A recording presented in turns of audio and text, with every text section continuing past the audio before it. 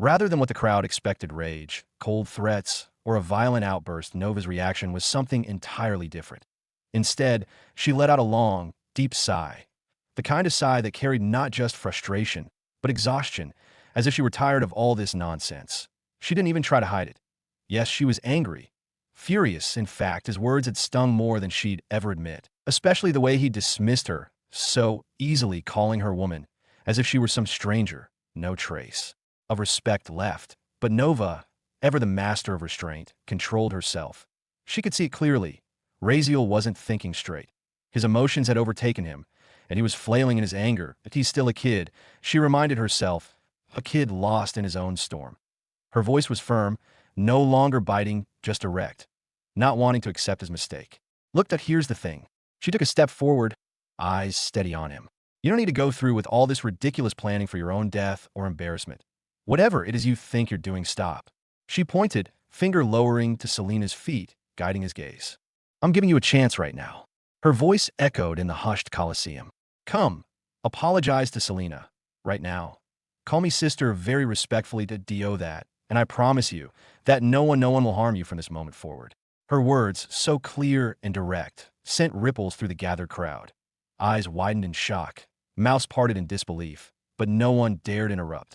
The weight of Nova's authority silenced them more effectively than any threat. If he can't understand what I was trying to teach him with words, Nova thought grimly, then maybe I just need to be straightforward. Lure him in if I have to. Looking at his intelligence, he'll see this is the smart choice. He'll agree. But before Razeal could respond, Selena took a hesitant step forward. Her face was a canvas of tangled emotions, guilt, sorrow, confusion. Nova, it's all right, she said quietly, her voice almost pleading. He doesn't need to apologize, truly. Remember, you all already apologized on his behalf back then. He received his punishment. You don't need to force this. She stood close now, close enough that any other person would have been cut down for daring such proximity without invitation. But Selena, perhaps the only one who could, stood there, eyes flicking instinctively toward Razeal, heart pounding. That Nova's sharp gaze softened. She reached out and took Selena's trembling hand, holding it gently, then placed her other hand over it, as if trying to still the shaking. Her strict, almost harsh expression melted for a moment into one of warmth and quiet understanding. Selena, you don't have to feel guilty for any of this. Even if I am his sister, that doesn't excuse what he did. And yes, even if we've apologized on his behalf, even if we punished him, you deserve a personal, sincere apology. Point one, just for you.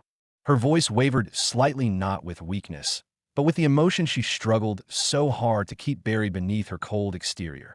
Maybe I'm being selfish, trying to still hope for him, to still accept him after everything. Maybe he won't do it.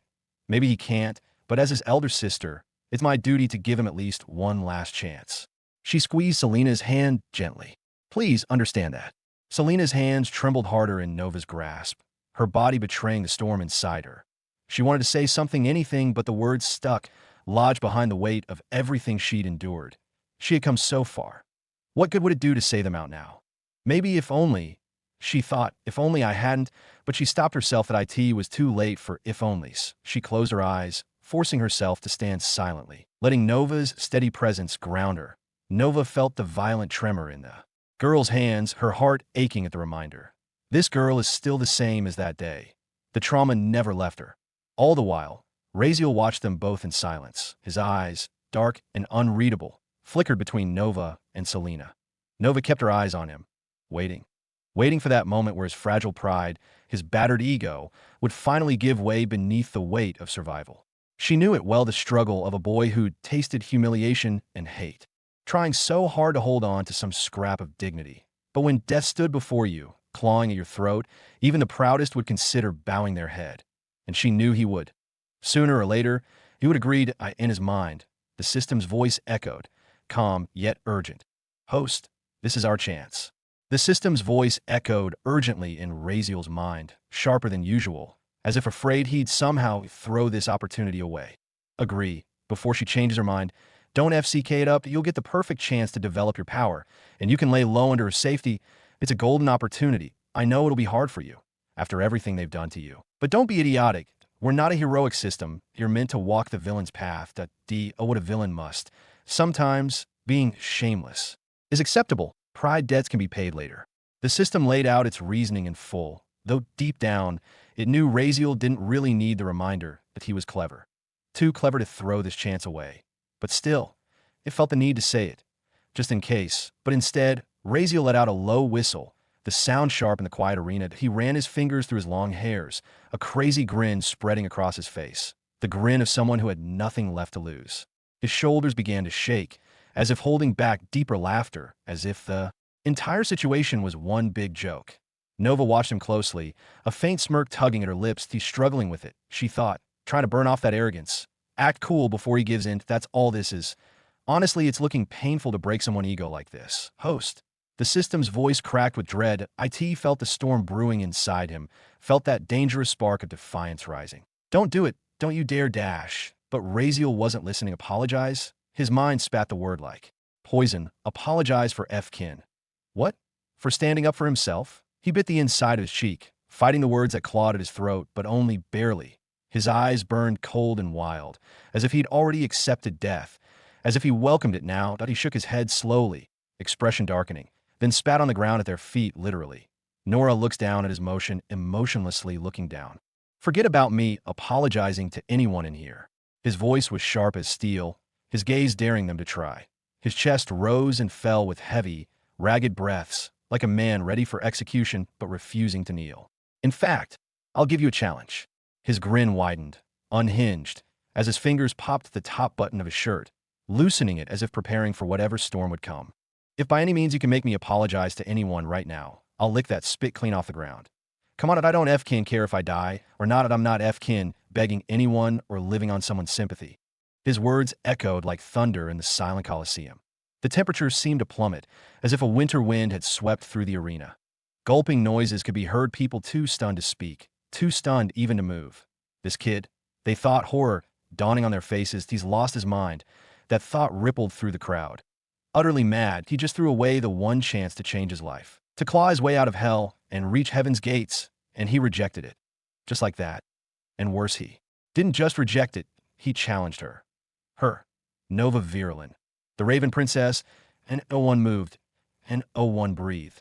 Today had been a roller coaster, an impossible display of insanity, guts, and defiance. They would never forget this day as long as they lived. At Razeal's voice rose again, raw, wild, and bitter.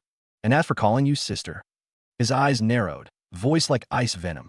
You lost that right the day you first raised your hands against me. Don't F-kin. Bring it up again. You, every one of you, this F-kin, entire world, you're all dead to me. His long royal purple hair swung behind him as he lifted his chin, defiant to the end. The blood still streaking his cheek only made him look wilder, more crazy. Don't bother playing games, pretending to be sympathetic. I don't remember begging for your help.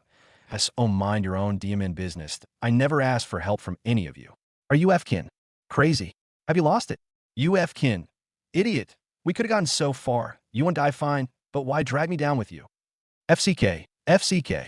The system's voice raged in his mind now, the fury and despair mixing into a storm of expletives. The usual calm, calculated presence had shattered completely. Moments ago, I laid it out for you, crystal clear, just a simple apology. That's all it would have taken. One word, and you'd be safe. We could have hidden, grown stronger, laid low under their shadows even. And then, you could have paid back every debt or whatever the FCK you wanted to be. And now you choose this. You had F-kin. Accepted torture before literally. And yet now you can't even bend your DMN pride to say one word.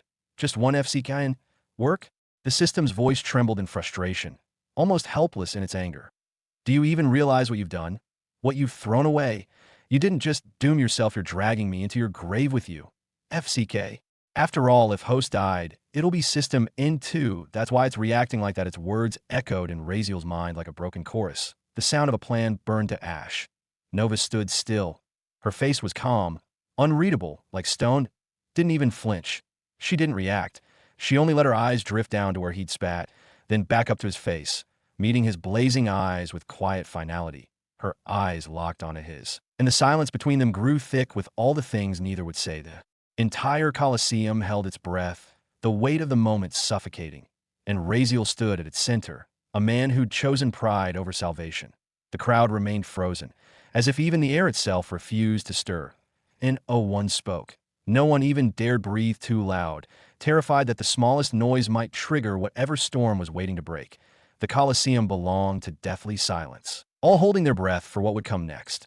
Far above, high in the central and grandest of the five, VVP stands. A girl sat alone on a throne-like seat, devilishly beautiful, with a presence that demanded attention even in stillness. She leaned slightly, resting her elbow on the arm of the throne, her hand cradling her face in casual, thoughtful amusement. Her platinum hair cascaded down like a waterfall spilling into a starless night, glinting faintly in the light. Her pale skin seemed almost luminous, flawless, and smooth, like porcelain kissed by moonlight, but alive, vibrant, not fragile diff. Mortals spoke of goddesses walking the earth. Surely they meant her. Her lashes, long and silvered like her hair, framed eyes that gazed down at the scene without urgency or care that a smirk tugged at her lips. How intriguing! She spoke softly, each word laced with quiet contemplation. He appears to have changed, she murmured to herself, voice soft as silk. More like, he's becoming a little manly now. Her eyes glowed faintly as she watched, amused, detached like a goddess watching mortals struggle beneath her notice. Back below, in the heart of the arena, Razeal and Nova continued their silent war of gazes. Neither moved or even blinked.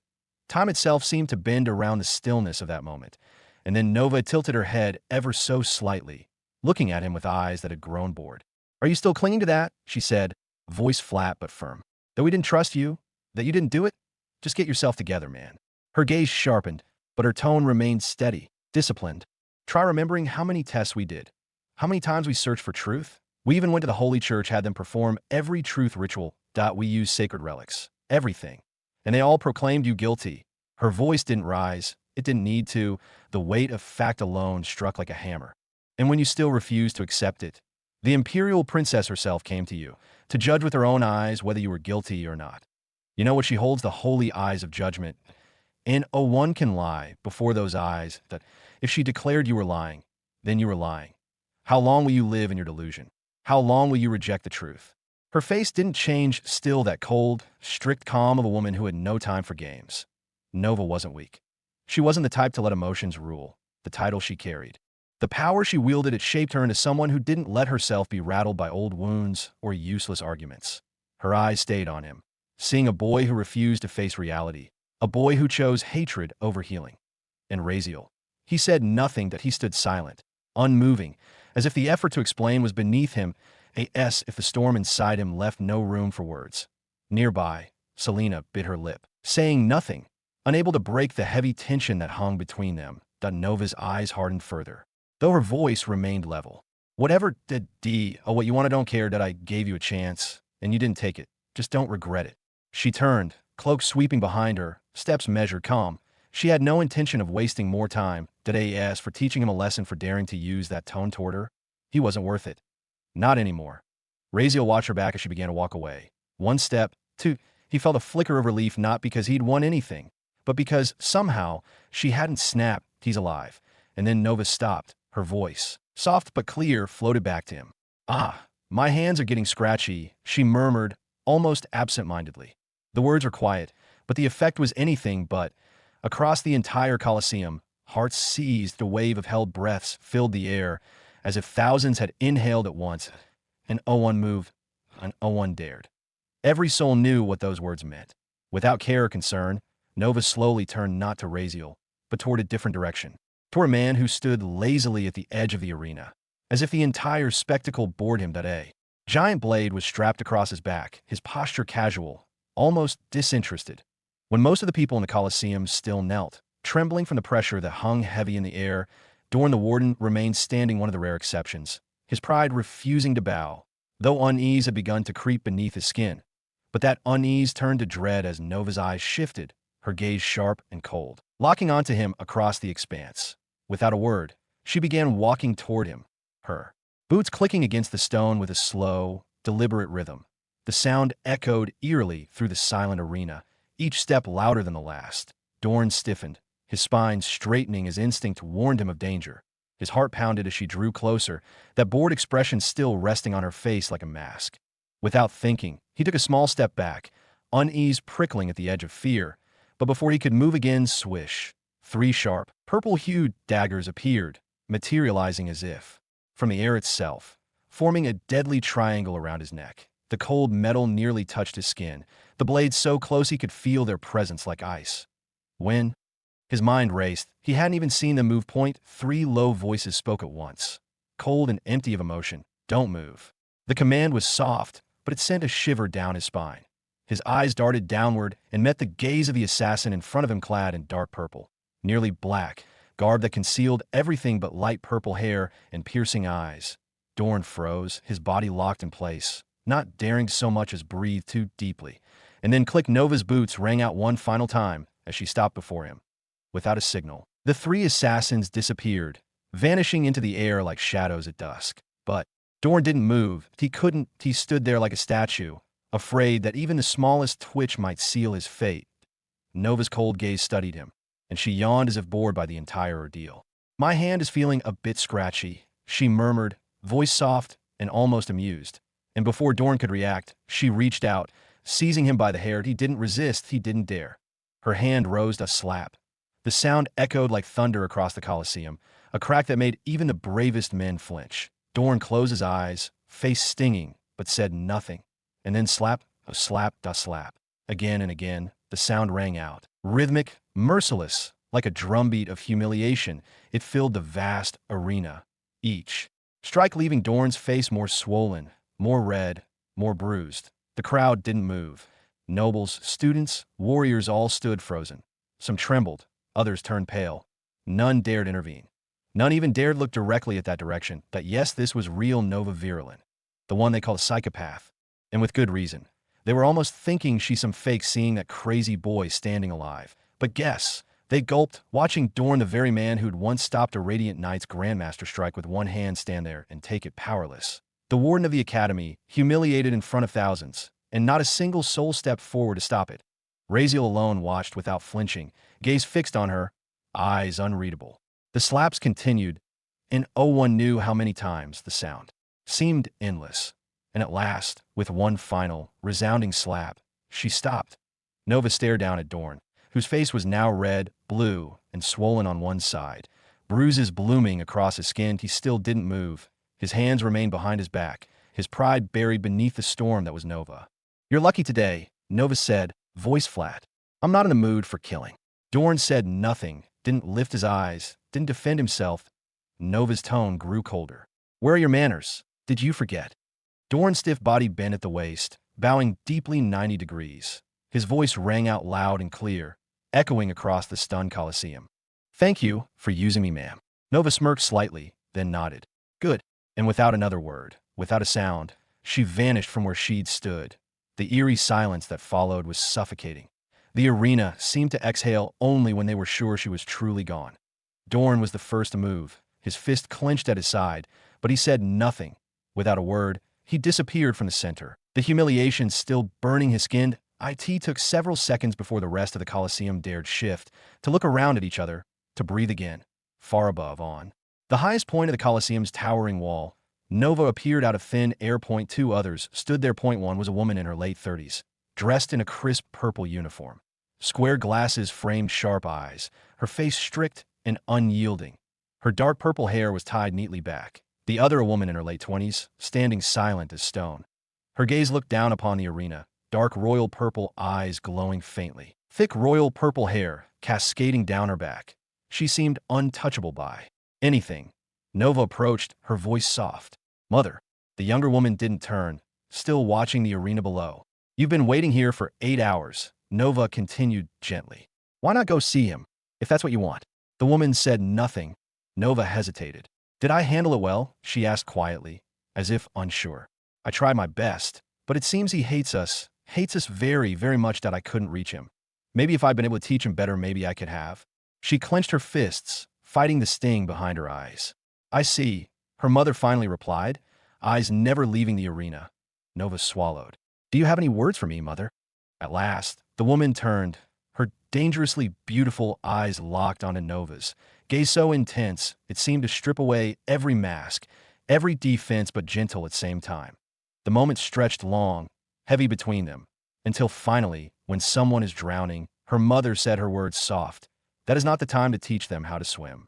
Raziel finally took a deep breath the moment Nova vanished from sight, her chilling presence no longer pressing down on him like a mountain. His shoulders, tense and rigid all this time, sagged slightly as if only now realizing the strain.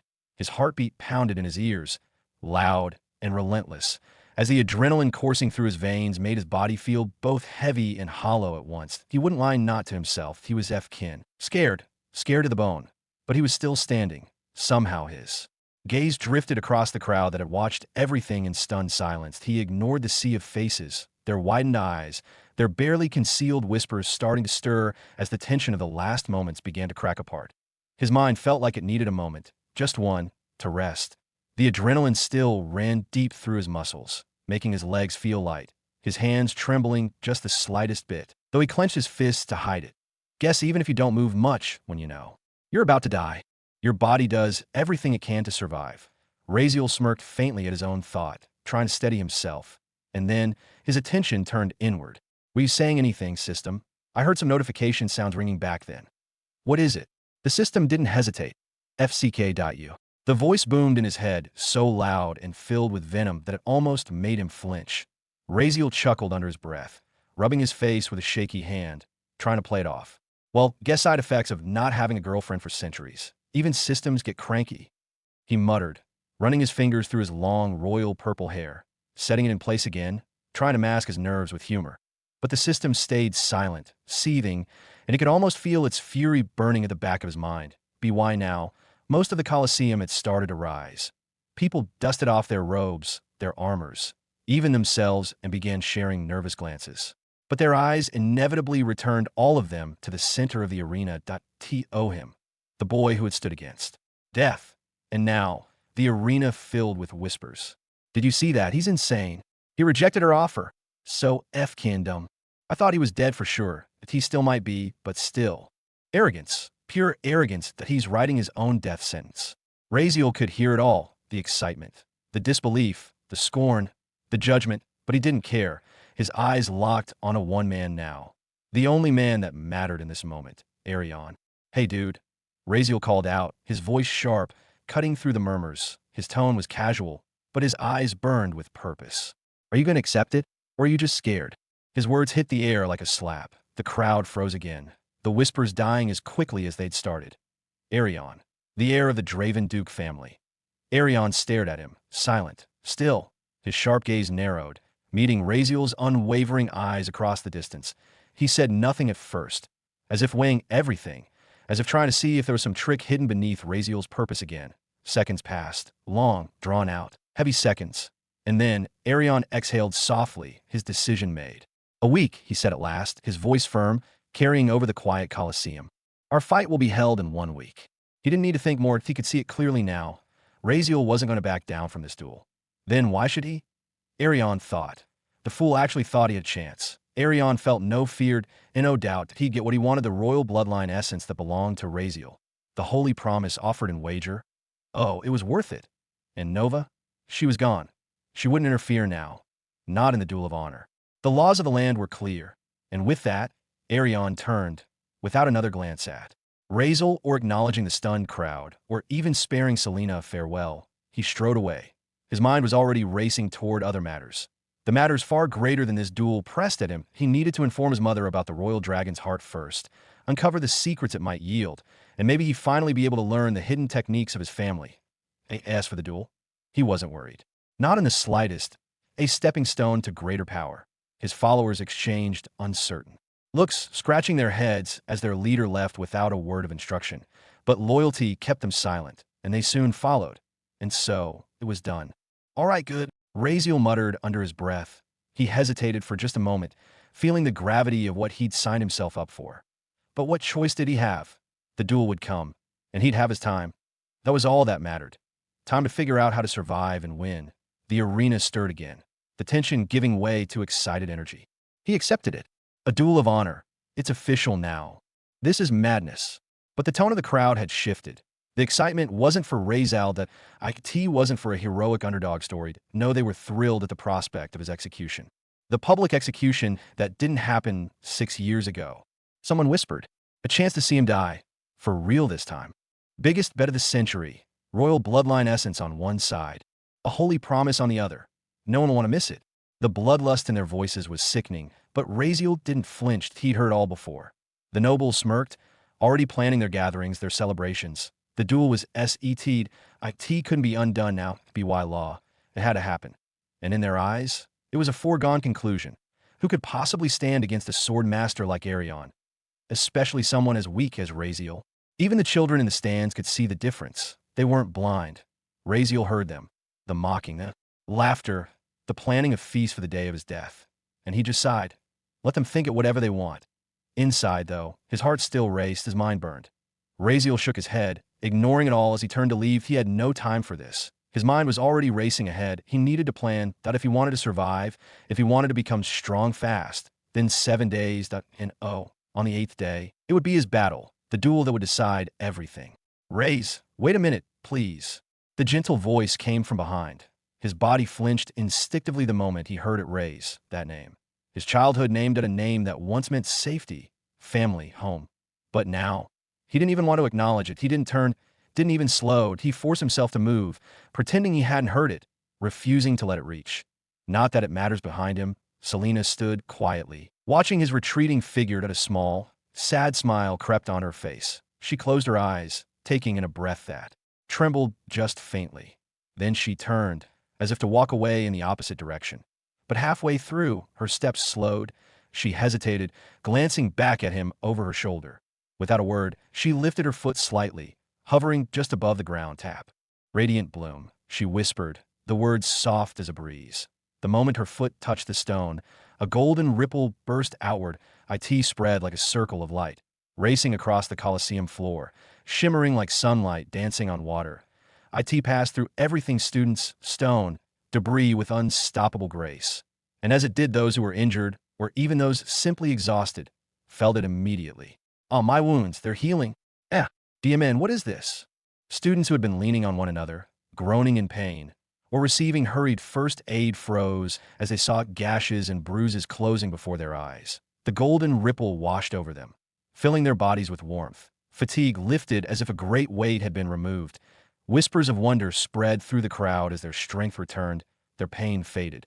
And still the ripple sped on toward Razeal that he didn't sense it coming. Since no power, no sharp senses to warn him, IT struck him. Gently, passing through him like sunlight breaking through clouds. His steps faltered. He looked down, confused, as the deep bite wound on his side of raw, half-burned mark sealed itself as if it had never been. The finger-shaped bruises on his face faded too, leaving only the dried blood as evidence they had ever been there at all. Razeal stared for a moment, silent. Then, without so much as a glance back, he resumed walking, in a word of thanks, in acknowledgement. Just silence he left unspoken. Selena watched him go. Her gaze lingered on his back as he disappeared among the crowd. Oh, you're not even going to turn around. Huh? She thought silently, the ache in her chest deepening. She thought he would at least turn around and curse her for doing this without his permission. Even I would have given her a chance to exchange a few words with him, to bridge the silence between them just for a moment. But he didn't even look back. All she wanted truly was to run to him, to embrace him like before, to apologize, to pour out the countless things she longed to say and ask. But with so many eyes watching, so many people standing around, she could only smile faintly, holding herself together. Swallowing it all down, she turned again, walking away slowly, quietly, as if nothing had happened. 30 minutes later, sigh. I can't believe how effkin stupid these people are, Razeal muttered under his breath, voice laced with venom as he sat cross-legged high atop an old, towering tree. The thick branch beneath him barely wavered under his weight, bark rough against his back as he leaned against the trunk, shrouded beneath a veil of thick foliage. From down below, anyone might wonder why the hell is someone sitting on a tree like a brooding bird, instead of finding a proper place to rest. Maybe find a quiet bed to lie down. But that was the DMN point. He had gone down earlier, tried renting a room, even asked around among the commoners for any spare space. To crash, just a quiet corner would have done. But every time he knocked, the moment they saw his face, their expressions twisted in disgust. No rooms, get out. That was all they said. In explanation, in hesitation, just pure rejection. And I thought maybe it had changed something if I offered them effkin elemental cores. Razeal scoffed, biting hard into the apple in his hand, the crunch loud in the silent treetop. But nah, even that looked disgusting to them, coming from my hands.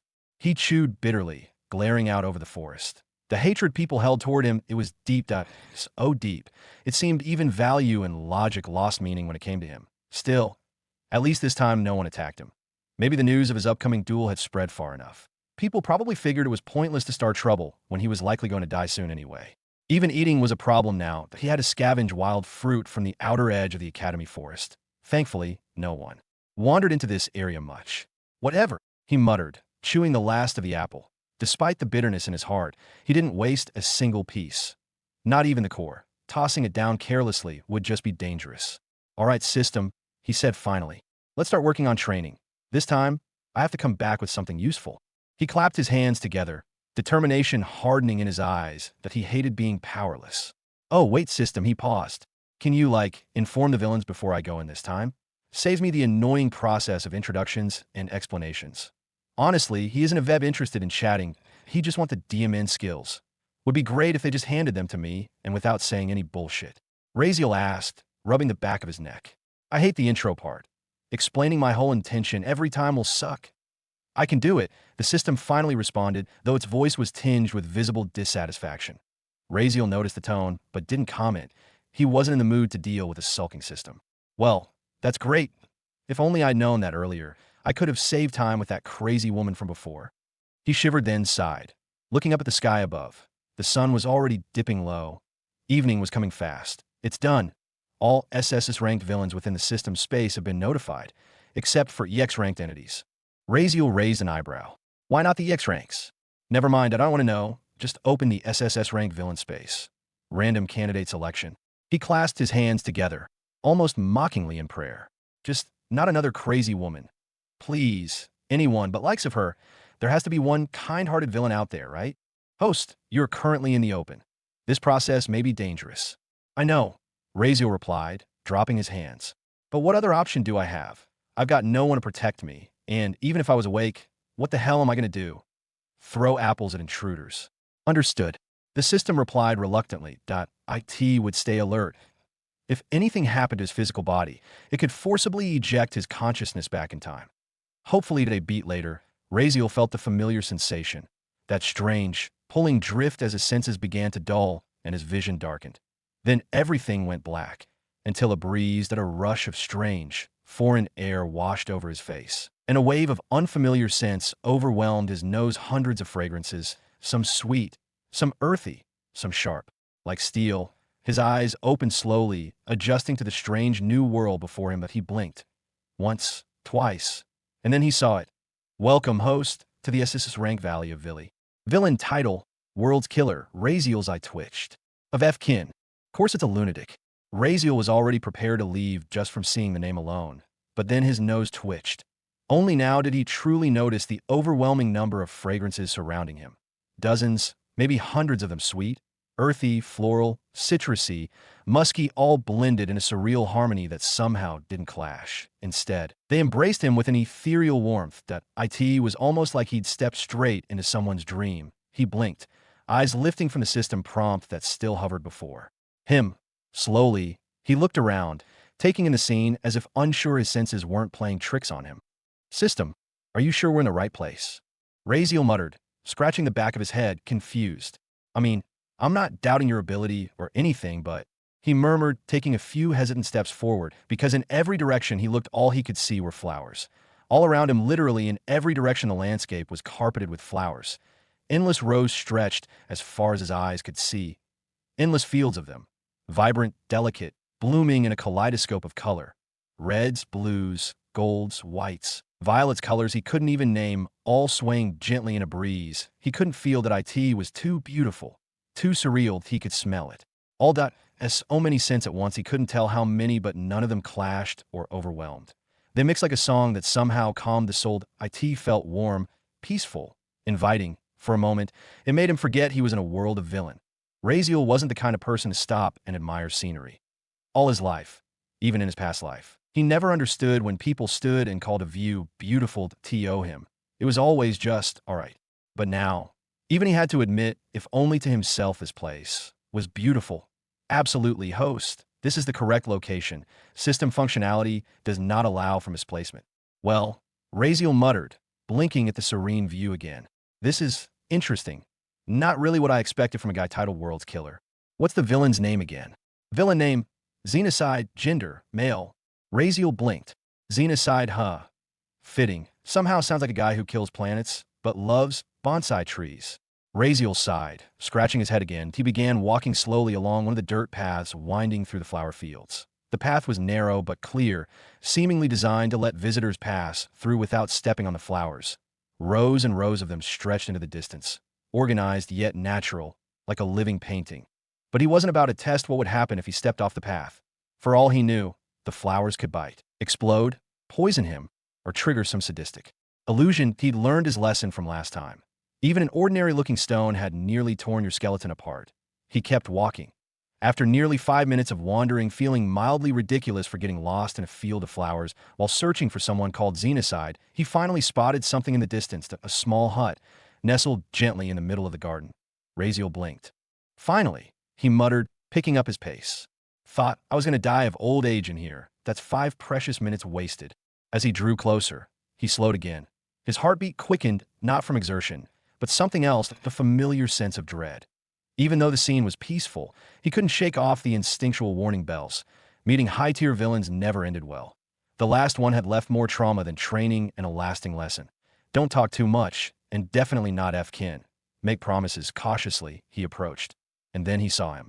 The man. Raziel narrowed his eyes, trying to take in the details. A tall figure crouched beside a patch of crimson lilies, gently inspecting them as if they were made of glass. His long, black hair flowed freely behind him, reaching past his waist, swaying gently in the invisible wind. He wore a pale pink open shirt, embroidered with delicate floral patterns. The sleeves were rolled to his elbows, revealing forearms with faint scars and inked markings that didn't match the gentleness of his outfit. His entire aura was calm, free-spirited, almost kind, crouched like a gardener, definitely not a killer. Raziel stopped at a respectful distance. His nerves on edge, he clenched his fists, forcing himself to remain still. The figure still hadn't acknowledged him. Carefully, Raziel cleared his throat. Hey! Hey! The man didn't move. Not even a flinch. Raziel narrowed his eyes and followed the man's gaze. The guy was staring at a single flower, its soft petals trembling under the mild breeze. It was as if that flower held the meaning of life itself. Was he really that absorbed in it? You, bro, can you hear me? Raziel asked, a bit louder this time. He'd stopped caring about formalities or respectful tones. If someone was kind, they wouldn't care about his tone. And if they weren't, it didn't matter anyway. This place wasn't the kind where fear would save you. Finally, the man stirred. He slowly tucked his long black hair behind his ear, the movement so calm it felt choreographed. Then he lifted his head, meeting Raziel's gaze with a gentle smile. Ah, he said softly, his voice warm and flowing like a spring breeze. You're the guest. His eyes were kind, the kindest Raziel had seen in a long, long time. They weren't fake or distant, just genuinely soft, like he had no malice left in him. Raziel said, blinking awkwardly. He felt strangely disarmed. This wasn't what he expected from someone called Xenocide, one of the SSS-rank villains. The man stood up slowly, stretching just a little. He was taller than Raziel expected, maybe 6 feet 3 inches or more. Loose pink robes hung from his frame, embroidered with intricate flower patterns. He looked like someone who belonged in a peaceful meadow, not in a list of wanted war criminals. So you came here to ask me to teach you some skills or abilities, right? The man asked, pointing directly at Raziel with a casual grin. That is correct, Raziel said automatically, as so far, this was going unexpectedly well. Will you teach me? He added, deciding to be direct, sugarcoating this time. The man Xenocide chuckled lightly. Well, that depends. Depends on what?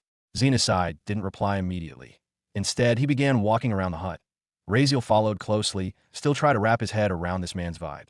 Behind the hut was a small wooden platform, clearly handmade. It could seat maybe 2 people at most. In front of it, 2 flower paths stretched out, side by side. Reaching far into the horizon, point one was lined with flawless white blossoms. The other, a serene sky blue. Here, Xenocide said, gesturing for him to sit. He sat down cross-legged on one side of the platform, eyes fixed forward. Raziel took his place beside him, trying not to show impatience. Though inside, his patience was thinning.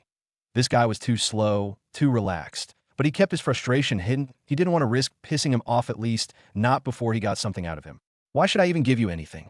Xenocide asked suddenly. His tone wasn't confrontational, more like he was genuinely curious. His gaze never left the flowers. What do you want, then? Just tell me, Razeal asked at last, his voice edged with impatience after failing to think of anything himself. The man gave a short laugh, almost scoffing. Honestly, even if I gave you that, you wouldn't be able to do much with it. His words were blunt, not cruel, but spoken like undeniable fact that Razeal's eyes lifted, a flicker of something warm igniting in his chest. Wait, so he's really going to give me a skill? The man's tone, casual as it was, didn't feel dismissive. It felt almost inviting. A surge of confidence began to bloom in Razeal's core. He doesn't seem all that cold after all. Razeal frowned. Why not? Are you doubting my talent? He coughed slightly, jabbing a finger toward himself. Believe me when I say this, whatever talent you have, mine's greater. There's no way my achievements will be below anyone's. Don't believe me? Then give me any skill, anything, and I'll prove it to you. He didn't miss the chance to speak boldly. Actually, he loved it, this strange new freedom. Knowing he couldn't die no matter how reckless he got gave him a weird, intoxicating kind of confidence. The man only chuckled at that, his expression relaxed, like he'd just heard a joke. It was never about talent, boy. His voice turned quiet, yet heavy, carrying something ancient in it. Remember, it's not talent that matters. The forbidden skills and dark arts, if a person chooses this path. The only things they truly need are cruelty and relentless effort. He paused, letting the words sink in. Forget talent. The ladder to heights builds itself, step by step, for those willing to climb with bloody hands. Choose this path, and the rest will follow. He spoke like a prophet passing down a sacred truth. That's all fine with me too, Razeal muttered with a half-hearted shrug. Xenocide just shook his head, a faint smile tugging at his lips. Then he asked again, calm and direct. Why do you want power? Razeal blinked. Huh. Xenocide turned to face him fully this time, his expression unreadable. The casual calm was still there, but the smile had vanished. You came here asking for a skill that I want to know what for. Why do you even want power in the first place? Razeal opened his mouth, then stopped. He had an answer, kind of, but not the kind that came out sounding clean. I just want to live, he said slowly. Survive, and at least be able to stand up for myself. There's going to be a lot of fights ahead. Some I know about. Most I probably don't. Xenocide watched him quietly for a second, then tilted his head. You look desperate for it right now. Power? Something going on? Razeal let out a slow breath, eyes drifting down to the flower in front of him. Yet I've got a duel coming up, few days from now. Will you win? Yes, Razeal said immediately. Xenocide raised an eyebrow. Oh, then why do you look so anxious? Razeal sighed. Because I'll lose too. That made Xenocide pause, that he blinked once, then laughed under his breath. You're not making a lot of sense, my friend. Razeal didn't answer right away. His voice dropped lower. It's fine. Neither does the world. Xenocide narrowed his eyes slightly. Who's your enemy? The whole world, Razeal said without missing a beat. There was no anger in his tone, and no drama. Just the truth. Xenocide stared at him for a long second, then raised both hands and put them on the sides of his face. Ugh, that sounds bothersome. It is, Razeal replied, still looking at the flower. More than you think. I can imagine. A brief silence followed, filled only by the soft rustling of wind-blown petals. Then, out of nowhere, Xenocide spoke again. So are you serious about wanting to learn my skill? Razeal looked up. Yeah, that I am. And honestly, I'd be really grateful if you did teach me. Xenocide looked at him for a long moment, then said, almost lazily, it wouldn't matter to me if I gave it to you. But I don't want to. Razeal frowned slightly. Why not? Xenocide shrugged. Not in a mocking way, just matter of fact. Because if I give it to you, you'll end up like me. And trust me, that's not something I'd wish on anyone. Razeal tilted his head. What kind of skill is it exactly? Xenocide didn't answer right away, and I don't think you look bad. All in all, you seem fine. Honestly, did I know someone as strong as you? And she was totally different. Looking at her, all I saw was loneliness and darkness. But you look colorful. Look at your surroundings. From any perspective, you don't look like the villain you're supposed to be. There was a long pause. Xenocide blinked, clearly surprised. Oh, she's strong, just like me. In this space. Razeal nodded. Yes, you both are on the same stage. Don't ask me how I know, just trust me on this. Xenocide looked genuinely stunned. And here I thought I was being punished for the crimes I've done, that it's surprising someone else could reach my level. Very shocking. Honestly, I can't imagine what she might have done to get here. Raziel gave a dry smile. He didn't say it aloud, but the thought ran through his head. You'd lose your mind if you saw the sheer number of villains like you in the system's database. SSS-rank is starting to feel like a club. So what's your skill? Raziel pressed. Teach me fast. Don't worry. I won't regret it. Oh, and yeah, I can use Dark Mana now. Do you know anything about Shadow Element? I have that too. It'd be cool if you could teach me something about it. Xenocide chuckled, scratching the back of his head. Well, no, I don't have any magic or mana-related skills, actually. And as for Shadow Element, sorry, don't know much about that either. Raziel blinked. His expression twisted into a look that practically screamed. Are you serious right now? He stared at Xenocide like he'd just said the sky was green and ranked boss villain, who lived in a place that looked like a dream, who talked like a monk, and he didn't even have mana skills, didn't know anything about shadows. 5 long minutes passed in silence. The wind swept across the fields of flowers. A butterfly landed gently on the corner of the platform. Raziel, still blinking, exhaled. So what do you have then? Xenocide just smiled again, eyes glinting with something unreadable. Something you can't learn from mana, elements, or power alone. Raziel's face twisted with disappointment. Xenocide gave a casual shrug. You were expecting fireballs. Raziel didn't even try to hide the scowl on his face. I expected something. Not, I do push-ups and grow flowers in exile. At that, Xenocide let out a soft chuckle, placing a hand over his face as if trying to suppress the absurdity of the image. No, he said through his grin. It's not that. He stood up slowly, the laughter dying from his lips, his gaze locked onto Raziel with a cold, unblinking intensity. My superpower, he said, voice dropping to a deadly calm, is killing. 5 minutes later, DM in. That was F-can easy. Raziel was now perched casually on a high tree branch, both legs dangling freely. He held 2 flowers, one white, one blue in his hands, twirling them idly. His chest still rose with the aftershocks of a wild laugh, echoing through the forest. But the flowers weren't what made him laugh. The true reason for his happiness, it was what he'd just gained. Ding! Congratulations, host. You have awakened a supreme Tao inheritance from the cultivation world. The killing intent, SSS. Ding! Congratulations, host. You have awakened a supreme Tao inheritance from the cultivation world. Killing intent, SSS. A slow grin stretched across Raziel's face as he stared at the glowing notification hovering before his eyes. Perched casually on a thick tree branch, his legs swung lazily in the air while a soft breeze played with his hair. The leaves above rustled gently, whispering secrets as if the universe itself was quietly laughing with him. He could hardly believe it. He'd actually gotten why first real power, ability, skill, or whatever the hell this is called, Raziel thought, his heart pounding in his chest. And it wasn't just any skilled IT was SSS ranked. That alone meant he now held the potential to one day stand among the strongest, to become SSS ranked himself. Xenocide, man. You were too kind, Raziel whispered, half in disbelief. Didn't even ask for anything. Just warned me that if I accepted this power, I'd be the one to kill myself someday. He shrugged. Guess I don't really mind if I'm powerless. I'll die anyway. A glint of excitement surged through him again. He sat upright, eager and restless. System, what exactly does this SSS rank killing intent do? Tell me. I'm ready. Killing intent. SSS, this is not a skill, ability, or spell, host. Rather, it is a concept, a constant, fundamental force that transcends ordinary comprehension. You may also think of it as one of the primordial themes or foundational truths of reality itself, though I refer to it as killing intent for the sake of simplicity. This name does not fully capture its true essence.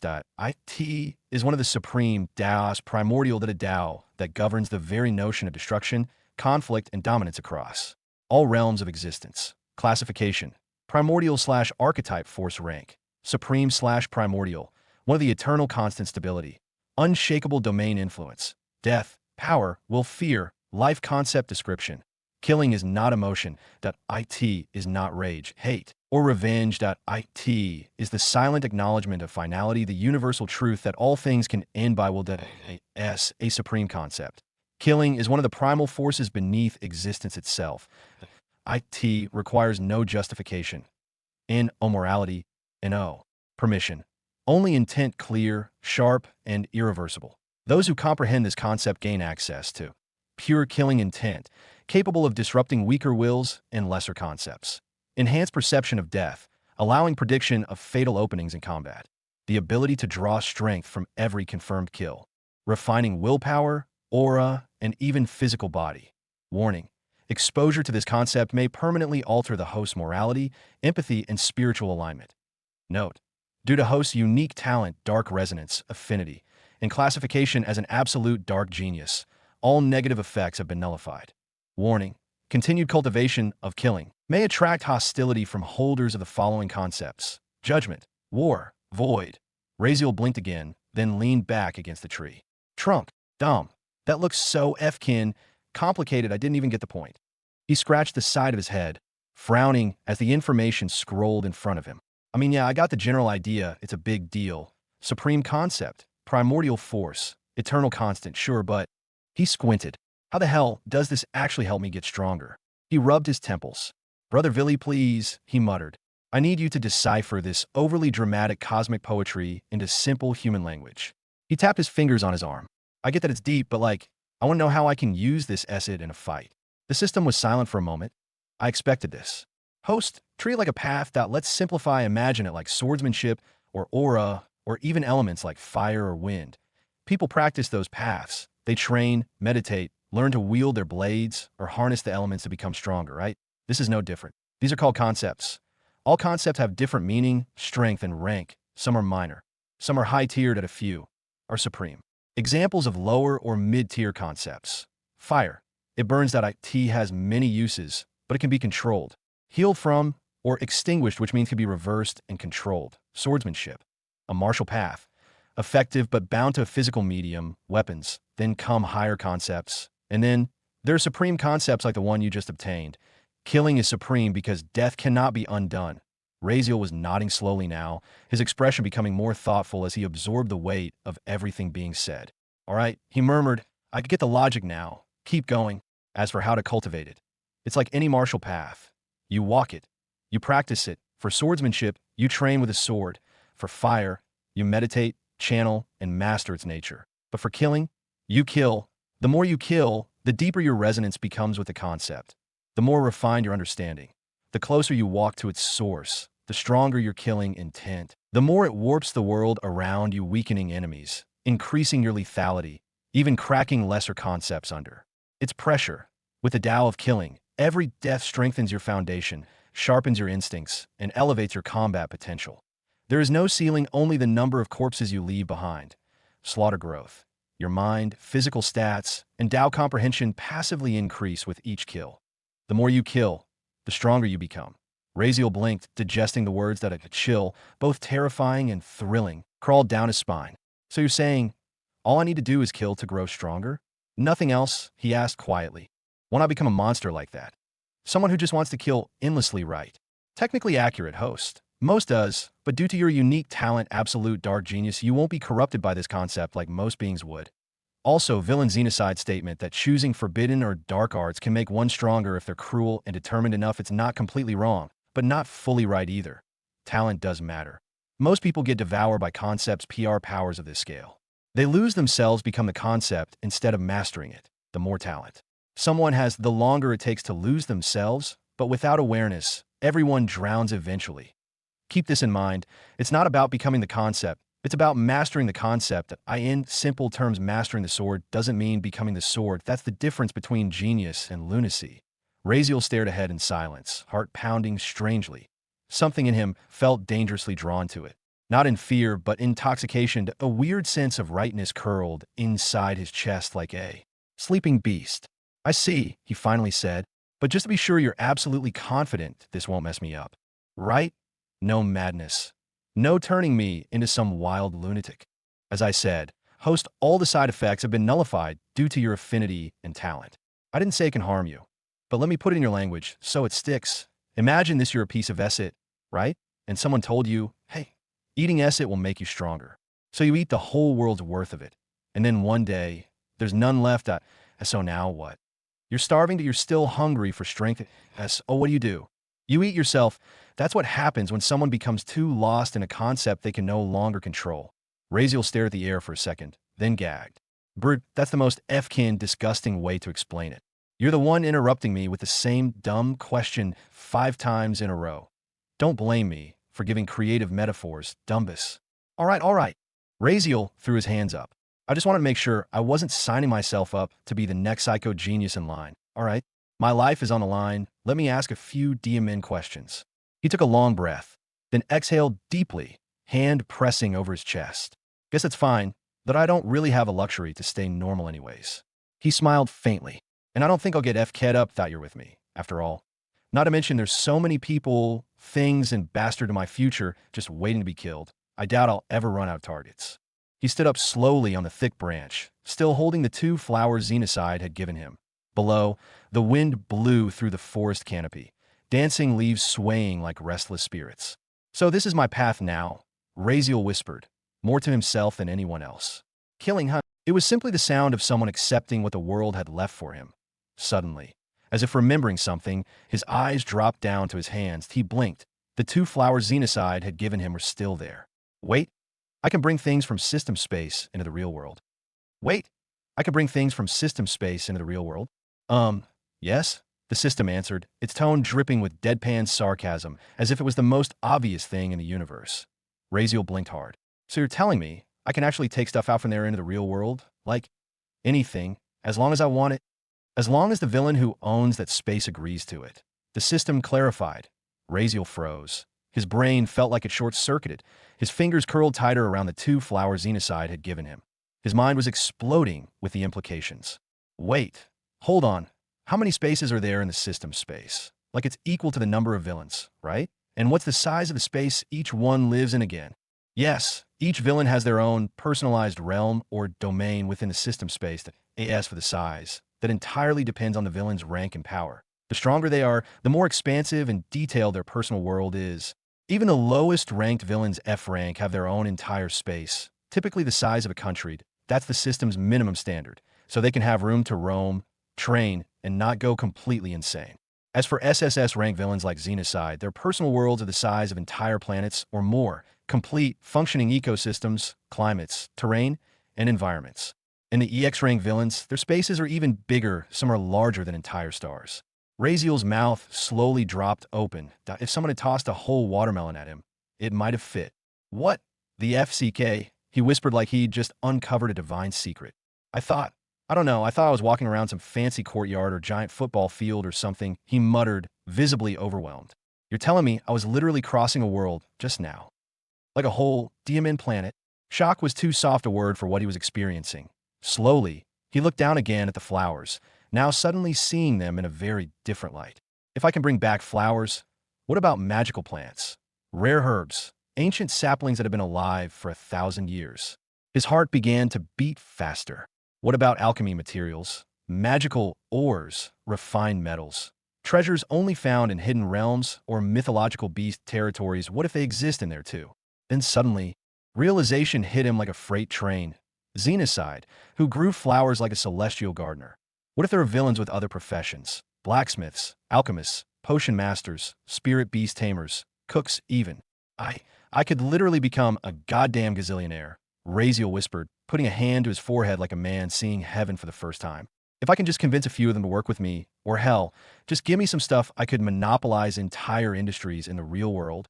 His excitement reached a fever pitch. I was out here worrying about getting killed for materials or training, he muttered, half laughing, and the whole time I've had trillions of worlds in my F-kin pocket. Literal universes of opportunities. He clutched his head, mouth still hanging open. Who in this world could even match me in resources? Kings? Dukes? Emperors? Please, I'm the richest man alive, and nobody even knows it. Literally, even I didn't know. Then he blinked. Razeal stood there, stunned.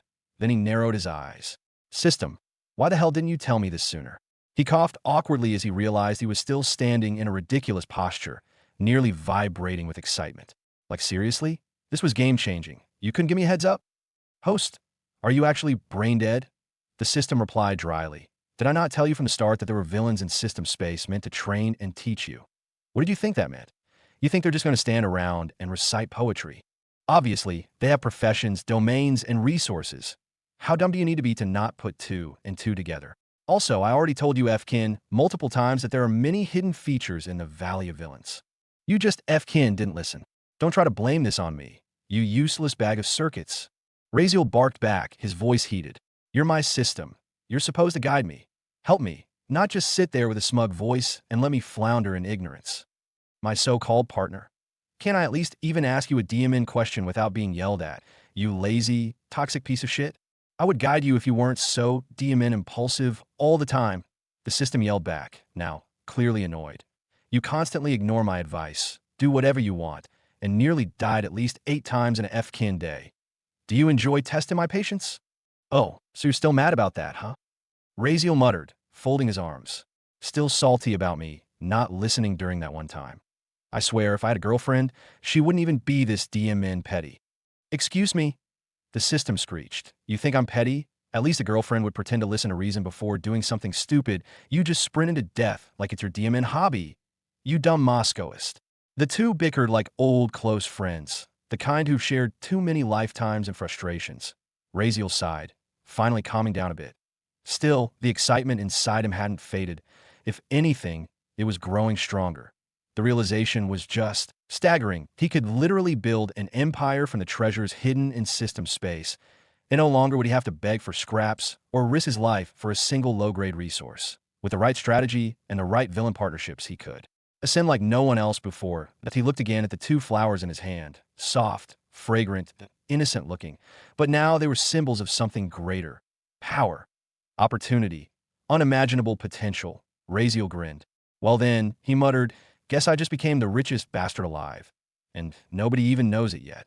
Wait. Suddenly, as he stared down at the ground, a spark of inspiration flashed through Razeal's mind like lightning tearing across a dark sky. Hey, system? He asked, eyes narrowing with curiosity. If I kill villains inside the system space, would that still increase my killing intent and make me stronger? He already knew there were countless ways to rack up kill counts. He could just dive into one of the gates. They were teeming with enemies, but right now he was still weak. Too weak. Going into those gates would be brutal. That in contrast, the system space was completely safe in no risk or fear of death. And if this worked, he could get stronger, much stronger, while training freely and learning new skills without any danger. Yes, host, you can. However, each villain will only count once when killed by your hand. After being revived by the system, they will not be counted again. The system responded, its voice slightly grumpy, as if annoyed at being asked something so obvious. Damn, that's insanely cool. Razeal practically shouted. Eyes wide as stars seemed to twinkle in them. This whole time I thought this cheat system was all hard work and grind my ass off kind of deal. Turns out it's literally overpowered. Unlimited villains in an isolated space. No one watching, no judgment, safety. He laughed maniacally, hugging himself in joy. I'm gonna be the strongest killer the world has never seen. His mind buzzed with endless possibilities. He imagined himself cutting through battalions of revived villains, learning skills from them, and becoming an unstoppable force. Tears of joy, imaginary or not actually formed at the corners of his eyes. He sniffed, then rubbed his eyes. System, show me my skills that I want to see their progress. Also, how many kills do I need to level up my killing intent? Give it to me in your usual systematic terms. Certainly. Host, displaying current skill information and progression. Currently, you possess 3 skills, host. 2 of them are mutation-based skills, which you acquired through the obsidian skeletons. Class mutation and other is killing intent you just acquired. Current skills, 1. Minor regeneration grade. F progress. 1/100 type. Passive description. Gradually regenerates injuries over time. Note, progression increases only when receiving damage equal to or greater than current skill grade, that F grade damage, e.g., small scratch, equals +1 point. Higher grades require matching damage, e.g., A grade equals organ level injury. 2. Minor strength grade, F progress, 0/100 type, passive description, slight increase to base physical power. Note, progression requires physical training equal to the skill's current grade, that F grade training equals +1 point. 3. Killing intent rank, SSS, Supreme Tao Inheritance, current progression stage, F progress, 0/100 type, passive/conceptual note. Each kill of an enemy at or above your current killing intent grade also gives +1 progression point. System note. Each rank requires x10 more than the previous FE. 100 kills ED, 1,000 kills DC, 10,000 kills. Looking at the floating panel in front of him, Razeal's face froze, then he blinked, slowly, deliberately. Brew. He stared at the numbers as if they'd personally offended him. System, he began, voice flat. I got bitten by a dog. No, not a dog, not a flaming dog. With molten fire teeth. Half my demon armor shard. If my bones weren't built like a fortress, I'd be an armless noodle by now. You telling me that counted as an F-rank injury? Rules are rules, host.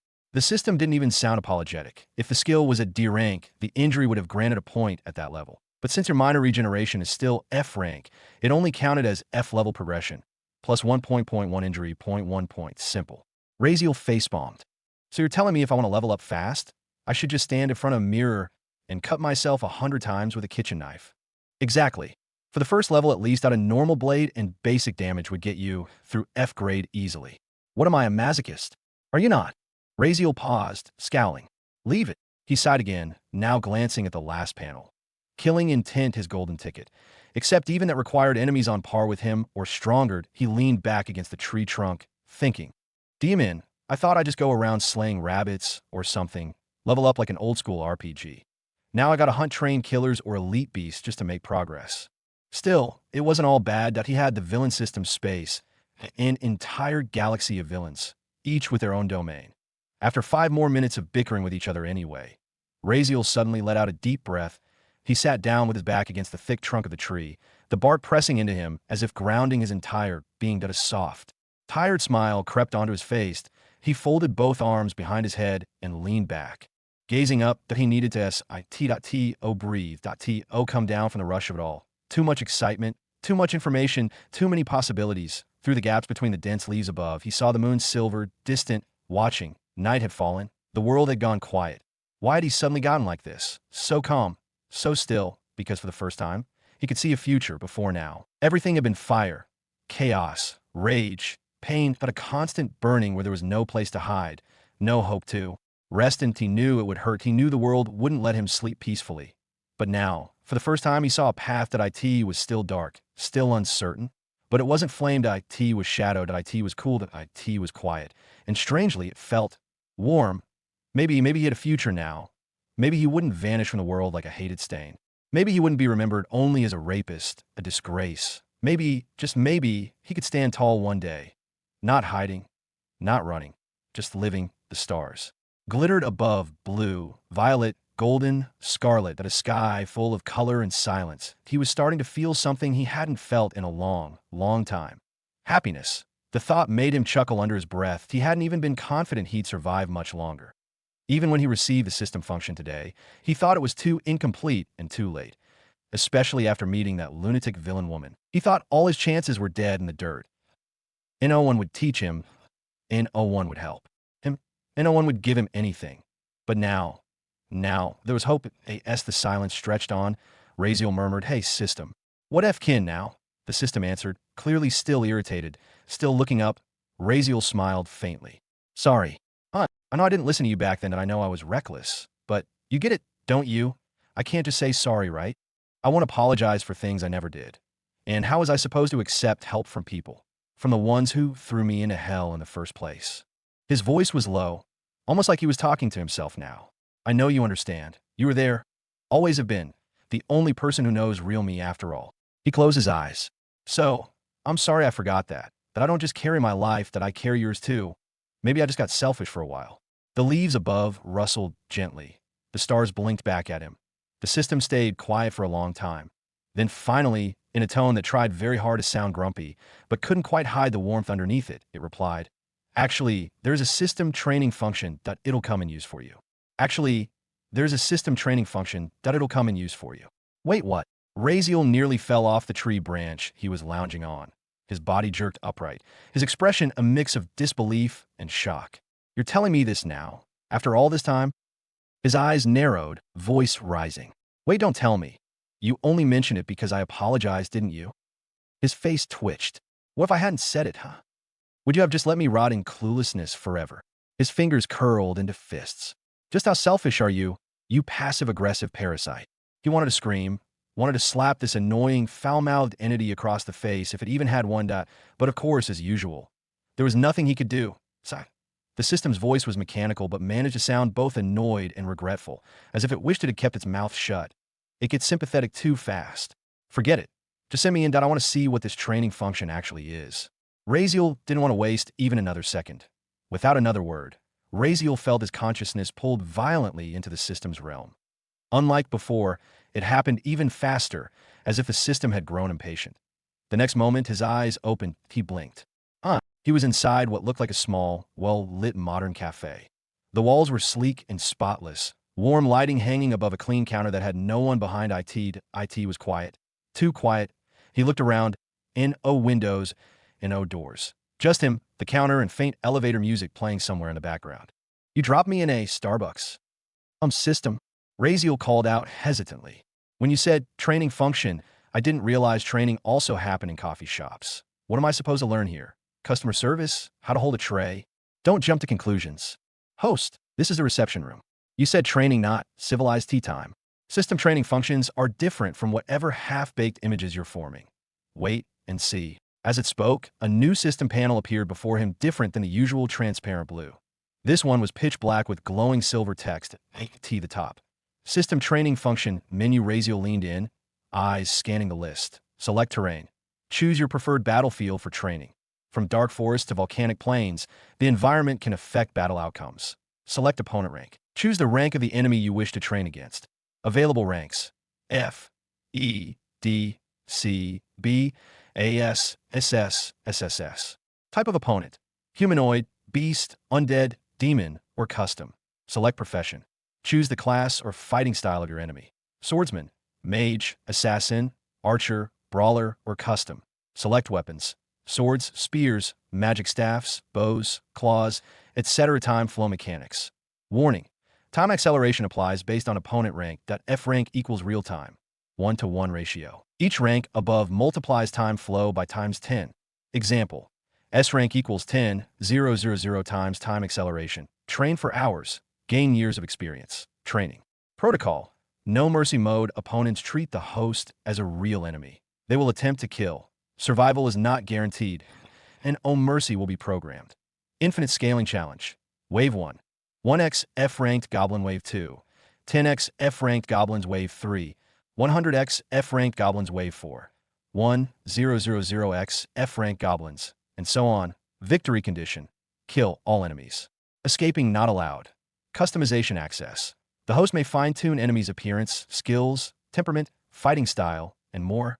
Note: customizations may impact difficulty and reward scaling. Raziel's mouth slowly opened wider and wider until it looked like it could fit a whole grown man. He plucked at his eyes, wiped them on his shirt, and shoved them back in just to make sure he wasn't hallucinating. "This is dope," he whispered. Literally another cheat. He looked up, excitement bubbling like a shaken soda bottle. "So I can spar with any rank of enemy, in any style, without offending anyone, and have time move ridiculously faster than real life. That's insane. That's actually broken." It wasn't just about fighting stronger opponents anymore. IT was about years' worth of combat experience gained in a day, in fear, in exposure, and total mastery. System: this is cracked. Why didn't you tell me this before? Host: shut up. Raziel cleared his throat. Brother Villy coughed. "I have some questions." 3 questions. Just 3. Keep them short. The system sighed inwardly. "This guy's here to fry my circuits again, isn't he?" "First," he began, voice calm, eyes scanning the moonlight filtering through the trees. "I won't grow old or have any weird side effects inside this space, right? I mean, with the time acceleration being so extreme, I won't get old in here or something." "Absolutely not." And aging. "Next question." The system replied flatly. Raziel's lips twitched. The system was acting all tsundere again, answering curtly without even elaborating. Still, he continued. "What about my other advantages? Do I still keep all the perks I have inside the Valley of Villains here, like infinite mana, stamina, revivals, no trauma, no side effect? Do they all refresh in this training mode too?" "Yes." "Now next question." Raziel almost pouted. "All right then. Can I gain killing points here? Will my killing intent progression go up if I kill enemies in this training space?" 10 times less than usual. If an F-rank monster would normally give you 1 point, you'll need to kill 10 to get 1 here. Oh yes. And now, FCK off, and more questions. Don't bother me with dumb ones. Ask something that actually matters next time. The system's voice went silent. Raziel, on the other hand, lit up like a child in a candy store. "Let's ginga," he shouted, nearly tearing up from J, a Y.S. What if it was 10 times less efficient? It was still incredible. He didn't have to go hunting people or risk entering dangerous zones. With time acceleration and safety, The benefits far outweigh the drawbacks. It could grind safely, efficiently, and indefinitely. All right, let's not waste more time. Razeal turned toward the sleek black system panel that hovered in front of the reception counter. Without hesitation, he began configuring his first battle. Select terrain. Random select opponent rank. F-type of opponent. Humanoid select profession. Brawler select weapons. Hand 2, in combat, but now came the part Razeal was secretly most excited about. He rubbed his palms together, a mischievous glint in his eyes. Now, for the most important section. He clicked on Customization Access and began typing furiously. Customization Access. Gender. Female body type. MILF, curvy build bust, D-cup appearance. Black and sky green hair, modeled after that one famous singer, Host. The system's voice broke its silence, sounding unamused as if trying to remind something. What are you doing? Razeal ignored it and continued with great enthusiasm. Outfit. None voice. Soft, sultry movement. Seductive, fluid. FCK off. You lecherous bastard. I didn't give you access to the training module for this perverted crap. It's meant for combat and development, not whatever you're trying to do. Razeal kept a completely straight face, faking indignation. System, this is a baseless accusation that I just want some good scenery. Imagine I'll be more motivated to fight if there's something nice to look at. You know, like I start with one opponent and after I kill one, there'll be 10, then 100 and 1,000. Just imagine those milky balls flying through the air. Can you even picture it? Razeal blinked innocently, his tone dripping with sincerity, as if he were making a reasonable request. The system's mechanical voice responded with a low, annoyed sigh. FCK off. You think I'm an idiot? I know what you're doing. It's not about scenery, it's all about skin. Razeal's face twisted into a mock expression of disbelief, his hands raised in defense. No. You go down the wrong path here, Villy, my friend. I'm just trying to be logical, you know? Look, if I choose monsters or demons, any creature that isn't human, they'd be disgusting. Right? They'd smell bad, look ugly. Sure, one might be fine, but imagine thousands of them. That smell alone would probably kill me before they even land a blow. Unreasonable. The system responded, clearly unimpressed. Why did you need them to remove their clothes, then? Why was that an option? Razeal paused, thinking fast as he leaned back, feigning innocence. Oh, that? It's simple. When you're fighting, people move around, right? They get sweaty if they're wearing clothes. That sweat will start to smell everywhere. And you know how much I can't stand smells and I just didn't want to get distracted, that's all. For a moment, the system fell silent. Razeal could almost feel the gears grinding in its virtual mind, attempting to process his ridiculous logic. IT was a strange, uncomfortable silence that stretched far too long. All right, the system finally said with heavy reluctance.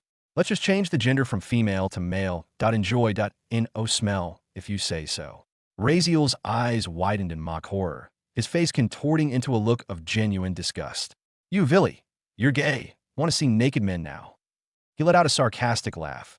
Clearly feeling victorious, he knew he had struck a nerve. TSK, Villy. I thought you had better taste. He clicked his tongue that he was this close to winning the argument. But he knew the trick just irritate the system enough with its own logic, and you get your way. That's it, that I'm banning all beautiful female figures from appearing in this training module. Humans, gone. Female presets, gone. Humans, gone. If you want to see any of them again, you'll have to unlock A-rank modules. Until then, enjoy your goblins. This discussion is over. No debates. With a loud ding, the words female humanoid were grayed out on the panel and replaced by a lock symbol. Razeal stared at it, lips trembling. You're heartless, Villy, he muttered. The system didn't reply. Sighing, Razeal muttered, all right, start it already. He had no choice but to go along with the system's restrictions. Since humanoids were now off limits until he could stand his ground against A-ranked opponents, he'd have to make do with monsters. Not like he had a choice anyway. Well, whatever, just put on the random section. But remember, system, keep it F-ranked monsters only. Even though he wanted to rack up kill counts fast. Like he could choose customized weak monsters like without limbs maybe, but that wasn't the goal right now. What he really needed was experience. Real battle, real instincts. He had too many cheats now, revivals, infinite mana, stamina, and more that if he didn't start earning his strength, then those advantages would be wasted. A man who leaned too much on ease was destined to crumble. Yes, host. The system's voice responded smoothly. And with a single flash of light, Razeal vanished from the reception cafe. When his eyes opened again, Razeal was already standing in a new place, his body alert, his nerves tight, his senses on full guard. Fast, he muttered and immediately pulled out his dagger, holding it in front of his chest with practiced instinct. The system had already warned him that summoned monsters would be completely hostile. Don't worry, host, that you'll always have a few seconds to prepare that I won't summon the opponent until you say so. Raziel, who had been frozen with intensity, suddenly relaxed. His face twitched slightly, and he let out a long breath. You could have told me before I started going into survival mode. Still clutching the dagger, he finally took in his surroundings. What the hell is this place? He blinked, tilting his head as he rubbed his forearm. Giant, towering green stalks hundreds of meters tall rose around him like forest trees, but there was no bark, no leaves, no wooden texture, just endless green, thick, stem-like pillars that reached the sky. The space between each was wide enough to build small houses beneath that looked beautiful, strangely alien, almost like a dreamscape. Are these trees? He asked. Incorrect. These are blades of grass. Grass. Raziel repeated slowly, brows rising in disbelief. Yes, since you selected random terrain, I dropped you into this micro-scale environment that you're in a grass field. Just, well, shrunken down to the size of a bug. Giant grassland biome. You've got to be kidding me. Raziel looked up again. Everything suddenly made sense. The green color, the shape, the texture, it really was grass. And that meant he was the size of a bug right now. Weird as hell, he whispered, but also kind of amazing. He rotated his dagger in hand, adjusting his grip. All right, system. Some of my opponent. Let's see what we've got. As you command. In the far direction ahead of him, a green shimmer started to glow, and small particles began swirling mid-air. Slowly, the particles merged together into a solid, writhing form. Raziel narrowed his eyes. Taking a step back, blade raised, a creature emerged about 4 feet tall, standing on 4 thin green limbs. Its entire body was an unsettling shade of emerald, with thorn-like protrusions running along its legs. But its most striking feature were its 2 large forearms, each curved like a deadly scythe, razor, sharp, built to slice. Its head was triangular, alien, and oversized. 2 enormous compound eyes, almost consuming 70% of its face, glistened with a sickly sheen that looked like a mantis, but something felt more sinister, more artificial. A giant mantis? No, wait, I'm the tiny one, Raziel realized, gulping slightly. Why the hell do F-rank monsters look this scary? Be prepared, host. The opponent will begin attacking in 4 seconds. 4 seconds. That's barely enough time to breathe. Raziel hissed. He dropped into a low stance, dagger ready. Eyes locked on the monster, a glowing countdown began ticking above the mantis's head. Democrat, Minnesota. I was hoping for something easier, like a slime or a goblin, not a bladed horror insect, he muttered, his voice tense. 1. He took a deep breath and widened his stance. 0, and, suddenly, the mantis' eyes opened, locked onto Raziel like a predator born for this one purpose. Its posture dropped low, thin limbs spreading slightly as motes of dust scattered from beneath its insectoid claws. Swish! Raziel's eyes were fixed on the creature, but even with that, it almost vanished from his vision. Just a blur, like a shadow, slicing through the air, and he barely managed to track it. Not because of skill, but because his instincts screamed danger. Agility. But of course, he wasn't fast enough. His hand moved on reflex, raising his dagger to block the strike as he turned, but it was already too late. The mantis appeared beside him with ghostly speed, its right scythe-like claw arcing downward with gleaming, thorny precision. Raziel lifted his arms above his head, expecting a top-down slash, guarding instinctively. But the mantis was faster, smarter, at least smart enough to see where to attack slash. Pain inflicted +44, minor healing if 2 out of 100, ouch. Raziel hissed, letting out a strange mix between a laugh and a sharp whistle. He didn't even feel like a normal injury. More like someone pinched his nipple aggressively. He stumbled back 2 steps, body reacting to the force of the impact. His feet braced just in time before he could fall, stabilizing himself. Then he looked down. Raziel muttered, utterly disappointed. The right side of his chest was bloodied, flesh torn, skin flayed open, everything underneath exposed. Yet strangely, no bones were visible, not because they weren't hit, but because his obsidian skeleton, Cave Rage variant, was harder than any natural strike could break. At least something was doing its DMN job. See? Worth it, Raziel mumbled to himself. The lack of pain? Thanks to his pain tolerance. Says another hidden blessing by that crazy woman. Even though his flesh was torn up like shredded paper, it barely registered. The mantis paused, confusion flickering in its giant, alien eyes. Tilted its triangular head to Raziel, then glanced down at its own claw, tiny dents. Its scythe-like arm had dents in the thorny edge. Couldn't understand. How did its attack fail? This human was supposed to be weak, fragile, but it had hit something unbreakable. Took a hesitant step back, unsure, the flicker of low intelligence evident in its movements. Meanwhile, Razeal was regaining composure. Holding the dagger with both hands now, he felt his arms weaken slightly, the injury affecting muscle coordination. He wasn't in pain, but the loss of function, that was very real. His breath slowed. He couldn't believe it. He almost got killed by a F-kin, F-ranked insect. Just today, I killed a diamond deranked firehound in hand-to-hand combat. He muttered to himself, and now this little bug nearly split me open. He exhaled sharply. System, explain. Of course, host, system only offers top-quality challenges. Razeal twitched. Don't start with the PR bullshit. Why the hell is this thing so fast and strong?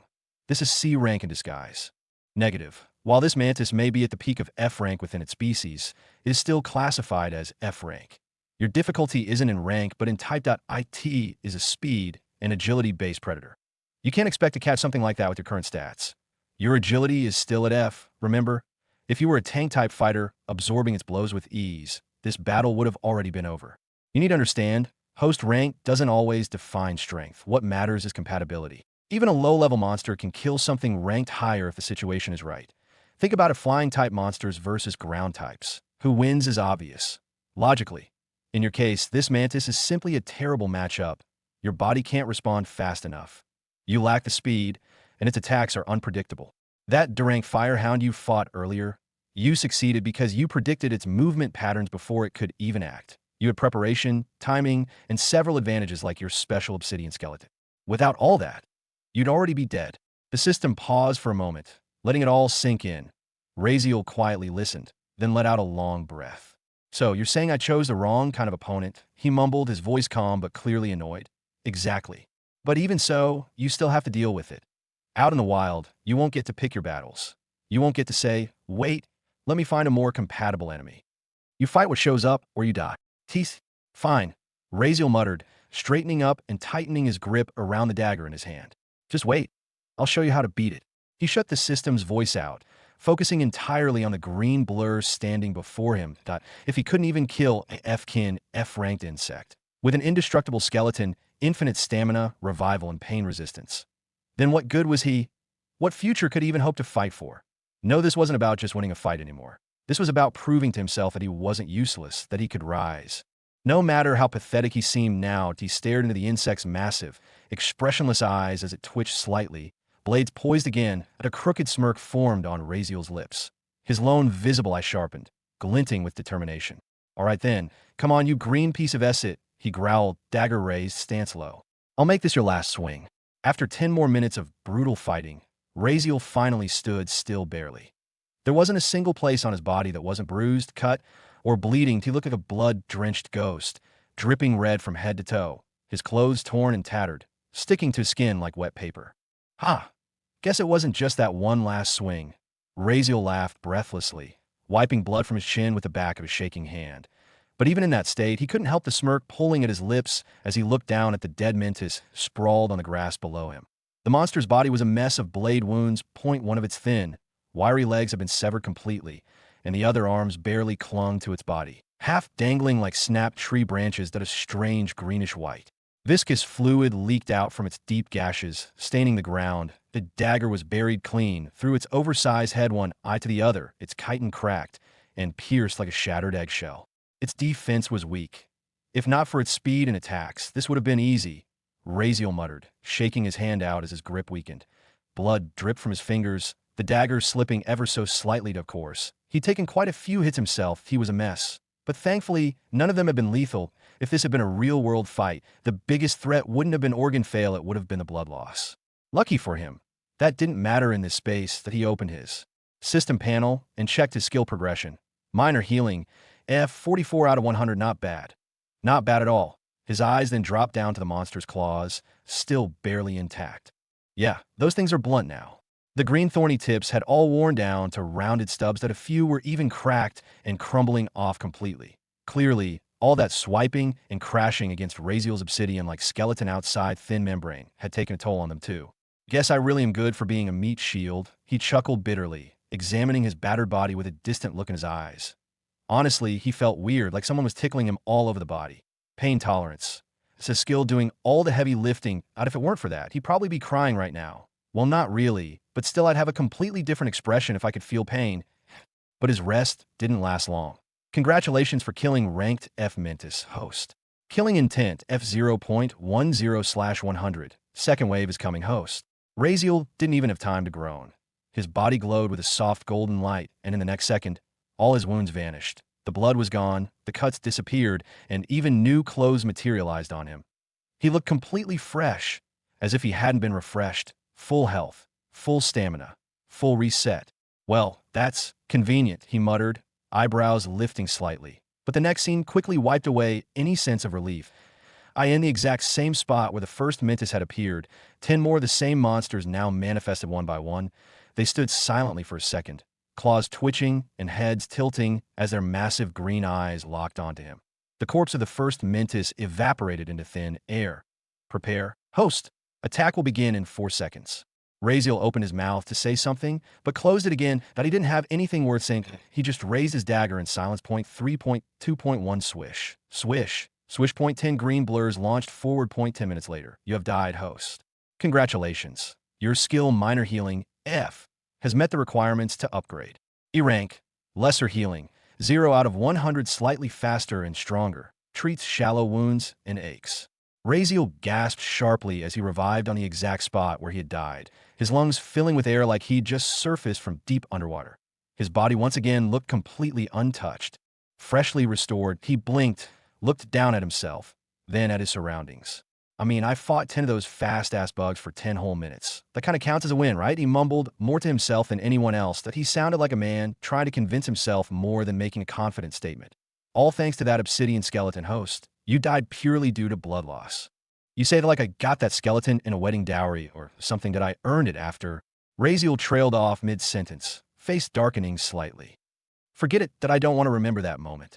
The system remained silent for a beat. Should I summon Wave 2 again, host? Razeal sighed and shook his head. No, that won't be helpful, that I'm lacking agility, that I can't read those movements, that I need something else. Something like perception, that a skill that enhances my vision or something. Something that lets me see those attacks and process their speed. He rubbed his chin thoughtfully. Despite his sarcasm, his tone was dead serious now. I can't keep fighting in the dark like that. That'd be waste of time. 10 enemies moving faster than I can follow. No matter how much I train, if I can't see the threat, I'll always be late. He recalled the blurry flashes, the sharp claws slicing air beside him, the constant panic of not knowing where the next strike would come from. For now, my priority is perception. Observation, something that lets me understand and react in real time. He turned to the air, speaking directly to the system again. System, let's not waste time. Send me to the best SSS-rank perception-type villain available. Understood. Razeal opened his eyes again. Honestly, he was starting to get used to this strange sensation, his consciousness constantly being spun around, tossed from one place to another like laundry in a dryer. Welcome, host, to the SSS-rank Valley of Villi. Villain title, Greatest Thief. Razeal's eyes narrowed slightly as he read the system's message. He rubbed his chin thoughtfully. This one actually sounds better than the last 2 weirdos I met. The title intrigued him.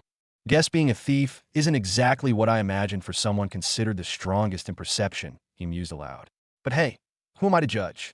Before arriving here, he had made a quick stop in the Xenocide space. Just a brief visit to ask that laid-back guy if he had any perception-related skills or movement-enhancing techniques. Why go to him? Because, well, Xenocide at least seemed like a decent guy. Calm, honest, maybe even helpful. The kind who wouldn't say no if you asked nicely. Unlike others who might waste his time, drag him into something else, or worse. Try to use him for some FCAT-up experiments. But when he asked, Xenocide had just shrugged it off, that he said he didn't learn any of those things. He was just always able to do them after he started killing people. The IT came naturally. That was all. Razeal didn't argue. He just nodded and left. Now he was here. He looked around, hands sliding into his pockets as he walked forward casually, almost as if he owned the place. His eyes flicked from side to side, scanning every corner. The environment here was strange.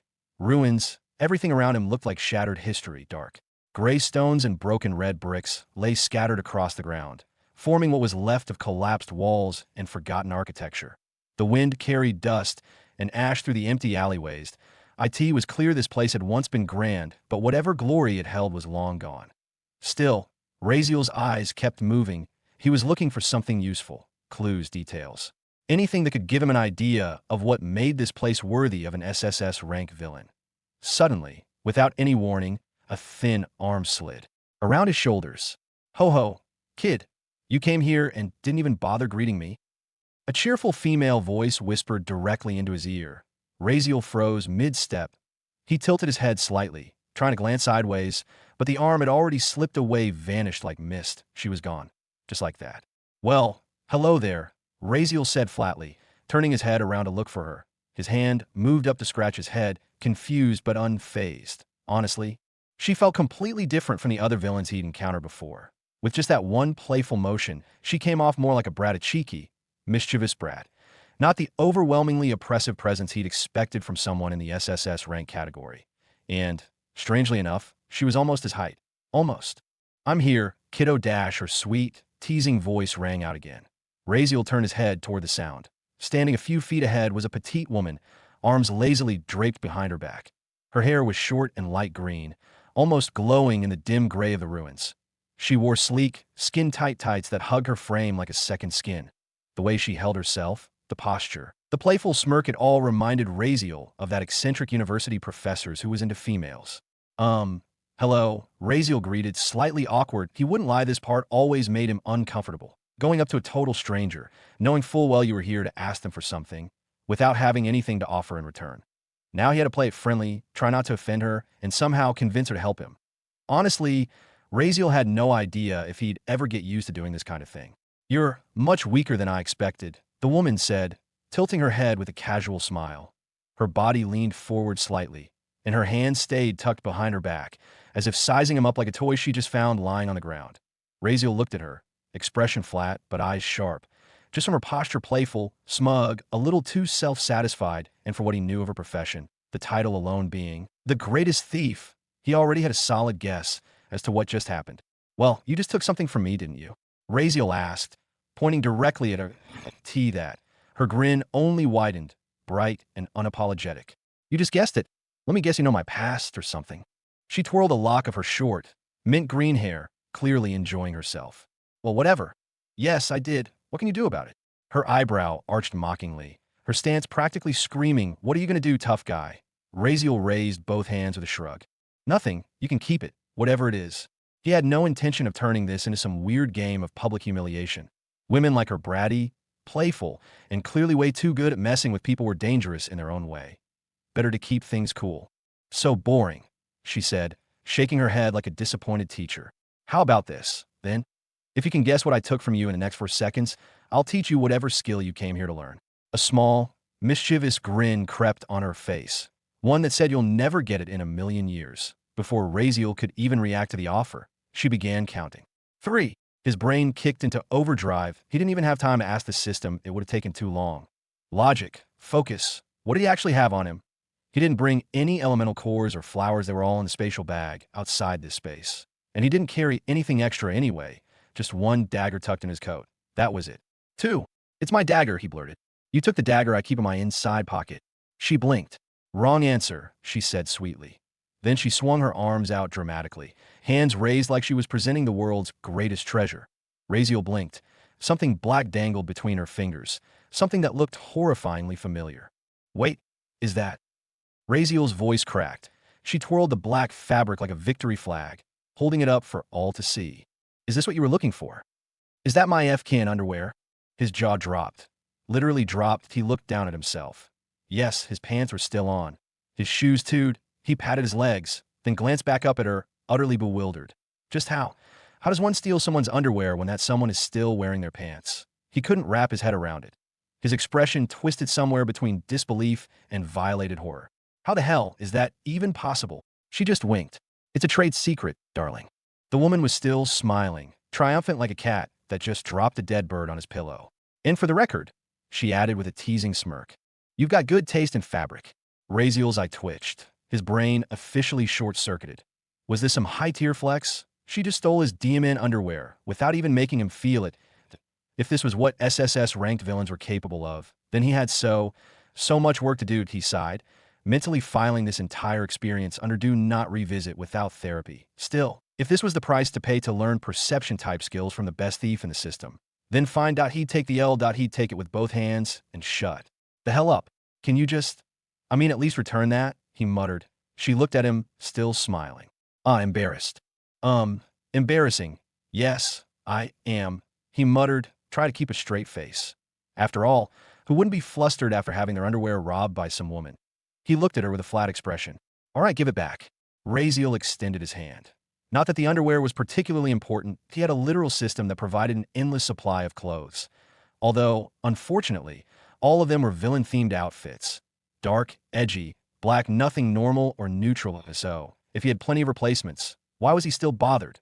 Simple. Who in their right mind could stay calm knowing someone stole their underwear? Who knew what they might do with it? That alone made Raziel very uncomfortable. She looked at him, with amusement, clearly entertained. Then, as if enjoying every second of this absurd interaction, she held Raziel's black underwear in her right hand, and with a flick of her left, conjured up a delicate, lacy pink pair of panties in her other palm. Most definitely not his. Look, you seem like an honest guy, she said with a teasing glint in her eyes. So here's a choice. This, she lifted the black pair, is yours. This one, she added with a smirk, is one of the highest-ranked trophies in my collection that I personally stole it from the most beautiful archangel in heaven. Her grin was playful, almost devilish. Now, choose which one is yours. Raziel's lips twitched. Did she seriously just tell him which one was his, and then ask him to choose between the two? His gaze fell on the pink pair. His eyes landed on the pink panties. They looked used, and, judging by her word collection, she robs underwear. As a hobby. What the hell kind of weirdo was this SSS-rank villain? Was she playing some twisted version of that old goddess in the pawn game? The one where you drop an item, and the goddess offers you a better one to test your honesty? Whatever this was, Raziel didn't have time for it. You know what? You can have both that I don't f***ing care, he said, completely deadpan. Her grin faltered for half a second. She pouted, almost like a child who had their prank dismissed.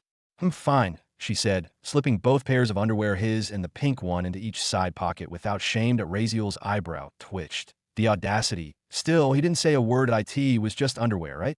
Now, then, she continued, tilting her head at him with mock disapproval, tell me how exactly do you plan to convince me to teach you anything?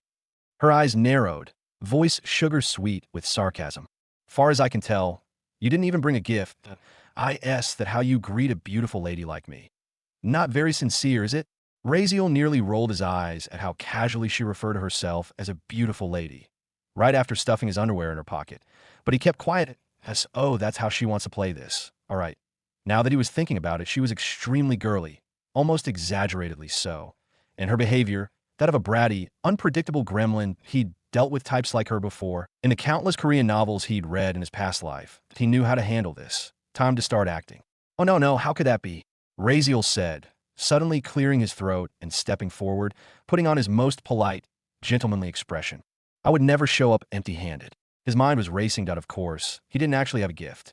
But if he faked enough sincerity, maybe he'd survive this. He needed her help. The skill she could teach him was important, and he couldn't afford to start all over again with a new villain. Let this work? Please. His heart was pounding. Now came the next challenge. System? He asked silently. Tell me her name. It's Lily Host. Raziel hummed to himself, not answering right away as he walked toward her, imagining himself as the protagonist of a dramatic romance novel. He had that slow, confident stride. The wind, even if imaginary, seemed to flow perfectly through his hair, in his head. This was peak protagonist moment. Oh, is that so? Lily tilted her head, eyes glimmering with curiosity. What might that be? She didn't move an inch as Raziel kept approaching. Not even when he stopped just a few steps from her. She didn't flinch or pull back, just watched him with an intrigued gaze. Host, what present have you prepared? The system asked in his mind, sounding utterly confused. Raziel didn't reply. His feet carried him forward anyway, though his throat tightened.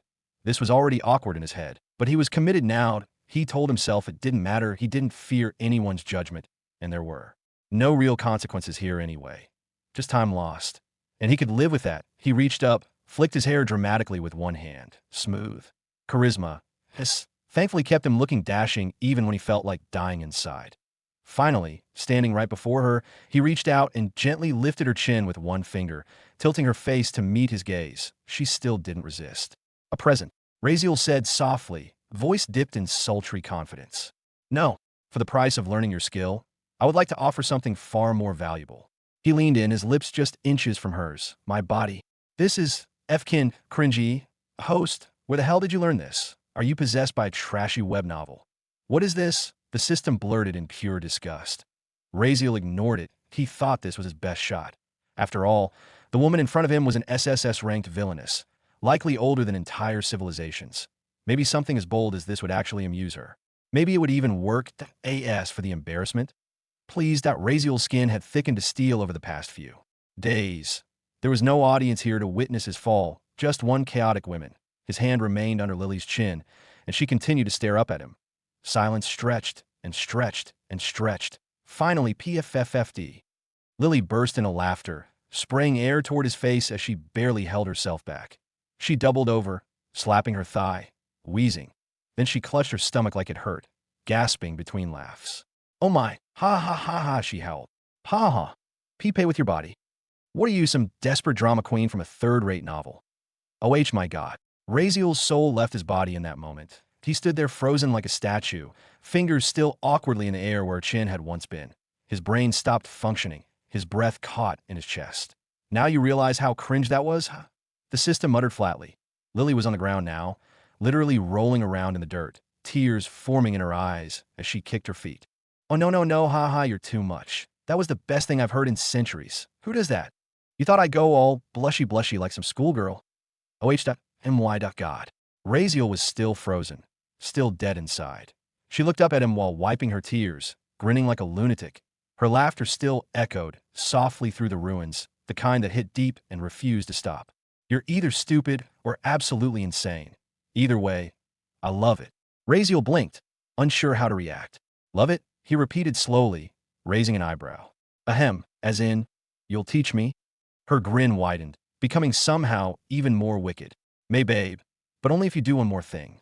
Razeal tilted his head. "And what's that?" His embarrassment from earlier, gone. Burned to ash like a useless old scroll. He didn't care anymore. If shame could be set on fire, his was already incinerated and blown away with the wind. It was just some little sacrifice. Right? Lily leaned in close, her breath teasing his cheek. Her voice dropped to a syrupy, sensual whisper that felt far more dangerous than anything she had done so far. "Call me Mommy." Razeal's soul nearly left his body. "Wah, what?" he gasped, stumbling back a full step like he'd been struck by a divine grade lightning bolt. The air around him cracked with the silent scream of his pride being shattered, just like protagonist in that Korean drama. "Sigh. It's all right. Host, I know you won't be able to do it." "How could you?"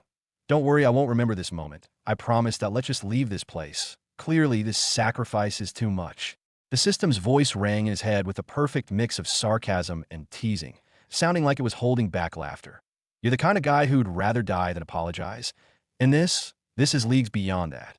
Razeal stood frozen, his mind reeling. He gulped as he stared at Lily, trying to erase her word from his brain, but they were etched there, permanent and taunting. "Be quick now," Lily sang, spinning slightly on one heel. "You've only got 8 seconds left. Say it, and I'll give you the skill you came for." She started whistling and inspecting her nails, looking utterly unconcerned, though her eyes gleamed with devilish mischief. Razeal remained like a statue. Not a muscle moved. Not a thought formed that wasn't screaming. "Let's go, host. Enough embarrassment for today, yes?" The system whispered again, its smug tone lighting every fuse in Razeal's skull. "How about 2 of my skills?" Lily added, glancing back. For seconds left, his hands clenched. This is so dumb. This is just one word, just 1.2 skills, and it's over. He could pretend it never happened. Hell, it's better than fighting another 10 insect monsters until his bones break again. Right? Razeal's lips trembled. He could feel the weight of every moment. And finally, Mommy. It was barely audible, more breath and sound, but to escape his mouth. Lily's grin widened into a full, wicked smile. "Good boy," she whispered, tiptoeing closer to ruffle his hair. Her fingers brushed lightly over his head, playful and triumphant. Razeal didn't move. His soul had left his body 10 seconds ago. His mind was a blank landscape, echoing with one phrase. "Good boy." 2 minutes later, outside the system space, "Congratulations, host. You have received skill. Shadow step. A ranked. Congratulations, host. You have received skill. Keen hearing is rank." Razeal didn't react. He sat on tree branch, staring blankly into the distance, his face devoid of emotion. His eyes looked hollow, haunted even. Not by death, not by pain, but by those cursed 2 words echoing again and again in his skull. "Good boy." See, who says you can't buy someone's dignity? I've seen people sold for less than a decent skill. Ash, the system's voice sang with joy. "What do you think, host? Can I become a writer now? I feel inspired." Razeal didn't move. Not even a blink. You alive, host? Hello? Earth to Razeal? Or should I say, good boy? His eye twitched. He wasn't going to let this moment live. Ever. He would bury it. Kill it. Pretend it was a dream, a hallucination brought on by training trauma. Anything. But if Lily ever dared to repeat that phrase again, good boy. Razeal stood up with a slow, heavy exhale. The skills he just acquired were powerful. Insanely so. Worth every piece of the humiliation, even if he'd rather die than admit it out loud. All right, he muttered, clenching his fists. Time to put these skills to use. And next time, no more mommy quests. Ever. Sure, host, whatever you say, good boy. System. Razeal stood silently, still recovering from the embarrassment that had just occurred moments ago, but he quickly shoved it all into the darkest corner of his memory. In no way was he going to let something like that define him. Not now. Not ever. All right, stop this bullshit and tell me what these skills do.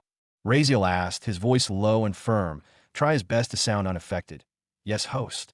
Shadow step, a rank, type, active passive, non-upgradable effect. When walking on or beneath any shadows, your movements including footsteps, rustling of clothes, and breathing emit zero sound. Consumes mana only when active. Keen hearing, S-rank, type, passive effect, significantly enhances hearing, allowing the user to detect even the faintest of sounds. Also grants the ability to instantly pinpoint the direction and distance of detected sounds, depending on skill proficiency. Razeal raised an eyebrow and rubbed his chin. The first one, Shadow Step, isn't that a bit too much for an A rank? All it does is remove sound when I'm in shadows. That's it. Even my obsidian skeleton is S rank. And that thing's practically unbreakable. This feels overranked, like a little disrespectful even. Incorrect, host. This skill is not over-ranked. In fact, by system judgment standards, Shadow Step deserves at least an A rank due to its utility. Not making any noise including movement, clothing rustle, and breathing when within shadows makes it an extremely potent tool for stealth, like it's practically broken for infiltration, assassination, ambushes, or even escaping. Unless your enemy has special sensory abilities like mana detection, mental perception, or something equally rare, they won't even know you're there. The system continued without pause, and as for its classification as non-upgradable, this is the full extent of its effect. No amount of usage or proficiency will change or enhance it further. What you see is what you get. Razeal nodded slowly. Makes sense. Active passive, so I can turn it on, and it'll keep working until I turn it off, right? But it eats up mana. Correct. Use it wisely, you have disgusting amount of mana. He scratched his chin, already imagining dozens of applications that IT wasn't just useful, it was dangerous. If he was ever inside a structure, a dim alley, or just out during the night, he'd basically become a walking ghost. No sound and no trace. All right, I like it. Sounds fun, he murmured. Then his eyes shifted toward the second new skill. Keen hearing. An S-rank skill for hearing. Sound kind of underwhelming, he mumbled. I mean, how strong can just hearing really be? Can't people just focus and train their ears normally? Sigh. Host, it's not just about hearing. Keen hearing is a complete 360-degree perception system. Human eyes, even at their best, only cover a 120 to 200-degree field of vision. This skill lets you hear everything. Front, back, sides, above, below, all at once. Razeal blinked, slightly taken aback. Furthermore, unlike visual or mana-based senses, sound is far harder to deceive or erase. Mental and spiritual perception can be disrupted, and even mana senses can be fooled with illusions or suppression techniques. But sound, unless your opponent uses extremely rare skills like your very own Shadow Step, you'll hear everything. In addition, keen hearing transfers information to your brain instantly, no delay. Your reaction time improves passively as your perception of incoming threats becomes near instantaneous. The system's tone grew even more informative. At higher proficiency, this skill will allow you to literally form visual images through sound alone. Imagine perceiving your environment like an echolocation radar, but clearer, allowing you to fight with your eyes closed. Also, before you ask why the system display or format is different from your older skills, this one is from an entirely different world system. Each villain originates from a different dimension, and though I can translate all skills into this interface, some system traits remain unchanged. All right, Dimon. Razeal nodded again, this time more seriously. As for skill growth, it has 4 tiers: basic, intermediate, advanced, and ultimate. You are currently at basic, but good news, this skill grows with use and talent, and your natural talent makes progress, makes learning speed significantly faster. All right, that actually makes a lot more sense now. Razeal nodded, finally satisfied. Everything was falling into place. He could already think of dozens of ways to use these skills, even in combo that a soundless step and hearing everything within a wide radius. Assassin build unlocked, he sighed. Maybe those humiliating moments were worth it after all. Both of these were high tier and had tons of uses not just in combat, but for survival and recon too. Alright, system. Enough talk. Time to test them out. Send me back to the training grounds. Let's see what I can really do now. Affirmative. Host. Initiating transfer. Prepare yourself. Razeal smirked. I'm going to FCK those Mintuses this time, he muttered. Are you prepared, host? Of course, I go on. Within seconds, he found himself standing once again under the giant leaf canopy of the oversized biome. The soft green glow of sunlight filtered through the thick, towering stalks, casting elongated shadows across the uneven ground. 10 green figures materialized before him in a ripple of light, each one identical to the mantises he'd fought and lost to before. This time, though, everything was different. Razeal's ears twitched slightly as his keen hearings skill activated. The world around him shifted not visually, but perceptually. He could hear everything, not just louder but sharper, clearer. The way wind whispered through the giant grass, the rustle of distant it, even the subtle drag of his own clothes as they shifted with his breathing. Every detail flooded into his awareness. Weirdly enough, it didn't overwhelm him. It should have. Any normal person would have been paralyzed by the sudden flood of hypersensitive input. But he didn't feel overwhelmed. In fact, it felt natural. He closed his eyes. Everything went black visually. But perception? It exploded. He could still sense everything as vividly as before. No vision needed. He could feel the shapes, the forms, the movement of air against surfaces. The sunlight filtering down through gaps in the canopy became threads of clarity in the dark. The way the wind curved around a tree or struck a surface, he could see it without seeing. Razeal literally could feel the layout of the entire battlefield. 10 mantises in front of him, their claws slightly raised, twitching. He could hear the microscopic shifts in their foot placements, the air as it bent around their bodies. Even the vibrations of their muscles tightening as they prepared to launch forward. It was like he could see without seeing, the world drawn in lines of pressure and sound, forming a perfect mental image. DMN, I never expected this skill to be this powerful, he murmured in awe, still with his eyes closed. And this is only the basic tier. It is the basic level of an S-rank skill, host. Naturally, even at this proficiency, it creates significant difference. Significant was an understatement. Razeal could now perceive movement from all directions, front, back, above, below, to his flanks with precise awareness. It was a massive difference. He felt as though he had jumped several levels forward without even lifting a weapon. But it wasn't just perception. The skill had a filter. Razeal realized it was helping him by removing unnecessary noise, the wind's roar, the ambient background hum, so that only relevant information reached his brain. It prioritized the important, delayed, confusion, only clarity. It's like my brain's wired differently now, he muttered, awed. It's not just sound, it's vision, touch, direction, all from vibrations. Correct, host. The skill converts sound into spatial awareness. You will instinctively know the exact shape and position of anything within range. It's definitely worth S rank, he muttered. Maybe even higher. And then it began. Swish, swish, swish. And suddenly Razeal crouched low, without warning, narrowly dodging a deadly slash aimed straight for his head from the left. Instinct took over as he twisted his body right, slid left, ducked upward, then leapt back, all guided solely by the hypersensitive soundscape flowing into his ears. Each movement was sharp, clean, and reactive. His eyes remained closed, fully focused on his heightened sense of perception, relying entirely on the vibrations in the air to track the 10 mantises attacking him. If anyone had been watching from afar, they would have been stunned, mesmerized, watching Razeal weave through 10 different attackers like a dancer in a storm of blades. The way he moved, almost as if he could predict each attack before it came, felt like sorcery. Every slash, every charge, every razor-sharp limb that struck at him, he evaded them all with uncanny precision.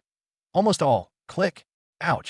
Razeal hissed as a strike landed on his left arm, the blade grazing past before he could fully react. His body stumbled backward one step, and then it came. Slash, slash, slash. A barrage of 9 more strikes followed instantly, surrounding him from all directions. He raised his dagger in a defensive arc, blocking some of the slashes mid-air. Others collided against his arms and sides. His obsidian skeleton absorbed the worst of the damage, but the blades still tore into his muscles and opened shallow. Veins. Still, Raziel wasted no time. He immediately stepped back out of range, eyes still shut, breath steady, keeping his perception fully active. My agility and reaction speed are too low, even when I can feel their movements like they're happening in slow motion. Raziel thought, frustrated. I can literally sense their body positions and predict where the slashes will come from, but if they all strike together, and I don't have space to dodge. That was it. That was why he'd been hit. There simply wasn't enough room to maneuver through all 10 simultaneously. But even with that disadvantage, having the skill changed everything. For a few seconds, Raziel genuinely felt like he was an ultra instinct like that long-haired dude from that old anime. Not even a trillionth of a percent close, host, the system muttered flatly. Yeah. Raziel replied. But I'm pretty sure these 10 bugs won't kill me this time. What are their agility stats again? Each of them is literally one level above yours. No wonder. Raziel grumbled as he continued dodging. This time, he didn't just avoid the incoming strike from the right, he baited it. He tilted his dagger upward slightly, adjusting the angle point. One of the Mentis lunged forward at high speed, and its razor arm struck directly against the unarmored edge of its own limb. Flick green, viscous liquid sprayed into the air as the Mentis's blade-like arm sheared off completely. Severed by its own force, Raziel smirked. Doesn't seem so hard anymore, he muttered confidently. The injured Mentis shrieked with a high-pitched insectoid screech, retreating instinctively. The remaining 9 hissed louder, their slashes growing wilder and faster, clearly furious. Raziel just kept moving, dodging like it was second nature now. His steps flowed like a dance, perfectly in tune with the rhythm of combat. 6 minutes later, Raziel stood tall, staring down at the twitching remains of the final Mentis. With a sharp slash, he severed its small head clean from its shoulders. Congratulations for killing 10 ranked F Mentis host. Killing intent, F 1.10/100. He wiped the green blood from his blade. System, show me my lesser healing progression, he asked calmly. The rank, lesser healing, 26/1000. 26 times? Raziel blinked. That shouldn't have been the case. He quickly ran through the battle, his head point 10 direct hits from the first ambush, that much he could understand. But after that, he had clearly started countering, dodging, and even slicing back effectively to why had he still taken damage 26 times? He exhaled sharply. It must have been those early injuries. They slowed my movement, made the dodges a second too late, the counters half a beat off. Still, if this had been the real world without infinite stamina and healing, he might have collapsed from fatigue alone. Even so, it was an immense improvement. After all, it had taken him 10 minutes just to beat one of these monsters last time. Now, he had just wiped out all 10 by himself in under 6 minutes. Back then, he hadn't even killed a single one before dying. The only reason he survived long enough was his indestructible obsidian skeleton. But now, it wasn't the skeleton that saved him, it was him. Congratulations for clearing second wave. Third wave is coming. Host, prepare. Suddenly, golden light wrapped around Raziel's body. His wounds vanished, replaced with fresh skin. Even his bloodied clothes were gone, replaced by new ones, crisp and clean. He blinked, still adjusting, when the system's voice echoed again. Then he saw it. His face paled slightly, from the very spot where the first menaces had spawned. 100 green lights suddenly flared into existence. Point 10 by TEN. An army of 100 menaces stood before him, lined up like a deadly battalion. He muttered, sweat forming on his brow. Wave 3. 100x F-rank Mentis initiated. System, how much time do I have before the academy morning starts again?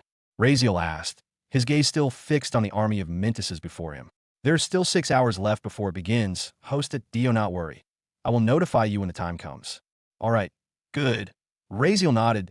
He exhaled slowly, stretching his arms. I think by morning, I can definitely upgrade lesser healing, and maybe killing intent for sure. He paused, his lips twitching into a smirk. Right? It can't be that I can't even manage to kill 1,000 of these things with infinite revives, right? And maybe, just maybe, if his keen hearing progressed quickly, he could push it to intermediate. That one felt a little less likely, but who knows, his talent is after all said to be greatest of all.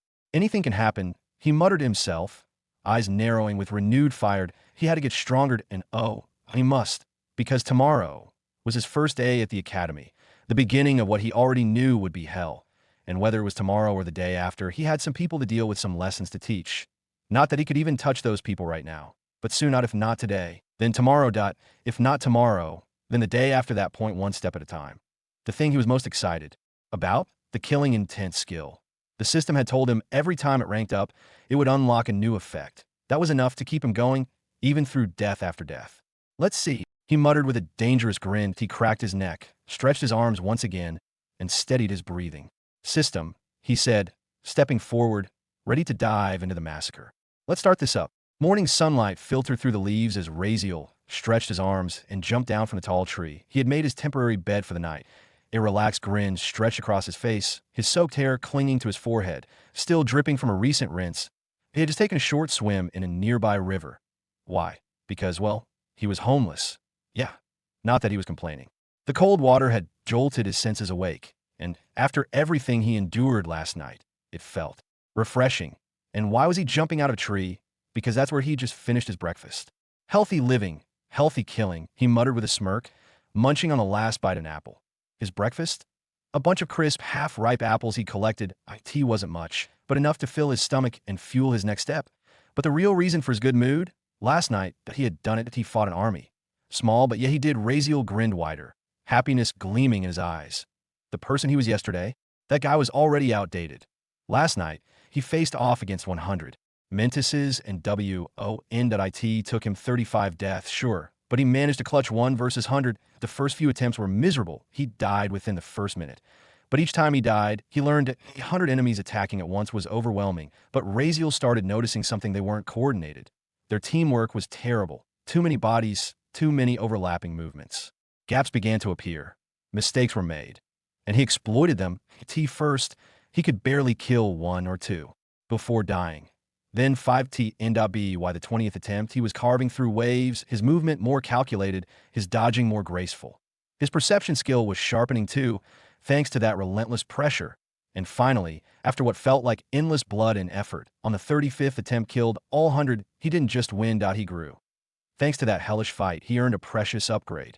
Lesser healing, E. Basic healing, D. Progress, 121/10,000. His healing had stepped up, though admittedly, it still wasn't fast enough to make a big difference. That a simple 2-centimeter wound still took 10 full minutes to heal.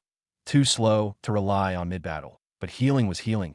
But what excited him even more was the evolution of his most powerful skill. SSS, Killing Intent, F, Killing Intent, 0.08/1000. He had killed well over 1,000 menaces in total through all the attempts. But now that his skill ranked up, each kill granted drastically less progress points per kill had dropped to a 10th. The system explained. He had to kill E-ranked monsters now to progress faster. Still, he wasn't complaining, because he unlocked a new effect: killing body. Physical stats increase as more you kill. Razeal's eyes practically glowed when he first saw it. Immediately, he pulled up his stats. Strength, E plus agility, E both had increased. He didn't even do anything other than kill. That effect alone made Killing Intent feel like a shortcut to raw power. He confirmed with the system, yeah. The stat boost would continue with the skills progression. That if he pushed it to SS rank, would that make his physical stats SS rank too? The thought made his heart pound with greedy excitement that he wanted more power. Maybe just go back and start clutching again, not like he is harming anyone. But alas, time wasn't on his side. That IT was mourning now, and he had to get moving.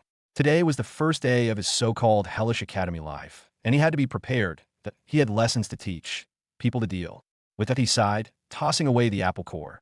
Time to stop thinking about stats and start acting like a normal student who is villain. As he walked in the academy's direction, he glanced down at himself. Black polished shoes, that a fresh black and white suit that looked expensive enough to make a noble second guess. His hair was tied loosely, and his eyes had a calmness like some noble protagonist, that a good-looking villain. And yes, he was also wearing new black underwear. That he paused, grimacing slightly as one image returned. That woman, he still didn't know what she was doing with his old underwear. He had tried not to think about it, but it always came crawling back to his brain. What the hell could she possibly be doing with his old underwear? He shivered slightly, pushing the thought away. Some things were better left unknown. That he shook the thought away. After several minutes of walking, Razeal found himself entering a bustling roadway. Stalls lined both sides of the street, colorful fabrics fluttering. In the wind, vendors shouting to attract customers, and the air heavy with the aroma of roasted meat and spiced fruits. Carriages of all kinds rolled along the main street, but they weren't the regular wooden ones pulled by normal horses. These were majestic beasts, larger than any average horse, their powerful bodies steaming with mana. Flames danced along the back of their necks where hair should be, creating an awe-inspiring scene. Most carriages were crafted from extravagant materials. glistening with gold, platinum, encrusted gems, and stones he couldn't even name. Only nobles and high-ranking citizens could afford the permits required to ride such luxurious transport through this part of the capital. It was a clear marker of wealth and status.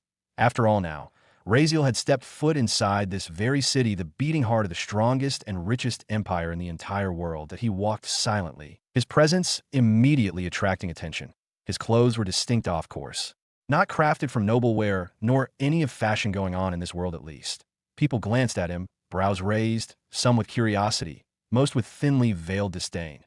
Their whispers trailed after him like fog. But Raziel paid them no mind. But then, something caught his eye. He stopped. In front of him stood a massive stone wall, one of many that lined the city's walkways, but that wasn't what made him halt. His eyes narrowed. It was his face, that on a wanted-style poster, that he leaned in and read the words.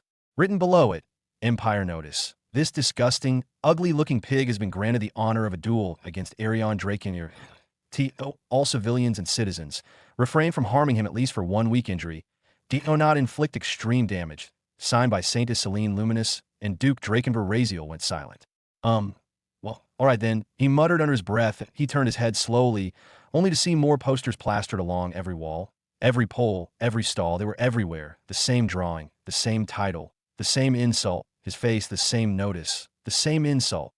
Raziel let out a quiet, annoyed sigh. These kinds of things just might make me start hating everyone, he thought boredly, but there was a dull ache behind the thought that IT wasn't about the protection. That part was fine, he didn't mind people being told not to touch him. But the way it was phrased, the fact that it was done publicly in an official document no less, calling him disgusting, that a pig, ugly. Yeah, that didn't sit well with him. Honestly, he felt more disgusted reading it than the people likely felt looking at him. Part of him wanted to barge into the office of whoever wrote this and beat the acid out of them.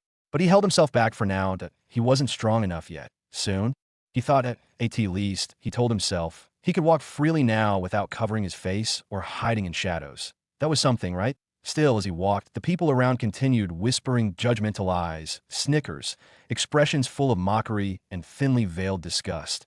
None of them dared approach, but that didn't stop them from staring. Whispers buzzed around him like bees. That's the pig from the posters, right? Is he really going to fight the Drakenver heir? What bad day's empire has came a rapist is walking so openly in imperial capital now? Raziel ignored them all. After another few minutes of walking under judgmental stares and half-hidden snickers, he finally arrived in front of the academy gates. He stood before the gates of the academy, and calling them gates would be an understatement. A monstrous gate, at least 800 feet tall, stood proud and looming. Forged from a solid, mysterious gray metal, it gleamed with a muted luster under the morning sun. Raziel couldn't even begin to guess what the material was, but one thing was certain: it wasn't anything found in the common wild. The wall that flanked the gate stretched endlessly to both his left and right. He couldn't see where it ended, giving him a true sense of the academy scale. This wasn't just an institution, IT was a fortress. Along the perimeter of the walls, every 10 meters or so, stood a fully armored knight, each of them unmoving, like statues carved from divine stone. Their armor shimmered faintly with enchantments, and even without any aura flaring, Raziel could feel that these weren't weaklings. System, what rank are those guards? Each is at least 4th rank. Some are 5th rank. Their average strength equals or exceeds that of city lords and outskirt lands. Raziel nodded to himself. Yeah, this was Arkenvale Academy, the most prestigious, dangerous, and resource-filled school in the entire empire. Now world, he lifted his gaze at the top of the gate. Inscribed in flowing, silver-white letters were the words, Arkenvale Academy. Simple and elegant. He took a deep breath. Well, whatever. Not here to sightsee, he muttered. And with that, he adjusted his cuffs, rolled his shoulders, and stepped forward. Just as Raziel stepped forward, his gaze landed on the figure standing directly in front of the gates. Dorn.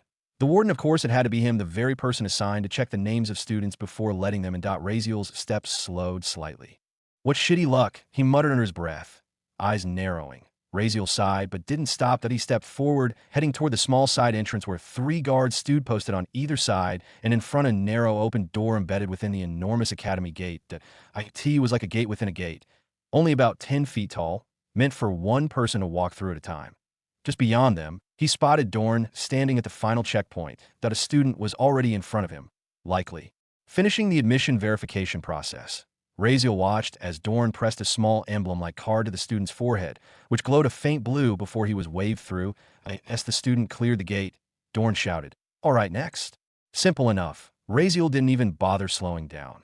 There was no need as he approached. The three fully armored guards dressed head to toe in smooth, gray metal stood motionless. Their faces were completely concealed, with only a single horizontal slit for their eyes, giving them a featureless, ominous presence. Normally, they would halt and inspect students, especially checking for the special spatial bags issued by the academy. Yet none of them moved. Not one raised a hand to stop him. Not a word spoken to in a request for verification. Nothing. They simply watched as if they already knew exactly who he was. Raziel raised an eyebrow at their lack of reaction, a small grin tugging at his lips. Of course they know me. He thought smugly that I'm basically a celebrity around here. And celebrities don't need passes. He walked straight past them, hands in his pockets, casual as ever. "You, Warden, long time no see," Raziel called out as he strolled up, his voice light and laced with sarcasm. Dorn looked up at the familiar voice, the moment his eyes landed on Raziel's face. His expression froze that a twitch ran through his left eye. "Go in," Dorn muttered coldly, stepping aside with a clenched jaw, barely holding his composure. Raziel smirked wider. "No identity check, no confirmation scan. TCH, how generous today." "I said go," Dorn growled, barely restraining himself, his voice dangerously close to boiling over. Raziel chuckled softly, loving every second of it. He strolled past him without pause, but threw one last jab over his shoulder. "I remember someone once said they'd never let me even step outside the academy gates," he said, his grin turning sharp. "And now, that same someone is opening the door for me. Funny how things change." "You." Dorn's hand clenched tightly, his body trembling as anger surged through him. The emblem card, his grip, suddenly cracked, shattered from the force of his fury. "Don't fly too high. Kid, you'd be in pieces if not for orders from above." Dorn's voice was low but seething, like boiling oil forced to stay still. His whole body trembled with restrained fury. Veins popped across his thick neck and forehead, his eyes bloodshot with rage. His fists were clenched so tight, they looked ready to shatter into bone. When had he, the Warden of Arkenvale, ever been humiliated like this? And by a F-kin. Nobody, no less. Some brat with too much mouth and no sense of his own weight. Raziel, without even bothering to fully turn back, let out a light, mocking chuckle. "Being played by a kid, aren't we now?" he said, throwing Dorn's old words back at him like knives wrapped in silk. Dorn's jaw tightened. "Just F-kin, go," he muttered under his breath, trying to steady his breathing. He wasn't some minor figure to snap in public. He was Dorm's enforcer of the discipline, the one people feared even whispering about. Losing composure over a child would be disgraceful. Right? Yeah. Raziel waved him off, turning his back without another glance as he stepped past the gate. He didn't really care about Dorn in the grand scheme of things, but still, some people deserve a parting gift. "What a coward," Raziel called out, loud enough for the words to echo. "Scared of kid."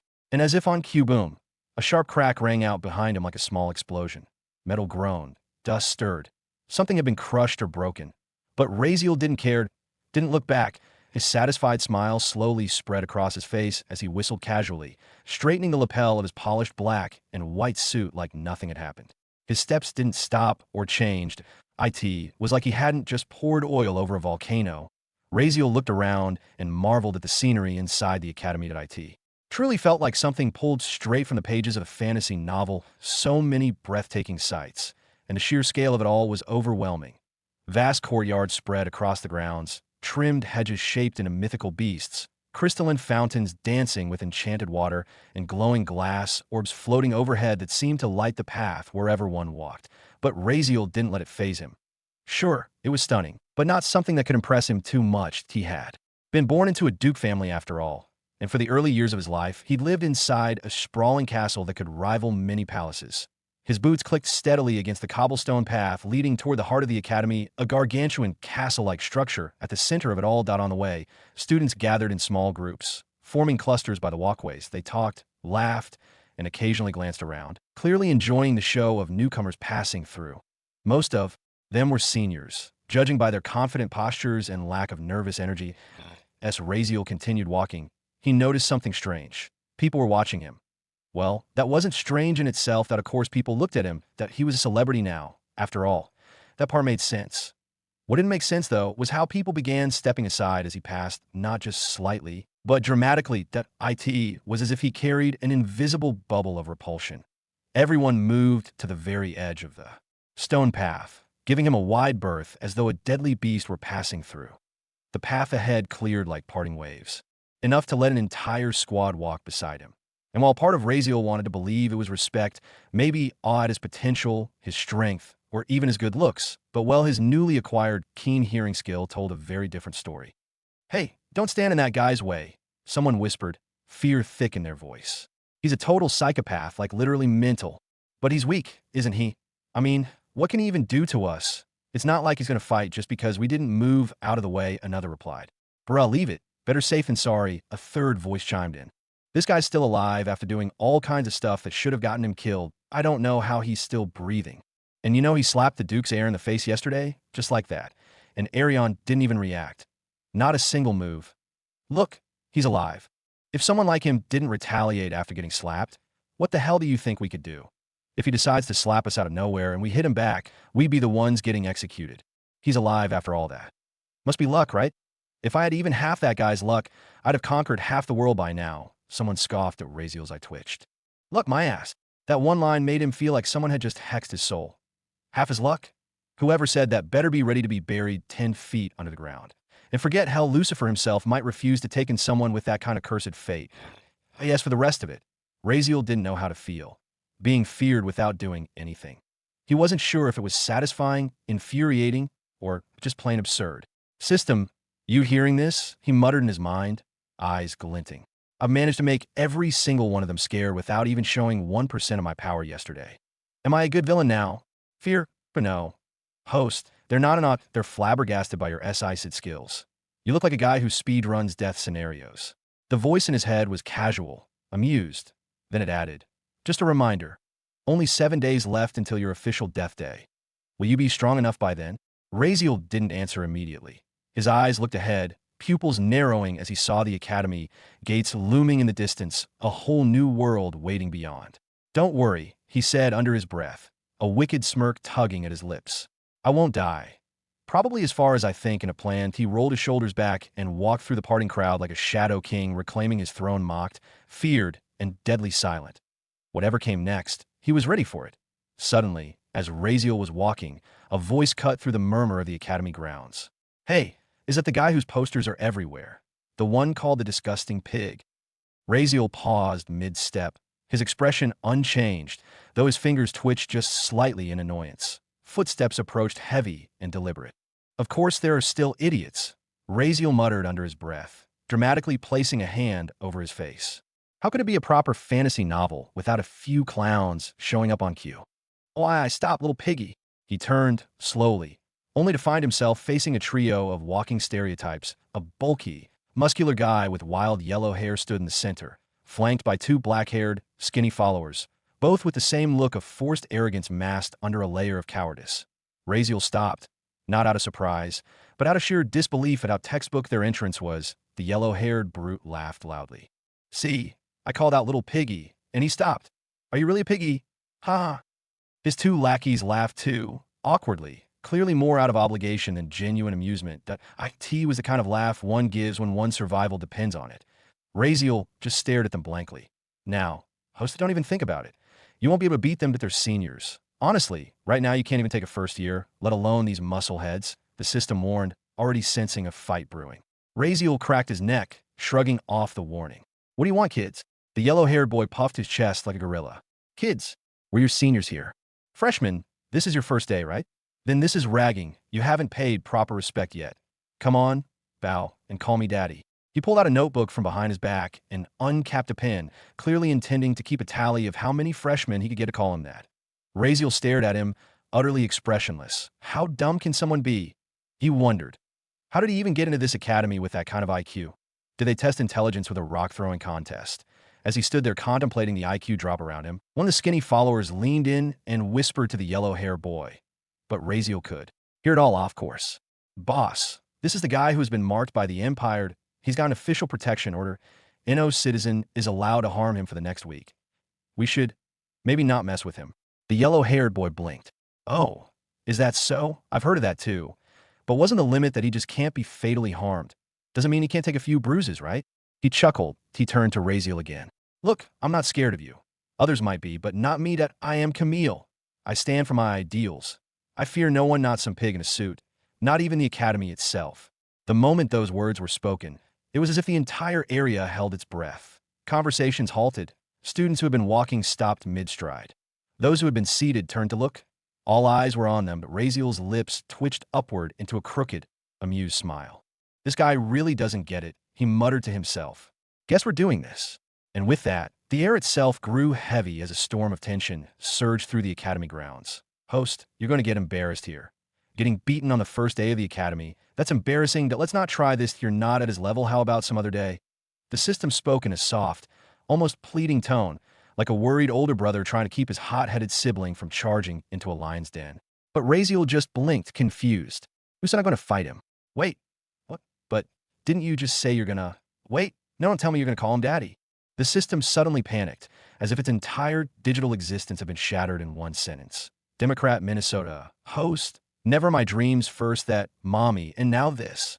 Did you actually like being called good boy that much? Tiske. Host, never could I have expected this path from you. Just shut the FCK up. Raziel snarled mentally, grinding his teeth. Seriously, what kind of system did he end up with? Who said someone needs to be touched to be beaten? He thought, a devilish grin curling at the edge of his lips. See and learn, system. Watch how I wreck this fool without even laying a finger on him. Call him daddy.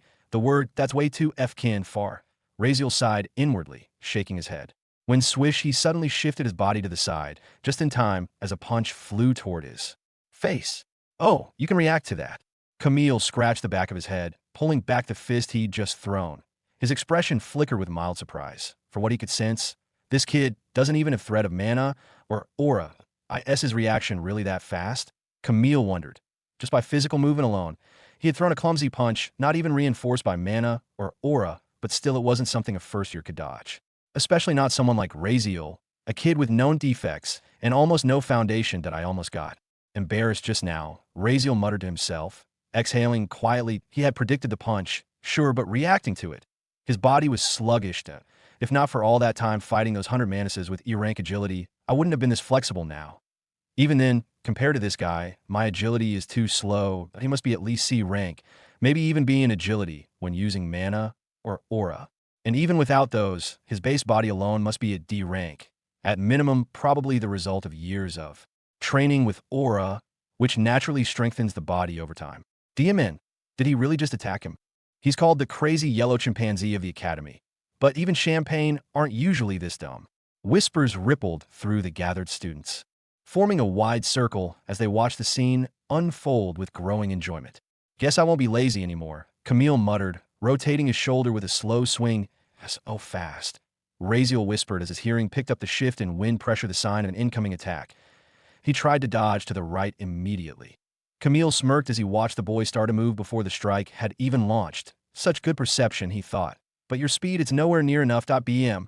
Camille didn't use his hand. He suddenly retracted it mid-motion and instead delivered a swift, brutal kick straight into Razeal's stomach right below the ribs. Razeal saw it coming, but he knew it was coming. And still he couldn't react fast enough. The kick connected cleanly. His body flew through the air, launched nearly 6 feet up, but he managed to stabilize mid-air and land on his feet, right beside the outer edge of the crowd. The surrounding students instinctively stepped back the moment he landed. Razeal stood straight, expressionless, even little signed AS if he hadn't just taken a solid kick to the gut. Calmly, silently, he began dusting off his suit jacket where the impact had landed, and oh groans. No wheezing, no doubled-over stance, just adjusting his clothes. Camille blinked. What the hell? Does this guy not feel pain? He had used enough force to send an ordinary academy trainee to the infirmary.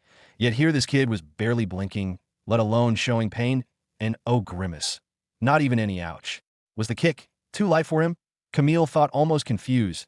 He kept staring at Razeal now, doubting whether the attack even connected if not for seeing the kid casually brushing dirt off his weird, unfamiliar-looking suit. Razeal tilted his head slightly. That was it. You kicked like you were trying to put a baby to sleep. The crowd collectively gasped. Oh no, he didn't. Camille's face twitched violently. Was this kid mocking him? I was just playing with you, but since you clearly don't understand.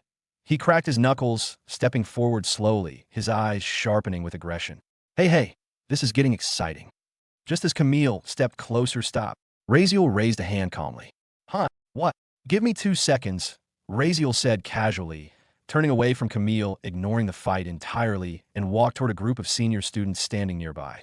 Confused murmurs rippled through the watching crowd. Even Camille's expression warped into pure bafflement. What the hell? 2 seconds in the middle of a fight. Does he think this is cricket? That everyone's going to pause because he asked nicely? But the strange thing was, Camille stood there, watching, and so did the crowd. Raziel didn't care. He walked over to the trio of upperclassmen, who raised their brows but didn't move. What do you want? One of them asked, folding his arms as he stared at Raziel. There were 3 of them, clearly seniors, probably not nobodies either. 100 elemental cores, Raziel said without emotion, to break that guy's bones. He casually pulled out a spatial pouch from inside his suit and began fishing out shimmering elemental cores grade D. The front guy blinked, almost confused. Huh. Why should we? No way 100.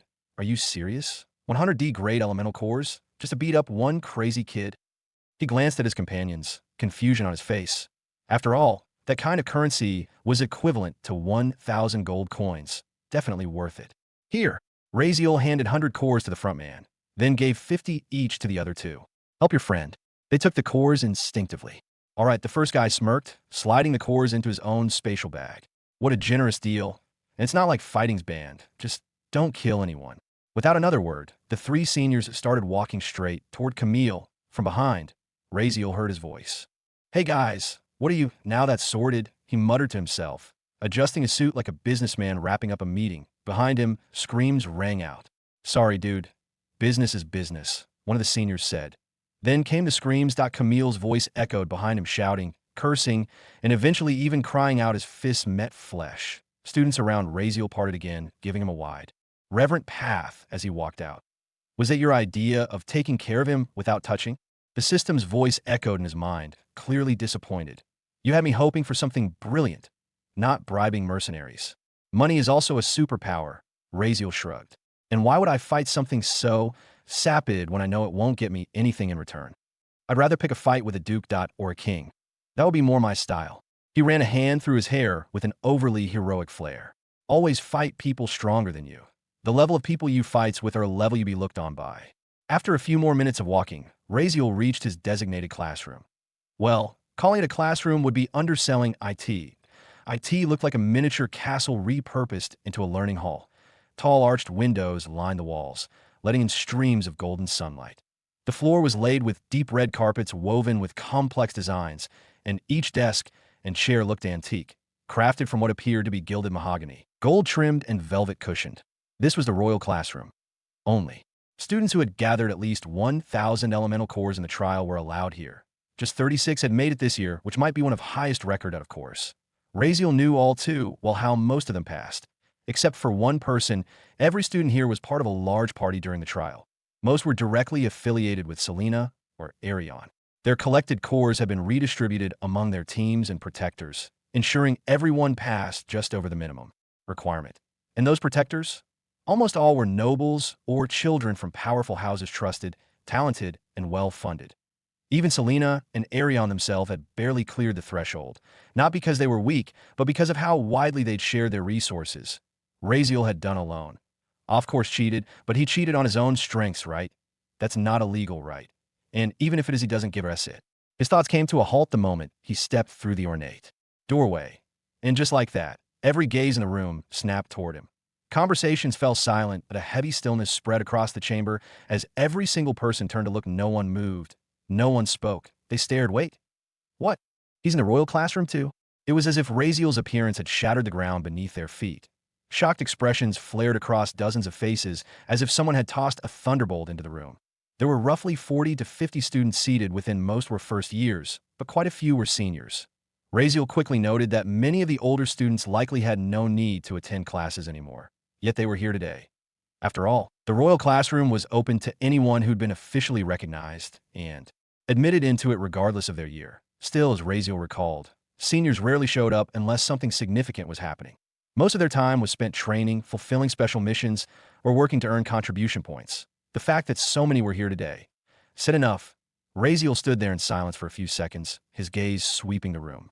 Every face stared back at him with a mixture of emotions: confusion, suspicion, shock, and even disgust, but he didn't said anything. He simply looked. Until, eventually, his eyes landed on a few familiar faces.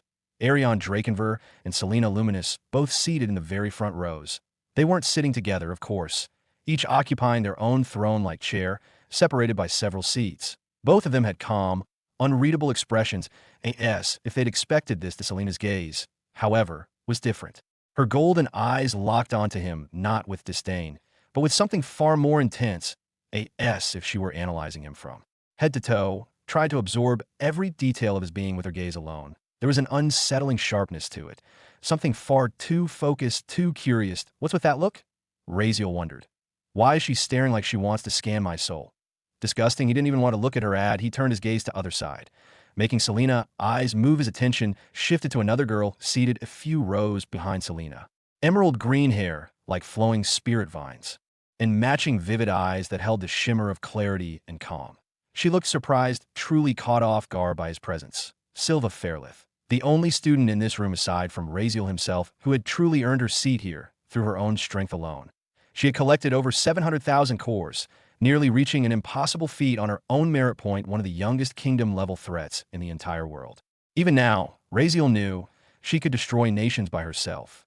And then, his eyes moved again to a figure so striking that for a moment, the rest of the room simply ceased to exist. Even among the two goddesses seated here, Selena, with her divine golden glow, and Silva Fairlith with her ethereal emerald grace, this woman outshone them. Not because of jewels or presents, but because of something else, something possible to define, that a stillness or maybe a pressure. Platinum white hair cascaded in gentle waves over her shoulders, shimmering faintly beneath the golden light that poured in from the tall academy windows. Her eyes, those same platinum irises, seemed to gleam like untouched ice, sharp and distant, focused entirely on nothing. And yet somehow on him, sitting silently at the very first seat, closest to the professor's platform, just some steps away from him. And just with that entire mood shattered, he put hand on his mouth as almost wanted to puke his ex-fiancée. She stared directly into his eyes, expressionless, cold.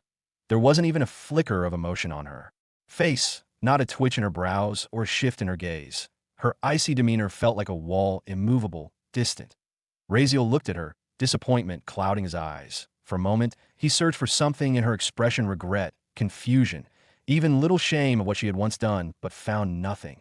Just a frozen, hollow indifference. And that hurt him actually, even if he refused to admit it.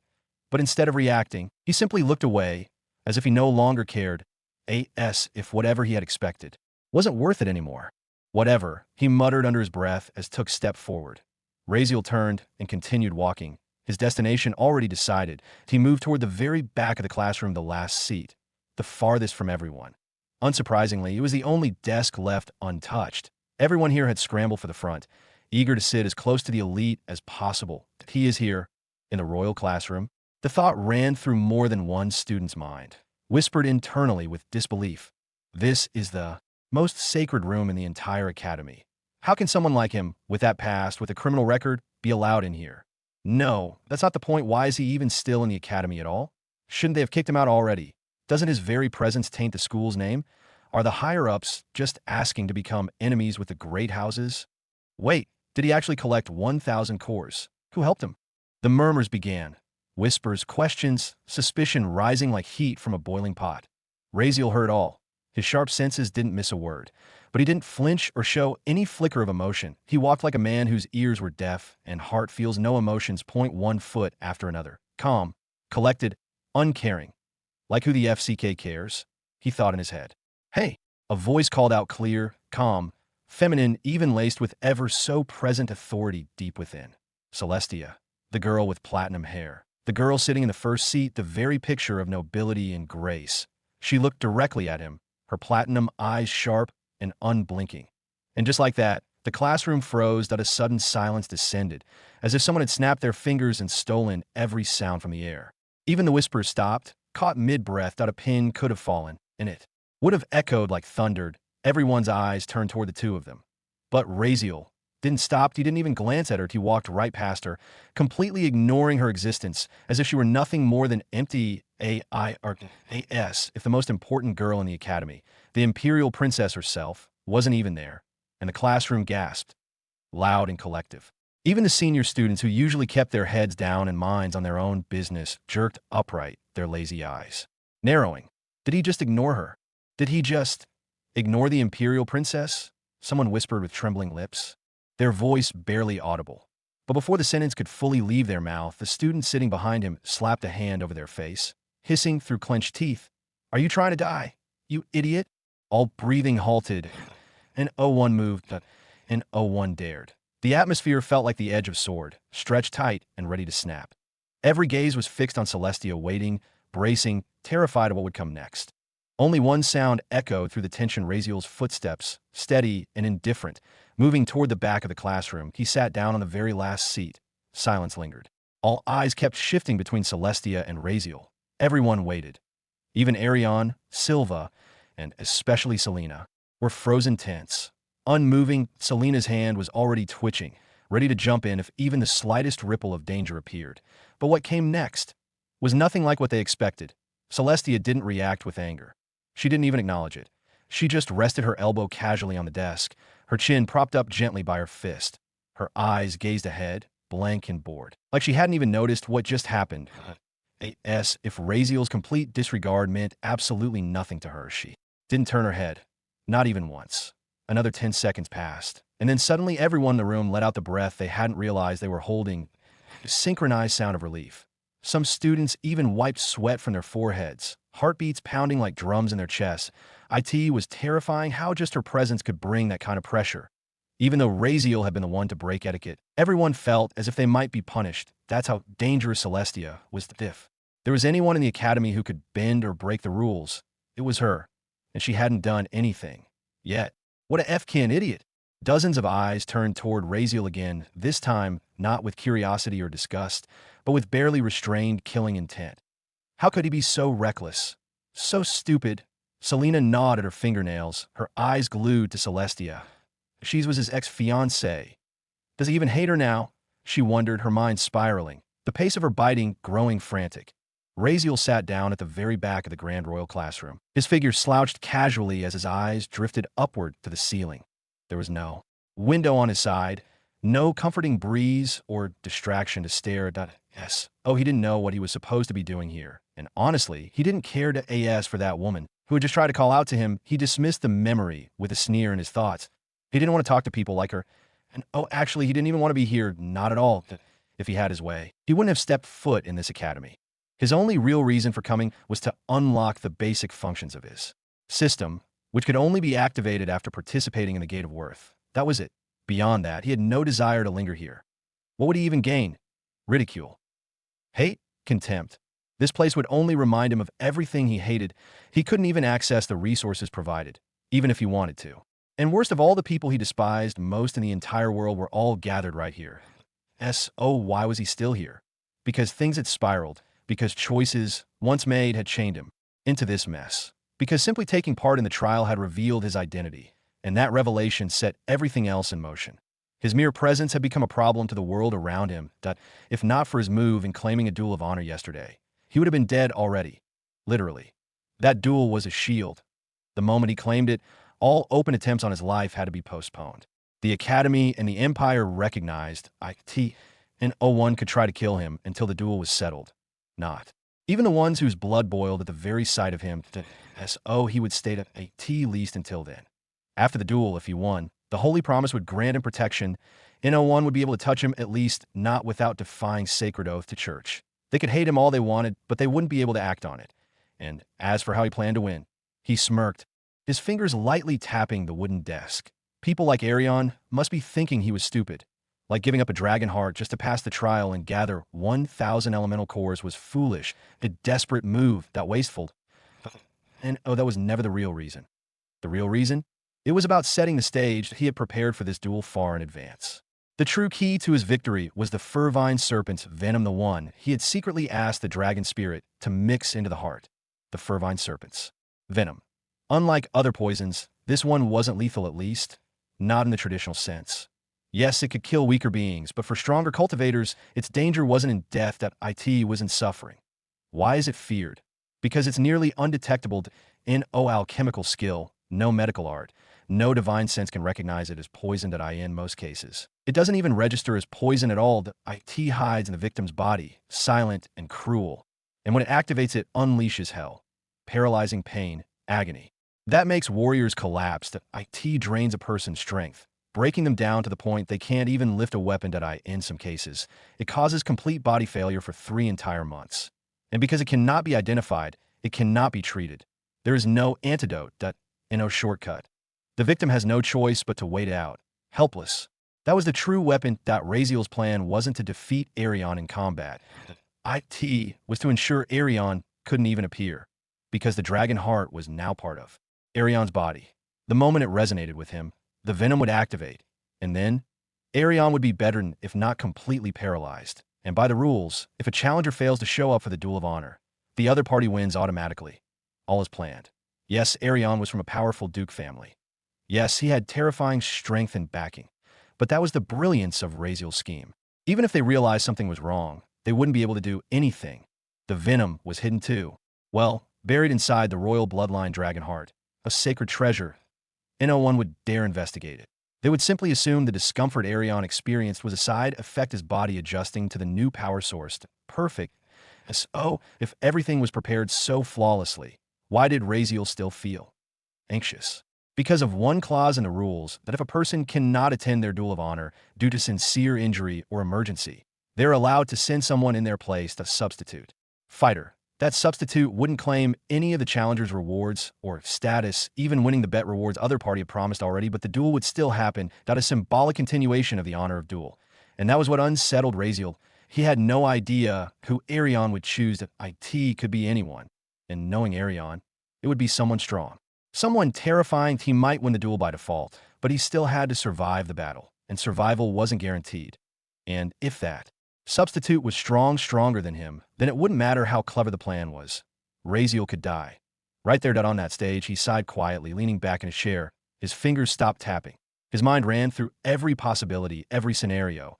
The room around him buzzed with quiet tension, whispers and side glances, but he was already far away, drifting deep into strategy and speculation that he didn't come here to learn. It's just that he had no other choice, just as he was lost in thought. A familiar voice called out from his side, laced with casual warmth and a hint of mischief. "Hey, friends. Long time no see, huh? Looks like your numbers have grown quite a bit." "Hey, friends. Long time no see, huh? Looks like your numbers have grown quite a bit." The familiar voice made Razeal jolt in his seat. Almost he didn't let it show on his face, though he clenched his jaw, kept his mouth shut tight, and forced himself to stay still. He refused to let what happened last time happen again.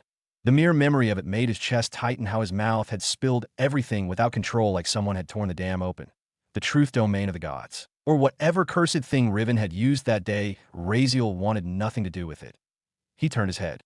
Slowly, warily, and, of course, there he was. Riven stood beside his seat, leaning slightly, his face far too close for comfort, wearing that ever gentle, ever fake smile. His silver-white hair fell neatly around his sharp features, and his eyes sparkled with some kind of knowing amusement. He even raised an eyebrow at Razeal, as if to say, "You look well." Razeal narrowed his eyes. He hadn't even heard him approach. Not a single sound, and no footsteps, or even any heartbeat even now. Nothing. Great, he thought bitterly. Not even that S-ranked skill able to help. How the hell am I supposed to defend myself from something like this? Still, he said nothing. Not a word. He clamped his jaw shut, refusing to even twitch his lips. His eyes met Riven's with cold annoyance before rolling slightly in irritation. He didn't dare say a single word to this DMN god. Who knew what would slip out if he did? Still, these F-kin gods, can't they mind their own DMN business? Why did Riven even bother to come talk to him? Hadn't he already said that Razeal was his enemy? So what the hell was with the "hey friend" and that stupid plastic smile? Razeal wanted to scream, to shove this hypocrisy right in his face. But instead, he just sighed inwardly, tightening his shoulders.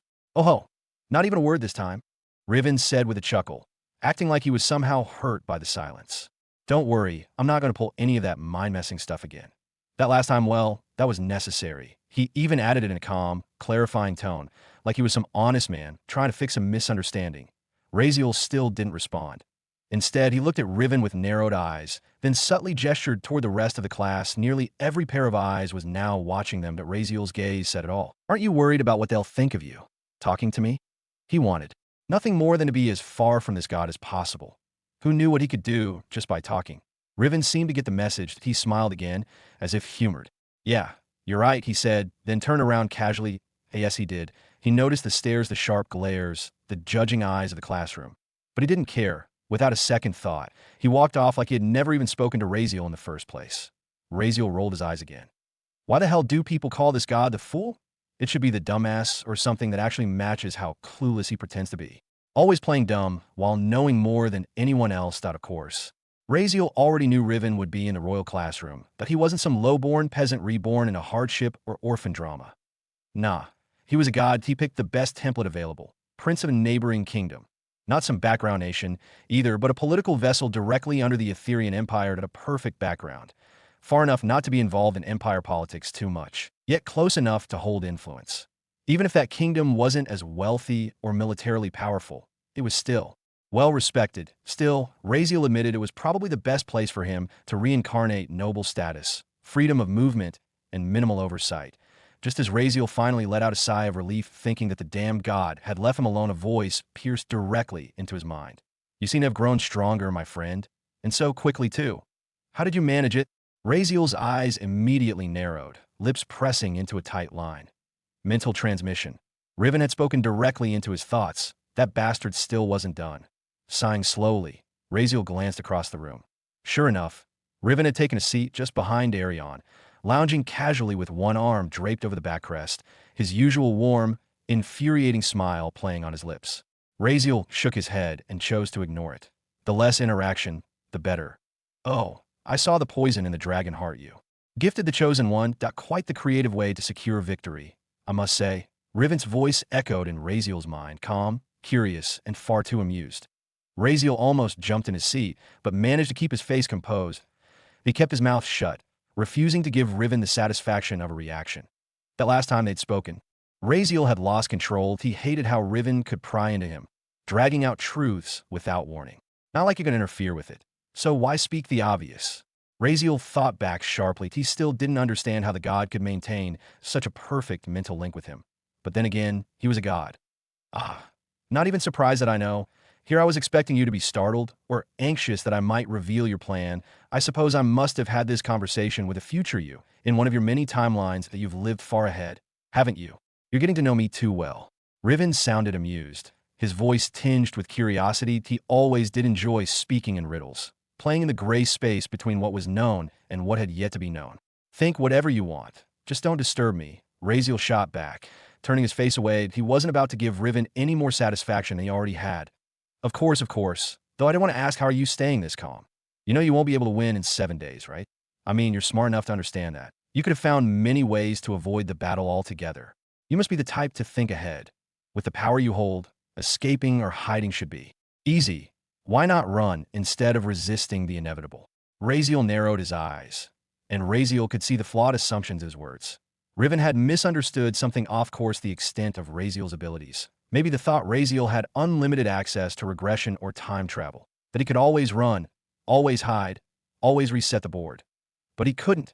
Yes, if he did have that ability, if he could rewind time endlessly and prepare for every attack before it came, then it would be easy to avoid every danger. That would be a game he could master. But that wasn't his reality. He had no such power, and endless regression, so chance to dodge what's coming. And more importantly, Riven had slipped up, but he had said her. That meant the person he would face in 7 days was a woman, likely Arion's sister. Maybe if not her, then their mother. Though the latter seemed too far-fetched, a Duke-level figure involving herself in a student duel would be humiliating.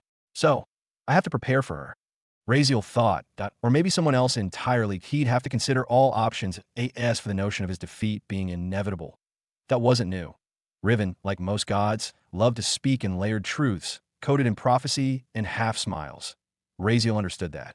You do what you do, and I'll do what I can, Razeal responded coldly. And no, my end is in my hands, not in anyone else's. All right, I understand. Everyone has their right to fight. And me? I never said I would stop you, did I? You must know me by now. I'm kind and benevolent. After all, Riven chuckled lightly. Razeal didn't respond. His irritation was growing. Don't be like that, Riven continued. I just wanted to chat with someone who's died over 9,000 times. Honestly, you're the most fascinating person I've ever met. Even I haven't seen anyone like you. Still, Raziel remained silent. Am I that annoying now? How about this? I'll ask one last question, then I'll shut up. I'm curious, why didn't you just give up the match happening in 7 days? I mean, you would lose, that's clear. You know it, I know it. Wouldn't it be easier to just forfeit? Walk away. You already got what you wanted. Why resist the inevitable humiliation and pain? Raziel went silent. The question hung in the air, or rather, in the corridor of his mind. Riven wasn't wrong. Raziel could surrendered. Let it go, walked away with his head low and dignity intact. He had the holy promise shielding him, then no one could touch him. But that wasn't the point. Something in his chest twisted at the thought. Not because of pride, not because of hatred, but something deeper. Something that made him feel like if he ran, if he gave up, he'd never be able to look at himself again. So. Finally, he answered. Some battles aren't fought for victory. Maybe sometimes you just fight to let the world know someone stood on the battlefield. Even if he lost, even if he was crushed, that he was there. Silence followed. Even Riven didn't say anything for a while. And as for the other stuff, Raziel's lips curled into a slight smile. Not one of joy, but of defiance. His voice was quiet, steady. I could still say the same for you. Preserver, isn't it inevitable for you too? You gave up that celestial body of yours, descended here, reincarnated into human skin. All because of one girl, no reincarnation of your wife. Right? His eyes didn't shift, fixed on the classroom ceiling like it held all the secrets of the universe. You're out here chasing a thread of fate that slipped your fingers once already. You, of all people, should know how fate works better than anyone else. Oh, why try again? Give up? The mental link fell in a momentary silence. Then wait, what? How do you know that? Know how far in the future have you gone? Riven's voice suddenly rang in his head, not with calm curiosity this time, but something close to genuine shock. That information isn't something you should know. Even other, Raziel smirked slightly, his eyes still fixed upward. Now we're even, I suppose. Mortal, since you know about her, you should also know what you're supposed to do, or do I need to remind you? Riven's voice had changed, no longer light and playful, but sharp, cold, and dripping with divine condescension. Like a god speaking to an insect. Raziel smiled faintly. So we've dropped the friend act already? That fast? He said quietly, no fear in his voice, only mockery. Already jumping to threats. His eyes narrowed. I haven't even done anything that I said nothing wrong. Did I listen to all your grand words, didn't I? You called my end inevitable, said I'd lose, mocked my plans, and I just sat here silently, smiled, even. He leaned slightly back in his chair. I just said the same thing about you, and now you're angry? Threatening me because I said something true. His lips curved into a mocking smirk. You know she's not yours. You know you'll never be together. That's the fate you refuse to accept. Oh, why get upset when someone else says it? He shrugged. Don't try to joke if you can't take them. I can warn you because I can threaten you because I could erase you without even lifting a finger if you were even close to strong enough. Do you think I would waste time threatening you? Riven's voice rumbled through the link, cold, absolute, and divine. Raziel stiffened. The mental space between them trembled. His soul felt like it had been grazed by the tip of a divine blade. But even then, he didn't back down. Not outwardly. Whatever you want, Raziel muttered. I have no interest in her. She's not in my plans. I'm not chasing her or trying to get involved in your sacred soap opera. His fist clenched tightly beneath the table, knuckles white. Not out of anger toward Riven, but toward himself. Yes, this powerlessness. This is what he hated most. Anyone could invade his thoughts, speak in his mind, threaten him, command him, silence him. And all he could do was sit there. Because he was weak, he was only alive right now, because it served their plans the greater good, the preservation of fate, the sacred balance, or whatever the gods called it. Riven wouldn't kill him yet. Not until his so-called sacred duty was fulfilled, but that didn't mean Raziel felt safe, that he couldn't trust gods. Not ever. They could change their minds. They could end him with a breath. And that was unacceptable. He needed strength. Real strength. He couldn't keep living like this, afraid to even speak in his own mind. Afraid that one wrong word might end him. That kind of existence wasn't living at all. Sigh. I shouldn't have let anger get the better of me. Riven's voice came again, softer this time, more grounded, almost regretful, especially not one like you. Someone with so much to carry for the balance. Apologies, I just lost control for a second. Maybe it was guilt, or maybe just divine pride masking itself in humility. Maybe talking about her, that girl, had stirred something in him, made him overly protective, overly sensitive. Maybe it was his arrogance that couldn't tolerate being spoken to as an equal by a mortal. Raziel didn't care either way. Just don't bother me, he said flatly. He didn't need apologies, especially not from gods. They said sorry like it was some holy chant, nothing but shallow words to protect their pride, not to admit fault. And with that, Riven was gone. The voice vanished. The pressure lifted. Silence. Finally, Raziel let out a breath, his body relaxing only slightly. Then system, he muttered, his voice low but firm. Tell me how to get stronger. Fast. Host, if you ask me, you're already progressing at a shocking rate. The system's voice chimed in. Yesterday, you were practically weaker than even an F rank. Today, you could wipe out hundreds of F rank monsters with ease. But if you want to improve faster, here's my advice: fight more, kill more, train like a madman, and above all, get more skills, especially offensive ones. Right now, if you face someone with long-range abilities, you'll be finished before you can even get close. Raziel didn't argue, he knew it already. And he knew what needed to be done to... IT wasn't about survival anymore. He wanted to win, and he'd tear apart anyone and anything that got in his way.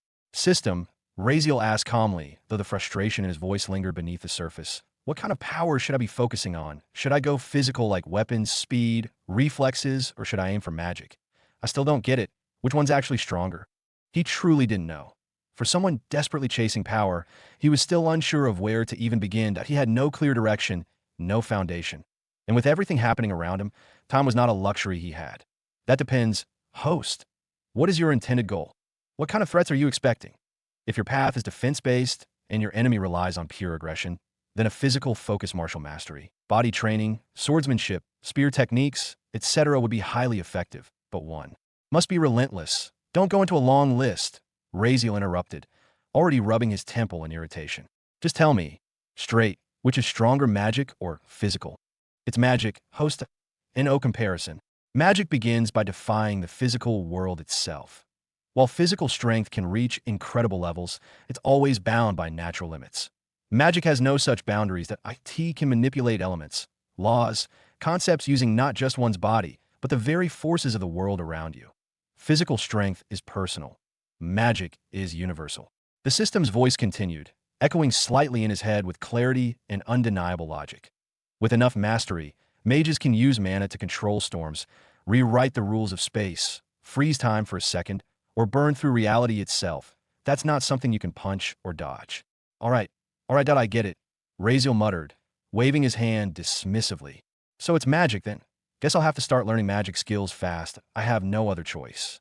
He was already thinking ahead, mentally rearranging his future plans that if power came from magic, then he'd chase that, relentlessly. System, how many elements are there in the Dark Faction? Host, I've mentioned this is restricted knowledge. I cannot. Just give me a number. Raziel sighed, rubbing his forehead. I won't ask again. There are many, but the main ones are 13. 13. Raziel rubbed his chin thoughtfully. That was more than he expected. Actually, it was a bit surprising. Shadow. Yeah, that was definitely one of the primary dark elements as far as he could guess. That he couldn't help but wonder what it actually did. That element had always intrigued him. Looks like he'd need to collect more monster cores if he wanted to find out. Increasing his mana would be vital too. Raziel sat there in silence for a few more seconds, deep in thought. Sigh. Let's not complicate things for now, he muttered. First, I need to take care of the more immediate problems: food, shelter, clothes. Those were real problems. He didn't have anything. And he knew absolutely no one in this empire was going to help him. Well, maybe there was one solution. That he remembered hearing that the academy provided dorms and even food for all the students. Perhaps he could take advantage of that at least for this week. Temporarily, but just to survive. Just as he was mentally mapping things out, a voice rang out loudly, slicing through the air like a blade. Professor Talia, I'd like to raise an objection. As you can see, the boy sitting in the back clearly isn't interested in listening to important matters like the rules, regulations, or how to earn contribution points. The voice continued, harsh and filled with contempt. I don't believe he deserves to be in this classroom. The royal classroom is a sacred space. He doesn't belong here. Also, I don't feel safe having someone like him in the same room. Please, remove him, and I strongly question whether he even passed the trials honestly. The voice, filled with hostility, rang across the silent classroom.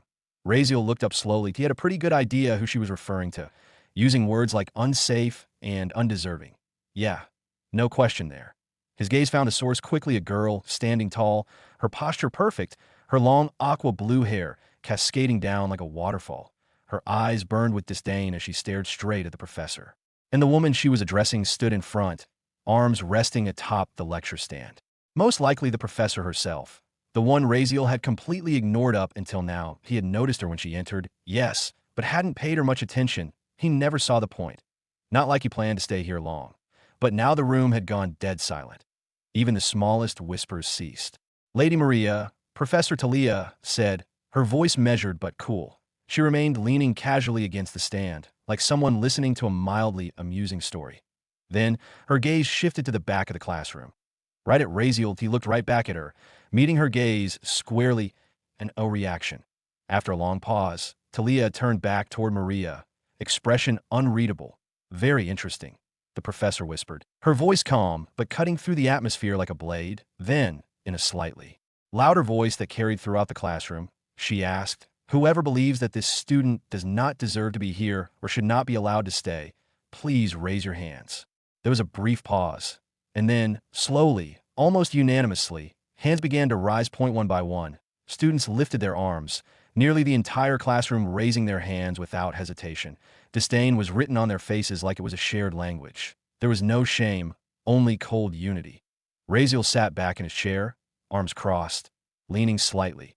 His expression was unreadable. He looked around slowly, eyes scanning the room, taking in every face without flinching. This wasn't unexpected at IT. Didn't even sting anymore. He scanned faces as the hands went up, Arion's, Silva's, and others. But then his gaze landed on three that remained still. Selena, Riven, Celestia, of all people. They hadn't raised their hands. That caught his attention. Was it boredom? Indifference? Or something deeper? Riven, he understood. That guy knew too much. But Celestia? Selena? He couldn't be sure. Maybe it was beneath them to engage in such petty groupthink. Maybe they simply didn't care enough to participate. Either way, it wasn't out of kindness. Professor Talia watched it all with practiced detachment. My, she said, voice laced with sarcasm. Seems like almost no one wants you here, Mr. Raziel.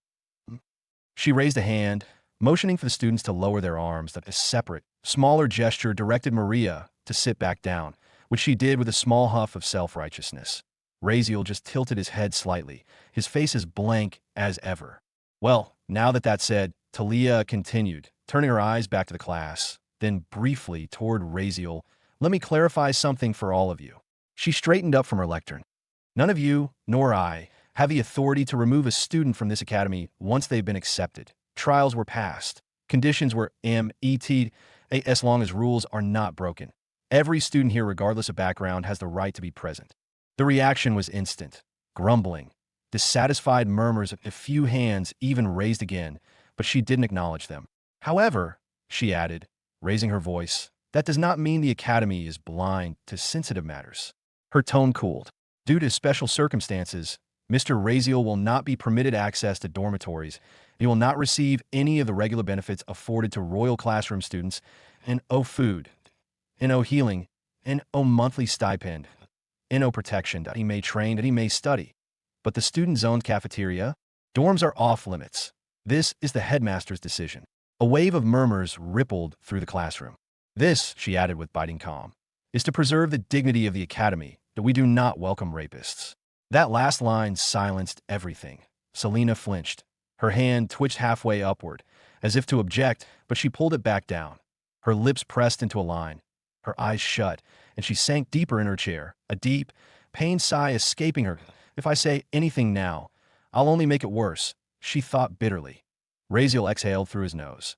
Well, there goes my half-expected food and shelter plan, he thought with a sardonic smirk. Rolling his eyes, Talia gave no further room for discussion. That's all. Apologies if the academy's current environment makes anyone uncomfortable, that we are, unfortunately, bound by our own rules. But don't worry, he won't be around long. 1 week. That's all.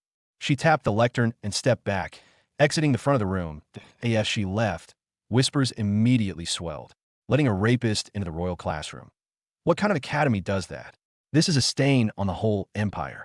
A disgrace. Raziel had enough. He stood abruptly, the scraping of his chair silencing the room again. Dozens of eyes narrowed as they turned toward him. Without a word, he walked to the front of the class. Calmly, slowly, smiling, he placed his hand on the lecture stand, leaning slightly forward, his eyes scanning the room. Some students flinched, others prepared to leave, but he lifted one hand, gesturing for them to stay. Wait, Raziel said, his voice calm, almost amused. Just give me a minute, that I want to say something. Host, what exactly are we doing here? The system's voice echoed his mind. Just a second, Villy, Raziel replied silently. I have something important to teach these fine people. He turned his attention back to the class, meeting their confused and hostile gazes. I see a lot of angry faces, he said, people dissatisfied with me being here, even hate me. And yet, none of you know anything about me. Even Selena, Arion, and Celestia leaned slightly forward, listening now. His gaze locked on the blue-haired girl Maria, the one who had started this. I'm not here to explain myself. I won't justify anything that I just want to offer all of you a little activity. Students looked at each other, puzzled. Take a sheet of paper, he said, and write down all your complaints, every reason you think I shouldn't be here, all your disgust, hate, all the rumors you've heard. A few murmurs rose in the crowd. Huh, where is this even going? Someone in the back whispered. Did he just lose it or something? I don't know. Another replied under his breath. Seems like he's trying to make us write down all the reasons we hate him. Write a complaint letter? And then what? What's he going to do with that? Frame it. Maybe he's trying to reflect on it. Understand us or something. Pleased that that's not going to change a DMN thing. Could be he just wants sympathy with this whole stunt. Typical pity play. The classroom murmurs built in hushed confusion as everyone tried to guess what Raziel was planning. But Raziel continued, voice unwavering. So after you've written down all your complaints, he said, pausing just long enough to let the silence grow tense, fold the paper neatly real tight. He paused, and the classroom waited. Then he said with a grin, and shove it straight up your ass. Silence. Dead silence. The entire room froze. Raziel stood there, smiling like a storm was blowing only through him. Raziel smiled coldly.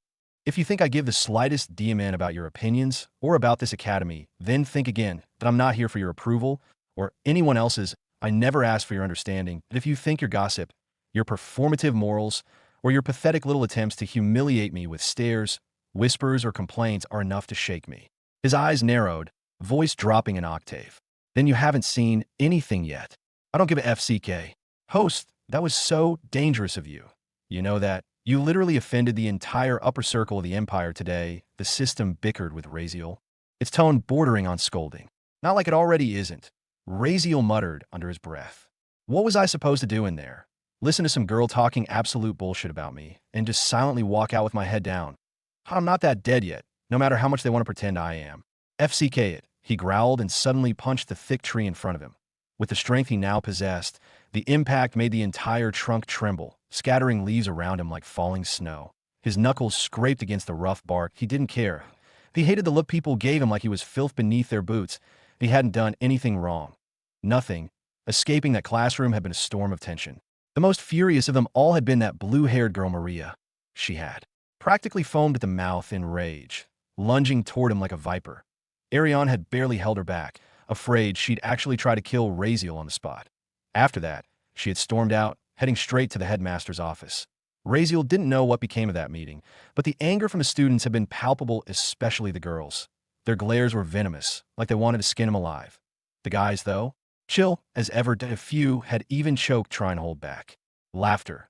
Now he stood in the academy's back garden, a dense thicket of trees separating the main campus from the lesser D grade gates. The wind was quiet. Nature, at least, didn't judge him. He talked about plans all the time, strategy, tactics, calculations. But if anyone hated making plans more than anyone else, it was him. Only the weak needed plans. The strong didn't worry about schemes. They just did. And he wasn't strong. And I thought you were unbothered by everything that happened in the classroom. Seems like you only show your real emotions in front of lifeless objects. The voice was sudden. A female one.com. Measured. Raziel whirled around in an instant, dagger flashing out from the hidden strap under his jacket. His senses had picked up nothing. Whoever this was had approached him stealthily enough to completely bypass his heightened hearing. That was no normal feat. His instinct screamed danger. Raziel's eyes darted to the figure approaching and froze. Celestia. His expression darkened. Not relief, not shock, not even surprise. His gaze turned ice cold. So you can't even recognize my voice, huh? Celestia asked softly, even little disappointed, standing just a few steps away. She looked calm, composed, her platinum eyes locked onto his with unreadable depth. What the FCK do you want? Raziel growled, tightening his grip on the dagger. Her gaze flickered down to his hand, lingering on the bloodied knuckles, the torn skin for where he'd struck the tree. Her expression didn't change. She simply stared, as if she had all the time in the world. Don't punch trees if all it's going to do is break your hand, she said coolly. her voice void of mockery, as if stating a simple truth. Say your business, Razeal muttered, raising the dagger slightly in front of him. This was completely out of the blue. Celestia, of all people, coming to meet him alone. Her intentions were a mystery, and Razeal didn't like mysteries. Calm down, she said, taking another step forward. I'm not here to harm you. And even if I were, do you actually think you could stop me? Before he could react, the dagger in his hand vanished. Literally disappeared. Razeal looked down, stunned. 1 second it was there. The next, gone. Just air. He blinked and narrowed his eyes. He said nothing. His body was still, motionless, like a man who had finally hit the bottom. He was standing at the lowest point of his life, and yet, strangely, he didn't panic. There was no desperation clawing in his chest, no wild urge to scream or beg. Just an empty kind of silence, a numbness that dulled even the sharpest of thoughts, and not like that dagger in his hand was going to protect him from anything real anyway. What was it ever going to do anyway? Protect him? Change his fate? Of course not. He slowly lowered his hand, fingers loosening as the tension melted from his arm, though not his chest, his gaze fixed on her Celestia. And now that he looked closer, he realized something he hadn't noticed before. She had grown. Her face had matured. Her features had hardened with time, refined with a grace only the highborn possessed, but behind her eyes, something else, something unspoken. The last time he'd seen that face was on what he remembered as his judgment day. The day she looked him dead in the eyes and declared him a liar before the entire court. The day the world condemned him. Razeal quickly shook off the images invading his mind, like rotting vines creeping in, worthless memories. Can we be fast? He said suddenly, his voice sharp with sarcasm as he gave a dramatic, shallow bow. Whatever her Imperial Highness desires from this lowly, filthy rapist. Celestia's eyes narrowed sharply, lips twitching at the word. A dangerous glint crossed her gaze, but she held back whatever insult she might have had. Instead, she let out a long, slow sigh. So you are mad about that, she said softly. And here I thought maybe you had forgotten, that perhaps it was some kind of memory loss.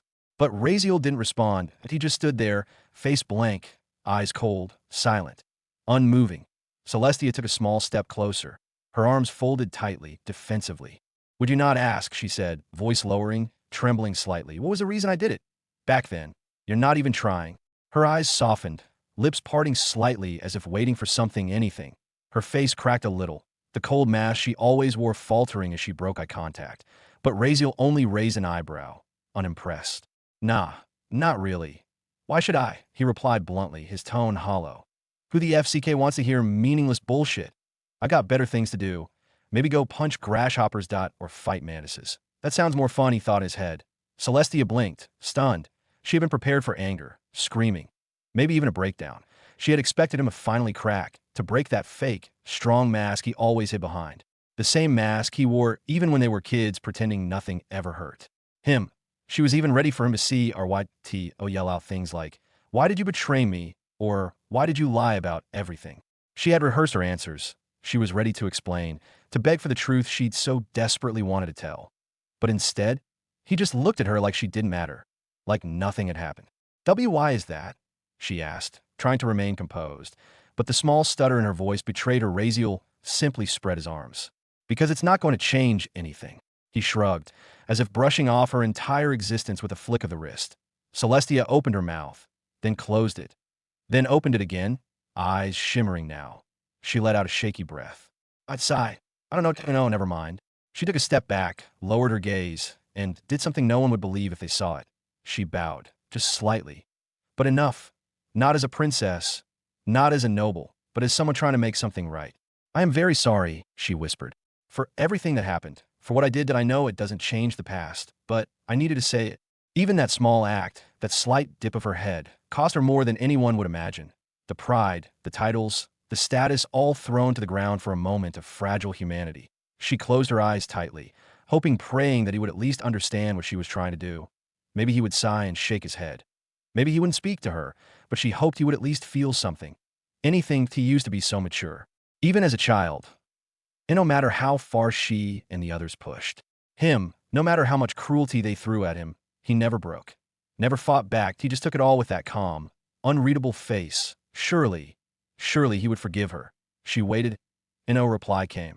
She blinked, her heart beginning to race. It should have come by now, some word, a grunt, a sigh, anything.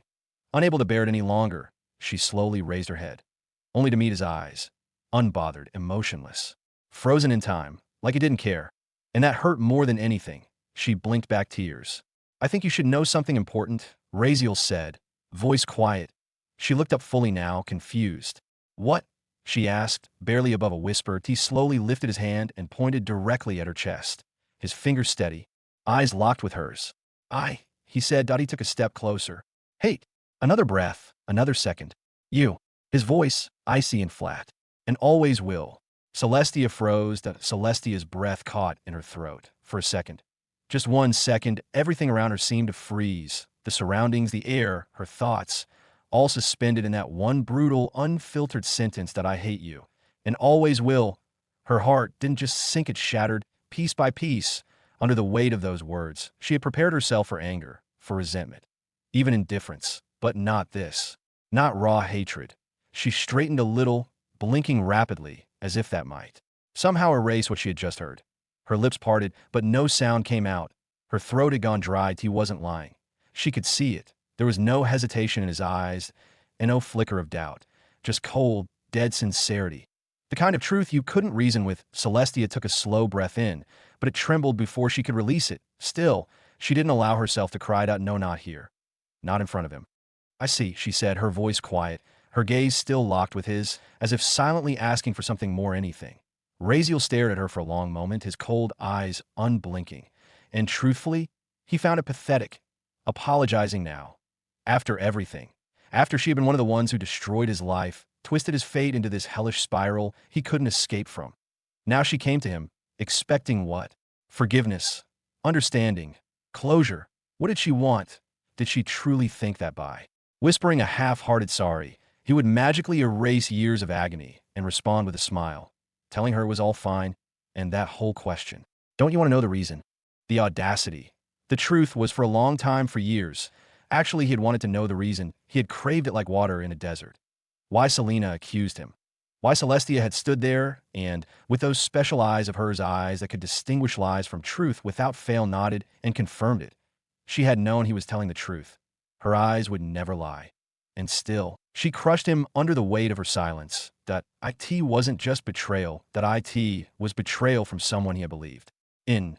From childhood, from the very moment he was born into this world, Razeal had known these people would one day become his enemies. That it was written in the novel, preordained by the plotline. They were the protagonists of the story, the chosen ones, and he was fated to be the villain. But he had tried to escape that fate, obviously powerless from the start. He knew he had nothing to offer.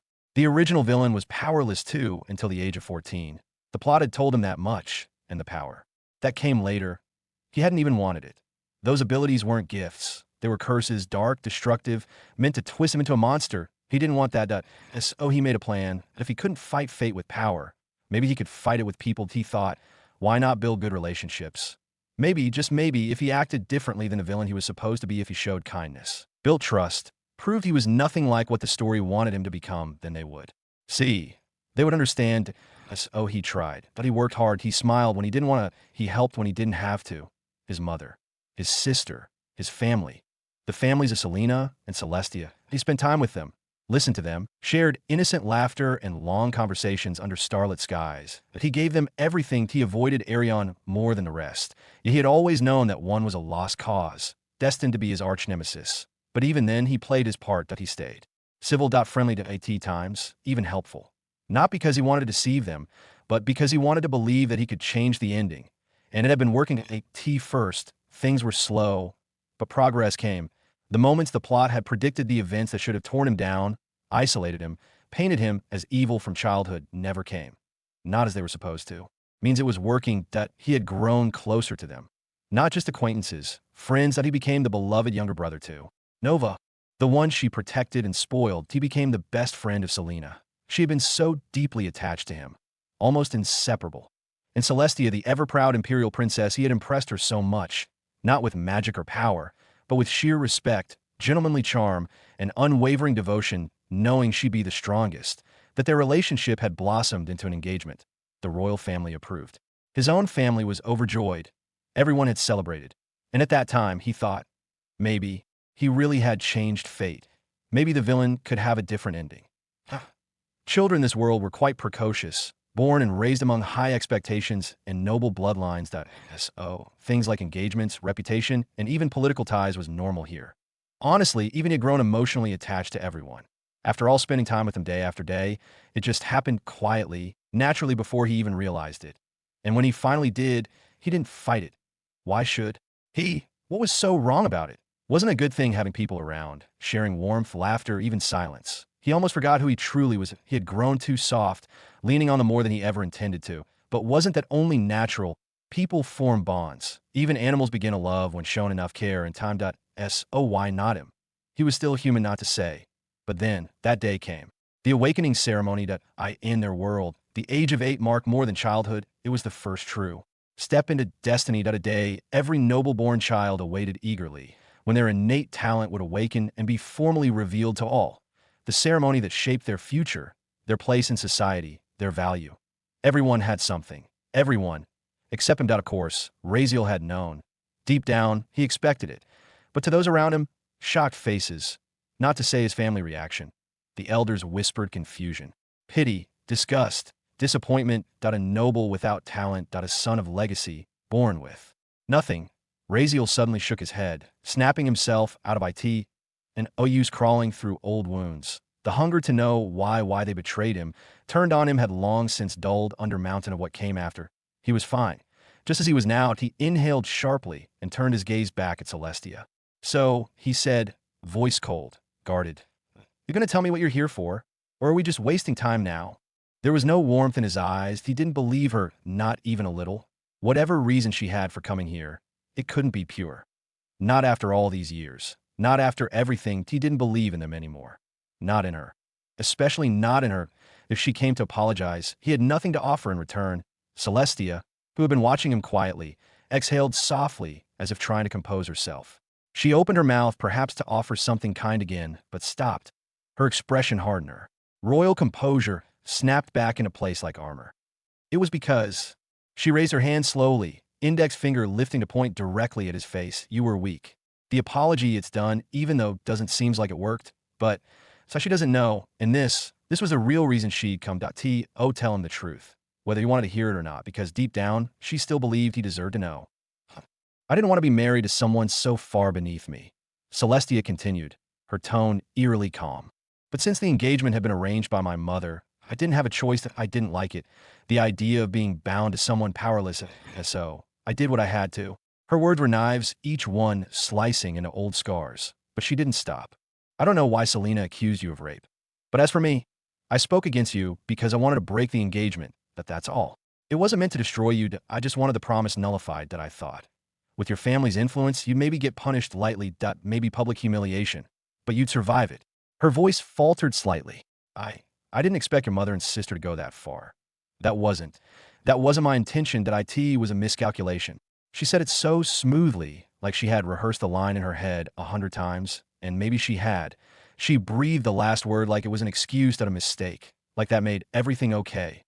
All at once, her entire justification tumbled out of her, like she'd been holding it back for years. Her shoulders sagged a little. "I never hated you, Raze. You were close to me, if not as a husband, at least as a friend. I didn't want to go that far, I swear. Afterward, I planned to fix things. Somehow, yeah. Apologize properly. I didn't think you'd vanish completely. I tried looking for you with the help of the Imperial family for years, but nothing. Eventually, I thought you were dead, and that you'd never know the truth." She looked at him then, her eyes searching. "I didn't want you to think I betrayed you. I thought I'd never get to explain myself, that you'd always believe I betrayed you. But I didn't. Not in the way you think. That I just didn't want a weak man beside me. Not when I'm meant to be Empress one day. You know how this world works, Razeal? If the Empress has a weak husband, she has a weakness, and just imagine even you would be in danger, right?" She explained. A deep, almost deafening silence followed. The wind rustled the leaves behind him, but Razeal stood still. "Host," the system's voice whispered in his mind, uncertain. "Careful." Razeal didn't reply. His thoughts didn't race, they stalled. The millions of reasons he had imagined over the years. Maybe she was threatened. Maybe she was blackmailed. Maybe mind control. Maybe it wasn't her choice. All of them shattered. One by one, like glass underfoot. IT was none of those things that IT was. Just That, just because she didn't want to marry someone weak, his throat tightened. Just because of that, he whispered, the words barely escaping his lips. You said all that, just because you didn't want to marry me? She nodded slowly, her gaze unflinching. She tried to speak again, noticing how distant his eyes looked. I was only 10 back then. Razeal, she said.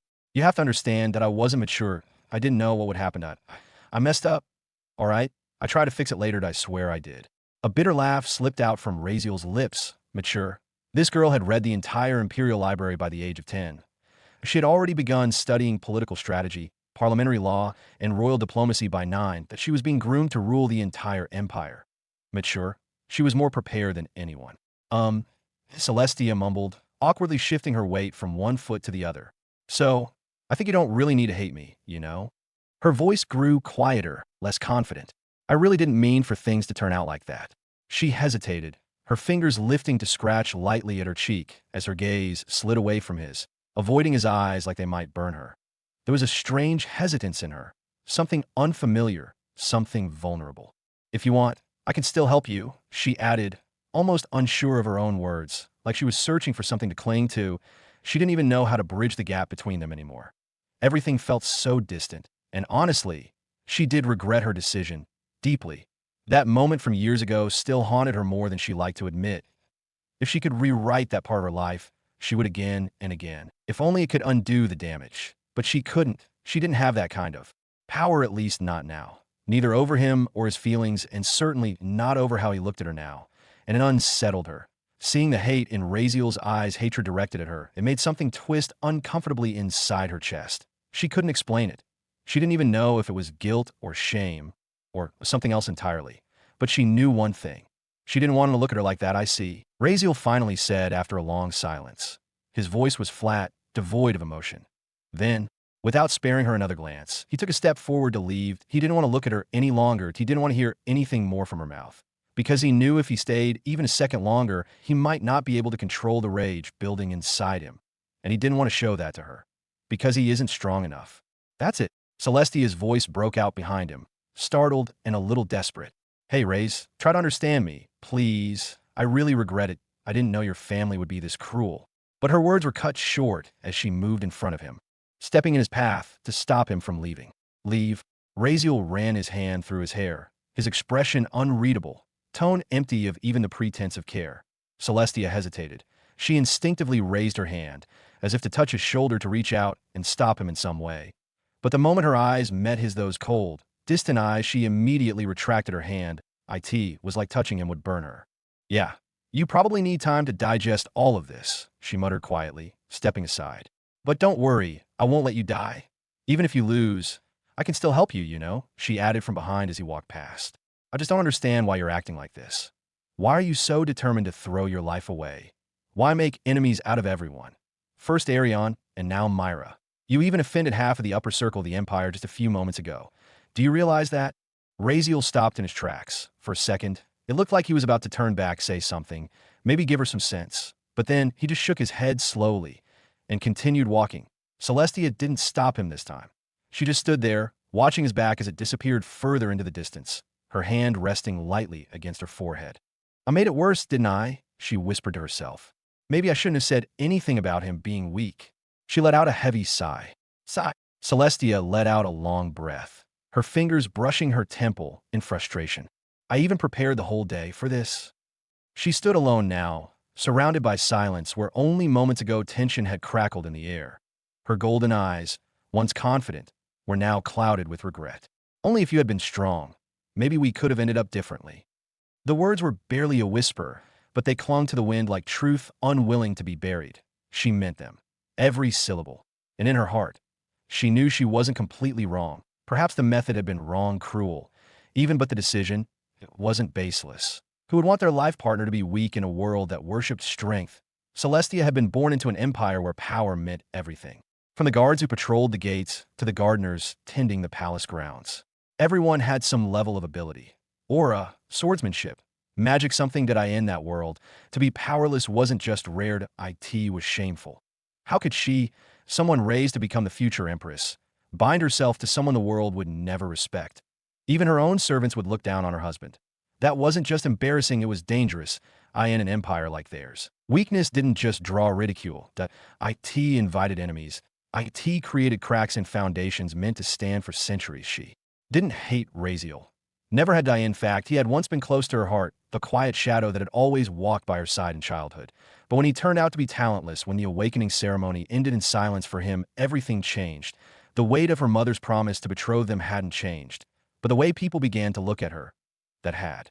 She knew if her mother, the Empress herself, had known Razeal would be talentless, she never would have named him her fiancé. That kind of decision, made in ignorance, was irreversible once spoken aloud. The words of the Empress were law. They couldn't simply be taken back, unless something discredited them.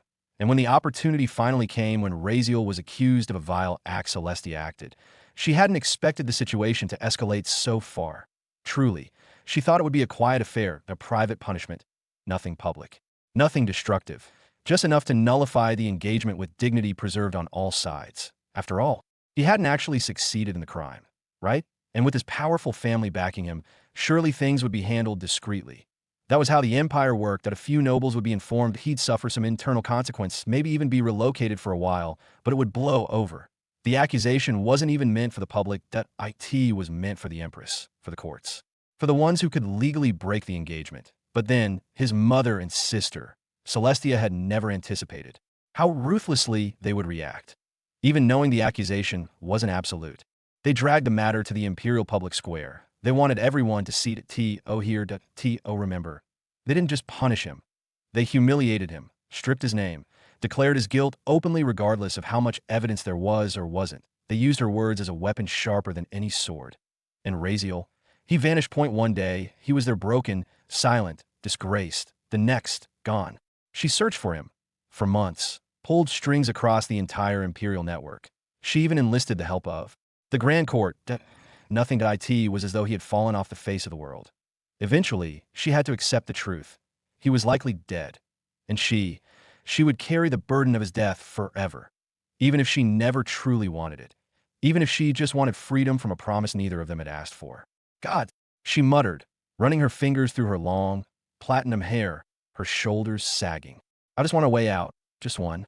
But the Empire didn't believe in simple exits. Everything had a price. Maybe I should have kept quiet, she said aloud. Maybe I should have endured the shame that I mean. Would that really have been worse? With one final breath, Celestia looked up at the sky, gray dot still, and light broke through fitting. Forgive me, Razeal. Even if I don't deserve it, she whispered. Then, without another word, she vanished into thin air, leaving behind only silence and the echo of a decision that could never be undone. Host, are you all right?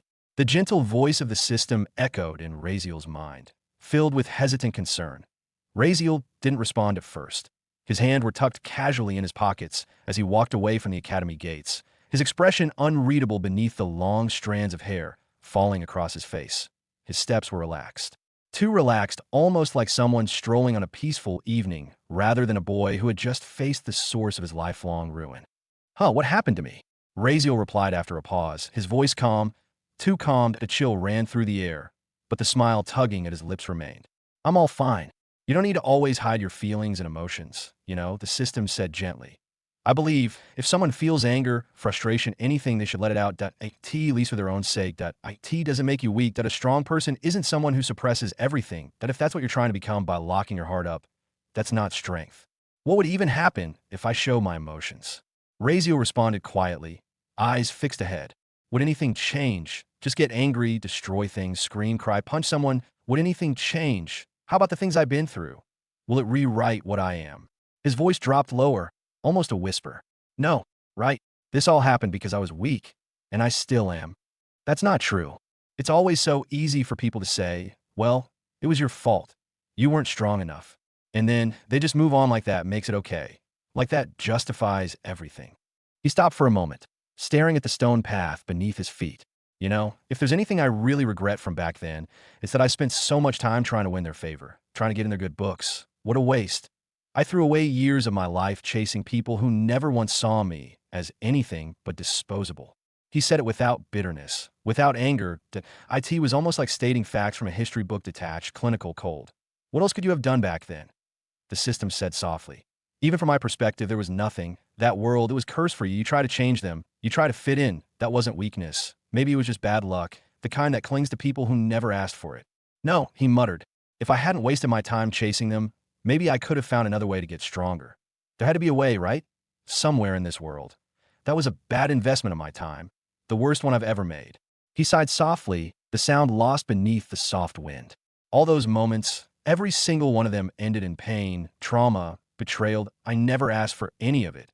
Never imagined I would live through it. He paused, taking a long breath, eyes fixated on the path ahead. That was the real mistake. That was impossible, host, as I said. This isn't our world.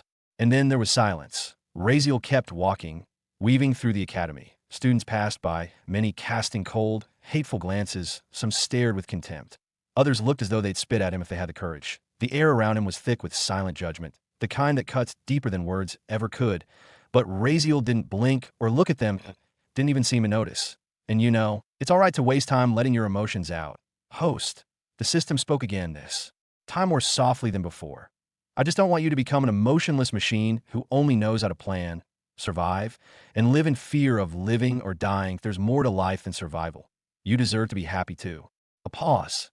You didn't do anything wrong. I just don't want you to lose yourself in all this hate that you never asked for. Razeal blinked slowly. The words echoed inside his head quietly. Deserve to be happy. He didn't answer right away. He just kept walking, eyes watching the gray sky above. The clouds hung low, thick and moody, like they were trying to hold back a storm. Time passed. Then, in a voice that lacked confidence, as though he wasn't even sure if he wanted to know the answer, he asked, "Do I really?" Of course, the system replied immediately. "And I promise you, host, we will be happy, and no matter what happens, even if your childhood was stolen and shattered. I won't let your adulthood be the same. Just hold on to me, that we'll make it through. Together." For the first time in what felt like forever, a faint smile appeared on Razeal's face that IT was hidden beneath his long bangs, subtle and barely there, but real as a whisper of hope in a storm that had lasted far too long. He looked up, the gray clouds swirling above. "I really hope so," he said. And with that, he kept walking, the weight on his back still heavy, but maybe, just maybe, not as crushing as before. After an hour or so, the clouds above hung heavy and gray, casting long, brooding shadows over the cobblestone streets. The world around bustled with the usual evening crowd, merchants closing shop and nobles riding by without a care. Yet in the midst of it all, a lone figure moved quietly, melting into the scenery like a ghost. "So what are we doing here now, host?" the system asked curiously, its voice floating calmly in Razeal's mind. "We are robbing today," Razeal replied nonchalantly. Without breaking his stride, he reached out with lightning-fast reflexes and snatched a ghost mask from a nearby stall. Shopkeeper didn't even notice. The streets were moderately crowded, the chatter of people blending with the clatter of carts and distant laughter, but no one noticed him but a long black robe already clung to his frame, hiding every feature of his body beneath its folds. He had lifted the robe from a vendor far behind just minutes ago, utilizing the full extent of his shadow step ability, the skill that erased the sound of his footsteps, and it's coming to good use for him. With a swift motion, Razeal slid the ghost mask over his face. It was a smooth, matte black mask, expressionless, eerie in its simplicity, hiding his identity entirely. Only his deep, pitch-black eyes peered out from the slits, cold and unreadable.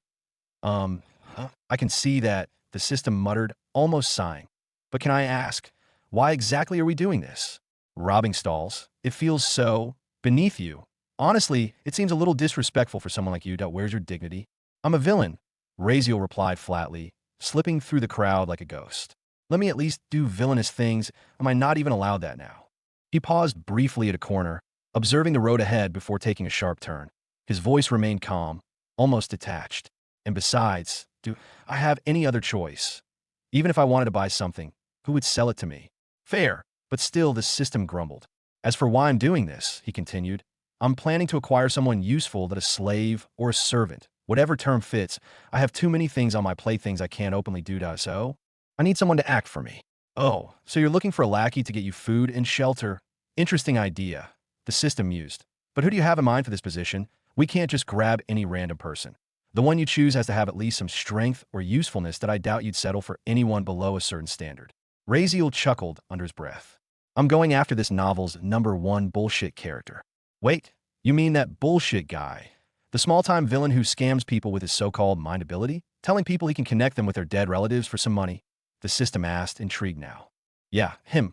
Raziel replied coolly. After all, a villain is only as good as his subordinates. And I, as a supreme villain, deserve to have a few minor villains serving under me. Don't you think? He continued walking silently, but purposefully, each step bringing him closer to his destination. But how do you plan to make him submit? The system asked, doubtful. That guy's clever as hell. He's got the whole slum district wrapped around his finger, just with illusions, tricks, and manipulation. And he's not the type to kneel to anyone. He respects strength, which, no offense, host, you currently lack. None taken, Raziel muttered, pulling the mask tighter over his face. Then he turned a corner. But you're wrong about one thing, system. Intelligent people, they're the easiest to trap. He turned his masked face toward the sky briefly, letting the light drizzle, soak his hood before continuing. It's hard to manipulate stupid people with weak strength. They're unpredictable. But the intelligent, they could be led by someone weaker. As long as they're clever enough, strength can be ignored. Psychological warfare. Now that's villain material. The system chuckled, amused by Raziel's logic. Their banter continued, light but layered with meaning, as Raziel explained more of his plan. His tone remained emotionless but calculated, every word measured. Minutes passed, the cityscape around them changing. The structures grew tighter, the streets a little narrower, and the air was filled with strange incense and whispered rumors. The territory of lesser criminals here. Morality was a distant echo. Here we are, Raziel finally muttered, stopping in front of a modest, rundown shop wedged tightly between two larger buildings. A thin alleyway snaked past one side, just enough space for a single person to slip through. The shop's faded sign swung slightly with the breeze. One side hanging lower where the rusted chain had given up, chipped paint, water stains, and years of dust marred the front, while the faint smell of cheap perfume lingered in the air like something desperately trying to hide. Rut, and he glanced up. The shop sign read, Lil Joy shopped. A low, humorless chuckle escaped him. What joy? A closed sign hung crookedly on the door, fitting. So, are we just knocking on the front door now? The system asked, curiosity laced with sarcasm. Of course not. Raziel replied smoothly, already slipping into the narrow alleyway beside the shop. But he moved like a whisper, his long black robe trailing behind him, blending into the shadows with unnatural ease. He took his time, climbing up the backside of the shop. His body remained close to the building, movements sharp and practiced. Within minutes, he reached a small, unlocked window that a gentle push that IT creaked. No, it should have creaked, but there was nothing, not even the softest whisper of friction. Raziel stepped inside without a sound, his boots touching down with absolute silence. His robe flowed with him like an extension of his body, and the dark ghost mask on his face concealed everything except for his eyes, piercing and unreadable. He checked his disguise. Mask secure. Robe in place. Every inch of him was concealed. Good, he let his eyes sweep the dim room, that a simple bedroom. Nothing extravagant, though. Books were stacked unevenly across shelves and tables that a small chessboard sat on a nearby table with a single chair pulled out. The pieces were mid-game, as if someone had left and thought that he paused. Closing his eyes, Raziel let the world fade. His ears, attuned far beyond normal perception, picked up the faintest currents of air, the way silent drafts shifted as they passed through cracks or brushed against furniture. Each variation painted a map in his mind. 4 rooms on this floor. The one he stood in now, a bedroom. Tio is right. A study. Farther, 2 rooms that felt denser, like storerooms, stuffed with so many objects that even air had trouble moving. He focused again. And there he was, the man he came for. Raziel said nothing. He simply walked to the side table, picked up the chair by the chessboard, and lifted it into the air. Again, no sound. Not even the soft scrape of wood against floored. If the chair itself obeyed his silence. This ability's broken, he mused inwardly. His shadow step didn't just silence his own movements, it seemed to dampen anything he interacted with. Objects, surfaces, even air. Without hesitation, he moved to the adjoining study room. The door was already open. How convenient. Not that it would have mattered. He entered. Inside, a man stood by the window, back turned. Dressed in a dull gray suit and matching fedora, he looked completely absorbed in whatever was outside. He was holding something soft in his hands, a pillow. What he was doing with it was unclear, but his mind was clearly elsewhere. Raziel tilted his head, careless. Raziel stood still and watched him for a beat. Then, without a word, he moved and he placed the chair down directly behind the man, perfectly angled at a boss's entrance. Silent, calculated. Raziel measured the distance with his eyes 3 steps away. Good visibility, point one way out. Perfect, and still, the man didn't notice a thing. Raziel Saturday, one leg crossed over the other, fingers laced, together casually on his lap. The black robe pulled around his feet, shadows gathering like loyal servants. The mask blank, ghostly faced forward, he didn't speak yet. The moment had a set. Let the tension build. Oh, how long are you going to stand there? I'm getting bored now, Raziel said, his tone cool but laced with theatrical arrogance. Like a villain playing up the role, he sat with one leg crossed over the other, leaning back comfortably into the chair, as if this was his own personal lair. Who? The man in the gray suit flinched, startled. He had been completely unaware of Raziel's presence behind him until that very moment. Instinctively, he spun around with impressive speed, the pillow he had been holding now gripped like a sword, pointed toward the source of the voice. Hey, calm down. Raziel lifted one hand a little, still lounging in the chair with a relaxed posture. The low growl of thunder followed by a sudden flash of lightning outside lit the room in a flicker of white, and for a moment, the man saw the eerie silhouette more clearly. The black robe draped over Raziel shimmered faintly in the lightning, the ghost mask reflecting a pale glint. The mask itself revealed nothing, not a sliver of skin, not an ounce of expression, just two dark, soulless eyes staring back. The flickering light exaggerated the shadows, giving Raziel an almost supernatural aura. Lucky him. The man blinked rapidly, his mind calculating everything in a heartbeat. That chair. That was his chair. The man had placed it in his bedroom himself hours ago, and he hadn't heard a thing, no footsteps, no creaking wood, not even the sound of the chair being put down on floor. Nothing. The silence had been absolute. More disturbingly, he couldn't sense any mana or aura from the cloaked stranger.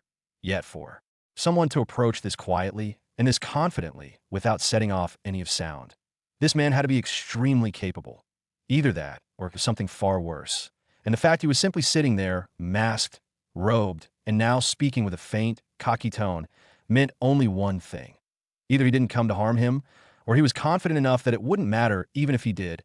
Adjusting the square black glasses on his nose, the man in the gray suit slowly relaxed his grip on the pillow and gently placed it back down on the small desk near the window.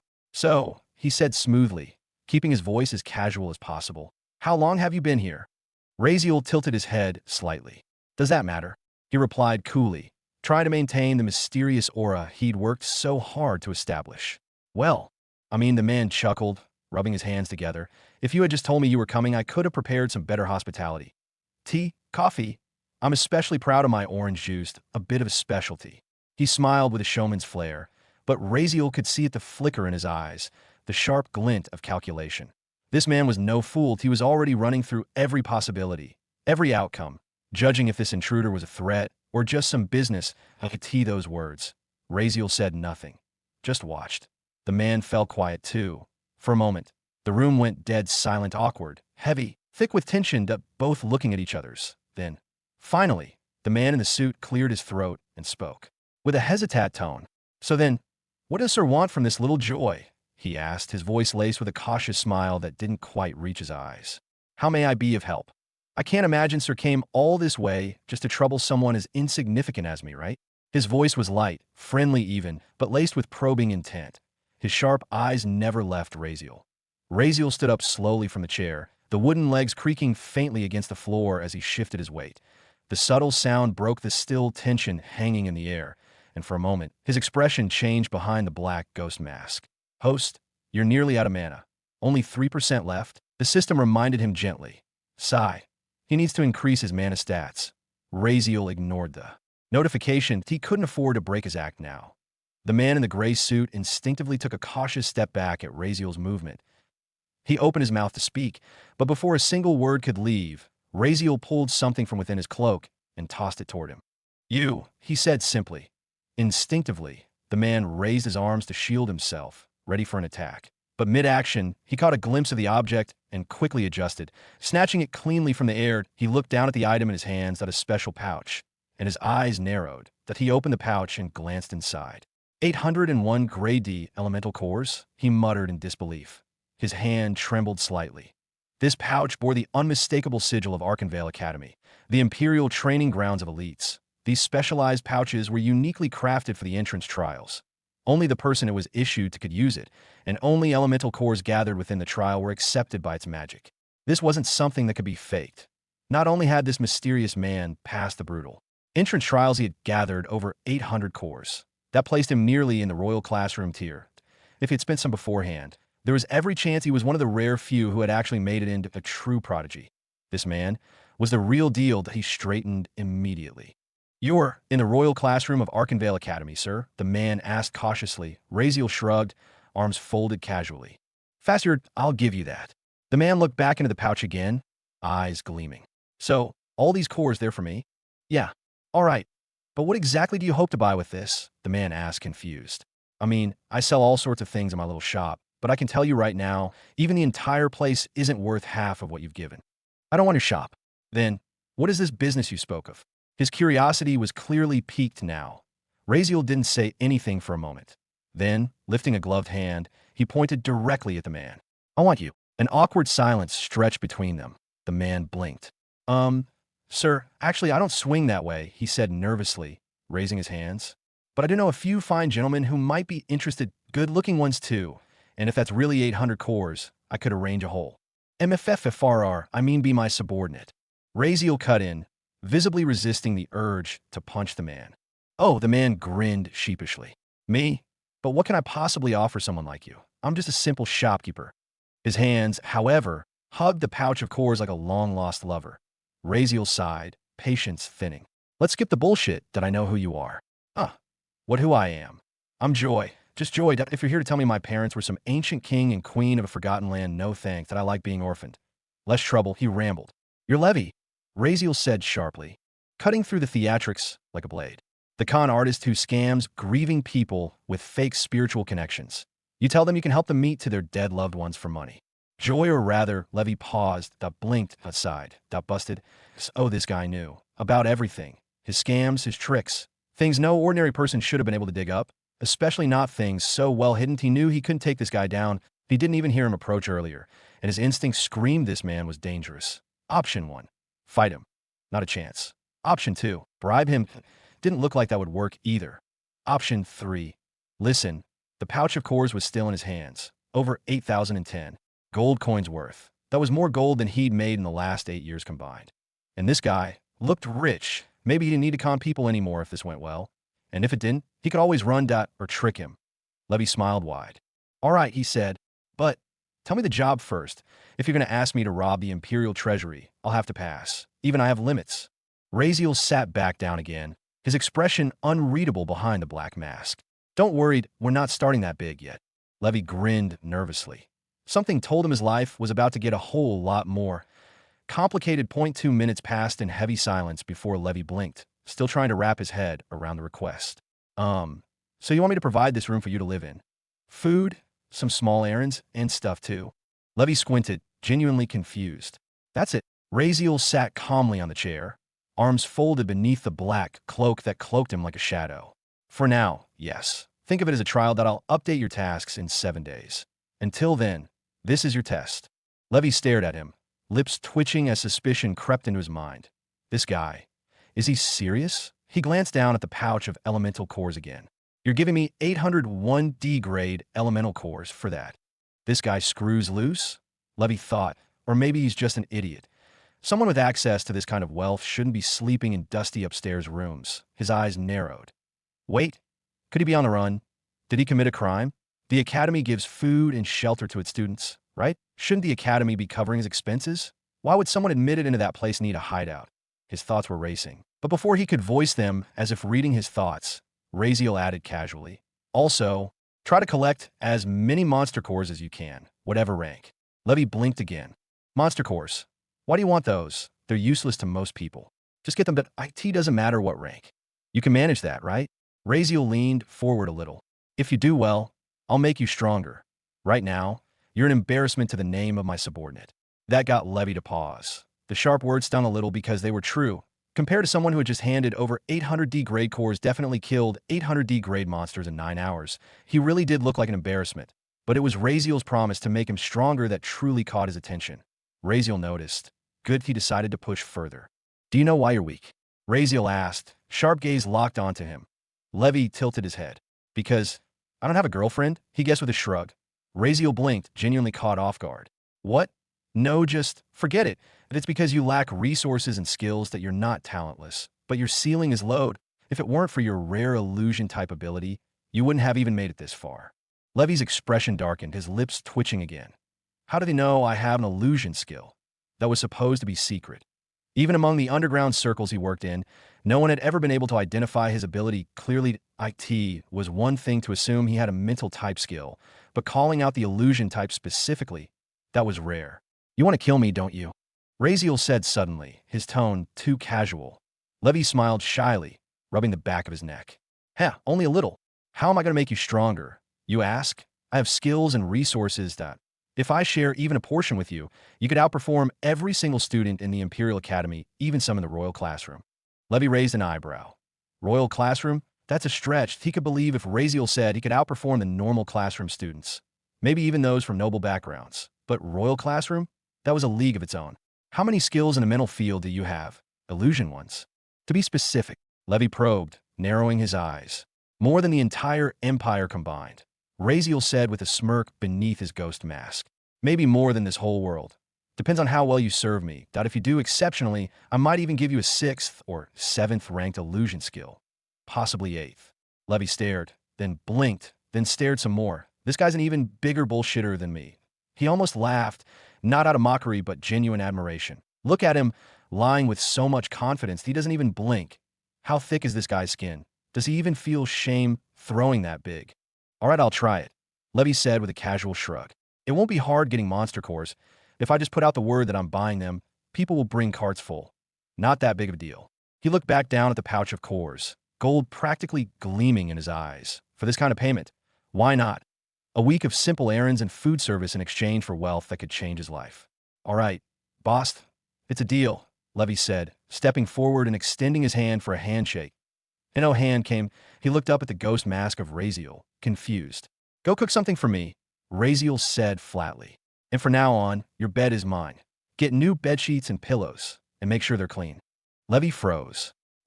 He began, but stopped. Right, this guy just paid me more than my shop's worth 20 times over. Let him have the bed, he sighed, lowered his hand, and turned toward the stairs. Find out I'll make something, but I'm terrible at cooking. You better have a strong stomach. Razeal didn't reply. He just sat back in the chair, folding his arms. Outside, thunder rumbled softly again. The rain hadn't fallen yet, but the skies stayed heavy. Inside the Lil Joy shop, a new and unlikely partnership had just begun between a ghost-masked mystery and the Empire's most absurd con man. IT was bound to be entertaining. All right, system, it's time we start building our training plan. Razeal muttered, his eyes fixed on the cloudy horizon through the window. Calculate all the female figures who can be combat-ready 7 days from now. We're not going to lose that day, no matter what. He paused for a second. And even if I can't beat them completely, I'm not letting any of them walk D or wide out untouched. T, the very least, they'll know I was there. After 10 minutes, Razeal flopped onto the bed with freshly laid sheets and newly fluffed pillows, sinking into the softness as though he had discovered the very gates of heaven. For a moment, he lay still, arms stretched wide, eyes closed, the faintest smile curling at the edges of his lips. A wave of emotion hit him, so hard he almost teared up. How many years had it been since he last slept in a real bed? Since he last had a roof over his head that wasn't made of stone or broken tiles? A meal that wasn't dry bread or apple? Just minutes ago, he'd eaten a hot, home-cooked meal IT had nearly brought him to tears. Food that wasn't out of a jungle. Food with flavor. Warmth, soul. For a moment, it made him forget the hatred and humiliation life had thrown at him. But he couldn't stay in that bliss for long. Snapping out of his trance, he sat up abruptly. His black hair fell slightly over his face as he glanced around the small room. This wasn't the time for rest. All right, system, he muttered, now composed.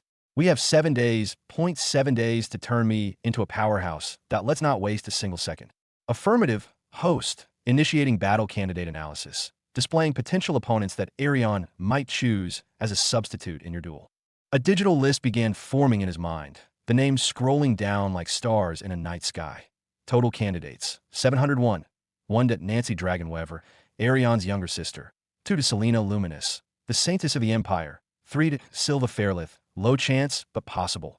4 to Nova Virulent, elder sister, minimal chance. 5 to Duchess of Dragonweaver, 0.00001% probability. 6 Celestia Gwen Valentine, ex-fiancée, almost non-existent probability 7, eldest daughter of Knight Commander Varen. The list continued, cascading down into the hundreds.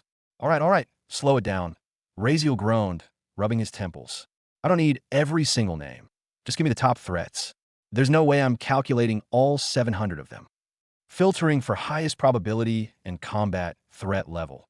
His mind focused in as he crossed his arms, thinking carefully. So, most likely candidates. Definitely from the Duke families that if they really want to protect their pride after Arion's loss, they won't just send anyone, that they'll send their best. His lips twitched. If they send the Duchess herself, just throw me in a coffin now, that I can't beat that, even with 7 heads and 3 legs. He was joking, but the underlying seriousness of his words settled in the air like a heavy fog. Probability highest. Nancy Dragonweaver, 62%. Nancy, huh? Arion's little sister, Razeal whispered, his eyes narrowing. Only 1 year younger, but already a boss monster. Razeal tried to remember what her level was at this point in the plot. She wasn't just a girl with noble blood. Nancy had inherited the rarest of blessings and highest bloodline of a royal ice dragon. The Dragonweaver family was unique among the noble houses, holding not just 1, but 2 ancient royal dragon bloodlines, fire and ice. The fire lineage ran through Arion. The ice, through Nancy in this generation, that he shuddered slightly. She's a dragon bloodline user with innate high affinity for ice, high-level elemental control. Not just spells, but physical strength, reflexes, and resilience, all beyond human standard. Her swordsmanship, almost at swordmaster level. Not quite there, but close. And her magic rank, confirmed. 5th rank combat, mage, B class. Razeal's lips twitched. Great, that means I'm getting FK'd. Compared to his current level, Mantis Killer, he was barely surviving against E-rank monsters. And this girl was probably training on B+, or even A-rank foes. Plus, she had inherited buffs from her bloodline, possibly resistance to elements, increased perception, or worse, a form of berserk mode when enraged.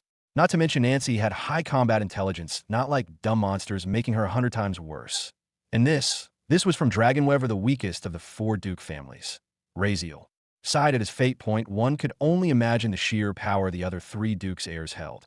And this wasn't even going into all the dragon bloodline buffs. There were dozens of passive traits that could kick in mid-battle strength multipliers, enhanced healing, magical resistance. Just what kind of monsters are hidden in the other families? His mind drifted to the second most likely candidate, Selena Luminous. The Saintess, estimated probability of being chosen, 29%. The system added, highlighting the possibility like a red warning, that if the Dragonweaver family thought Nancy was too weak, or if they just wanted to make an overwhelming statement, they might bring out their nuke instead of a bomb.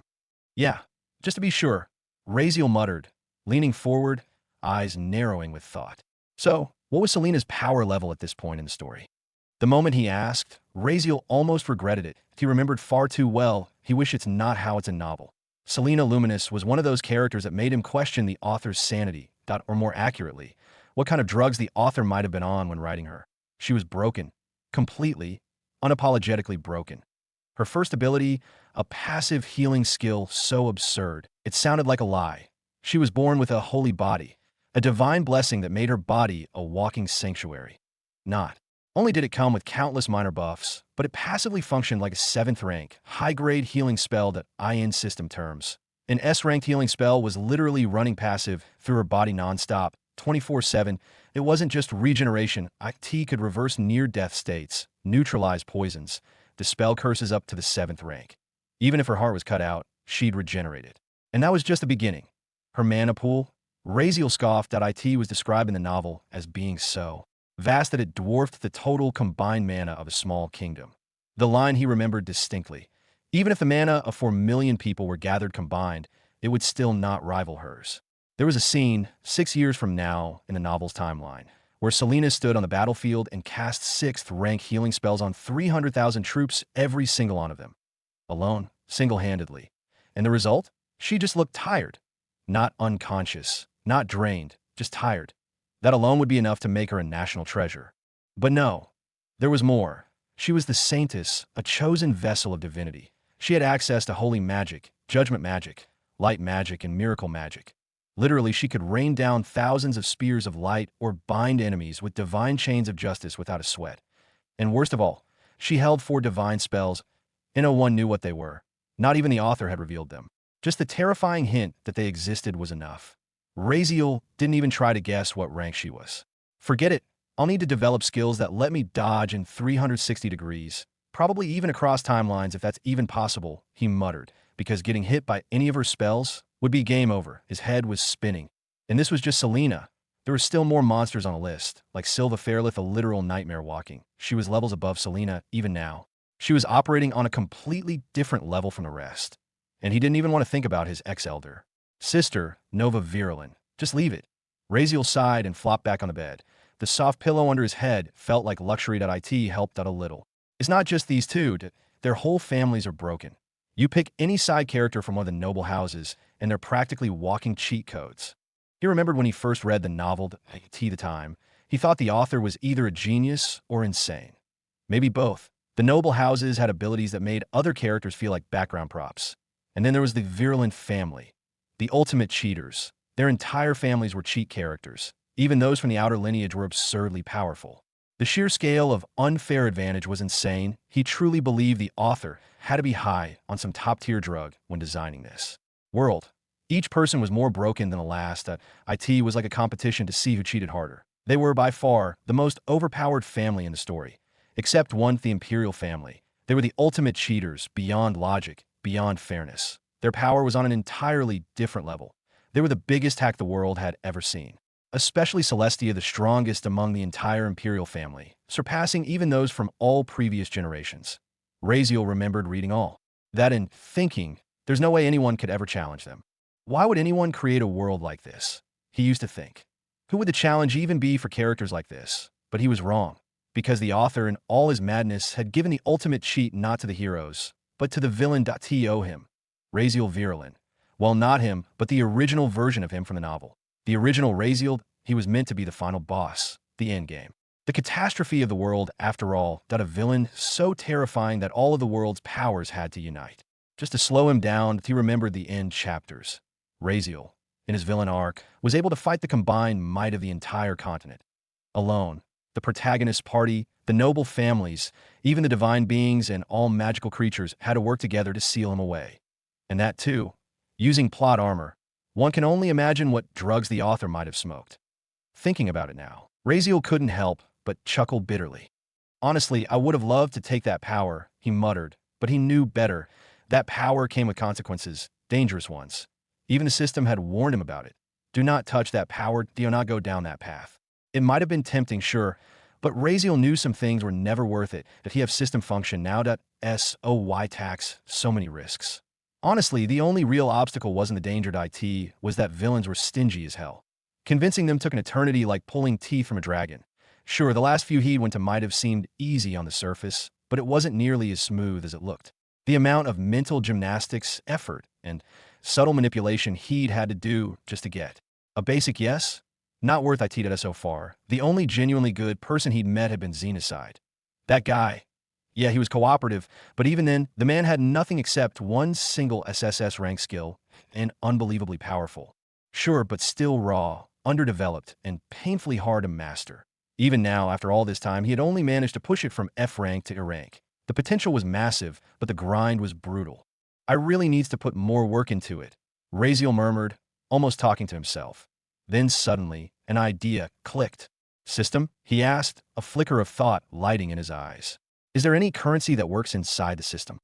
If there was, then there had to be some way to leverage it, right? There is no fixed currency in system space, the system replied promptly. And honestly, host, I don't think any villain even at A rank would sell out just for money, especially considering you don't even glance at anyone below the SSS rank space villains. Right. Of course. Raziel leaned back, chewing over the information. Oh, not currency then, he muttered thoughtfully. What about trading?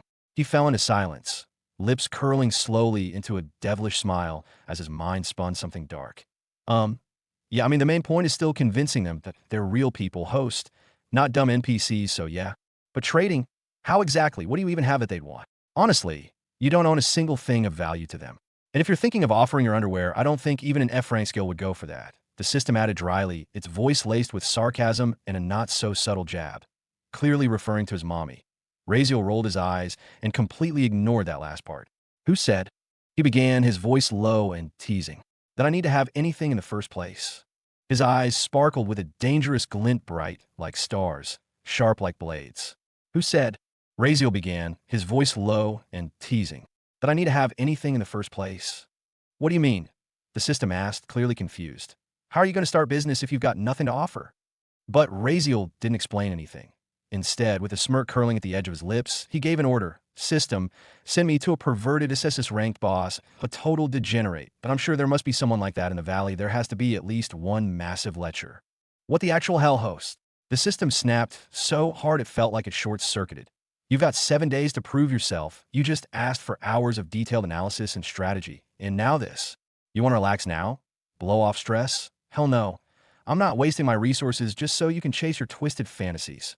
The system was fuming that IT already imagined what sort of disturbing, idiotic route Raziel was heading down, and it didn't like the image one bit. Take this as my last warning, host, that if you keep pulling crap like this, I'll lock every female villain across all ranks from the Valley of Villains, that I'll delete the entire female section if I have to. Females? Who the hell said I want females? Raziel blinked. I want you to send me to the most perverted, horny, degenerate bastard, and specifically a male. Copyright _ The system froze. Yeah, Raziel said flatly. Just do your job. Stop roasting me and wasting my time. I know what I'm doing. I didn't know you were into that stuff. But hey, if it's a dude, I doubt you'll enjoy anything anyway. Just don't get distracted, all right? The system was clearly judging him harder than ever before.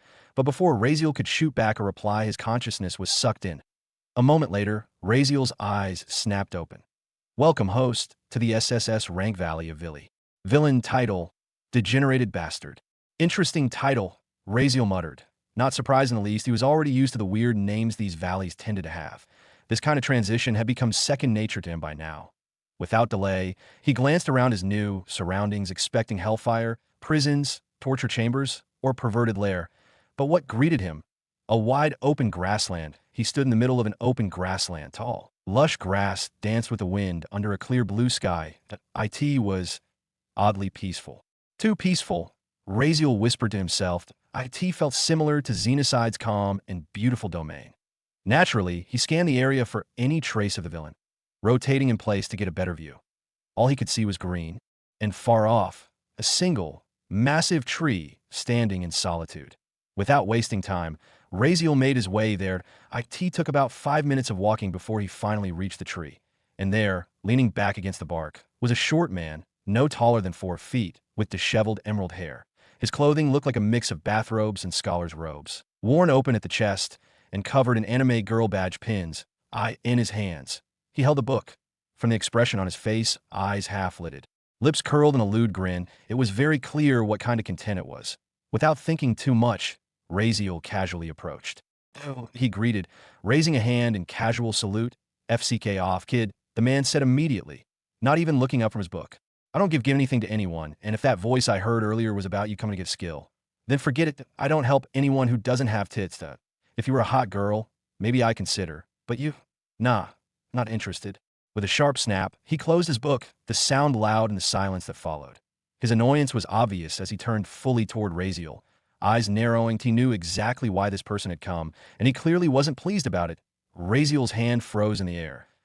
He had only just raised it to say hi, and already this was how things were going. This guy looks kind of rude, Raziel thought. But he had already prepared for what he came here for, so he didn't care. Let's start the plan, he thought. "I'm not here for skills," Raziel said, coughing a little as if trying to make it clear from the start. "No. Well, I don't sell milk to children either. Go back," the emerald-haired man snapped, already waving him off. "I don't give anything to males. In fact," his eyes narrowed. "I hate males. So whatever you're here for, forget it. It's impossible between us." No, don't misunderstand me, sir." Raziel waved his hands, feigning innocence. "Actually, I'm here because I've heard you're the world's greatest material collector, that I was amazed by your fame. With big dreams and a yearning for enlightenment, I've come here to seek the great knowledge you possess." His expression turned devotional, like a worshiper seeing his god. The emerald-haired man froze. "Hey!" His mouth dropped, opened. An exaggerated exclamation burst from him as his entire posture shifted. You want to see my collection? Know my legends?" He gasped, blinking like a child who just met his first fan. Wait, you said enlightenment. And call me the greatest collector?" His emerald eyes shimmered like stars, practically tearing up. The expression on his face was like a child being told Santa Claus was real, a mix of disbelief, shock, and overwhelming joy. He looked at Raziel with wide, glistening eyes. He stood there stunned, clutching his chest like he'd just been told his life's purpose was finally recognized. For billions of years, I've been alone.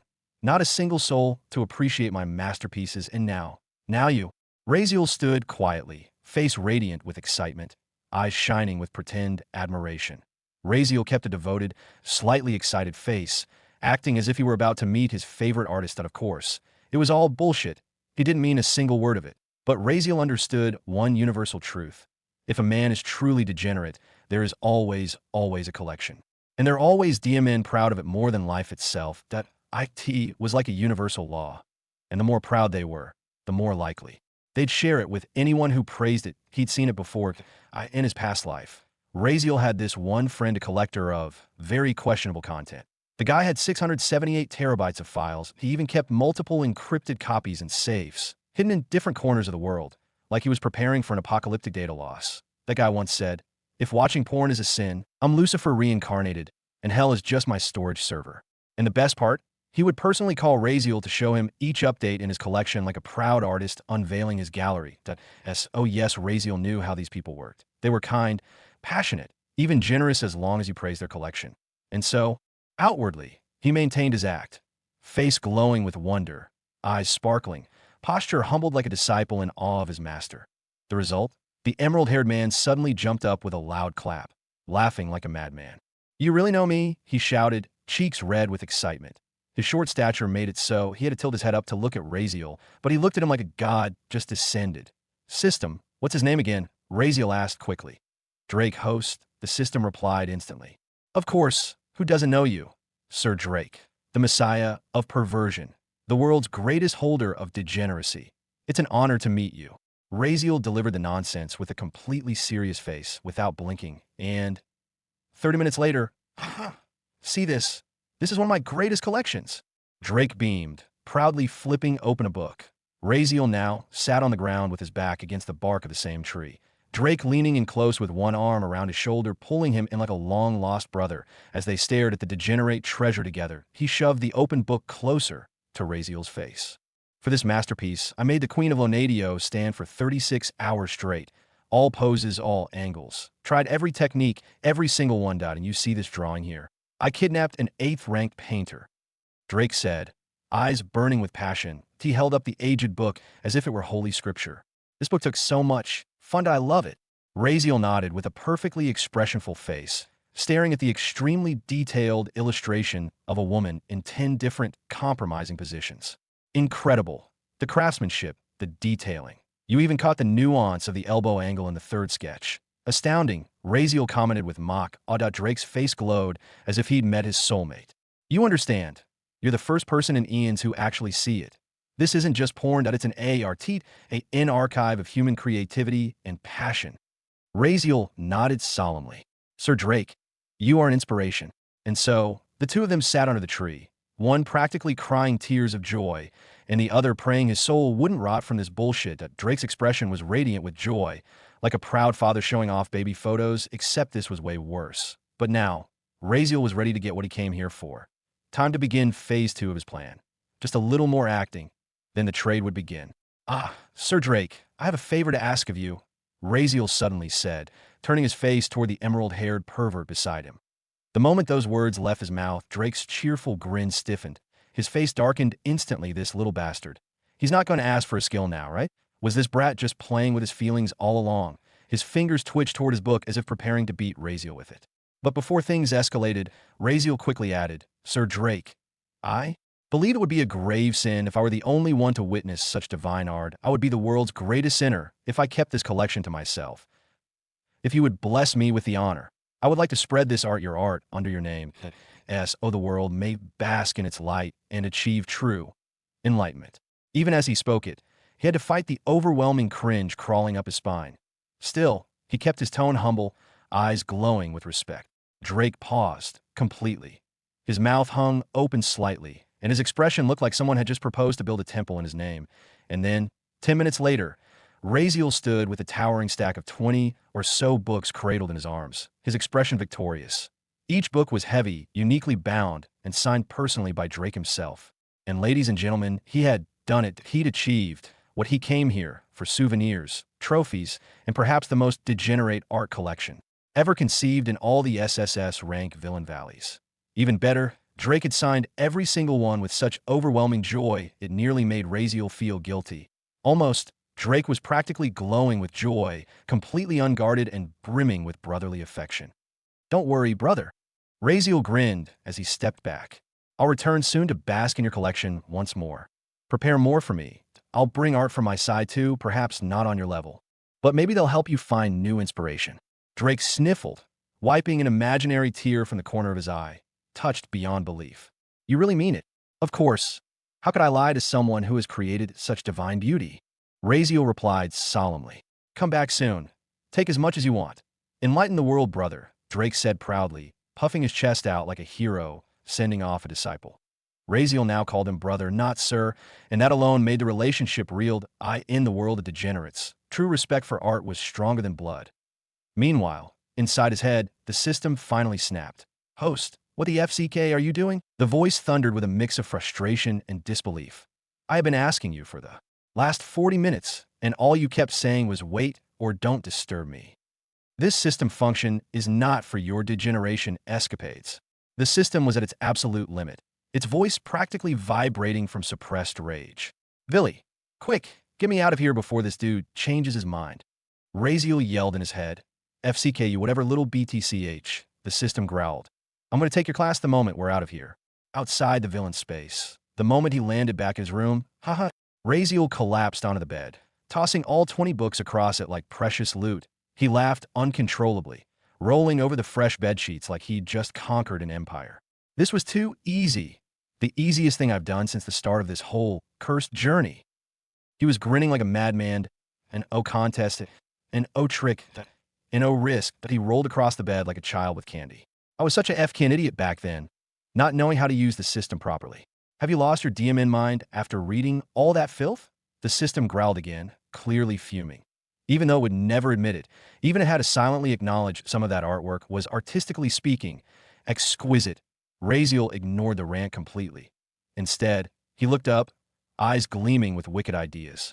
"System," he said slowly, voice like honey in hell. "Give me a list of SSS-ranked villains who are the most sexually frustrated."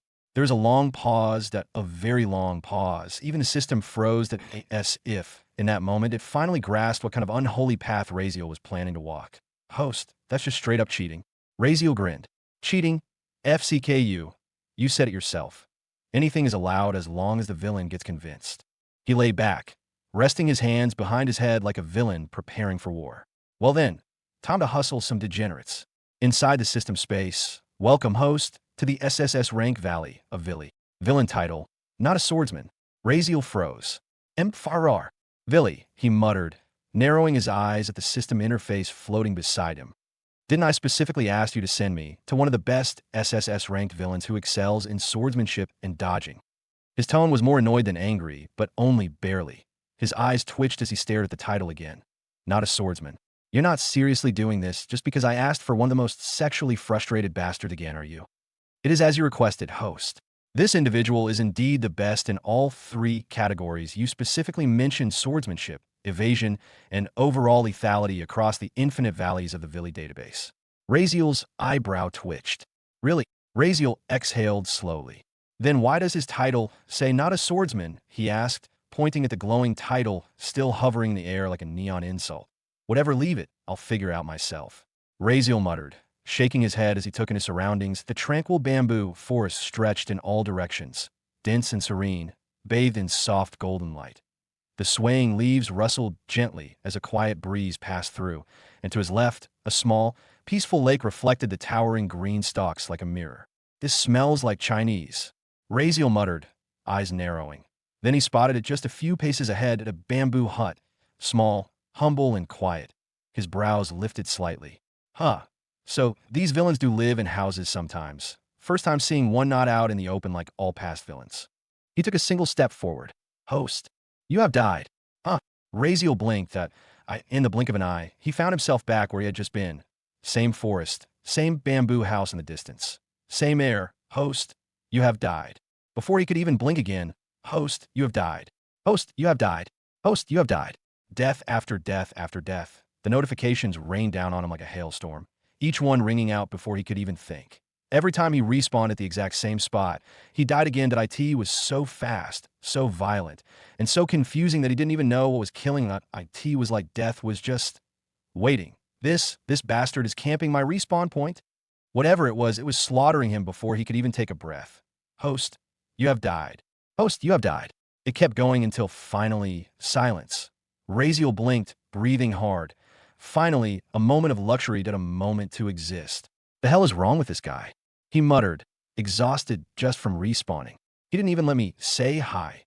Even that crazy woman let me talk before trying to torture me up. Then suddenly, a voice old and gravelly came from behind him. "HM, strange. Even I can't cut it? What kind of technique is this? Is it revival? Or illusion? No, that should be impossible. I can cut everything." The voice was deep and curious cold, but not entirely hostile. Raziel spun around to face the one responsible for his brutal massacre. And there he was, an old man, and more like a shriveled corpse brought back to life by sheer stubbornness.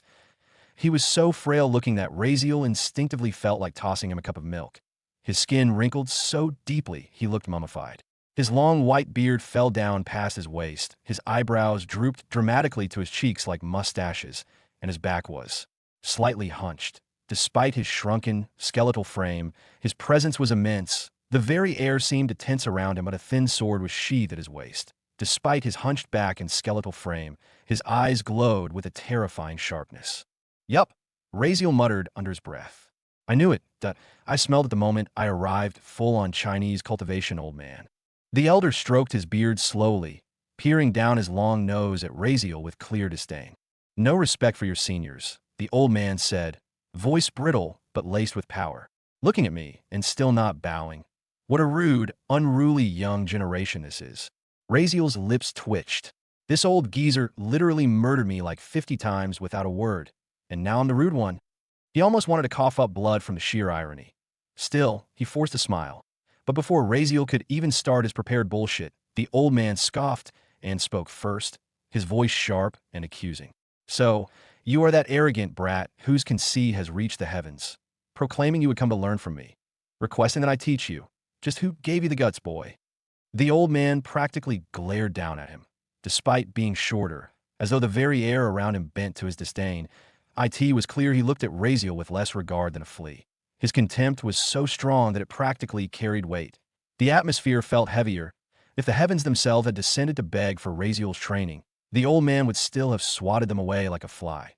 Raziel blinked, a little caught off guard. "Actually, I have brought gifts for Senior," he said quickly, switching gears without hesitation. The old man paused, his squinted eyes sharpening even more. "Gifts?" he said, scoffing again as he shifted slightly from his perch on the rock, but a sneer curled at the edge of his cracked lips. "Do you think there is a price for my teachings? Is that what you believe? That my teaching can be bought with a bribe? The arrogance of youth." And then, without even lifting a finger, "Get out of my sight. You have died, host." Raziel sighed as he respawned in front of the same bamboo house, in the same bamboo grove, like nothing had happened, except for the faint ringing echo of death still thudding in his skull. Man, just a few words and I drop dead. What the hell kind of power is that? If that's what a word does, what the hell would strike look like? Demon, if I could get this kind of power. Raziel muttered, shaking his head. Without wasting another second, he reached into his suit pocket and pulled out his ultimate weapon. A book, its cover a masterpiece of craftsmanship and degeneracy. "You misunderstand my intentions, Senior," Raziel said with practiced sincerity, holding the book with both hands. "It's not about buying your guidance. I simply brought a piece of art from the greatest collector and artist I know, and I thought perhaps you might appreciate its depth." He opened the book like a sacred relic, angling it directly toward the old man, letting the first image reveal itself under the golden bamboo, filtered light. The effect was instant. Silence. Not the regular kind of silence, but a cosmic one. As if the entire world had frozen. Even the rustling of the bamboo leaves stopped. The birds that had chirped earlier were suddenly mute. The soft breeze that had been threading through the bamboo forest now stood still. And then Raziel noticed the old man, still, seated on his rock. His skeletal form had begun to tremble. Not with fear, not with rage, but with something far more profound. Awe. His eyes were wide, so wide they seemed to be trying to escape his wrinkled sockets. His pupils shook, his white eyebrows and beard lifted unnaturally, as though lifted by invisible strings. His skeletal jaw hung open, a thin line of saliva dripping uncontrollably from his mouth that Raziel's arms began to shake. He had never felt so awkward or this thoroughly disgusted. What the hell kind of expression is that? He whispered to himself. Is he drooling on himself? Over that expression. What the hell, man? You lecherous fossil. Just how horny do you have to be to make that face? Raziel screamed internally, his soul withering from secondhand shame. Then, suddenly, before Raziel could react, the book vanished from his hands. Gone. Cleanly snatched. And the old man? He was gone too. Raziel blinked. He spun around. Where the hell did he? Then his eyes locked onto the bamboo hut a few paces away to slam. The door shut violently, sending a loud thunk echoing across the grove. Raziel just stood there. His mouth slowly dropped open. No way. He staggered a step closer, eyes wide. Don't tell me. That that damned old geezer had taken the book and locked himself in the house. With the book, he rubbed his forehead, unsure whether to scream or laugh. This is what I get for using that kind of tactic. That man's more degenerate than Drake. And no wonder he was labeled not a swordsman.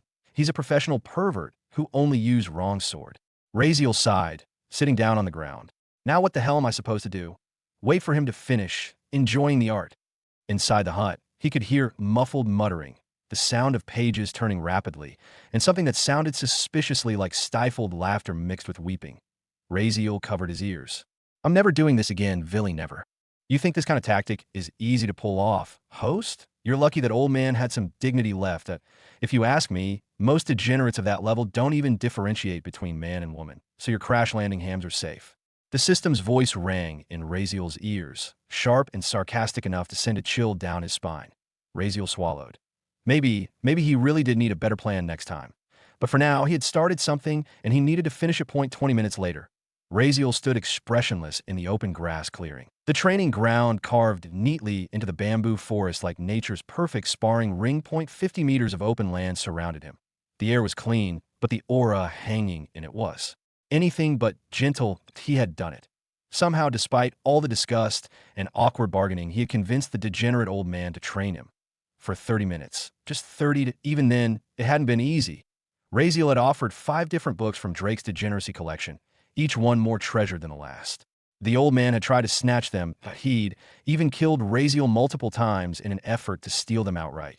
But none were present here, not in this system space. All of them remain in the outside world, safeguarded in his real body's possession.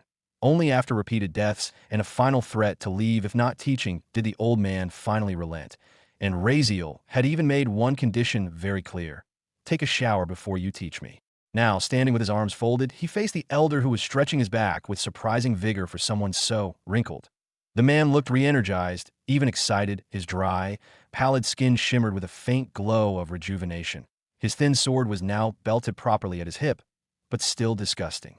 Senior, you can't half-ass this, Raziel warned flatly. If I even feel like you're not serious about teaching, I'll leave this space. You know you can't stop me. The old man grumbled at the tone, but didn't reply back. He looked changed, his back slightly bent as he stood across the field. But his eyes were sharp, and there was something dangerous in the way he twirled his long beard. Though he looked tired, he wasn't weak. Still, Raziel held back his instinct to gag. He was sacrificing a little sanity for greater strength. And swordsmanship along with dodging was something he desperately needed right now. That AS for why he had come here to learn swordsmanship. And dodging first, well, that was actually the most important thing Raziel needed right now. Safety. Dodging skills, at the very least. He had to make sure nothing could hit him, but he knew that the opponents he'd be facing, whoever they turn out to be, would be overwhelmingly powerful. Strong enough that even a single blow might end the match, or worse, end him entirely. From everything he'd gathered so far, most of the potential enemies used swords or heavily physical combatants. Big attacks, massive spells. AMD elements or magic skills, those were flashy, sure, but most likely wouldn't be used in an arena setting where control and precision were prioritized. IT wouldn't make sense for them to use big, flashy area attacks in an official arena, right? He already had an S-rank perception skill, and he knew how much of an upgrade that gave him. Just being able to sense things more sharply had improved his combat sense dramatically. But perception alone wasn't enough, that he needed reaction time, that he needed. Agility, that he needed real technique, something that would let him move, dodge, or at least survive, that if he could react fast enough and master a proper dodging technique, Raziel was confident that no ordinary attack could land on him. And if he couldn't be hit, he couldn't be hurt at the very least. He wouldn't be taken out by one strike that he asked for offense. Well, that's where swordsmanship will comes in. With his high strength and agility stats, he will get by working on killing intent skill, not to mention the flexibility and lightning fast reaction speed after learning dodging. He could be absolutely lethal. That combination alone makes him a deadly force on the battlefield. Why hadn't he chosen to go for magical skills first, even when the system had clearly stated that magic was superior to physical combat on nearly every level? Simple. Because his mana stat was still at E-rank. That meant even the smallest skills won't work much, like literally his shadow step, drained him quickly. And that wasn't even an offensive or high consumption skill. It was just a movement ability, one designed to cancel out sounds and create concealment. He could barely activate it, much less sustain or spam it in battle. If that tiny skill was already so mana heavy for him, then try to use real magic attacks. Yeah, that was a death sentence. Getting proficient in magic would require more than just skills, also that he needed raw mana. That was something he could only obtain through monster cores, which he didn't have right now. Also, he couldn't just go out there and hunt down thousands of monster cores to refine his mana pool. He didn't have the money, and he certainly didn't have the time. 7 days. That was all he had. Just 7 days to evolve into someone who could go toe-to-toe with monsters in human form. Even if he somehow obtained magic skills now, learning them and getting proficient in their use would take time and effort. Magic wasn't just a point-and-shoot thing. You needed control, timing, and familiarity with your own mana flow. That he didn't have that experience yet, and he didn't want to waste time fumbling through it. It's all because of not having F-kin time. What was the point of learning grand magic if he couldn't even survive long enough to cast it? On the other hand, his physical stats. Those he could improve easily in the training ground by fighting and killing. He could steadily raise attributes like agility, strength, and if he focused on dodging techniques, paired with his S-rank perception and other senses like keen hearing, he'd already be setting a solid foundation. That let's say he managed to obtain a good dodging technique from this old man, one that truly helped with reaction speed and movement. Then he could enter the training ground, choose stronger enemies, and simulate combat. That would do a few things at once. Not to say amplify time speed inside training ground to get extra time. He could train his dodging proficiency, that he'd raise his physical stats, that he'd increase the proficiency of his keen hearing and killing intent by using them in real-time combat. That he'd test and refine his close quarters fighting instincts. Improve sword skills at same time, and whatever skills old man will give him. It was the most logical route he could take with the resources and stats he had right now. That he wasn't being stupid or reckless. He just wasn't blindly throwing stones and hoping they landed. He had discussed it with Villy, analyzed every step, and mapped the clearest path forward. Of course, he would still visit a shadow element-based villain. Maybe there was something hidden in that affinity, some passive benefits or traits. Something he could utilize for now, though this was the best course of action. Raziel's eyes refocused, locking on the old geezer standing across the training field. The old man, for all his eccentricities, still didn't look very motivated. He looked like he was here against his will, his face sour and passive. There wasn't a hint of genuine teaching spirit in him. That IT made Raziel sigh internally.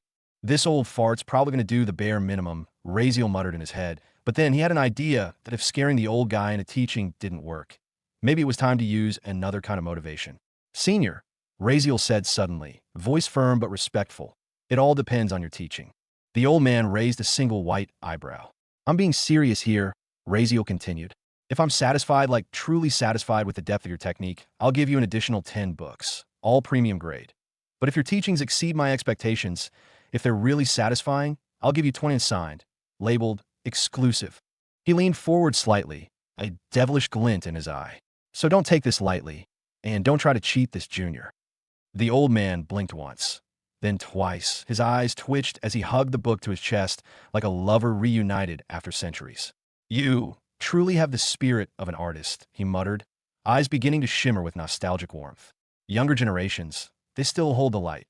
Also, I would love to meet this junior Drake of yours or whatever someday. He sighed deeply. Don't worry, kid, the old geezer said, finally setting the book down beside him with something akin to reverence. I may be a degenerate, but I still have some dignity. If I said I'll teach, then I'll teach. He slowly pulled out a long, thin sword, one that looked almost weightless, refined like a sliver of starlight, and turned to face Raziel in the open clearing. To be clear, he added, one hand cracking his old neck, I don't have a dozen techniques or secret books or flying sword manuals that I only know one thing. His lips curled slightly, and his eyes finally gleamed not with lust or greed this time, but with something closer to pride. But what I do know, I know perfectly. All right, let's start, Senior, Raziel said, rubbing his hands together in anticipation, eyes gleaming as if he was about to open a treasure chest. The old man took a few steps closer, but then, as if thinking of something, without a word turned around and placed his sword gently on a nearby rock, as if declaring he wouldn't be needing it. Raziel blinked, watching the sword being left behind like it held no importance. He put the sword down. That tiny action somehow stung more than it should have. That he knew he was weak, but the old man didn't even consider using a weapon to teach. It felt dismissive, humbling, bitter, even sighed out. He just sighed. I don't know, boy, if you'll ever be able to master it, the old man muttered, hands behind his back as he walked with slow, deliberate steps toward Raziel again. In that moment, his entire aura shifted. Gone was the perverted old coot. Now he moved like a sage, an expert who had lived through centuries. But since you've come here, I suppose I'll teach you. What is this skill, though? Raziel asked eagerly, unable to hold back the thrill rising in his chest. His eyes gleamed like he was about to be handed another SSS-rank ability. But the old man didn't answer. Instead, he examined Raziel silently, eyes narrowing with a quiet, unnerving intensity. I have to say, the old man finally spoke, stroking his long beard, you have some of the shittiest talent I've ever seen. In all my life, I've rarely seen someone your age with so little. Raziel almost spat out blood, but he held it in. But you do have something interesting. A sharp perception far beyond what most could dream of, most likely tied to your hearing, which is unusually sensitive, and your physique, it's healthy. More than that, you heal faster than normal if I'm not wrong. Even the sound of your steps tells me your body is light like, if I had to guess, it's like 1/5 of your body weight is missing weirdly enough. He said it so casually, as if he'd run a full physical analysis in the time it took to blink. Raziel blinked anyway, stunned. This old man's crazy. He was impressed, though as expected of an SSS-ranked monster, even the smallest things didn't escape his attention. Though how did he found this out? Raziel thought, but let it go. It's not important. Then the old man asked, so, since you came here, you must know what kind of expertise I possess, right? Raziel froze. Said, FCK my system. He cursed. He couldn't just say no, could he? Of course, Senior. I've heard you're renowned for your unparalleled dodging and evasion techniques, as also swordsmanship. Raziel replied quickly, trying to sound as respectful as possible. The old man's face instantly contorted. Wrong, he snapped, the word echoing through the bamboo forest. His voice thundered like a lightning strike. You came to learn from me without even knowing what I truly teach. Raziel instinctively raised both hands like a student caught copying during an exam, apologizing instantly. I'm sorry, Senior. Forgive this ignorant junior. No one ever truly speaks of your art. It's hidden, legendary. Please enlighten me. He poured every drop of regret and pleading into his voice. If his crusty old geezer refused to teach him now, after everything he'd done to get here, Raziel swore he'd spit fire from his mouth and roast this ancient raisin alive. Thankfully, the old man just shook his head, sighing at the younger generation's ignorance. If it weren't for the sacred beauty you brought as tribute, if you hadn't paid proper homage to the eternal art. His eyes fell back to the book he put on stone far away. His eyes still held some reverence, and his expression softened. Then I wouldn't be wasting my time. He exhaled deeply, then fixed Raziel with a stern gaze. Listen closely, brat. First, what I know is not swordsmanship, that I don't even like swords, but dodging, movement, evasion, that I own. He straightened as much as his bent back would allow, and his voice, despite the age it carried, was sharp as steel. I don't think there's anyone not in this world, or across the entire cosmos, who understands it better than me. The words struck like thunder. Raziel swallowed hard, his throat suddenly dry. What is it then, Senior? He asked carefully, almost afraid of the answer. The old man grinned. Slowly, he raised a single finger into the air, one hand still behind his arched back. Flow, he said, voice hushed like it carried a sacred truth. I know how to use flow. Flow. Raziel blinked, staring at the old man with a blank face. The word had dropped like a stone into his mind, causing only ripples of confusion. Flow, he repeated slowly, almost suspiciously. It didn't sound cool.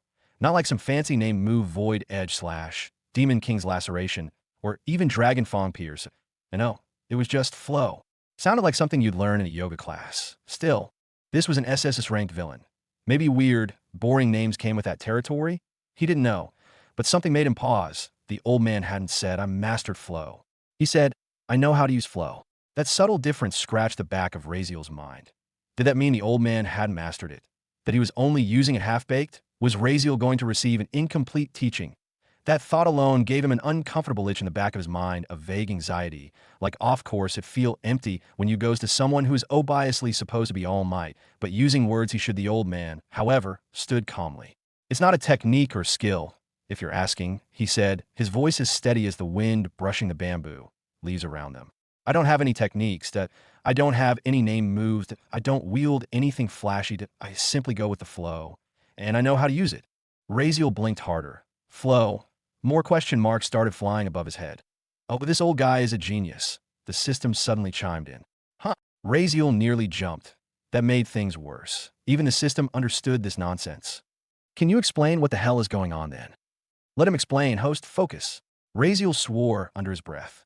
"You never help," but decided to keep listening. The old man, unfazed by Raziel's confused aura, began walking slowly across the training field, each step gentle and deliberate. "Flow," the old man continued, "is everything that in the simplest of terms, it's movement." Raziel squinted. "Not helpful," he paused, watching Raziel's blank expression. "Think of wind. Think of water. That is flow. Movement is flow. Breathing is flow. Even your heartbeat, it's all flow." He stopped and raised a hand, letting a bamboo leaf fall into his palm as it drifted from the air. "Your muscles move in a flow. Your breath moves in a flow. Even your thoughts and reactions are part of your inner flow, that I simply know how to use that." As the old man smiled softly, the aura around him subtly shifted. He wasn't glowing, wasn't flaring with power. He just stood there, quiet as a breeze, and yet the confidence in his body made him feel larger than the sky. If just talking about his strongest smells making him feels like he is the god. Still, Raziel asked, carefully, "So, does that mean you've mastered flow? You can make water or wine move? Like summon a tsunami or something?" Raziel got the muscle and movement part now that it sounded like some advanced martial arts technique. But this was supposed to be an SSS-ranked villain, not a street performer doing Tai Chi. If it were just body control, he could have learned that from any monk like a ranked villains or something. Right, there had to be more to it. But the old man scoffed loudly, almost offended. "No, Brett, that can't you hear me?" The old man snapped, clearly frustrated. "I said I know how to use the flow and not control it. You've twisted the entire concept. Are you dumb or what? I wasn't talking about the wind or the DM in water. I'm talking about flow, the movement of everything that I know how to use that." His voice grew sharper with each word, hands gesturing as if pulling invisible threads from the air. "I can go with the flow," he continued. "Use it. Ride it. Let it shape my fighting rhythm, shift my momentum, let it carry me through the tide of battle, that I don't fight the wave, I ride it. That's what I mean." Raziel blinked, still not fully grasping it. His blank face said it all. The old man took a long breath, gathering his patience. Then, slowly, as if explaining to a toddler, he continued, "The energy or momentum that exists around anything in motion, which can be tapped into by someone who can feel or ride it like a surfer riding a wave." The silence that followed was heavy, but Raziel's expression slowly dropped. He tried to hide it, tried to keep a respectful face, but his disappointment showed through. His lips twitched, his shoulders slumped, his eyes were flat. "System, you're seriously telling me this dude's so-called legendary skill is this bullshit?" Raziel asked in his head, utterly unconvinced. He'd read too many martial arts novels to fall for that. He knew this kind of philosophical martial crap. Water steps, flow like water. Some poetic babble about erosion or the gentleness of streams breaking stone. At the end of the day, it was just slow circular punching that looked flashy and did absolutely nothing in real life. People wasted time practicing that S-it when they could have just, punched.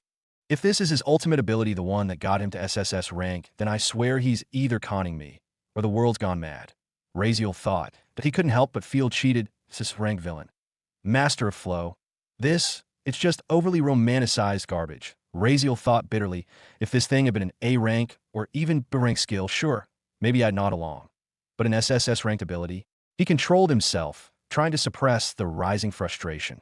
His faith in this whole lesson wavered. "Hard. Host, are you a complete idiot?" The system's voice suddenly cut in, sharp and unimpressed. "That ability from all angles is well deserving of its SSS rank classification. In fact, if not for certain flaws, it could have easily surpassed most other normal SSS ranked abilities." Raziel blinked. "Oh, wait, what?" You're seriously underestimating it just because you don't understand it. That's why I told you to shut up and focus. The system snapped. This isn't some flashy magic skill or dramatic attack. That's one of the foundational law. Raziel fell silent, the annoyance melting into confusion and then curiosity. Huh? Wait, you mean like the killing concept you explained to me before? He asked, blinking, trying to connect the pieces. Yes, it's on the same level as the killing intent SSS skill you received. The system replied with a slower, more grounded tone. Even if this old man doesn't grasp the full concept, what he's trying to walk upon is fluidity, one of the supreme primordial concept. Just like the killing flow has no true reverse, flow itself has no beginning or end either. Everything in this world hosts, nothing is ever still and never will be. Raziel blinked again, the dots slowly starting to connect in his mind, but not fully. The thoughts were swirling, ideas clashing. He could feel there was something big here, but it was still too vague, and before he could fully gather his thoughts, the old man's voice cut in, dragging him back to reality. Let's leave the core concept aside. Not like you're going to understand it anyway, the old man muttered with a sigh, shaking his head as if exhausted. I've given up. I've tried everything to help you understand this, but it's pointless. All you really want is to learn how to use it, right? You don't give a damn in how it works or what it means anyways. Let's leave the core concept aside. Not like you're going to understand it anyway, the old man muttered with a sigh, shaking his head as if exhausted. I've given up and I've tried everything to help you understand this, but it's pointless. All you really want is to learn how to use it, right? You don't give a damn in how it works or what it means anyways. His eyes were calm, resigned, as if he'd accepted a bitter truth. Raziel nodded. Honestly, if he didn't have time to care about theory. This old geezer had only given him 30 minutes, and by his guess, they'd already wasted 5. Fine, the old man muttered. I'll make it simple. Forget the philosophy. Just remember this. He pointed his bony finger at Raziel, eyes sharp. You, standing right there right now, are under thousands of flows. Huh. Raziel narrowed his eyes, confused. But didn't you say flow is just movement? Yes. The old man spread his arms dramatically, as if revealing the vastness of the universe itself. And movement is everywhere. Around you, within you, beneath you, above you. Raziel blinked, starting to piece some bits together, but before he could say more, the old man spoke again. You're moving even now. Just because your feet aren't stepping forward doesn't mean you're still. Your body, your presence, your very existence, everything is in constant movement, even when you think you're still. His voice took on a rhythm now, almost hypnotic. I've studied this for decades. And what I found is simple at any given time. A person is standing inside a storm of flows. He lifted his fingers, ticking off categories as he spoke. 26 internal flows, 0.17 physical flows, 0.172 environmental, 0.100 planetary, and thousands of cosmic flows, all acting on you at once. Raziel just stood there, blinking. Was this old man high? Internal flows, the old man explained, pacing slowly around him, are things within you: essence flow, spirit flow, memory flow, emotional flow, resonance currents, subtle but powerful. He raised a hand. Then we go physical, blood flow, muscle wave movement, inertia, kinetic tension, gravitational center, friction balance, all of them flows too. And then comes environmental flows, wind patterns, sound waves, moisture currents, even the lingering traces of magic. The old man paused, letting it sink in before continuing. Then you have planetary flows, Coriolis shifts, orbital drift, magnetic pulls, gravitational pressures, tidal surges, things your body is constantly experiencing, whether you feel them or not. And finally, the old man lifted his eyes to the sky. Cosmic flows, stellar winds, galactic drift, electromagnetic pulses, solar tide fields, orbital forces. Everything in this universe is in motion, and thus a part of the flow. He said it so matter-of-factly, like it was the most obvious thing in the world. Raziel, meanwhile, just blinked again. From the first half, he was kind of following the blood stuff, emotions, even kinetic flow that made sense. But after the planetary and cosmic parts, his brain just stopped computing to, this also in this skill. Galactic? That's flow too? He thought, bewildered. How the hell is that supposed to help in a fight again, anyways? The old man groaned and pressed a palm to his forehead. Clearly frustrated by the dumbstruck look on Raziel's face to, everyone in this generation this dense. He muttered to himself.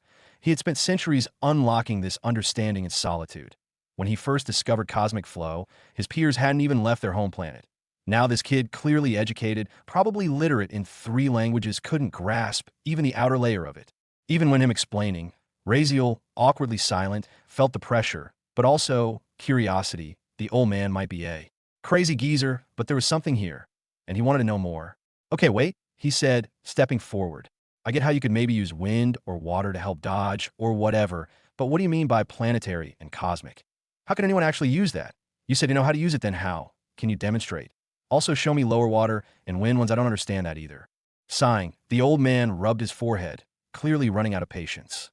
All right, I'll just explain how I use it, he muttered. First, feel the flow around you or within you. Everything has a rhythm, a motion. Try to sense it. Try to surf it to move in the direction it's already going. Razeal squinted, trying to follow. Feel every flow your muscles, your blood, even how your breath moves in and out of your lungs. These are internal and physical flows, and those can be tamed, controlled, directed. Now for the external flows, go with them. Ride them, that's the best you can do. The old man's voice was calm, but filled with a strange, natural authority. Try to feel the gravity, the wind, the mana, or chi, any energy around you. Even magnetic fields, these are flows too. Everything is movement. Everything is flow. Raziel listened, nodding slowly. He closed his eyes and tried to feel it. Anything. But all he could feel was the wind. Just a soft breeze brushing across his skin. As for the direction it was moving, he couldn't even tell. Was it because of his keen hearing? It helped perceive sound, but not this. Raziel tried harder, stretching his senses, but nothing. He gave up, exhaling heavily, opening his eyes. He looked at the old man. Demonstrate it, he said simply. The old man chuckled bitterly. You're dumb. Kid, did I mean that sincerely? You're never going to understand this, but since you're giving me 20 beautiful books, I guess I can at least give you a show. He turned, cracking his neck. Tell me, which one do you want me to demonstrate? Planetary one, Raziel replied without hesitation. The old man raised an eyebrow, and, with a flick of his wrist, a sword appeared in his hand. Do you know, kid, why I use a sword when I'm not a swordsman? Raziel tilted his head. I don't know. Maybe to slash, since fighting with bare hands isn't lethal enough? Nope, the old man said flatly, shaking his head. It's because if I didn't use a tool, I would be the one getting destroyed. That answer sent a strange chill through Raziel. Huh? He muttered, eyebrows furrowing. The old man looked up, his eyes suddenly serious. Do you know what the Coriolis force is? Something to do with the rotation of planets or other large bodies? Raziel replied, a little unsure. The old man nodded. Correct. And do you understand the kind of flow created when something that massive and powerful rotates? Do you know how strong that flow comes? Raziel's mouth opened, then closed. His brain was starting to catch on that a sudden realization struck like lightning. Wait, you're saying you can no way. His eyes widened, and a devilish grin plastered itself on the old man's face. Without a care in the world, he raised his sword with a slow, ominous motion. Coriolis Fong, he murmured, his thin lips barely moving, but the air around them seemed to freeze. Gripping the sword with both hands, the old man suddenly slashed forward. Raziel, who stood off to the side, his eyes wide with anticipation, watched the scene unfold. And then a golden plasma light burst from the old man's sword. Raziel's jaw dropped. He saw the blade itself shatter, not physically, but metaphysically, as if existence itself cracked under the strain. For a brief instant, that golden light held still, suspended like a divine judgment in the air.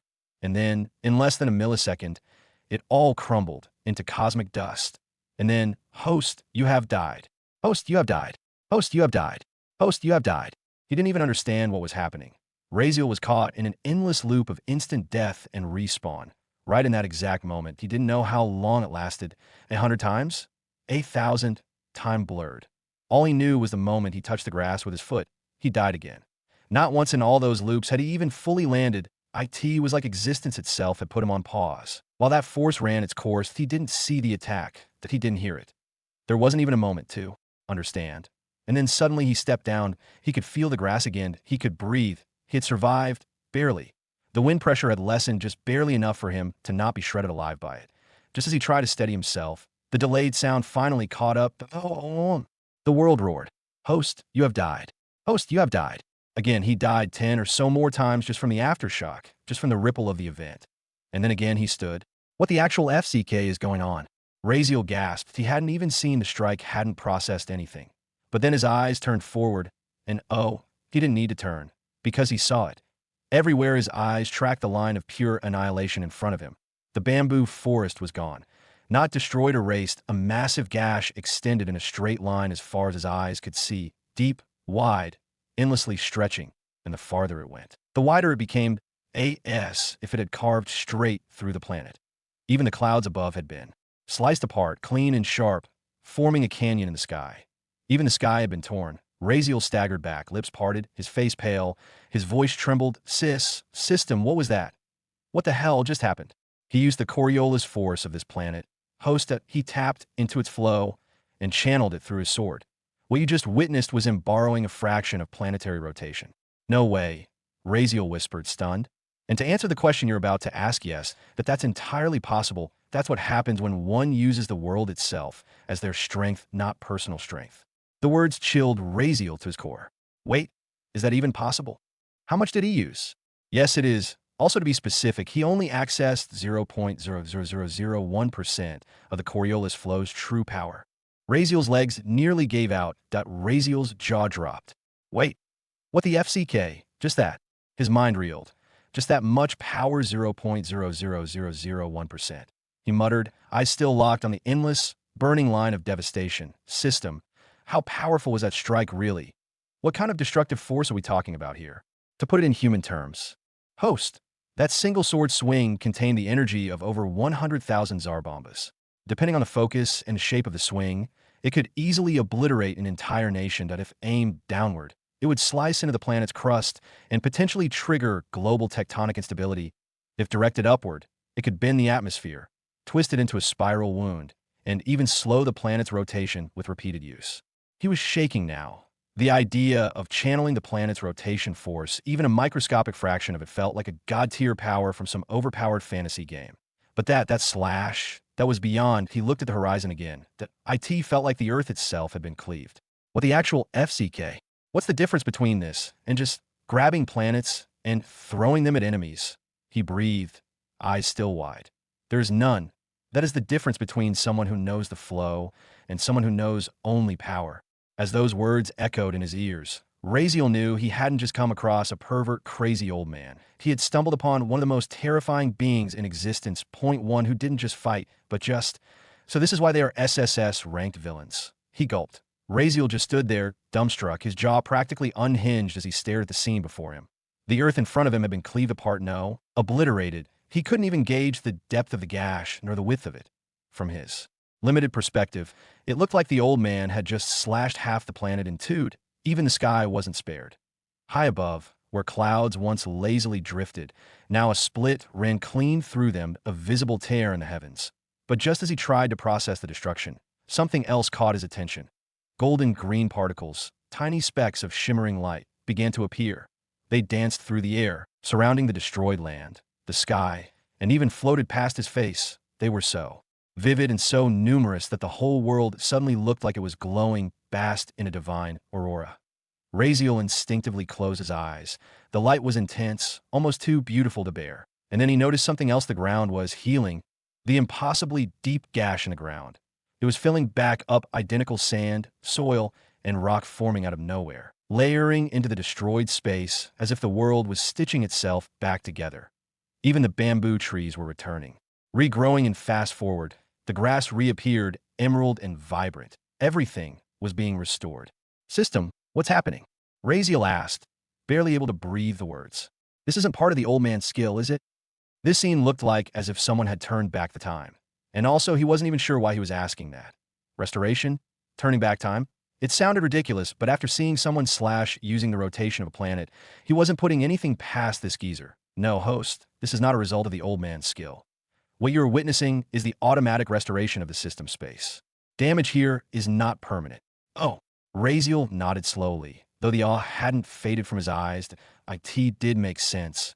In a terrifying way, if monsters like this were just swinging around casually, a training ground would probably be reduced to ash with every sparring session. That, of course, there had to be some kind of recovery function.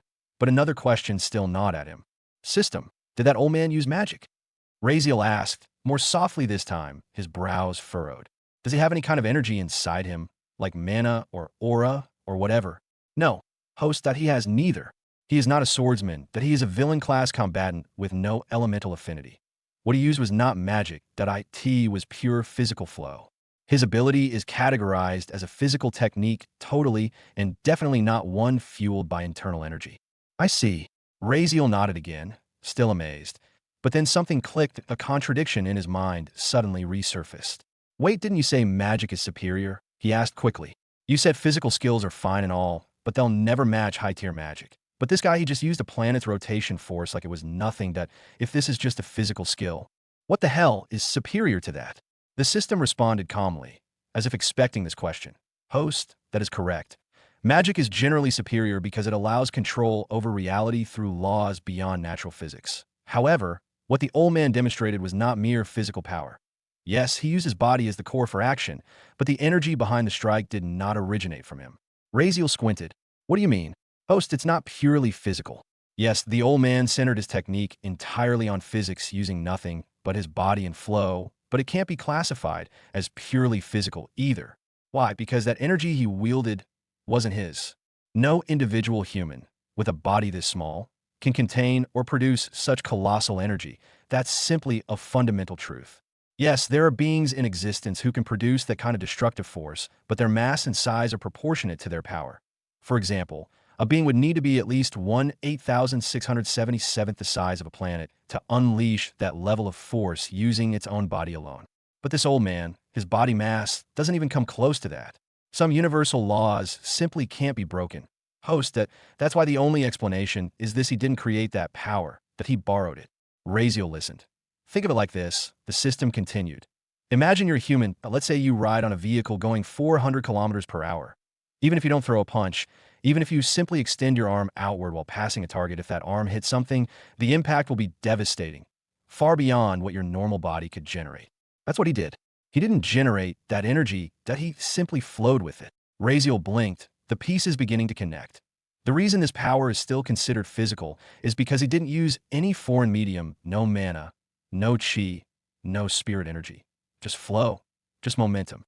So that slash wasn't his strength? No, that it was the world's, that he simply learned how to ride it. Razeal rubbed his chin, visibly intrigued. Very interesting concept, I must say. Still processing the magnitude of what he'd witnessed, a question tugged at the back of his mind. Did he use all his power system? He asked, just curious, maybe even a bit hopeful that was the limit. Not even close, host, that was just planetary. Well, you'll understand it yourself. At that, Razeal shut his mouth. He didn't even know how to respond anymore. But yeah, this was bullshit on another level entirely. And yet it was finally starting to make sense. The last few encounters with these SSS-rank monsters had dulled his sense of awe. He'd begun treating them like not-so-big shots, even toying with them inside this death immune system space. Just minutes ago, he'd managed to completely toy with one of them, someone of the same rank as this old man. But after seeing this? No, now he understood that he had been dancing on the edge of existence, taunting gods while thinking himself invincible just because he couldn't die here. But that invulnerability was a simulation, a safe box with infinite retries while they were walking disasters. But now that he'd seen what a real attack looked like, what a true SSS-ranked being could do, he felt his perspective tilting, that he blinked, staring into the distance where the land had been cleaved apart and then effortlessly restored, and muttered to himself, maybe these guys do deserve some respect after all. And with that realization, a new, much darker thought crept in his mind like a cold wind brushing down his spine. If SS-ranked villains are this powerful, just how absurd must the EX-ranked ones be? He swallowed hard, his mind struggling to even comprehend what kind of nonsense power lay at the next tier. What comes after witnessing someone use the planets as their own powers? What comes next? Phew, he exhaled, shaking his head slowly as if to knock away the fog of disbelief. Seems like I underestimated this system function strength again. What once looked like an average simulator, this training function, was proving itself more and more nonsensical with every minute. First, it felt like just a glorified death loop machine. But now, he himself doesn't know what the FCK is happening. Maybe I'm just scratching the surface even now. Who knows what things more to discover? Razeal thought, swallowing the lump in his throat. With a slow breath, he forced his attention back to the present, remembering he was in the middle of a lesson. The sheer scale of what just happened had almost made him forget. Lifting his head, he scanned the sky, then the horizon. The world around had already returned to normal. The destruction, no, the cataclysm that had erupted moments ago, was now wiped away. The clouds above floated peacefully, untouched. The bamboo forest that had once been obliterated now stood tall again, as if time itself had turned back. His gaze shifted, finally landing where it needed to. There, still standing exactly where he'd been, was the old man. The sword had vanished from his hands. Not a scratch marked his skin. He wasn't panting or even shaking. The only thing he did was slowly rotate his shoulder in small circles. I'm really getting old, the man muttered, cracking his shoulder like he just finished some casual backyard gardening. Raziel, who had fully expected to see blood, broken bones, or at least some indication that something had been sacrificed for that ungodly attack, could only twitch his lips. This geezer just used a planetary force to split reality, and now he's acting like he just got up from a nap? Unbelievable. Oh, you're still alive, boy, the old man suddenly said, his head turning as if he'd just remembered Raziel existed. He raised an eyebrow with a comically surprised expression. Well, that's a shocker. Senior, so, how was it? Did you see it? The old man asked, his eyes glinting with something between pride and mischief. Ah, well, it was ridiculous, Raziel answered honestly, still blinking in disbelief at his words. The old man simply clasped his hands behind his back, his already bent spine curving further as he leaned back slightly. You might be the very first person to ever witness a strike like that and still be alive, the old man said, stroking his beard, his voice drifting into nostalgia. Almost every person I tried to show my techniques to died within the first instant, but that's why I never had any disciples. Raziel coughed awkwardly, scratching the back of his neck. Well, I'm special, I guess, he muttered under his breath. So, did you learn anything? The old man looked at him expectantly. Raziel rubbed his chin thoughtfully. I don't know, he said, honestly. The old man's eyebrows rose high. He'd fully expected a denial, not this vague response, and in truth, he didn't believe anyone could learn it. All his life, he tried taking disciples from commoners to heavenly prodigies, but no one, no matter how much talent they had, ever learned it. The concept seemed untouchable as for why he was entertaining this kid now. Simple. The kid was obviously too dumb to ever learn it. This was just passing time and showing off. Not to mention, the promise of 20 heavenly books was too tempting. It wasn't his fault the kid was talentless, after all. But Raziel, in truth, was far from empty-headed. He wasn't even sure why. He wasn't sure what he was doing, wasn't sure how he was supposed to feel it, or even what it was. But ever since he had seen that unbelievable strike from the old man, something inside him had shifted. He felt something at that time subtle, a ripple, that a drift, that a memory, perhaps, of a sensation too deep to explain. He don't know, he didn't understand it, that couldn't name it. But he could feel as if something at that time had passed through him, something beyond vision, beyond logic. He squeezed his eyes tighter, trying to grasp that fleeting sensation, trying to hold on to something he wasn't even sure existed. He stood there, body relaxed, but mind focused, reaching deep inside, trying to remember it. That brief, ephemeral sensation when everything around him seemed to move as one. He couldn't visualize it, not really. But he wanted to. From the side, the old man watched Raziel with a slight frown. What's this brat doing now?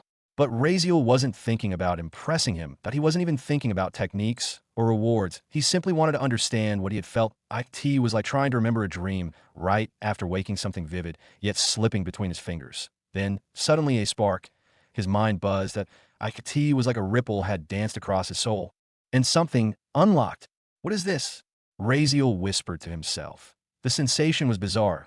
It wasn't pain, nor powered. It felt like he was submerged. Not in water, but in something intangible. The world around it became softer, denser, rippling. There was a strange pressure, a stillness wrapped in movement, like he was floating or sinking or both. That it was as if he were submerged underwater, surrounded on all sides, covered in a rippling, invisible force. It wasn't suffocating, but all encompassing. It came not just from one side, but from every direction. It wasn't mana or aura or even something like that. He knows of. It was something else. His senses expanded. He felt something brushing against his skin. Not wind, not heat, just flow. Then suddenly he opened his eyes, and as he did, the world exploded in color. His pupil shrunk for a moment, adjusting, and then expanded again in awe. And then he saw it, colors, everywhere. Ripples of radiant light drifted across the air like slow-moving streams of liquid. Ethereal, shifting, alive. Each flow had its own hue. Some silver, some deep violet. Others glowed with crystalline green, and a purple one. He blinked, awestruck. Above him, he saw the dark golden ripple pressing downward, dense, slow, powerful. From its presence, he could feel pressure. Gravity? A pale white flow circling his feet, inertia? He didn't know, but he could feel it tugging at him. And then there was that pale silver ripple again, moving with elegance and clarity through the air, the ground, the sky. It wasn't powerful like the golden one, but it was vibrant, alive, thousands of such flows, all colors, all directions, all. Raziel stood in the middle of it all, unmoving, like alone. Indestructible stone in the middle of a flowing river. Or rather, countless rivers. Because he wasn't surrounded by just one flow. There were thousands, and they weren't imaginary. He could see them. Not just see, but feel them. That he was no longer just observing them. They were brushing across his skin, curling through his limbs, drifting through his mind like whispers of wind. It was surreal. The air itself felt like water, now weightless and smooth. Not dense, but somehow tangible. Touching him, embracing him from all sides, he wasn't hallucinating. This was real. The world had always been this way, full of unseen rivers he had just been blind to. It was like suddenly being able to hear music in a silent room, only to realize it had been playing all along. That he looked around, then down at his own body, and saw more. Even within himself there were flows, red for blood, purple for emotional ripples, memory, spiritual. He didn't know, but he could see them, and he could feel them as he turned slightly. More ripples changed direction, brushing past his shoulders, wrapping around his legs. He felt like he was made of stone, unmoved while the tides of the world flowed freely around and through him.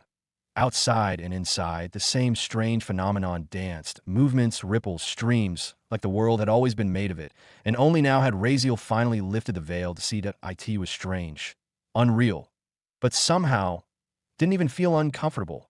Maybe a little, but all fine. In fact, it felt like this was how things were supposed to be. System, what is this? Raziel suddenly asked, his voice low and filled with awe, addressing the only being who could see through his vision, the system. Congratulations, host. What you're currently seeing are the flows, every kind of flow that exists and is active around you right now. The system responded calmly, its tone matter-of-fact. That Raziel's mouth slowly fell open, eyes wide as he tried to process the confirmation.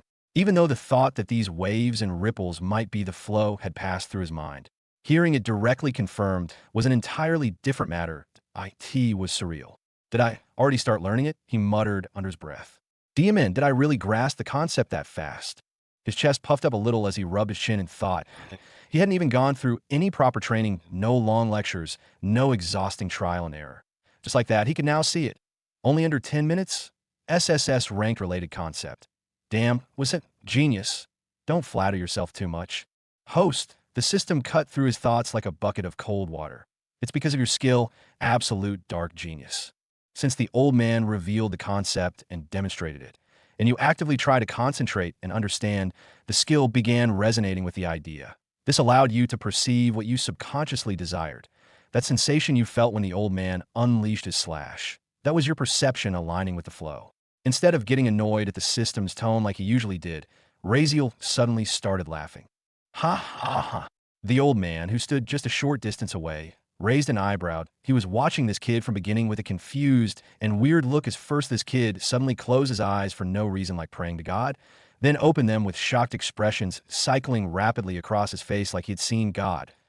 He even turned his head in strange directions, like he was seeing that something dancing around naked. Now, the boy was laughing like a lunatic. Does this brat have a mental condition? The old man muttered to himself, folding his arms. This behavior was nothing short of bizarre. But Raziel didn't care. He was grinning from ear to ear, genuinely overjoyed. For the first time in years, his so-called cursed skill actually proved useful.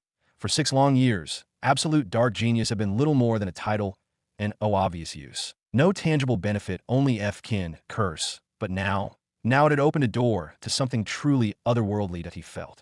Vindicated. Finally this skill proves it's not completely useless. Raziel whispered, shaking his head in disbelief and excitement. He felt like he'd just broken through something massive. He wiped the corner of his eye, still grinning. It's finally starting. Then, shaking his head in amusement, he muttered to himself, as if answering to system words, whatever. That skill's mine anyway. So yeah, it's me who figured it out, that it's me who connected the dots. Literally makes me the genius. I knew it, I was just born to shine, he roared in his head as if to FCK with system more, which worked off course. You aren't, it was because of the skill. The system tried to deny him, as usual, but Raziel simply ignored it as he had planned with a smirk on his face. There were more important things to focus on. He turned to face the old man, chest high and confidence surging. I can do it, old man. No, senior, he declared, his voice rich with pride. Do what? The old man asked, blinking slowly. He looked at the kid's overly proud face and wondered. Did he suffer psychological trauma from my strike? Maybe he didn't die, but the shock scrambled his brain. That would explain a lot, but Raziel didn't even wait for a reaction. I can see the flows now, Raziel said, spreading his arms. And honestly, I didn't expect them to be this colorful. It's a little weird, a bit uncomfortable, but still, they're beautiful in their own way. He spun his gaze across the environment, eyes glimmering with curiosity. The old man just stared. He understood the words, but not the meaning. Huh? Wait. What? You mean to say you can see the flow? Old man's suspicious voice came even with little mocking. Raziel nodded, his eyes scanning the invisible ripples around them. Yes, like these waves. Also, I don't know why, but some of them are giving me a very dangerous vibe, like I shouldn't touch them. What are those ones? His eyes narrowed, and then he pointed towards something ahead. Especially that one, that green emerald ripple over there that's giving me a really bad feeling. Almost like I'll disappear if I touch like the TD. You know what that is? It's the thinnest, but it feels the most dangerous. The old man's eyes confused. Green ripple. Then he paused. Wait, you mean you can really see the flows now? He asked, his voice beginning to change as if hearing colors. And not just when you said multiple. There was a faint crack in his tone, a note of disbelief. And emerald green, you say? Huh? Also, he followed Raziel's finger, squinting into the space the boy was pointing at, his eyes focused, then widened, that he went pale. Wait, your finger, that's. His voice caught in his throat. Then he screamed, don't you dare FCK in. Touch that, you FCK moron. That's the time flow. Don't touch that, you F-kin moron. The old man's voice thundered through the air, crashing like a tidal wave across the empty space. The sound echoed for several long seconds, sharp and absolute, like a warning bell ringing at the edge of disaster. Raziel flinched. He jerked his hand back immediately, eyes wide, startled. Time. Yes, host? The system responded with a rare note of seriousness. That thin emerald ripple you just pointed at, that's the temporal flow of this world. That IT governs all events from the past, present, and future. IT is not something you want to touch, especially not directly, and definitely not as a mortal. Raziel's jaw went slack. Wait, hold on. Are you seriously telling me I almost touched time itself? No, forget that. I can touch time with my bare hands. Yeah, technically yes, but don't no matter the reason. Just don't. But, I mean, I'm inside the system right now, right? Raziel argued, still stunned. So wouldn't that make it kind of safe? Yeah, you're technically in the system's protected space. But again, why the hell would you want to mess with time in the first place? The system snapped. There's zero profit in it for you. Nothing to gain. Only massive, reality warping, soul-obliterating problems. It's like shoving your arm into a meat grinder out of curiosity. Just don't chill. All right. Then Raziel grumbled, pouting slightly at the system's harsh tone. I wasn't going to do it, I was just asking. Meanwhile, the old man stood frozen, blinking slowly, as if just remembering that this weird kid could revive. His chest rose and fell in a long, deep breath. He let it out, shaking his head. He wasn't sure why he'd reacted so violently, why he'd panicked like that. The kid wasn't going to die permanently, he knew that. And even if he doesn't care. But still, seeing that reckless hand reaching toward time itself had sparked something primal. Sigh. Maybe it was that move the kid made. The old man thought, wiping the sweat from his brow. But scared, yes. He definitely felt scared. After all, he was the only one who had ever dealt with something like this, and no one else even knew this kind of danger existed. That made the boy's reckless action all the more terrifying. IT was like watching someone leap off a building or not the one falling. But your heart still drops. That same helpless, gut-twisting fear gripped him now. He wiped the cold sweat from his forehead. I really am getting soft, he muttered under his breath. Then, after steadying himself, he looked at Raziel again. This time, his gaze was sharp, focused. Not just suspicion, but something deeper wonder, maybe. Kid, the old man said, voice low. Can you really see it? The flows. Raziel tilted his head. Huh. Oh, yet I can, he replied casually, like he just said he could see the weather. The old man stared at him. Hard, still not believing it. This kid looked too stupid to comprehend something this complex. Even for him when he started past, it took centuries just to sense the flows, let alone see them. And even then, only one at a time in a way. Fine, the old man said, raising a hand. Then tell me, what color is this one?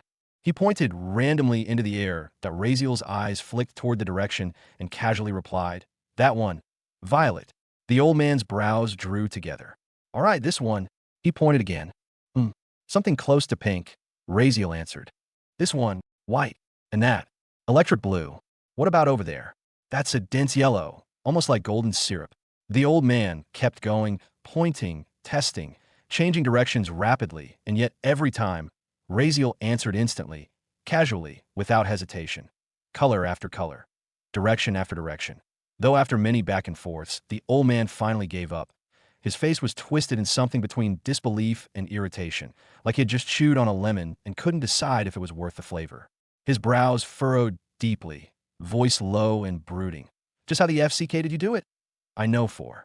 DM ensure you didn't have any prior knowledge about this. Raziel blinked, caught a bit off guard.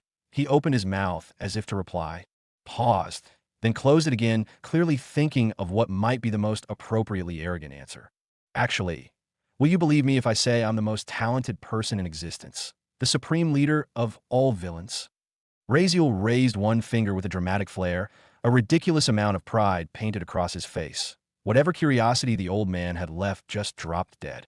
Leave it, he muttered, already turning away, hands behind his back. I'm not even interested anymore. Judging by your behavior, I can tell you won't last long. Not unless you take care of this attitude of yours. You have no clue what talent actually means. If learning fast was all there was to talent, you wouldn't believe how many people are born like that every second. He shook his head with visible disappointment. There was no admiration, no surprise, no acknowledgement. If Raziel's accomplishment was a pebble thrown in an ocean. Anyway, you have 13 minutes left, you know that? The old man added casually. Raziel snapped out of his leisure state, jolting forward. The lack of praise stung a little, but what really hit him was the ticking clock. He hadn't even gotten a moment to revel in his triumph. This old man, completely unfazed. Raziel felt like he just unveiled the secrets of the cosmos and got a shrug in return. Seriously, Raziel thought. Just what kind of monstrous events does this old guy have to witness on a daily basis to be so unfazed by this? He literally just learned the thing this man claimed no one else could ever master, and the best he could manage was a shrug and a not interested? F-kin. Weirdo, Raziel muttered in his head, but with no time to dwell on his bruised ego, Raziel jumped straight to business, since no time to waste. Teach me how to use the flow, then, senior, he said, stepping directly in front of the old man now, gaze firm. Inside his mind, he gave a silent order. System, make sure my absolute dark genius skill is always active. It's a passive skill, host. The system responded dryly. It's always on .it, just depends on whether you truly want to learn from the depths of your will. If you do, it'll activate. There was a brief pause, as if the system wanted to say more. And for the record, this isn't your genius, it's the skill, just saying. But it held its tongue, knowing time was short and Raziel was focused. Raziel didn't bother responding, he understood, and that was enough. The old man sighed heavily. You won't be able to learn it, kid. And even if you do, you won't be able to use it, he said bluntly. Raziel frowned, lifting his head. Why? There is one major flaw in using flow, a fatal one, that even if you figure out how to use it, you won't survive it. You might end up killing yourself. Raziel blinked, but then his expression shifted as understanding clicked. Oh, right. It must be the pressure, like the stress from using the flow damaging your own body. Like, it hurts you more than it hurts them? He remembered the sword earlier, the way it shattered from the force alone, but he had already suspected this. But just as he was about to speak again, the old man continued. Your physical construction is too normal. You're weak, the old man said flatly. Even if you manage to draw out a tiny fraction of the flow's power, there's a good chance your own bones will be reduced to powder. You won't even know when it happens, it'll be instantaneous. He looked Raziel over, shaking his head. You just can't. Without a powerful constitution, knowing how to use the flow is like being the world's greatest swordsman without arms. What good is mastery if your body can't handle the art? He spread his hands wide as if the logic was obvious. It's like knowing how to use the world's sharpest sword but having no hands to hold it. Talent and knowledge? Worthless if you don't have the vessel to endure it. Raziel blinked again, but this time his lips curved into a smirk. Bones in a powder? Huh? He murmured, voice laced with amusement. For some reason, at moments like these, he always remembered that insane woman, someone he rarely gave credit to. But today, he might just thank her. Don't worry, senior, Raziel said, puffing out his chest slightly.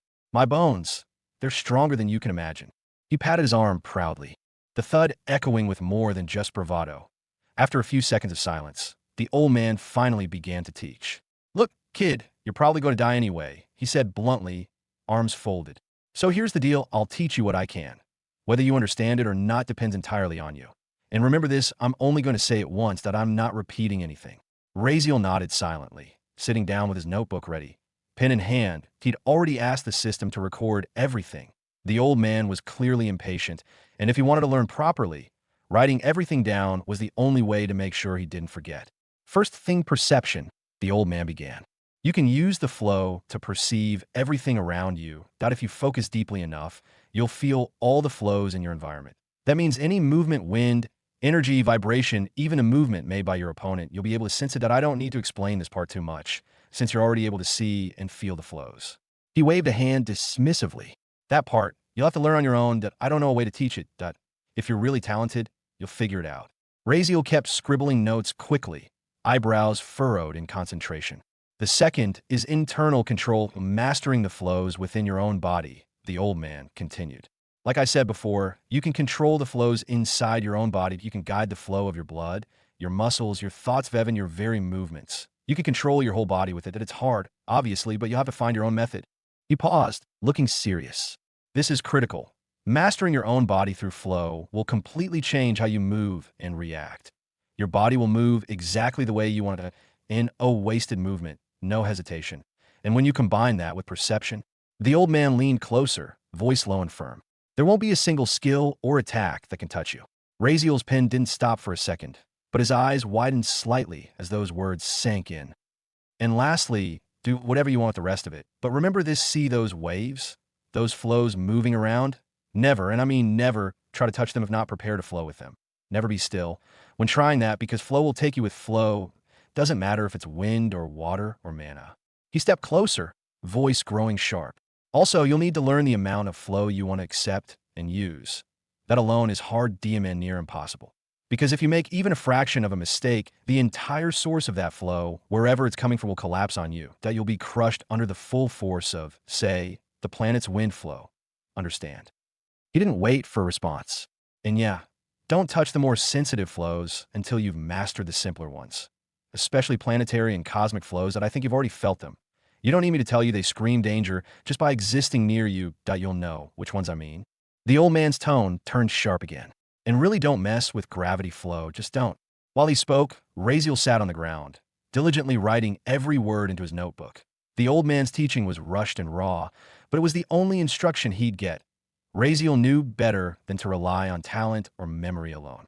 Senior, Raziel said, glancing up briefly, you didn't really explain how to use the flow. Did I get the theory, but how? The old man didn't look back, just spoke as he stared at the horizon. You gotta flow with the flow. Imagine a tsunami coming at you. Every flow is like that, only infinitely more powerful. If you want to survive, you don't stand against it. You don't run, you find a perfect moment and you ride it. Raziel's hand paused for a heartbeat, then continued scribbling.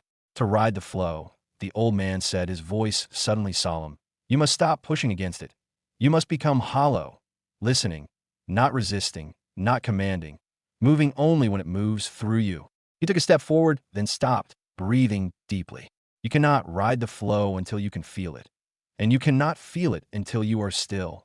Raziel's grip tightened around the pen. So feel it out. If not, you'll be crushed. Every time you try to use the flow, you're putting your life on the line, yeah. One mistake, just one fraction off, and you'll die. Instantly. Even without your enemy lifting a finger. There was a silence between them. Then the old man shrugged. So yet, Adam, why only advice? Don't use it. Any flow. Raziel's pen stopped mid-word. He absorbed the words fully, the weight behind them. But then, without a word, he resumed writing. His time was limited. He didn't even have the luxury to think too hard about it. Serious as it was, Raziel knew this was a path he had already chosen, even if the price was death. Not that it mattered much right now. This training ground gave him the ultimate advantage. Unlimited revivals and infinite retries.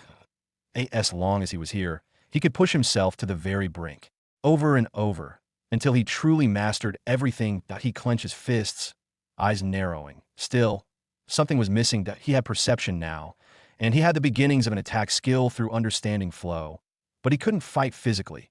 Not really. He needed a medium, a conduit, to transfer the burden and pressure of the flow. Just like the old man used his sword, he turned quickly. Senior, Raziel called out. Can you teach me how to use a sword? I mean, how to use it with the flow, like how you did.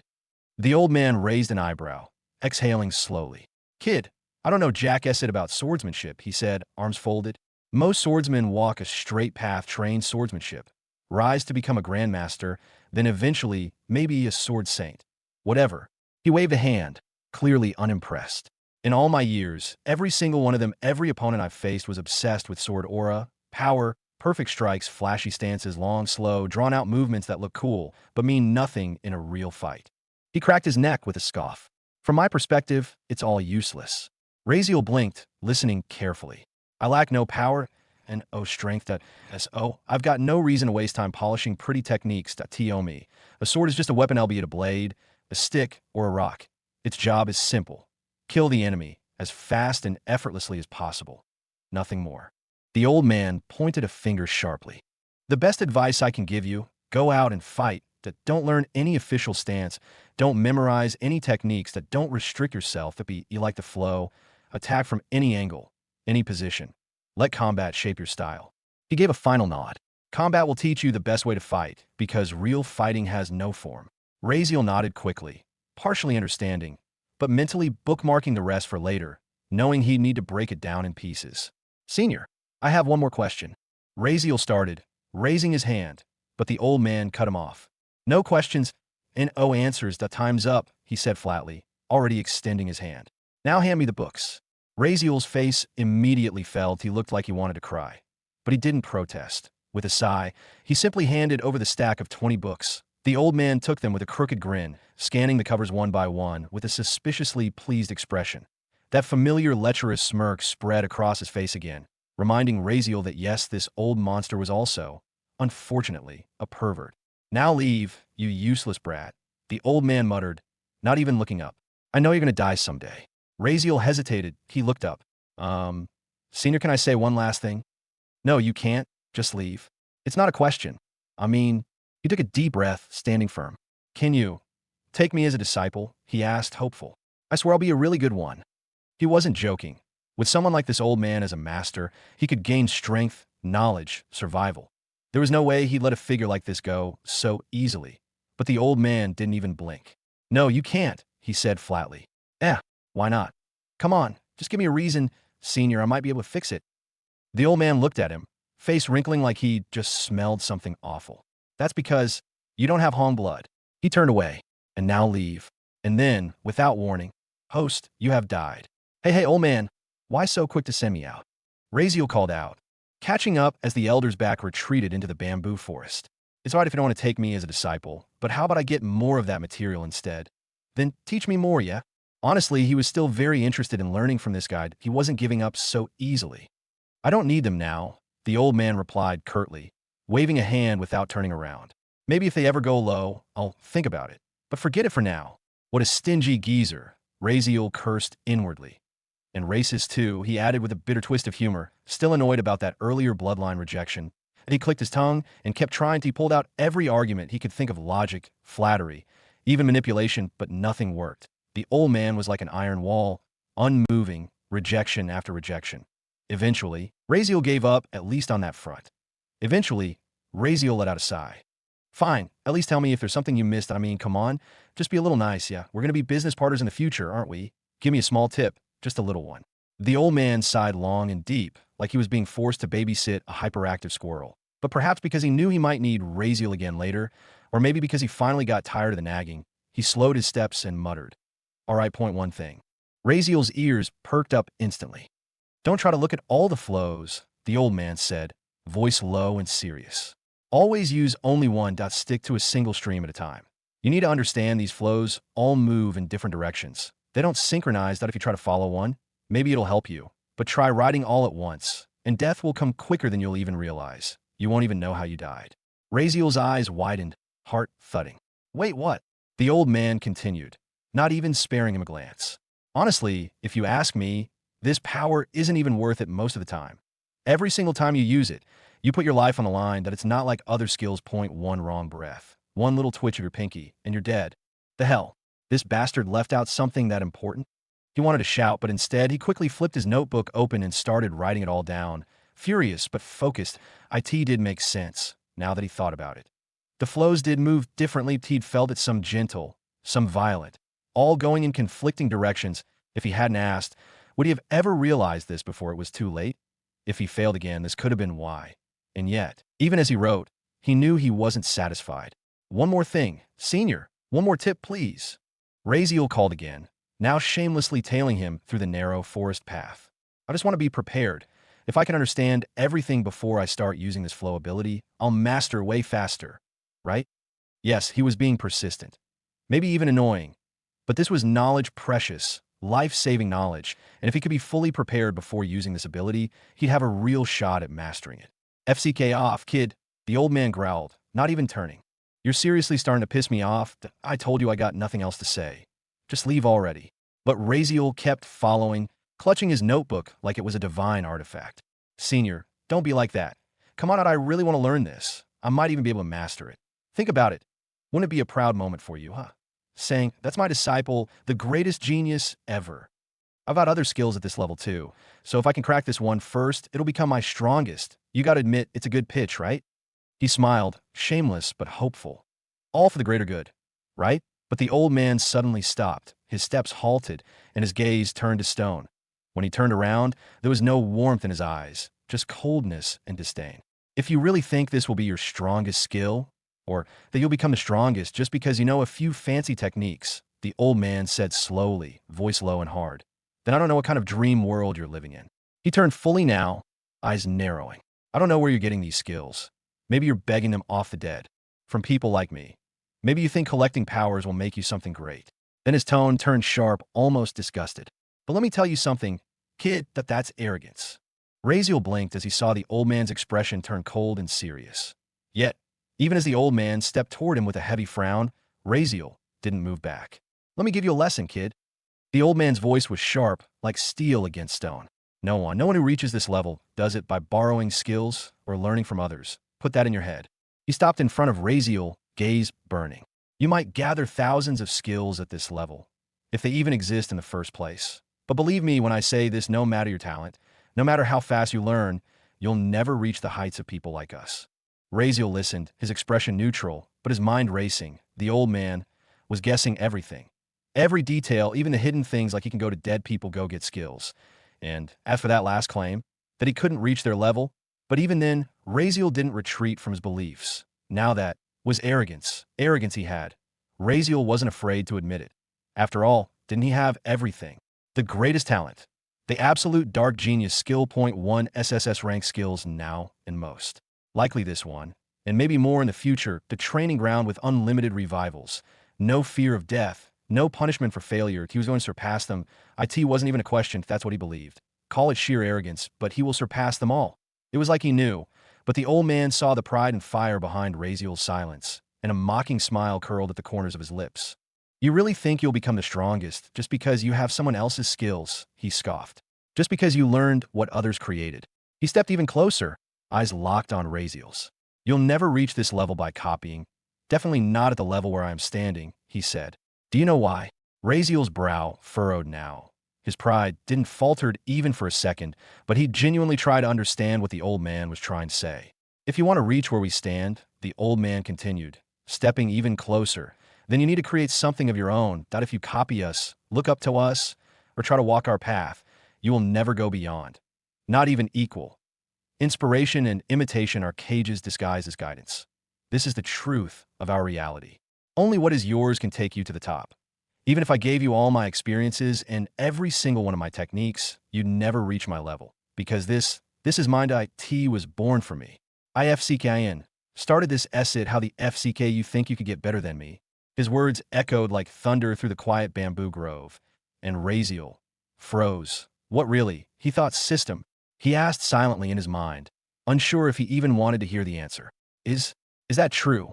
The system replied, its voice calm, firm, and matter of fact. Positive, host. What the old man is saying is true. Yes, you can master those skills, but you'll never reach their heights, not unless the path is truly yours. Borrowing from others will always hold you back. They will always have a ceiling for you, that's the truth. Yeah. Razeal frowned. But I have skills, even talent better than him for this. I will master them. Doesn't that mean I will reach their level? Razeal argued inside, desperate for an exception. No, host, the system said, its voice calm yet firm. You can master the skills, yes, but you'll never be quite the same as those who forged this path themselves. They created IT. IT was born from their will, their struggles. You, on the other hand, received it. You learned it, and that difference matters. A quiet pause followed before the system continued. That's why the strongest individuals often possess only one skill or one path that they started themselves from beginning to end alone. They've pushed to its absolute limit.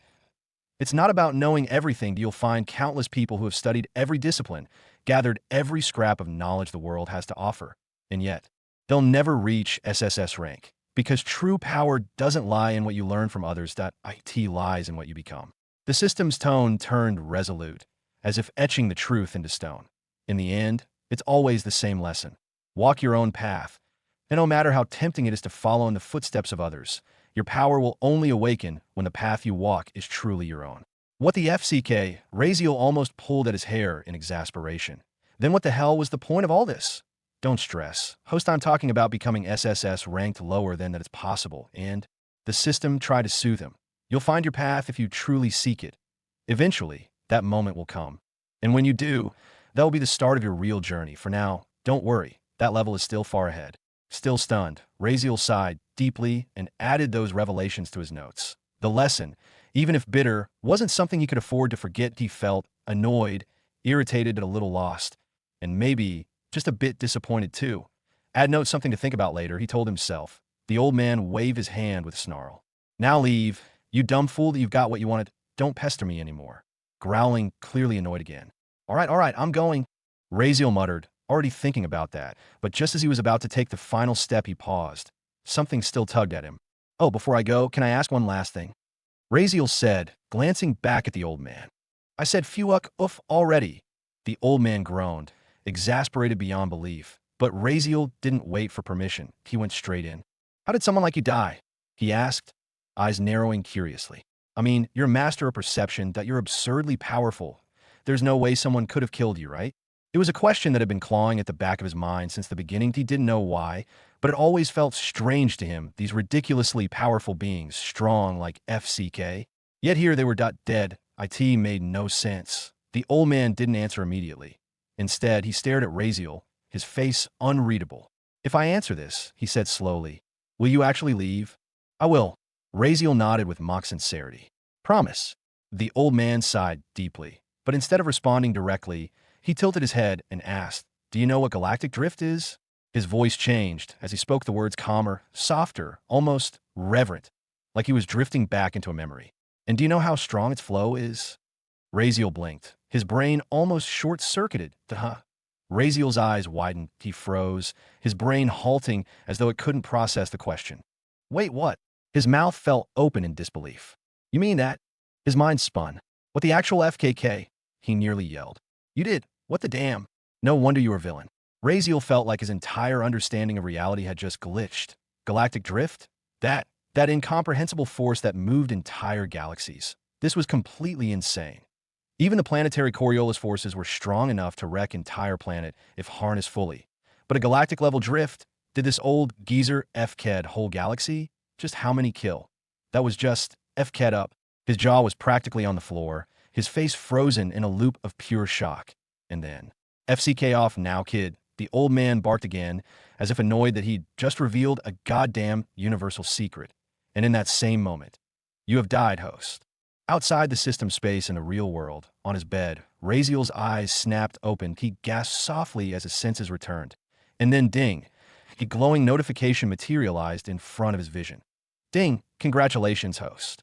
You have awakened a supreme Tao inheritance from the cultivation world. Skill gained, flow SSS damn. Razeal breathed out, eyes gleaming. I actually got it. Excited was an understatement. And about the FCK, that these bosses killing themselves? Sure, the old man's warnings and shock still echoed in his head. That grave lesson about paths and strength and the burden of true mastery, it was all there. But for now, let him breathe. Let him celebrate. Let him enjoy this moment. He had just awakened another SSS-rank skill, and he couldn't wait to try it.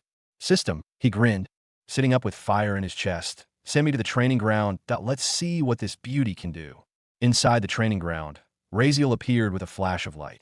Without wasting a second, he immediately tried to enter his newly dubbed flow sensing mode. It wasn't an official term, but it worked for him. The moment his feet touched the ground, he focused, attempting to perceive the strange flows he had witnessed earlier. Host, prepare. Initiating third wave, 1000 F-ranked mendices. Say yes when you're ready. System's voice echoed crisply in his mind. Razeal, who had just begun preparing to test his new SSS-rank skill, suddenly froze mid-thought. His eyes shifted to the distance, and there he saw them. Rows upon rows of green mantises tall, humanoid insectoids with razor-sharp sides for arms lined up in an organized formation, stretching far beyond what the eye could track at a giant army. Razeal blinked. System, he spoke quickly. Can we maybe stop this for a few minutes? I need to test the new skill first. Just want to see how it works. No, host. That can't be done. Even if I wanted to, I can't override this rule. The system training function exists strictly for battle experience, that it's not a practice field. As soon as you land in the training area, a 30-second timer starts. Once it's up, monsters attack. This limitation exists to prevent users from exploiting the system's time dilation and amplification features. Razeal groaned. Sigh. Why are there so many goddamn rules? He muttered under his breath. Can't you just ignore them once in a while? No answer. Typical, but still no time to complain now. All right, if they're going to attack, let them know I've got an SSS-rank skill now, he told himself, puffing up slightly with confidence. Maybe just one swing using any of the flow he had seen, and they would go flying. That old man had used it like that. Maybe he could too. All right, he said, clenching his fists. Let's start. Activating his flow sensing mode, the world around him instantly changed. Color exploded into view. Dozens, no hundreds of radiant, shifting ripples of energy appeared in the space around him. Green, violet, silver, crimson, gold, and many shades he couldn't even name shimmered like threads in the air. He could feel the flows not all, but enough to sense within a radius of about 10 meters. Random, unpredictable, and constantly shifting. What did the old man say again? Razeal murmured. The old man's words echoed in his head. Use the flow to perceive your surroundings. Let it guide you. With a deep breath, Razeal tried to concentrate. He shut his eyes, tuning out the world. His heartbeat slowed, sweat trickled down his brow. He could feel them. Yes, but trying to perceive them? That was something else entirely. The flows weren't simple. They weren't standing still. They weren't waiting for him to figure them out. They moved. All of them. Each ripple passed through and around him like waves colliding in an endless It was like standing in the middle of an ocean while someone hurled thousands of stones into the water from every angle. Every impact sent a ripple his way. Each flow moved differently, independently. Some strong, some weak, some moving smoothly, others erratic and wild. He couldn't even tell which flow belonged to what. Which ripple was wind, which was sound, which was pressure or gravity or momentum. He didn't know. His senses were drowning in input. His thoughts cluttered. There was no clarity, only confusion. Too many, too complicated. He muttered, jaw clenching. The flows were infinite, ever moving, ever crashing, and the more he tried to concentrate, the more his thoughts tangled like a storm in his head. If only they would stop just for a second, just long enough for him to focus. Then maybe, just maybe, he could finally grasp it. But then again, this was too much movement, and it absolutely can't be stopped. Razeal gritted his teeth. The sheer chaos of the flows was overwhelming. They swirled, clashed, intertwined like a violent storm of energy, and no matter how much he tried, he couldn't focus on all of them at once. Suddenly, like a spark in his mind, he remembered something the old man had said. One flow at a time. Only one. Huh? Yes. Why am I trying to feel all the flows at once? He muttered, slapping his forehead. I could just pick a single one, that'd be much simpler. With that realization, Razeal closed his eyes again, this time with a singular intent. He tried to make every other flow vanish from his perception. He didn't know exactly how to do it, but he focused, letting instinct guide him. And slowly, very slowly, it began to happen. The chaotic colors, the overwhelming sensations, the clashing waves, they all began to fade one by one, dissolving into silence, until all that remained was stillness, just like how things used to feel before. But something was missing. All the flows disappeared. Right. I forgot to choose which flow to keep, Razeal realized, chuckling to himself. It was like setting a filter, but forgetting to choose what to filter. Which one should I pick, though? He mused, glancing through the fading residue of sensations, still echoing in his mind. He didn't think too hard. His thoughts quickly landed on a simple answer. Air. Yes, the air flowed, and it's probably the easiest to handle. As soon as he locked in on that thought, something responded.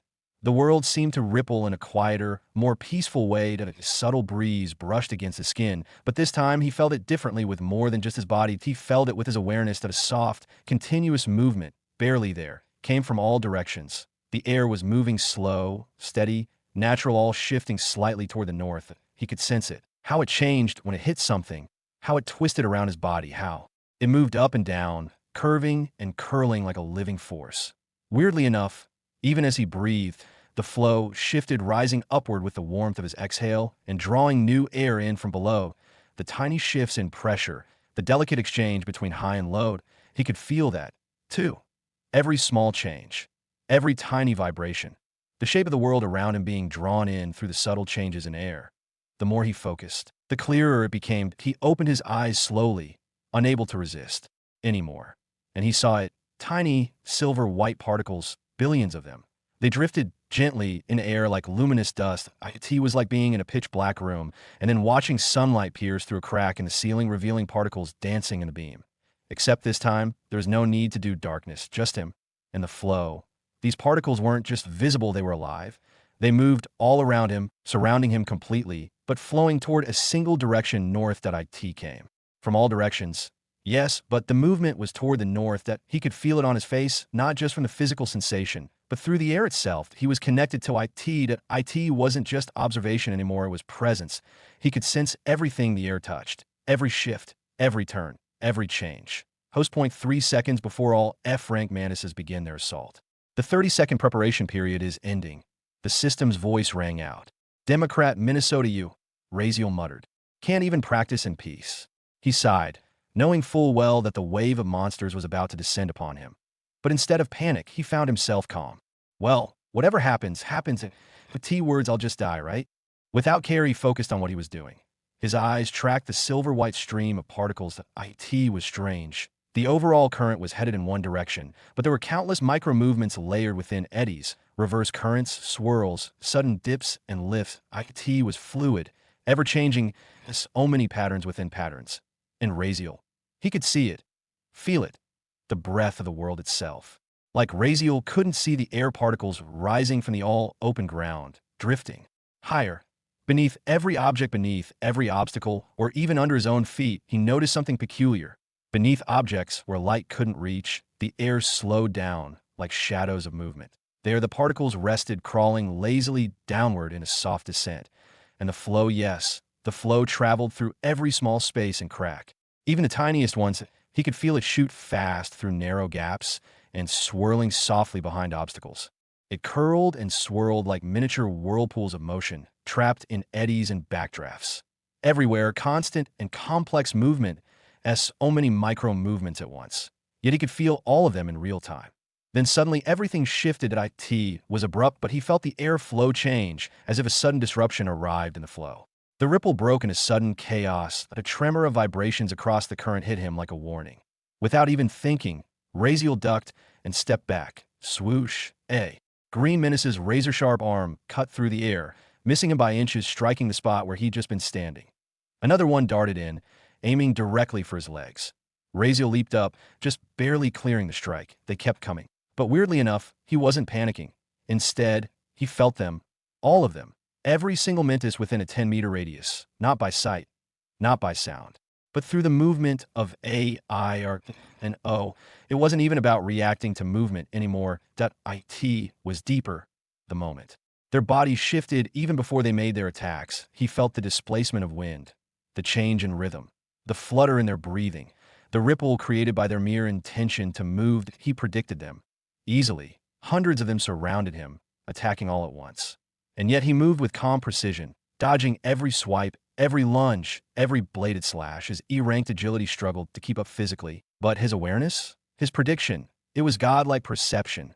Menaces came from behind. He tilted his body just slightly, avoiding the blade. From the side, 3 pounced. He rolled forward, escaping the trap. From above, another dropped. He merely sidestepped with perfect timing. DMN, he thought, twisting around another slash. I didn't even do anything yet, system. And I already learned this it? I thought it'd take days. This is too F-kin. Easy, he laughed inside his head. This is even better than that S-ranked keen hearing skill. This is on a whole other level I don't even have. To try it, I'm literally feeling 10 meters around me like it's an extension of myself. That IT wasn't even metaphorical anymore. That IT felt like he was submerged in a 10-meter sphere of liquid, with every ripple, every twitch, every intrusion sending signals straight to his mind. At a body of water where his awareness extended like nerve endings into every inch. Obviously, host, it's a F-kin, SSS-ranked skill. Just this much advantage is obvious. Not to mention your absolute dark genius skill is passively. Running in the background, learning this skill a supreme talent of all. That's why you're learning so fast. This kind of learning speed is natural. And 10 meters, that's a beginner range, that it's a single, slow motion scan that you're not even pushing it out. The system's tone was matter of fact, almost bored. Yeah, makes sense. Razeal muttered aloud, stepping around a blade and sliding beneath another. Just this small layer of perception had taken his awareness to impossible levels. He truly felt invincible. If only his body could keep up, if only he had speed, he could have danced through this army, untouched. But it wasn't that easy. His body was struggling. His agility is just E-rank, and over that number of Mendises was overwhelming. They were circling. Flanking point, one coordinated wave came from all sides at once. Even with his superior perception, his body barely responded in time. He twisted and ducked, but a claw grazed his shoulder. Another slashed his leg. Minor wounds, but they added up. Still, he grinned. He just held on, having fun and euphoria of this powerful perception. And then Razeal noticed something. Even though he tried to ignore it before, now that he was fully immersed in the sensation of sensing the air, he couldn't help but feel it that a light brown-colored flow that IT was faint at. First, but unmistakably, they're emanating from the bodies of every single Mentis. Whenever they moved, even slightly, this brownish ripple surrounded their forms. Whether it was a step, a slash, or a lunge forward, that energy flowed with their motion, trailing and twisting like smoke around them. Is that the flow of their movements? Razeal wondered aloud. Yes, every movement generates a flow. That is the essence of the concept. Everything that moves, flows, even slashing a blade or taking a single breath. The system confirmed calmly that Razeal's eyes widened. Demon, so wait, can I also flow with that? Like if I match that flow? Can I move with it, blend with it? Of course. Whoa, the implications hit him like a wave. So if I just flow with their movements, follow the exact path of their slashes, wouldn't that make the attacks not damage me? Like, we're in harmony. In the rush of discovery, Razeal realized something else. He hadn't even tried the main purpose of this skill yet. All this dodging, reacting, perceiving, it was incredible, but he hadn't actually tried to use a flow offensively. Let's try to punch with the airflow, he muttered to himself, his eyes glowing with new curiosity. He focused. The airflow was still steady, brushing against his skin, moving north. He could feel its current, the natural rhythm, the thousands of subtle variations moving through and around him. Then he remembered the old man's words again. To ride the flow, you must stop pushing against it. You must become like it, listening, not resisting, not disruption, moving only when it moves through you. Razeal clenched his fist, but didn't move yet. That he allowed his breath to steady, his mind to empty. He imagined the air not as resistance, not as an element he needed to conquer, but as something he needed to join. That IT was like trying to hit something while keeping the swing gentle enough not to disturb a delicate current. Like swinging a glass ball with perfect grace behind a bat in motion, so perfectly aligned that no clash happens at all. If the ball flows perfectly in harmony with the swing, it won't shatter, but rather take the force behind that action and fly off. That was the idea. His gaze settled on a perfect target, a ripple of air coming toward him like a ripple in a calm pond. He imagined himself in a swimming pool, waves crashing gently in one direction, and his hand moving through the water with it, not against it. Inno splashed, inno ripple. Only flowed. He raised his fist slowly. Then he struck that I in perfect harmony. Or so he thought. But the moment his body attempted to truly synchronize with the flow of air, boom. Well, no, it didn't make any sound, but the hit was real. The weight of the entire atmosphere compressed into a single retaliation. 5.5 quadrillion tons of planetary air force responded to his movement. Within less than a trillionth of a millisecond, Razeal's body ceased to exist. He didn't even register the pain. His body was shredded, vaporized, disintegrated at the molecular level. Tiny air particles, as gentle as a breeze to the world, became trillions of tiny steel blades slicing through his flesh. Only his bones remained, and even those blasted by the force launched out of orbit, flung into the upper stratosphere. Congratulations, host. You have died. Very interesting way, host. Even system changes its notification for once. In the next instant, Razeal appeared again, revived in the exact same space. He looked around, back in the training field. But, well, Mentis is gone. Did he kill them all? Scratched his head, blinked. Did I win? Just with one punch? Is training ground restoration function that crazy that he thought? Wakey, the system mocking word around. What? Nothing much, you just died. The system answered coolly. You attempted to perfectly synchronize your body with the planetary airflow, But since you failed to account for the scale of that force, your entire body was shredded instantly by particles moving with trillions of tons of weight behind them. Your bones? Yeah, those launched clean off the planet. I had to recall you manually. FCK my system. Razeal suddenly cursed out as if in shock. Oh, system, but I did match the flow. I literally synced my movement with it. Perfectly, I was completely aligned. I know there was no resistance. What the hell? Razeal shouted, arms flailing in frustration. He definitely didn't forget to complain. No, host, you weren't even close, the system replied flatly. You were only trying to match the flow, but even the slightest vibration in your body can disrupt it. It's like trying to stand on a beach as a massive wave crashes toward you. What you're supposed to do is move with the wave without breaking it, without creating even a splash. If the flow feels even a micro discomfort from your movement, you'll face the entire brunt of it. Razeal groaned, running both hands down his face. Yeah, I get it. But how the FCK am I supposed to do that? Just try host. And did you forget the old man's pointers? He told you to learn how to limit the amount of flow you want to accept and use. Maybe start there at 8T, at least you won't get blasted apart every time you mess up. Yeah, and how the hell do I do that? Razeal gritted his teeth, irritation flaring. That bastard just told me what to do, not how to do it. I should have asked for more details. But no, I had to cram everything into that short lecture and didn't get to dive deep into each DM endpoint. Figure out yourself, host. With your talent, it shouldn't be too hard. And by the way, in 20 seconds, a fresh batch of 1,000 F-rank mantises will attack. Just saying. The system sounded bored now, probably tired of the tantrums. TCH? Yeah, whatever. Let me try again, Razeal muttered, shaking off the irritation. He focused again, trying to cut only a portion of the flow. He imagined it like a faucet of valve he could turn, letting only a trickle pass through instead of the flood point 4 hours later. What the FCK? It's not working.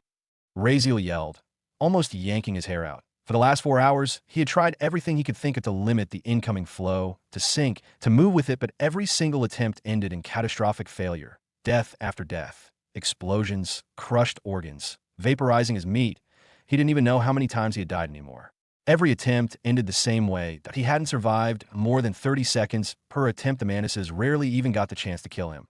The flow did it first as. Razeal think being killed by experimenting is better than killed by insects.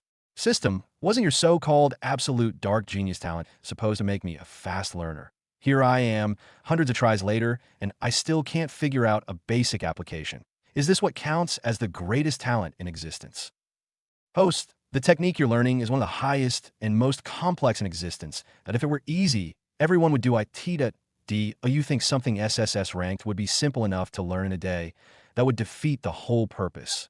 And as for your talent, didn't you say it's your own ability? So, now, it's not the skill that sucks. It's your FCAN talent? Ugh, forget it.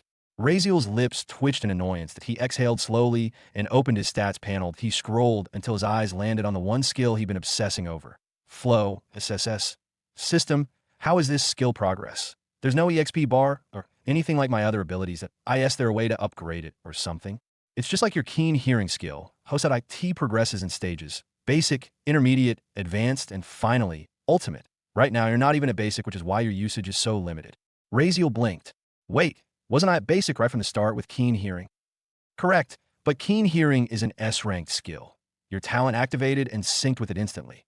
Flow, on the other hand, is SSS-ranked multiple dimensions more complex. Skills at this level may require actual training and mastery before they even recognize you as a user. That's why you're struggling. Razeal sighed deeply, feeling the weight of reality press on him again. The excitement he'd felt when first receiving the skill had faded into hours of frustration and bloodless deaths. And another thing, host, that you're approaching this wrong. You're trying to use an ultimate level ability from the middle. You're skipping the foundation. Start where the old man told you to master your internal and physical flow first. That's the beginning. You can't leap to environmental or planetary flows until you've built the groundwork. It's like trying to summon a thunderstorm when you don't even know how to create a spark. So listen clearly. Start from the bottom. First, internal. Then physical, then environmental, then planetary, and lastly, cosmic. That's the correct path. Razeal listened calmly, rubbing his tired eyes. I thought this talent would help me leap over all the steps and just get there directly, but whatever, that is just some time, he muttered under his breath, despite the frustration bubbling inside. He tried to stay grounded. It's not like I didn't make any progress. My perception ability. I'm too familiar with it now. And not to mention how far I've come with flow sensing that I can even control which flow I want to see or not. That I am improving at a very fast pace. Razeal whispered, half to himself, half to the air, trying to convince himself that the effort hadn't been wasted. It's not fast enough, host. The system interjected flatly. You have actually wasted 6 hours, and so far, you haven't learned anything significant enough to increase your combat strength to the level required for the duel scheduled in 7 days. I know, he said through gritted teeth. Razeal clenched his fists tightly. The reminder stung, but it wasn't wrong. Sure, he had gotten his hands on an SSS-rank skill, something even legends might never achieve. But that alone wasn't enough to make it useful. He had to develop it, sharpen it, master it. And time wasn't on his side, and he couldn't afford to waste a single second. System, create a plan for me. The fastest route to increase my strength using everything I have. Consider every skill, ability, and condition we have access to. I need the most efficient path now. Analyzing, the system replied. A moment passed. Analysis complete. Based on your current resources and skill set, this is the optimal path for rapid strength acquisition. Your two most powerful and growth-efficient skills are both SSS-rank flow, SSS, killing intent, SSS. These two should be prioritized immediately. Each has scalable effects, benefits that increase with proficiency and usage. Additionally, you possess a D-ranked healing skill. Basic healing, D. With current proficiency, 1621/10,000. While its rank is low, the utility it provides during prolonged combat and training is invaluable. Razeal listened, his expression sharpening with each point. The system continued. Next, to maximize your time, utilize the system's training grounds. The rank you currently occupy is F rank, which has no time amplification, meaning time flows exactly the same as the outside world. However, advancing to E-rank training grounds will give you a time amplification of 10x. That means for every 1 day outside, you'll have 10 days inside. Climb 2 more stages, and you'll reach 1000x time. Flow 1 outside day becomes 1000 training days. This is critical for you, host. Hence, the recommendation. Climb the training ranks as quickly as possible. Engage in constant combat within the system training function. Fight, die, heal, learn, repeat. This will rapidly accelerate your growth in multiple domains. 1. Flow, SSS. Master perception and body flow within training combat. Combat will naturally develop your body to sense, move, and eventually merge with various flows. 2. Killing intent, SSS. Proficiency currently at E rank, 0.08/1000. That even though the training monsters give 10x less killing points than real opponents, the sheer number of enemies you face will make up for it. This skill grows by killing. Razeal nodded silently. That one was simple enough. You've also unlocked a new effect from reaching E rank in killing intent, killing body. Physical stats increase the more enemies you kill. Strength, E plus agility.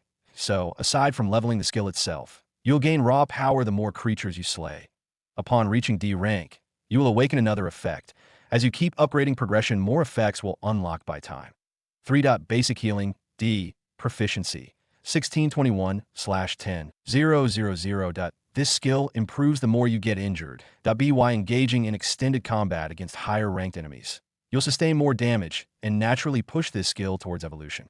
In summary, host, this is your optimal growth path. 1. Climb to higher ranked training grounds for time amplification and stronger enemies. 2. Focus on flow, SSS, and killing intent, SSS. 4. Foundational mastery. 3. Simultaneously improve your basic healing skill through battle injuries. 4.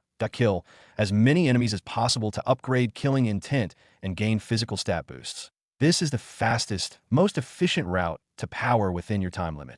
Razeal exhaled slowly. Got it, that's the plan? Then, Razeal totally agreed with system plan, just close by as he had calculated. The system's voice echoed inside Razeal's mind once more, a bit more serious this time. And also, host, one more recommendation aside from your current training focus. I highly advise you to begin paying attention to your mana stats and acquiring some skills related to magical attacks. The system paused before continuing, tone low and cautionary. Yes, focusing on your current SSS rank skills will skyrocket your combat power, but magic covers areas where you're currently lacking the most. Physical strength and raw combat ability can't stand where magic can. Also, don't forget some attacks aren't even physical. If your opponent ends up being your elder sister, for example, you wouldn't even know when you were defeated. It'd be over before you moved. Razeal's brows twitched at the mention. She's not my sister, he muttered under his breath, eyes narrowing in irritation. Even though he absorbed all the system's warnings and valid points, that was the first thing he wanted to correct. Yes, yes, slip of the circuits. Whatever, but let's not dwell on her. Imagine instead if the Imperial Princess herself was your opponent. You wouldn't even be able to move, no matter how many powerful skills you possess. You know the spikal abilities that run in her bloodline. Even if you one day become strong enough to fight her, as you are now, she'd defeat you without even blinking. Razeal let out a tired sigh, rubbing his temple. I know that already. Why do you think I even dare to put that on the bet? He muttered, more to himself than the system, that he knows that, and well had even already prepared for it, but still he listened to system. Well, why? Even though he didn't always say it, Razeal held a deep understanding of his system. Yeah, it had been useless at times, hell, even outright disadvantageous that IT had done things or failed to do things that had directly caused him suffering, pain, setbacks. Razeal hadn't forgotten any of it. But still, he couldn't bring himself to label it as useless, because at the end of the day, the system was like a comrade to him. Annoying, definitely. Inflexible and filled with restrictions? Absolutely to Tsundra with a vile, sarcastic tongue, without a doubt. But it wasn't a bad guy. Maybe it was to others, but never to him. They had been through too much together. And maybe that's exactly why Razeal never once called it useless. Still, he had to admit the system's warnings were helpful. They reminded him of things he might overlook. Well, not that he ever really did overlook anything. He was always prepared. Even now, he was fully ready for what was coming. But these moments, where the system would speak up and throw a warning his way, they comforted him. They made him feel cared for, like someone out there was actually watching over him. Someone willing to say, be careful. And sometimes, that was all he really needed. Support. Someone to stand by his side. Even if they were just a voice in his head, that's why, despite being confident in his current solution to the Imperial family's unique ability, knowing he could undo it, he still took the system's words seriously. But even if he could undo that, there was still a problem. He needed a magic-related abilities, as system said. And yet, ironically, he didn't even have a speck of time to invest into raising his mana. Stats. Razeal rubbed his temples in frustration. This DMN time, I hate it. If only I could control it, he muttered, sighing. Even if he went out right now to gather monster cores to boost his mana stat, even with his strength, even if he was able to kill the monsters with one blow, the process of collecting them one by one would be a massive hassle. There just wasn't enough time, that he probably wouldn't even reach mana. See in his stats. And honestly, even that wouldn't be enough to survive in an actual battle. That's assuming he even got a decent skill from someone villain, which of course he'd have to work for again. Alone, that if only there was a way to collect monster cores, without having to go out there and do it himself. If only there was a way to collect monster cores, without needing to go out there and do it himself. TCH, whatever, Razeal muttered under his breath. Brushing the thought aside, I've got bigger things to worry about right now. First things first, he could barely stand still in a fight. Physically too weak to keep up, maybe it was best to stabilize that foundation before worrying about magic. Once he grew stronger, he'd get a magic skill from his treasury anyways. If he could find some way to raise his mana stat, that is. Determined, he turned his attention to the system. System that I think it's time to head to the E-rank training ground, he declared. The 10 times time amplification function will seriously help, that I can't afford to waste any more time. But will you be able to fight E-ranked opponents? Razeal didn't flinch. Let's just start. Maybe it'll be hard, but F-rank monsters? I can handle those with ease now. My strength and agility are both at E-rank. Shouldn't be too much of a problem to handle E-rank monsters now, right? Perhaps that I understand your reasoning. Host, the system answered. But again, defeating one E-rank monster is one thing. Facing them in increasing numbers could become a serious problem. The challenge escalates each wave. Consider staying a bit longer here to refine yourself further. Razeal dismissed the suggestion with a short sigh. Just do it. We'll see what happens. Very well, the system replied, finally giving in. Specify what kind of opponent you wish to face. Terrain? Environment? Conditions? Give me the fastest type of monster in that rank, Razeal said, after a brief moment of thought. It'll help sharpen my perception. Also increase the number of injuries I get, should help with healing skill proficiency, dodging practice, and it'll let me rack up killing points faster. He nodded to himself that IT might be tough, but if he wanted the fastest growth, there was no better choice. As for the terrain and other stuff, put it on random. I don't care. Understood. Host, initializing transfer. A familiar darkness covered his vision. The soft hum of transition, the weightlessness of teleportation. Then Razeal blinked. He was somewhere else now. As his eyes adjusted, he realized he stood on a vast, eerie plateau. The air was unnaturally still. Around him, the land stretched as far as he could see, barren and grim, and trees, and signs of life. Just cracked red-gray stone, some scattered pebbles, and silence thick as mist. The sky above was dim and dusky.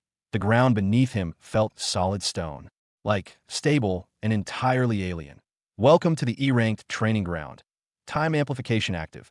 10x.1 hour here equals 10 outside. Current biome, Resonance Plateau. Current opponent, Skulltrite E-ranked stealth-type monster. Fastest speed species recorded in Galaxy 6736. Prepare, opponent will begin attacking in 30 seconds. Razeal's eyes twitched. Skulltrite, he muttered. Never heard of it. He scanned the desolate area around him, trying to spot anything that resembled a monster. Suddenly, something caught his eye. In the middle of the stone field stood a lone, thin, pole-like structure, black, metallic, and rigid, rising just about waist-height. At Razeal's eyes narrowed slightly as he focused. First glance, he'd mistaken it for part of the terrain, just another chunk of metal stuck in the ground. But then he spotted it. Something lying flat atop the structure, a small, metallic creature, barely 2 feet in length. It didn't even look alive. More like a thin sheet of black metal, its shape resembling a compact, triangular jet. It gleamed faintly under the dull sky, like polished steel, and eyes, and mouth, and joints, and no sign of breath or pulse even. Just an unmoving, unfamiliar object resting silently under the red-gray light. Is that my opponent?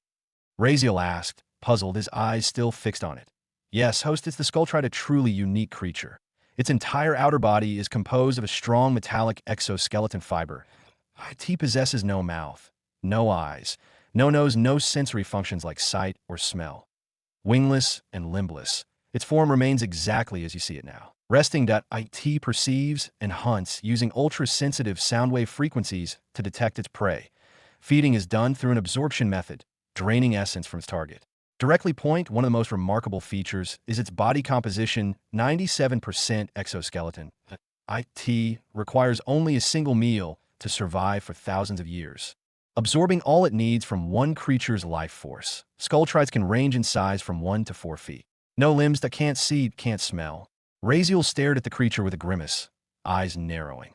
That's not a predator. That's a cursed existence, like everything was taken from it. Despite his comment, he was watching the timer above the creature's head tick down steadily. Well, it uses sound wave frequency to perceive. Razeal muttered, mind clicking into place. Then I guess it's a battle of perception. Now let's see whose flow is sharper. Without further hesitation, Razeal activated his flow sensing ability. Instantly, the world shifted around him. Threads of white particles vibrated softly in the air, dancing through space like ripples in water. Flow waves extended in every direction, but something caught his eyes. That Razeal's eyes narrowed further as he observed a steady stream of vibrational flow emitting from the black, metallic pole. The creature was releasing constant waves in every direction, sound pulses that spread out like invisible ripples in a pond. Even more shocking, the red-gray stone floor of this environment wasn't absorbing the sound, it was amplifying it, bouncing the frequencies far, far away, like a perfectly designed echo chamber. Resonance Plateau, Razeal whispered, recalling the biome name the system had given earlier. You gave this monster its perfect hunting ground. Huh, he asked with a sigh. Well, you did ask for the fastest opponent, but I figured this would suit your goal best.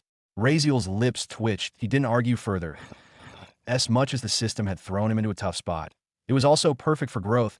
If the Skulltrite could use sound hunt, then so could he. The same echo chamber that served as its advantage could also serve as perception, and more time to complain. The countdown was almost up, 5 seconds left. System, give me a sword, Razeal requested, recalling the old man's words. Use your weapon like it's an extension of your body. Forget the stance, forget form. Be so fast and fluid that you don't even need technique, that if he wanted to improve his combat instinct and reaction timing, this was the only way. That a sleek, thin, straight blade materialized in his hand. He gripped it tightly, grounding himself. 3, 2, 1. The countdown hit 0. Razeal's eyes locked forward just in time to see the black metallic creature rise slowly from its resting position. It lifted off the black pole without disturbing the air in the slightest, gentle, smooth, and eerily graceful. Razeal set his stance, tensing his muscles, sinking his blood flow, heightening his perception, both internal and external. He was ready. Then sheesh. A faint whistling sound whispered through the so thin, it was nearly imperceptible. Only Razeal's S-ranked keen hearing allowed him to detect it. Simultaneously, he felt the sound flow around him distort. Something was coming down fast, so fast. It didn't even register as motion, just vibration, an anomaly in the flow. What the FCK that's fast. Raziel's eyes widened. His body screamed to move before his brain could finish the thought. He instinctively raised his sword, stepping back just as the ripple hit. And then he saw it, that a black blur, sleek, jet-like, cutting the air itself, slim, blade-like, almost invisible to the naked eye. The Skulltrite shot through the space like a sniper's bullet, aimed straight for his throat. That Raziel's instinct screamed. His perception flared. He moved barely. His body was slow, too slow. Still, he managed to bring his sword up, right in the line of fire. But the creature didn't veer off. IT didn't pause. IT didn't even acknowledge his defense. His blade met it. But the sound it made wasn't of metal clashing. IT was the sound of something being split. The creature went through his sword like paper, cleaving straight into the space it had been targeting from the start. His neck. Raziel didn't even feel pain. Just a sharp jolt. And then, "Host, you have died." Darkness claimed him. Just a second later, reviving at the same spot, Raziel stood motionless for a few seconds, his jaw slack in disbelief. "What the FCK was that?" he muttered, eyes still wide as he recalled the moment. That thing. That metallic creature had sliced straight through his sword, as if it were butter, as if his weapon was nothing but air. Of course, host, no normal weapon can stop a Skulltrite. Their bodies are composed of ultra-sharp, thin metallic edges. They're often hunted just to craft elite-grade blades, spears, arrows, even daggers. That's how sharp and durable they are. The system explained calmly. So it's basically a living blade with rocket propulsion. And now I'm supposed to somehow win against that. Raziel groaned. It's fast as FCK and cuts through my weapon like paper. How the hell am I even supposed to damage it? It's like trying to punch the sharp edge of an axe with a kitchen knife. Still, he shook his head and calmed himself. Well, whatever it is, it's good for practice. That IT wasn't like I couldn't perceive IT.my perception was fine. It's my body that couldn't react fast enough. He drew a breath, focus settling. I need to master my body flow. That if I can fix that, my reaction speed will match my perception.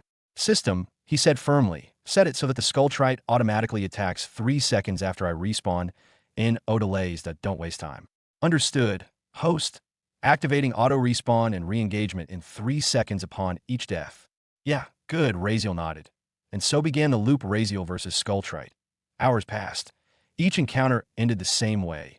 Instant death. Yet Raziel never stopped. Again and again, he revived, faced the same foe, and died. IT wasn't a fight anymore, it was training. He never once tried to rely on his obsidian skeleton or his body's natural toughness to block the Skulltrite. That he had options. Sure, like using his limbs as shields. But that would defeat the purpose. That he wasn't here to survive. He was here to get stronger. He focused on the most important thing. Internal mastery. He began with thought flow, the clarity of mind. He trained himself to maintain unwavering focus, to keep his attention solely on what mattered. The sound of the wind, the sound of blood, the silent stillness between his thoughts. He mastered them all until distractions melted away. Then came the control of blood flow. While learning to direct more blood to his muscles, he increased his reaction speed, his explosive strength. His arms moved faster. His legs kicked harder. The delay between mind and motion shrunk. But the real breakthrough came with mastering his nerve signals. He trained until there was zero delay between thought and action, and no more knowing the attack was coming and then reacting late. He reached the point where thought and movement became one. He didn't move his body. His body moved the moment he wanted it to. He regulated his oxygen flow to perfect breathing. He created an internal rhythm, syncing breath with movement, so his stamina didn't drain. He wasn't just fighting anymore, that he was flowing. And then there were muscles. He learned to shift muscle density, tighten or relax fibers instantly. His punches grew heavier. His limbs became tougher. His flexibility increased, and so did his ability to twist, duck, roll, and spring out of nowhere. Yes, he hadn't mastered it all yet, but he had started. And the improvement was undeniable. His actions and reactions became faster, sharper, more fluid. He wasn't the same Raziel who had entered this battlefield. Even if he hadn't killed the Skulltrite after 10 long hours, the real gain wasn't in victory. That IT was in refinement, and he didn't have a weapon that could harm it. Yes, it was a weapon itself, a flying blade with no face, no weakness, no rest. But each death pushed Raziel closer to something that mattered more than a win. Mastered it, all this time. Raziel had been relentlessly focused on one thing, mastering his body's reaction and speed. He could dodge that Their ucker now, IT wasn't, as if the thing had gotten any slower. Noted IT was still as fast as ever, a flying blade in the shape of a triangular metallic sheet, moving like a whisper across air. But now Raziel was different. Maybe the Skulltrike could still surprise him sometimes, but dodging had become his second nature. His eyes could catch the moment the sound waves shifted. His breath, heart rate, muscle tension all synchronized to flow. And yet, even beyond the evasion, there was something else he'd gained. A wide, proud smirk stretched across his face, a smirk stretched across Raziel's bloodied face. Sharp and satisfied. His body was covered in cuts, thin, harsh lines crisscrossing his skin, clear marks of close brushes with a razor-sharp blade. But none were lethal, just glancing blows. Places where he almost didn't dodge in time, yet even that wasn't what he was smiling about. Because he had figured out something massive, something game-changing. Across the stone-strewn plain, the Skulltrite floated mid-air, twitching ever so slightly before shooting straight toward him with deadly intent. Its sleek, metallic body glinted faintly in the eerie light as it cut through the air like a needle through cloth, heading straight for Raziel's neck. But Raziel didn't move, that he just stood there, calm, focused, and then impact. Yet there was no slicing sound and no spray of blood. Instead, time seemed to slow as the Skulltrite's sharp frame made contact. Raziel's body didn't resist, it flowed. He moved with it, caught in its momentum, flying through the air in perfect synchronization. For several meters, he flew alongside the creature like he was part of it. Almost in slow motion, he spiraled through the air, absorbing the Skulltrite's speed, redirecting it. He twisted, flipped, and landed in a perfect crouch with a subtle spin, feet skimming the stone plateau like a dancer touching down from a high jump. He exhaled, a grin tugging at the corner of his lips. His neck where the Skulltrite had struck, there wasn't even a scratch. It was like being struck with the edge of a sword. But instead of cutting, it was like being tapped by a dull object and carried by it. Well, even better than that, since no damage, yes. Raziel had used the Skulltrite's own flow to dodge its assault. He didn't fully know how he did it yet. But somehow, he was able to do it now. Sure, it didn't work every time. Not yet. But even getting it right sometimes was already insane progress. This wasn't a strength upgrade. This was dodging and evasion reaching a godlike level. Flow mastery. Body synchronization. Instantaneous.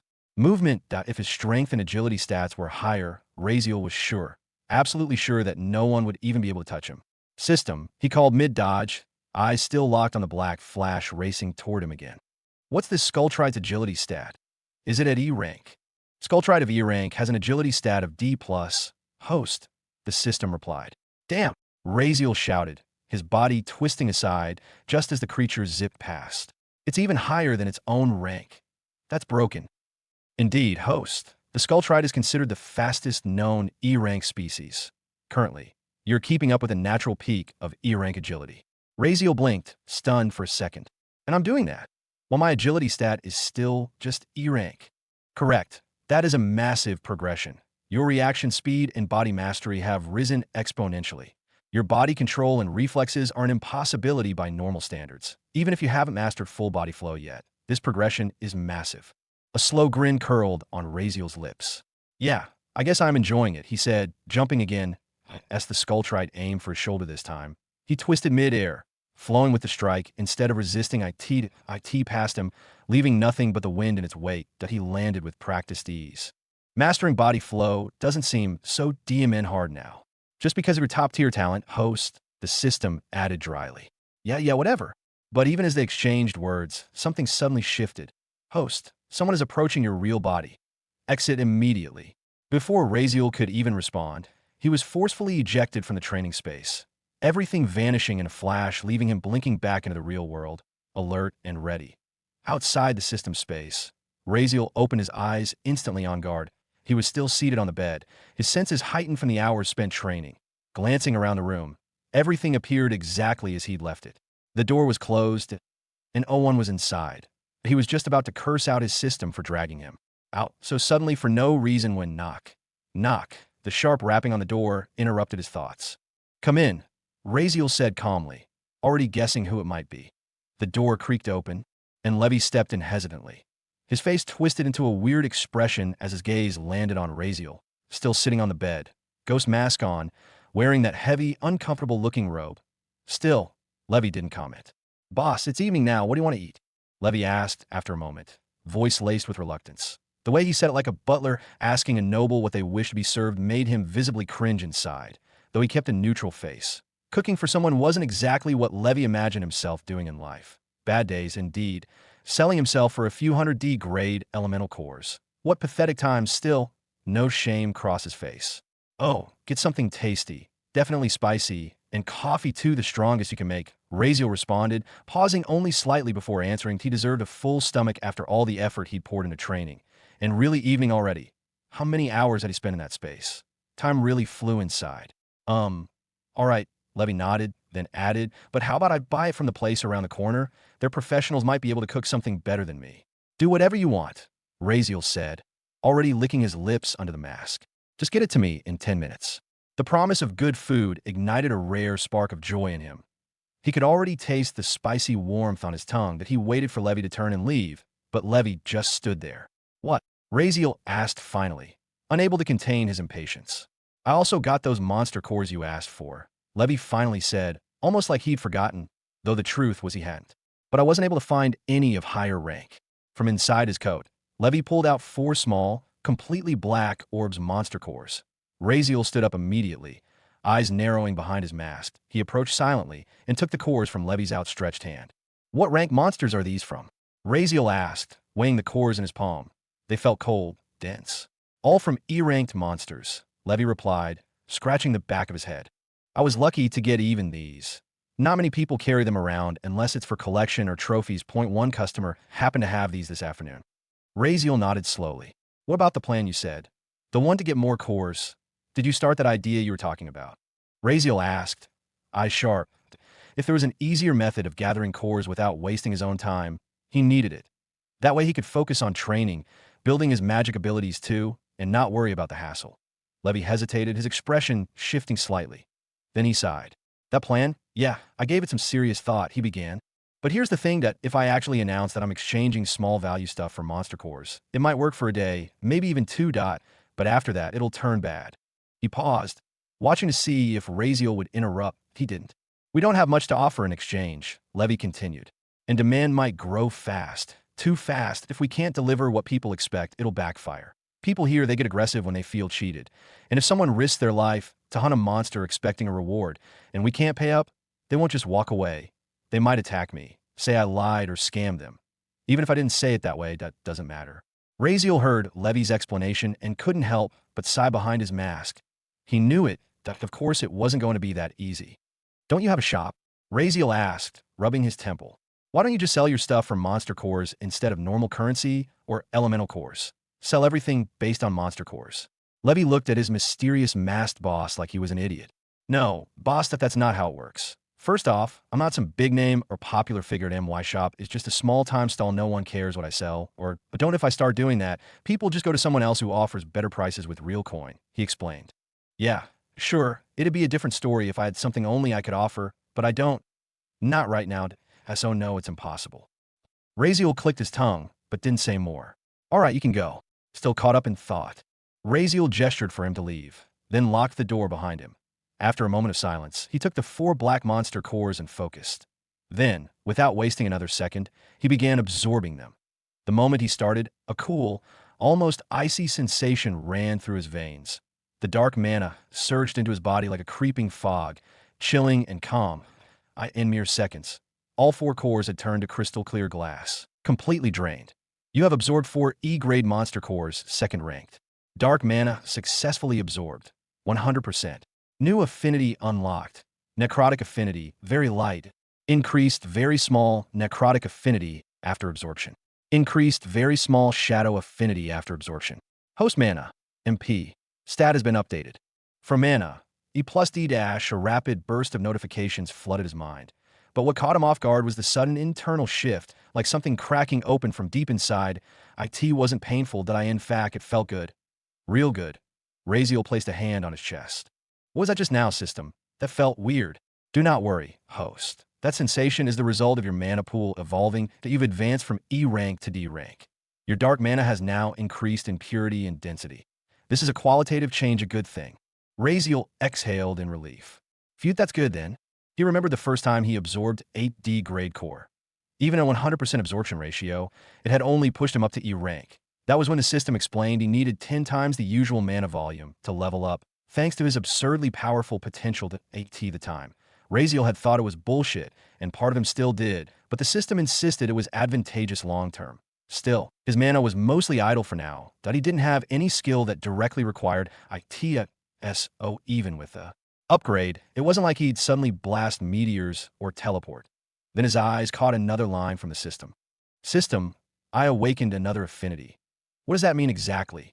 Razeal asked, lifting one of the drain cores up to the light. Yes, host. Out of the 4 monster cores you just absorbed, 3 carry necrotic affinity, while 1 held shadow affinity. That is how you gain necrotic affinity. Alright, so what does it actually do? Apologies, host, that I am restricted from disclosing detailed affinity descriptions. Razeal groaned. Democrat, Minnesota, you mother, whatever. He didn't dwell on it too long. Knowing the system's restrictions, he'd only waste time trying to bypass the limitation. But it did sour his mood. He was always curious about the unexplained parts of his potential. To know that he might be growing in a direction he couldn't fully grasp. It was frustrating. Razeal leaned his head back and stared at the ceiling. If only I had a high enough mana stat, I could explore these affinities further. Maybe even seek out an SSS-rank villain and get some answers. But that'd be a waste of time right now. He shook the thoughts away.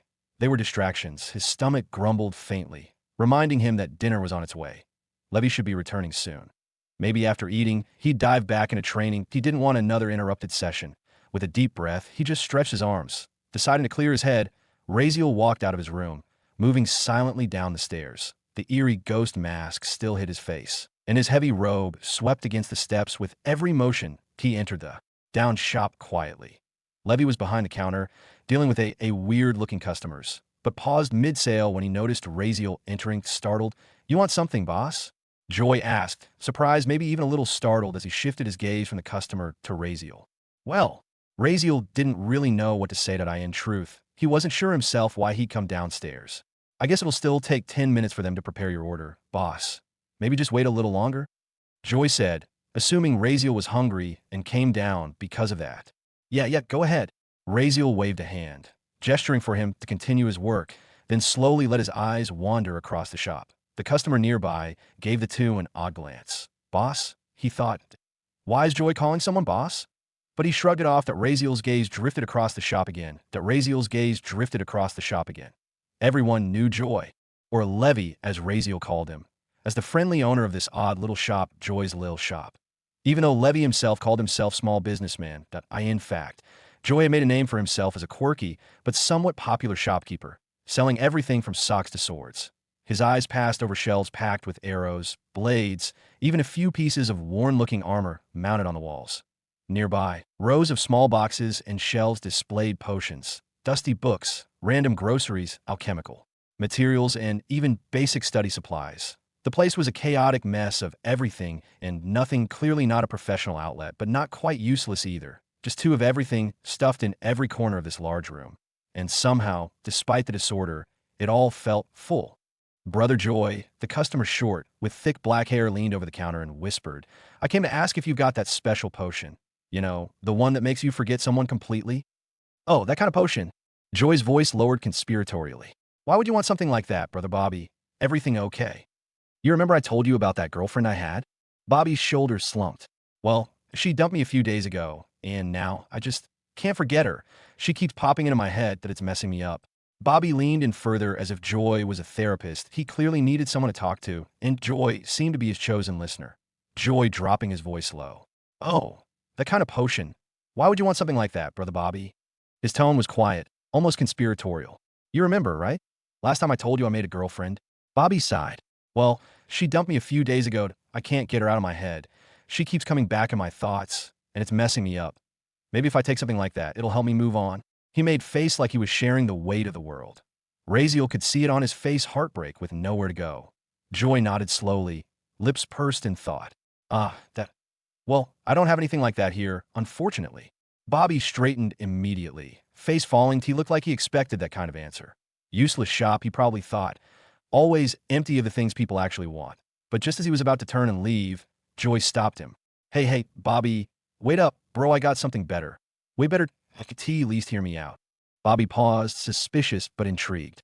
What is it? Can it help me? His voice was skeptical, brows furrowed. This guy, having something useful? Joy didn't answer immediately. Instead, he turned around, rummaged behind the counter, and returned with a greenish liquid in a sealed 1-liter bottle. He set it down in front of Bobby with a grin that a foul stench wafted from the bottle. Bobby recoiled instantly, hand covering his nose and mouth. Oh, what the hell is this? Poison. No, no, not poison. Joy replied with an overly confident grin. It's goblin blood. Goblin blood. Bobby stepped back warily. What the hell does that have to do with me? Joy's voice hushed like he was sharing sacred knowledge. Listen to me. Nah, don't you want to hurt her? Since she hurt you, she must be enjoying your heartbreak. This'll help you. Bobby blinked, starting to get the wrong idea. Joy saw it and quickly clarified. Not like that. He chuckled. Look, every time you think of her or she comes to your mind, drink a sip of this. Trust me, it'll make you nauseous, violently nauseous.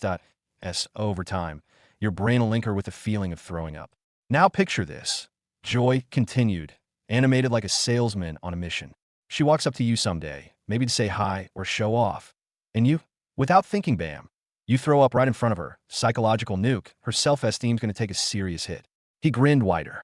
Think about it. Instead of you looking like the dumped, heartbroken guy, you're the one disgusted by her. She'll start questioning everything. Might even come crawling back. She'll get so confused, maybe even start wondering if you dumped her. He winked. That, my friend, is real mind warfare. Joy's grin was beaming now, full of bullshit and brilliance alike. Oddly enough, it seemed to be working that Bobby's eyes began to shimmer with excitement, as if he'd just discovered the ultimate revenge spell. Boss Joy, you're a genius. How did you even think of something like this? Bobby exclaimed, gripping the bottle with a newfound sense of purpose. So, how much for this miracle, Brother Bobby? Joy puffed out his chest proudly. What? 10 copper coins. Boss, that's way too expensive. Bobby protested. Goblin blood only costs 1 copper outside. But Joy's smile didn't falter. It's not about the price, Brother Bobby, it's about pride. Imagine, this bottle could win you your dignity back. If it were me, I wouldn't blink at giving a gold coin for something this personal. This isn't a potion, it's the pride of a man. Joy's mouth just wouldn't stop spouting crap, but somehow it worked. Yes, yes, Brother Joy. Bobby's eyes lit up even more, like he'd drunk a confidence elixir. Here's 20 copper coins, he declared proudly. Let me show that girl what real self-esteem issues look like. She comes around every day, acting like I'm still stuck on her. Let's see how she reacts when I puke on sight. Bobby stormed out of the shop, bottle in hand, muttering curses and victorious insults under his breath. Joy chuckled, picking up the coins from the counter. Easy money, he said under his breath with a satisfied smirk. Razeal, listening from the side, felt his lips twitch under the mask. Where the hell does he come up with this kind of nonsense? No wonder this shop's still running, despite not having a single useful item. Bullshit, after all, is also a talent, a good talent. Wait, it can come to use. Suddenly, he thought of something. The shop fell into an awkward hush once Bobby hurried out with his bottle of goblin blood. The only sound were the lazy creak of floorboards and the faint clink of coins as Levy, better known to the neighborhood, as Joy slid Bobby's payment into the counter. He cleared his throat and glanced at the dark-robed figure browsing the shelves. So, anything you need, boss? Razeal shook his head. Not really. Just killing time until dinner's ready. Levy offered a polite nod, then busied himself rearranging an untidy stack of potion flasks. For a moment, neither spoke. Finally, as if the question had been nagging him for hours, Levy glanced back at the masked guest. You know, he said, keeping his tone casual, you could take off that robe and mask. That I really don't care what your identity is. I'm not a great person, but I've got no reason to be hostile toward you right now, and even if I did, it's not like I could do anything about it that you're paying me, that I'll still do my job regardless. Razeal was silent for a beat before answering. I don't like wearing all this either, but if someone were to find out who I am, it'd be problematic. Keeping a low profile saves me trouble. Besides, peace and quiet are rare commodities for me. Levy let out a small sigh, still straightening up a shelf. I don't think anyone out here in this backward district would know who you are. Most folks here have never even seen a noble, let alone recognized one. Even if they did see your face, they probably wouldn't know IT'd for me. I'm just your employee. You gave me a job, and I'm doing it. Levy also wanted to ask, because he didn't get why someone studying in the royal classroom need to hide their face like this. But that still he didn't think that'd be a good idea. Oh, Razeal chuckled softly. They'd recognize me. Trust me, they can. That caught Levy off guard. Wait, seriously? His voice held genuine surprise. Are you famous, boss? I mean, around here, people might not even recognize the Imperial Princess without a formal announcement. Maybe if it was the Sanus or something, but still. He tilted his head, curiosity now fully awakened. So, are you like someone important? Heir to a big family, maybe. Marquis, Duke, Levy thought. Only those kinds of people have recognizable features like unique hair or eye colors. Rare to recognize, but some small knowledgeable ones can. His gaze sharpened slightly. So, is this mysterious rich boss of mine really some noble big shot? Famous, Razeal repeated with a faint smile. You could say that. Maybe the whole empire knows me that I'm pretty much a world-famous figure, which is why I have to hide my face. He then picked up an old book from the shelf and glanced down at it, voice growing colder. But let's not dwell on that. Whether I show my face or not shouldn't concern you. Just focus on the job I gave you. Right? Levy scratched the back of his head. Still completely in the dark, he gave up pressing for more, but he couldn't shake the growing curiosity. Who the hell am I working for? Then, as if something just clicked in his mind, Razeal looked up from the book and turned to him. Hey, you mentioned something earlier. About if you had something to sell that no one else could offer, you could start trading for monster cores. Would that really work? The thought of being able to use magic again had never left his mind. And no matter how much he tried to focus on other things, the desire to increase his mana was always there. Quiet, but constant. Maybe, just maybe, this could help in the long run. Oh yeah, Levy nodded. If it's something unique, something only you can provide and it's actually useful, then sure that I can change the price without worrying about competition. People wouldn't be able to just go somewhere else, that's the key. He narrowed his eyes, intrigued. Do you have something like that, boss? Even as he asked, he couldn't help but wonder. Why is this man so obsessed with monster cores? What's the real reason? Levy had seen the desperation in his eyes. It because he figured out how to use them. Something no one else ever managed to do. The possibilities raced through Levy's head like wildfire. If there's actually a way to make use of those so-called worthless materials, it'd be revolutionary. Insane. And suddenly, he was more curious than ever. That why this guy wants them so badly? Razeal could easily guess what was running through Levy's mind, but he didn't care much. Even an idiot would figure out eventually if someone paid gold for a random tree branch. There were only two possible reasons. Either the man had found something valuable in that branch, or he had gone mad. And judging by Levy's intelligence, Razeal was fairly sure he was leaning toward the first. Still, Razeal didn't care what conclusions Levy came to. Even if he did find something out, it wouldn't matter. After all, no one else could use it. Only he could. Will items like these work? Razeal suddenly, out of nowhere, took out two flowers Xenocide had gifted him from within his robe, his fingers closing around their delicate stems. He didn't even know why he kept them. Not really. Xenocide had given them with a strange tone, as if the flowers meant something artistic or symbolic. But Razeal wasn't the type to entertain abstract poetry. Still, out of respect, he'd taken them. Now, maybe they'd come. In use. Flowers. Levy adjusted his glasses as he looked at the two flowers in Razeal's hand. One was a deep, dark blue, almost leaning into purple. The other was pure white, soft and clean, practically glowing under the dim light. Levy leaned in closer, carefully taking the flowers from Razeal's hand with both curiosity and care. Are they something special, boss? Yes, the flowers are special. Levy set the blossoms on the counter and bent closer, studying faint motes of energy that shimmered around each petal. Yeah, now I could tell. Both of these flowers, they're absorbing mana from the surroundings, automatically, and they smell pretty damn and good. Plus, they look exotic. Are they from some foreign region? Just by the quality and aura, I can tell these aren't normal. They must be expensive. Razeal raised an eyebrow that he hadn't realized they drew in mana. He couldn't perceive white faction energy. Still, he repeated Xenocide's riddle: which flower is more precious, the immortal or the fleeting? Though Razeal didn't really care at the time. Still didn't, honestly.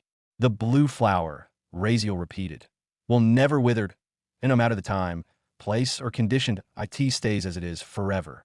He glanced at the white one. This one, though, it only lives for 7 days. After that, it withers and disappears. Oh, Levy murmured, his eyes lighting up as he studied them again. Never withers, and one that withers in exactly 7 days. This is definitely rare, that I've never heard anything like this. Where did you get them, boss? Leave that, Razeal said shortly. Tell me, if I sold stuff like this, do you think it'd work? Could we earn good monster cores from it? I doubt anyone else has something like this. Levy paused, looked at the flowers, thinking deeply. His merchant instincts kicked in, processing the market, demand, rarity, and practicality all at once. Boss, if what you said is true, then yes, these could fetch a very high price, especially if a noble gets wind of them. But here's the thing. My shop? It's nothing special. It's a tiny setup in a backward alley. Nobles won't be walking in here. That honestly, these flowers would be wasted here.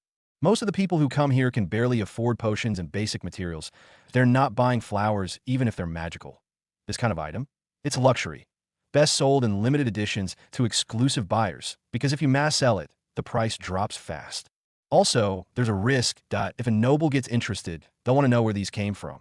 That means questions, and I doubt we're ready for that kind of attention. That if you want big money, you'll need a high-end seller, a connected trader, maybe one of the major guilds. And even then, they might not pay a monster core since monster cores aren't a stable currency, and it's not even a trade norm. Razeal stayed silent, absorbing the information. Even this wouldn't work? Diamond, he needed something better, something rarer, more directly useful to FCK, so Fkin. Fket up. But before Razeal could think any further, Levy's voice broke through. Though I have to say, both of these flowers are truly beautiful. Can I buy them from you? He asked, his eyes fixed intently on the blooms.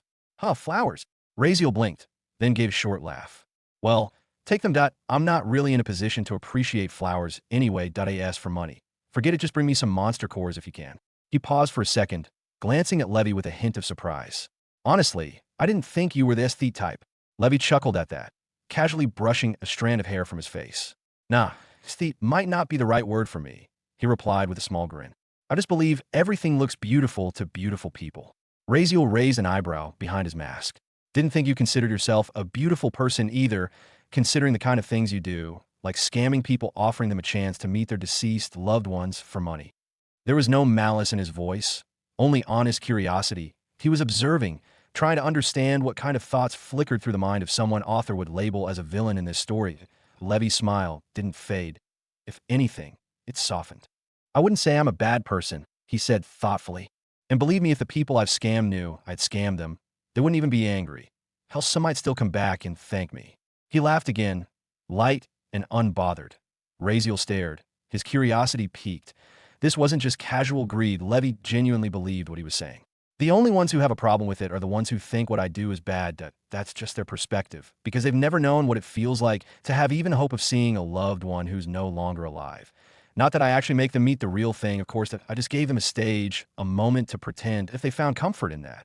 Then did I really do something wrong? He gave another laugh, almost like he couldn't fathom the idea of seeing himself as the villain in his own mind. He wasn't just innocent, he was righteous. Razeal's lips twitched slightly. Still, you take money from them. Isn't that just lying? Playing with people's emotions at that level. His tone remained calm, inquisitive. I mean, I couldn't do something like that. Even if I could, sounds heinous to me. Levy's expression didn't change. Taking money? Of course I take money. That's the profit I earned. It's a business, an honest one, if you ask me.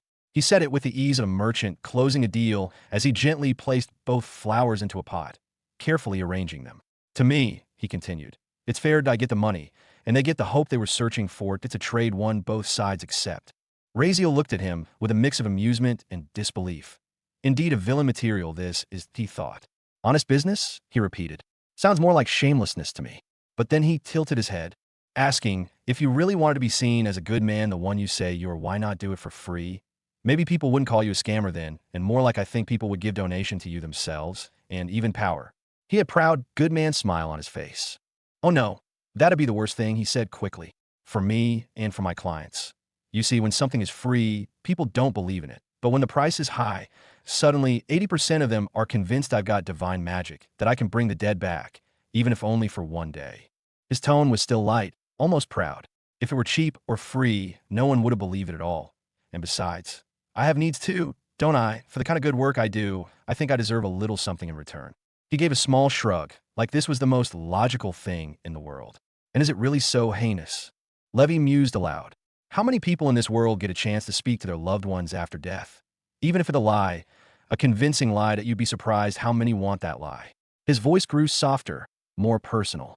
If I had the chance to see my mother again, even for just one evening, just to eat the food she used to cook, I'd take it that I wouldn't care if it was fake, that I'd want to believe. He set the flower pot on the counter, the two blossoms now arranged perfectly, almost glowing with life, that he looked at them for a moment, then slowly turned his attention back to Razeal, eyes searching the only part of the man's face not hidden by the mask. Maybe I am wrong, Levy said, his eyes searching Razeal's. Or maybe the people calling me wrong just don't understand. Or maybe those people aren't wrong either, he continued, voice steady but thoughtful. Maybe we're all just looking at the same thing from different angles. Some may always call me a sinner, a scammer, even a monster after knowing what I do. but there are others who look at me like I'm a god. He spread his arms wide, a grin curling on his lips again. So if the only people disturbed by what I do are the ones who never knew how it feels, then maybe I'm not hurting anyone, am I? Maybe they're just upset because I gave others something they couldn't understand. They're not my problem, he finished, his grin now stretching like a mask of truth. Because the people who come to me, and if they like what I offer, if it makes them smile, cry, feel something again, then how did I end up being the bad guy? I'm totally a good guy, Levy said with a light laugh, as if the matter had already been settled. And if someone still thinks I'm the villain? Levy murmured, a faint smile tugging at the corner of his lips. Maybe it's just their own disgusting thoughts, or the way their twisted perspective paints me as evil. With that, he turned his attention back to the counter, humming softly as if the weight of that confession had already floated away like dust in the air. Razeal stood still, silent, thoughtful. This dude, he's a silver-tongued illusionist, Razeal mused, eyes narrowing slightly behind the mask. He doesn't even see himself as corrupt, and oh, he actually believes he's bringing light into darkness. And maybe, in some strange, uncomfortable way, he was calling himself a god. Razeal thought, a flicker of conflicted amusement crossing his mind. Guess the kind of delusion does earn him a place under me. Maybe the guy had a few screws loose, but he wasn't here to debate morality. Levy might be a bit unhinged, sure, but Razeal could see something else in him too. He was kind of chill, might even be useful in the long run. What was your age again? Razeal asked, finally breaking the silence, looking over with casual curiosity. Levy glanced up, surprised by the sudden question. Age? 26, if my memory serves. 10 years older than me, Razeal muttered, mostly to himself. It felt odd. Levy's roguish enthusiasm seemed younger, yet the gulf was there. Must feel strange working under someone that much younger. Levy shrugged theatrically. Embarrassing? Maybe a little. But I've learned life treats most of us like dirt unless we're born with a platinum spoon. Might as well hitch my cart to a very mysterious horse. He flashed a sly smile. If only you knew how little silver my spoon ever had. Razeal thought, but kept it to himself. Then, without warning, Levy suddenly blurted out. So, how many girlfriends you got, boss? I mean, you're rich and powerful, must be in 2 digits, Razeal blinked. Brew girlfriends? He echoed, as if the very word offended his personal reality. Nah, not even close. Not in this life that I mean. It's not just that I don't have one, they don't even visit me in my DMN dreams. No, I don't want any disgusting creature, even in my dreams. His tone dropped a notch, serious now. There's no way I'm letting any woman get close to me. He stepped forward, placing both hands firmly on Levy's shoulders, leaning in as his masked eyes locked onto Levy's. Believe me when I say this, women can't be trusted. All they see is profit. If you can provide it, maybe they'll stay out. If not, gone. Just like that tea last, they all gonna betray you. Levy instinctively raised his hands in mock surrender, caught off guard by the sudden intensity. Boss, easy, he chuckled awkwardly. Sounds like your experience with women's wasn't exactly pleasant, huh? His gaze flicked toward Razeal's eyes through the mask, searching, quietly studying the man beneath. Realizing his overreaction, Razeal stepped back, releasing his grip. He cleared his throat. Well, you could say that. He coughed again, trying to sound more casual. How about you?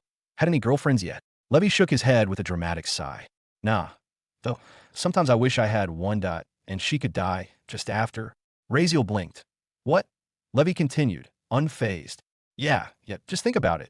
I'd be like one of those tragic heroes, going to the lake every day, mourning her memory, try to complete all the promises I made before she died. He paused, clearly fantasizing. I swear I would have become crazy powerful if I had a dead girlfriend. I honestly believe women can make men stronger. Maybe I'm not strong because I never had girlfriend. There was a moment of stunned silence. Razeal stared at him. Yeah, he wanted. No, he needed to unhear whatever the hell he just heard. After 10 minutes inside his personal room, Razeal finally settled on the edge of his bed, having finished his dinner and coffee. The warmth still lingered in his chest, a rare comfort after so long. Shall we continue our training now, host? Or have you had enough slacking off? The system's voice rang out, dry and unimpressed. Razeal set his coffee cup down on the side table with a soft clink and leaned back slightly, exhaling. Yeah, I'm done, he muttered, then smirked. But you have no idea, just being able to eat something hot, packed, and actually decent after years at something else. Give me a break, I was just having a moment. Well, if you're ready, shall we proceed with training now? The system asked with a sigh that barely hid its impatience. Actually, no, Razeal replied, brushing his fingers through his hair, eyes narrowing thoughtfully. I've got a different plan. Just give me 20 minutes that I think I can pull this off. Huh, I made up my mind. System, I'm going to unlock Magic 2 before the duel. His voice had hardened now, laced with resolve. That's important too, that I can't afford to rely on just one path anymore. But how exactly do you intend to raise your mana stats in such a short time? The system asked, skepticism clear. Don't worry about it, Razeal said, waving a hand. Just send me to an SSS-ranked blacksmith, preferably one who's extremely sexually frustrated. There was a moment of pause. Then, without further questions, the system complied. 1 hour and 12 minutes later, what the FCK, Razeal muttered, collapsing on his bed, breath slightly ragged, a massive box easily larger than the entire bed itself sat ominously in his arms, holding it tight. I thought this was supposed to take 20 minutes. How the hell did it turn into this? Host. Naturally, it would take longer. First, you visited Villain Drake to ask for more of his rare secret materials. Then, you spent time convincing that newly promoted SSS-ranked blacksmith to craft this item using those materials. All things considered, this was bound to take over an hour, the system explained, its tone clearly disinterested in the chaos Razeal often caused. Razeal didn't bother replying, that he was too busy holding this monstrosity in his arms. The thing was massive, heavy as hell, and hard to carry, yet in his arms now rested something extraordinary, a cheat item. That's what it was, a literal cheat machine. Only problem is, it's a F-kin giant, Razeal muttered to himself. How the hell am I supposed to carry this around during a traveling from here to there? Then a thought clicked in his mind, his expression slowly lighting up with hope. Hey system, he said, looking at the box. Can you, I don't know, just integrate this thing into the system as a function or something? It'd be easier. Carrying this beast around is not going to work for me. There was no reply. Silence stretched on longer than expected. Can you, or can you not? Razeal asked again, this time with more insistence. The system's silence was suspicious, which usually meant the idea might actually work. Sigh. It can indeed be done. The system finally admitted. Razeal's smirk returned, a glint of satisfaction in his eyes. Good. System prompt. Do you really wish to activate the automatic blacksmith's machine, SSS, function? Yes or no? Without a beat of hesitation, Razeal responded, yes. Not only was there no reluctance, he was actually happy. And just like that, the massive, unwieldy contraption he'd been carrying vanished from his arms. Razeal exhaled a deep sigh of relief. For a moment there, he had seriously been worried that the bed would snap under the sheer weight of ITSO. What was that strange metal box? Oh, just a little something he had plucked off the hands of desperate, porn-hungry old man. Why is it always these old men who are addicted to porn? Razeal didn't know. And frankly, he wasn't curious enough to dig into that mystery. All that mattered was that the thing worked. Worked like a charm. And yes, that ridiculous-looking thing was, in fact, an SSS-rank machine that he had scammed that perverted bastard out of IT to AS for what it did. It was a broken item AS and brokenly overpowered. Just possessing it alone was enough for Razeal to officially call himself an SS-ranked blacksmith. The thing was made by a real SSS-ranked blacksmith, and its primary and only function? It could forge any weapon, artifact, or equipment under SSS-rank automatically. All it needed was the correct materials, and it didn't just do it fast, it did it instantly. Back when that horny old man had first told him about it, Razeal hadn't believed a word. But now, thinking about it again, he couldn't help but admit it was absolutely badass that he was still basking in that thought, when suddenly, system notification, congratulations, host. You have successfully acquired the special prop, Automatic Blacksmith's Machine, SSS. With the host permission, the system has now fully integrated this item into the low-tier function module. New function unlocked. Automatic Blacksmith, a top-grade support module that allows automatic crafting, repair, and enhancement of equipment. Function details. Simply provide the necessary raw materials. The system will automatically forge, repair, or upgrade any item ranging from F rank to SS rank and beyond. Additional bonus. Special system assistance as compensation for the host's past hardships due to unwanted or malfunctioning system features. The system has granted a unique enhancement to this function. Host may now input a brief description or concept of the desired item. The system will then access its cross-reality databanks, analyzing recorded blueprints, weapon models, magical artifacts, and equipment designs from all known realities and timelines, based on the materials provided. The system will generate a comprehensive list of optimal items that can be forged. The host may then either select an item from the list or use search and filter functions to refine results. Upon selection, the system will immediately initiate the auto-forge process, delivering the completed item directly to the host perfectly forged, no flaws. Razeal silently read through the notification. His eyes sparkled with anticipation right from the beginning. He had expected nothing less now that the machine had been formally absorbed into the system. But as he read further and reached the last part, he fell silent that a slow, almost smug smile crept across his lips. It's good that you finally apologized and compensated me yourself. Villy, Raziel muttered quietly. If not, I swear if I ever got the chance, I was going to spank the living circuits out of you one day. He chuckled to himself. Though you better keep it up. Do this well next time, and the time after that, too. The system didn't reply. Probably shy. Either way, Raziel's grin widened as he focused on the true treasure in front of him, the system's apology bonus. Record all records from the system's database. He muttered the words again, barely able to contain his glee. That feature alone was absurdly powerful. The system literally had access to infinite world, and no doubt it was a dimensional beast when it came to data. Would it crash under its own load? Would it bug out? Raziel snorted. Not likely. The only thing he needed now was the right material, and then whoosh, magic. Raziel was now more than happy with this F-cat-up cheat. The very same cheat that once seemed utterly useless now felt like a hidden gem he had completely underestimated. Yet again, without wasting another thought, he sprinted down the stairs, taking 2 steps at a time. As he reached the lower floor, he coughed slightly, regaining the attitude of his mysterious man persona. He stepped inside the shop. Oh, you're back, boss. What happened? You need anything? Levy looked up from where he sat, bored at his seat, waiting for customers. His voice now sounded a little more casual, maybe even familiar with Raziel. The short chat earlier definitely brought down the distance between them. Even if just a little, he didn't quite understand why. But this mysterious kid didn't seem all that bad to him anymore. Oh no, I just thought of something that might help me get monster cores. Or maybe even make your business bigger, Raziel said plainly. Oh, and what would that be? Levy stood up from his seat and walked in Raziel's direction. Well, just tell me, Raziel said directly, which is the most sold weapon in this area? I mean, from your shop, what do you sell the most? Levy furrowed his brows, clearly puzzled by the question, but still answered with a shrug. If you're asking what gets sold most, I'd say daggers, armor, or small healing potions. But if you mean what gets sold in the largest quantity, that's easy arrows. Yeah, arrows sell the most. As he spoke, he turned his eyes toward a corner of the shop where hundreds of first-grade arrows were neatly stacked along the counter. Arrows. All right, got it. Give me 1 arrow, Raziel said, eyes locked on him. Huh. Levy raised a brow in confusion, but still went over and picked up 1 arrow from the rack. What are we doing, boss? Is something going on? Levy asked, genuinely puzzled. Nothing, I'll show you some magic now. Just wait, Raziel said, taking the arrow into his hand. It was a basic first-rank arrow. The arrow in Raziel's hand was a standard first-rank weapon, ordinary, unimpressive that in this world, everything weather weapons, artifacts, or even monster cores was measured by a tiered system from rank 1, the weakest up to rank 9, the strongest. Right now, he was holding a plain wooden arrow with a basic iron or steel tip. He doesn't know. What's the price for this? Raziel asked, examining the arrow closely. It's an iron arrow, boss, Levy answered. So, minimum 1 copper coin. If it's top quality, maybe up to 10 copper coins at best.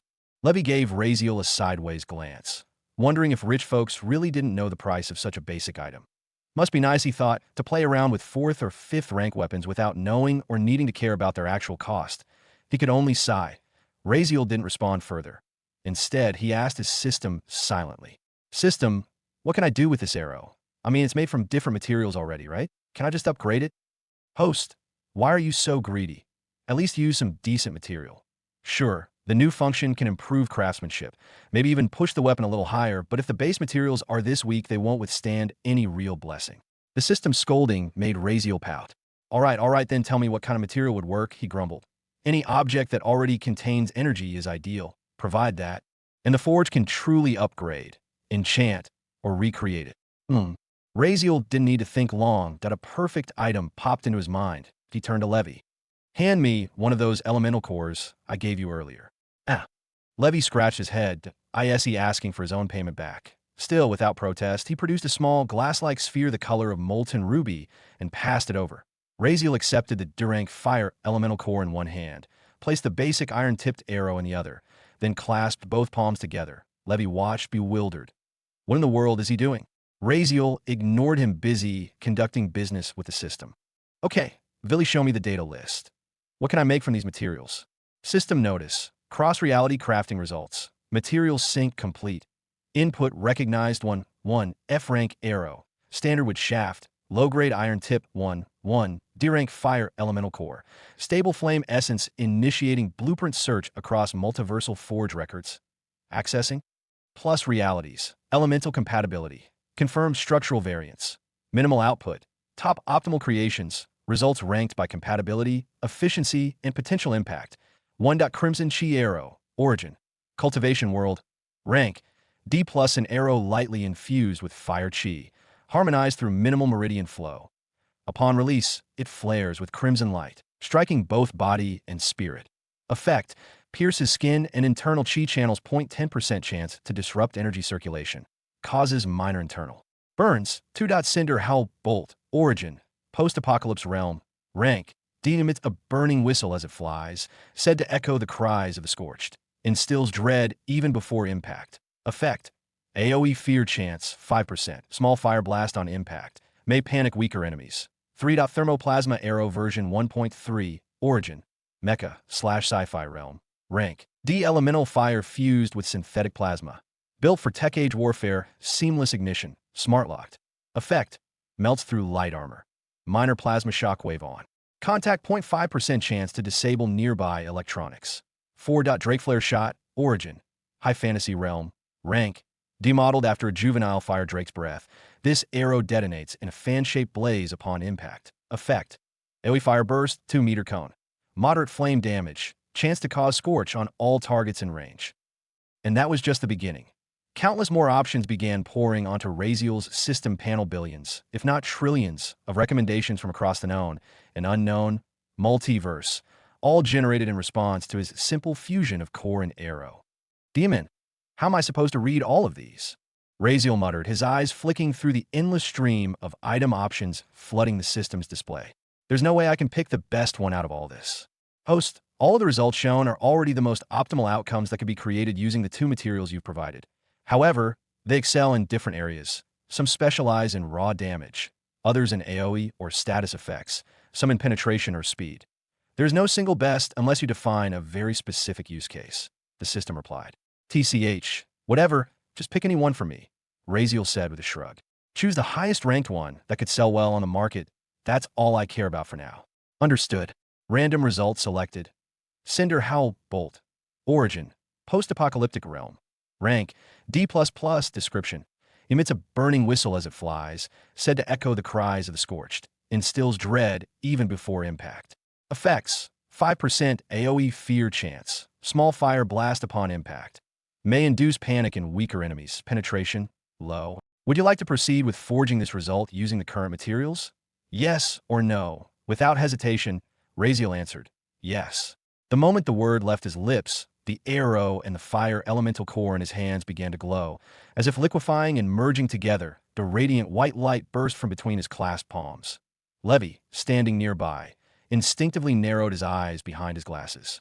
What the? He whispered, confused as he watched the process unfold, trying to sense mana fluctuations, yet he felt nothing, not even the tiniest ripple in air. How? Is this even possible? It doesn't make sense. And just like that, in under a second, the light faded. System notification: congratulations, host. You have successfully forged Cinder Howl Bolt, Special Arrow, D++. Razeal ignored the message. His attention was on the new arrow resting in his hand. Where once had been a basic wooden arrow, now lay something entirely different. The wooden shaft had transformed, its surface charred black with fiery red veins running through it, as if it had been soaked in dragon's breath. The tip was no longer cheap iron, but a deep, crimson crystal that pulsed faintly with stored flame. Looks cool, Razeal muttered under his breath, casually flipping the arrow between his fingers. But the real reaction came from Levy. What the FCK? Levy's voice cracked as his eyes bulged. What just happened? He stared at the arrow, trying to comprehend. This isn't just some visual illusion. The mana signature, it's completely different. This thing is radiating energy, fire mana signatures, and strong too. That was a basic F-rank iron arrow, and now it feels like a rare artifact. Where did fire elemental core disappear due? Did it merge? But how? He stepped closer, his mouth still half open. Boss, what did you do? No, how did you do it? Razeal, ever so nonchalant, handed the arrow over. Take a look yourself. Just tell me how expensive you think it would be. Levy nearly forgot to breathe. He took the arrow gently, as though it might explode if handled roughly. His eyes studied every inch of the weapon, the way the crystal tip refracted light, the fine etching along the shaft, the faint warmth pulsing from the core. Incredible, he whispered. The craftsmanship alone, it looks tailor-made. Not something you'd find mass-produced, it's art. He turned it slowly in his hands. It's a fire affinity arrow, right? I can feel fire mana sealed into the tip, dense and compressed. I can see the moment of impact. It's likely to explode brilliantly so. This is crazy. I've never seen something like this in this region. Not even among higher-tier craftsmen, Levy muttered, eyes still locked on the arrow. Normally, fire isn't even considered suitable for arrow crafting. The standard affinities are wind or lightning. They enhance speed and piercing power. Honestly, Levy had never considered that fire itself could be compressed and sealed inside an arrow shaft ready to detonate the moment it struck its target. The best fire affinity arrows he'd seen before merely superheated the iron head to around 700 degrees. They scorched, but they didn't explode. Now one of those strange new arrows lay in his palm, faintly warm, the scarlet runes along the shaft pulsing like a heartbeat. This is good, no. This is incredible, he thought, already, imagining the demand such a weapon would draw on the open market. Yet, even as the possibilities danced before his eyes, the awe on his face faltered as he glanced up at the masked figure in front of him. Did the boss just swap the arrows while I wasn't looking? In the end, he shrugged. Who cared how it had appeared? The product lay in front of him now. Does it work, boss? Levy asked, raising his head to meet the ghost white mask. And who forged it? His voice wavered between curiosity and suspicion. It will work, Razeal replied, so softly the words almost vanished beneath the forge's crackle. And didn't you see? I just forged it. Levy's brows shot up. Really? That's incredible. We could make a fortune, boss. As far as I know, the entire empire has nothing like this. The merchant rubbed his palms together, but his doubt lingered in the sideways dart of his gaze.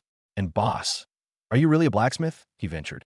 Look, no need to spin tales that if someone else made it, fine business is business. Believe it or not, I'm an 8th rank blacksmith, Razeal said with a cough. Levy managed an eager nod. Yes, of course that I believe you, boss. But deep inside, Levy was thinking, bullshit. 8th rank? At 16? Please, there are only 2 SS-rank blacksmiths in the Empire, and even they forged in secret. There was simply no way this boy set anywhere near their level. Even if the arrow and Levy's hand special, it can never prove it's made by SS-ranked. Why is he even thinking about that? All right, whatever. Just tell me, what's the price for these arrows? Razeal asked, getting to the point. I don't know, boss, I haven't tested it yet, but even now I can tell it's a 3rd-grade item. Its price could range anywhere from 20 gold coins to 100 gold coins, Levy replied, examining the arrow. I'll go test it tonight. Maybe take some adventurers to see how it performs. If it exceeds expectations, we might even sell it for hundreds of gold coins. There's literally no other product like this on the market right now. Democrat, Minnesota. That expensive? Razeal blinked at the evaluation. A single deranked elemental core costs only 10 gold coins, and an arrow is going for hundreds. Isn't that too much? He thought. After all it's doing is helping kill a 3rd-rank monster, right? Maybe normal 3rd-grade arrows don't cost that much. Probably just this one because it's new and rare, he reasoned with himself. How much does a normal 3rd-grade arrow cost again? He at last just directly asked, curious. Just 1 to 3 gold coins, boss, Levy replied quickly, still examining the new arrow with intense curiosity. All right, whatever, Razeal said. Sell this arrow for 2 deranked monster cores and 2 fire elemental cores. That's the price, that we won't be accepting gold coins for this. He wasn't sure if the price was ideal, but he reasoned a normal 3rd-ranked beast elemental core is worth around 10 gold coins, 0.2 of those. Not to mention monster cores are often useless to many. They won't care that it's just clutter to them, right? He didn't show any greed for now. The goal was just to get the business running and get monster cores add many. And not to say he wasn't losing anything, only gaining from evenness. Yes, boss, but do you have more of these? Levy scratched his head, clearly concerned. Only 1 won't be enough, if you're serious about trading for monster cores. We'll need a proper stock, at least a few thousand pieces. He looked hesitant, awkward. The transition to using cores as currency won't be easy to convince people, but maybe it could work. It does seem cheaper in the long run. Razeal didn't reply immediately. Instead, he looked straight at Levy. How many fire elemental cores do you have? Levy blinked as if the question made him uncomfortable. This guy won't take back all the cores he gave him, right? 5 minutes later, I have 400. All of them are 3rd-grade fire elemental cores you had given. He handed over the neatly packed bundle of glowing red crystal spheres. Good. Now give me 400 normal 1st-ranked arrows as well, Razeal instructed. Fuck, Levy screamed in his head. While all of this was happening in the shop about 20 meters away, on the rooftop of a nearby house, three women with purple hair stood. Mother, the wind whispered across the rooftop, soft and mournful, as if echoing the silence that had stretched on for hours. Three women stood on the tiled peak of a modest house, their gazes locked on the small shop several meters away. Mother, Nova finally spoke, her voice barely above a whisper, strained by concern and frustration. You know, if you want to see him, you can just go and talk to him directly. You've stared at the same brick wall for 8 hours. I can see you want to see him. Just go. The woman in front of her, imperial straight posture and eyes the color of dark amethyst, did not budge. Go home if you're bored. Nova, I never ordered you to stay. The words were flat, clipped, commanding. She didn't even glance at Nova. Her piercing, royal purple eyes remained locked on the small shop's wall, as if waiting for it to speak. Her long hair, the same deep royal hue, cascaded over her shoulders. There was something cold about her tone, almost severe, but it wasn't forced. That was simply who she was. The kind of presence that didn't need to raise a hand or voice to command a room. Power radiated from her, without effort, so immense that even the air around her felt charged with command. If not for the concealment spell she'd cast around them, half the capital's nobility would already be kneeling on the street below, wondering why one of the empire's pillars was loitering in a low merchant district, because this woman was none other than Marisa Virulent, current matriarch of the Virulent family, the second strongest being in the entire world, known by all, just beneath the Empress herself. I didn't mean it that way, Mother, Nova said quietly, a conflicted expression crossing her face. I'm just saying you could talk to him. I know you've been watching him for the last 26 hours. You haven't even slept. Her voice cracked slightly. And now, you're just staring at a wall that you're not even looking at his face. Just the wall, you could at least look at him. Why are you restricting even our ability to? She caught herself and paused, lowering her head. It looks odd, Mother. Then, after a long pause, her voice dropped even softer, and something like defeat weighted down. Are you all right, Mother? But no words came. Just the whisper of wind brushing past them. Nova's eyes lingered on her mother's side, profile her sharp jaw. Unmoving lips, the faint crease between her brows. She saw how tightly her mother's fists were clenched, trembling slightly from the pressure. Her entire arm quivered. Nova didn't know what was happening, but she knew one thing for certain. She hated it. Whatever it was that was gripping her mother, she despised seeing her like this. Yet there was no one she could lash out at. Not her mother, but even herself. She didn't know why, but something about yesterday's incident filled her with an uncomfortable storm of emotion. She was happy, yes, extremely happy, but at the same time, she felt utterly sad, conflicted, heavy, unstable. She doesn't know why was that, but many mess of feelings swirled inside her, and she couldn't even begin to put a name to any of them. Desperate for some clarity, she turned to the third woman standing quietly beside them. She, too, had violet hair and eyes, her features sharp and composed, wearing a square pair of glasses and a uniform matching the family crest in deep purple and silver.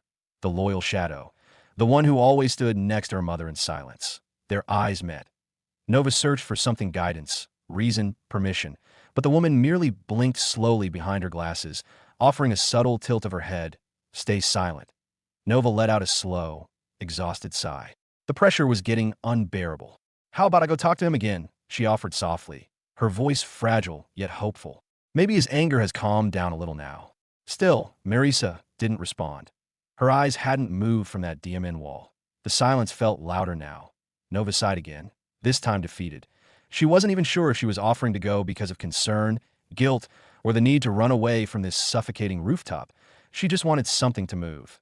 Anything. And silence lingered. As for how long, no one could tell, until it was suddenly broken by the very person who had remained quiet all this time. He only ate apples last night. Marisa murmured suddenly, her voice almost a whisper, like words escaping from the edges of thought. And he's been sleeping on trees just outside the forest, even bathing in the side river. Her words were quiet, but they struck like stones dropped into a silent pond. Nova, standing nearby, suddenly turned her face sharply to the side, her fists clenched unconsciously at her sides, knuckles whitening. The air shifted slightly, charged with an unspoken tension. Seems like it's just routine for him now, she muttered, her voice low but taut, the words bitter as if they scraped her throat on their way out. As if he's used to it, like it's nothing. Her eyes, colder than usual, flicked toward the distance, trying not to show too much, but failing. No one in the Empire must have ever given him anything. Nova added, her voice sharp but distant, her expression composed yet raw beneath the surface. Her composure held but just barely.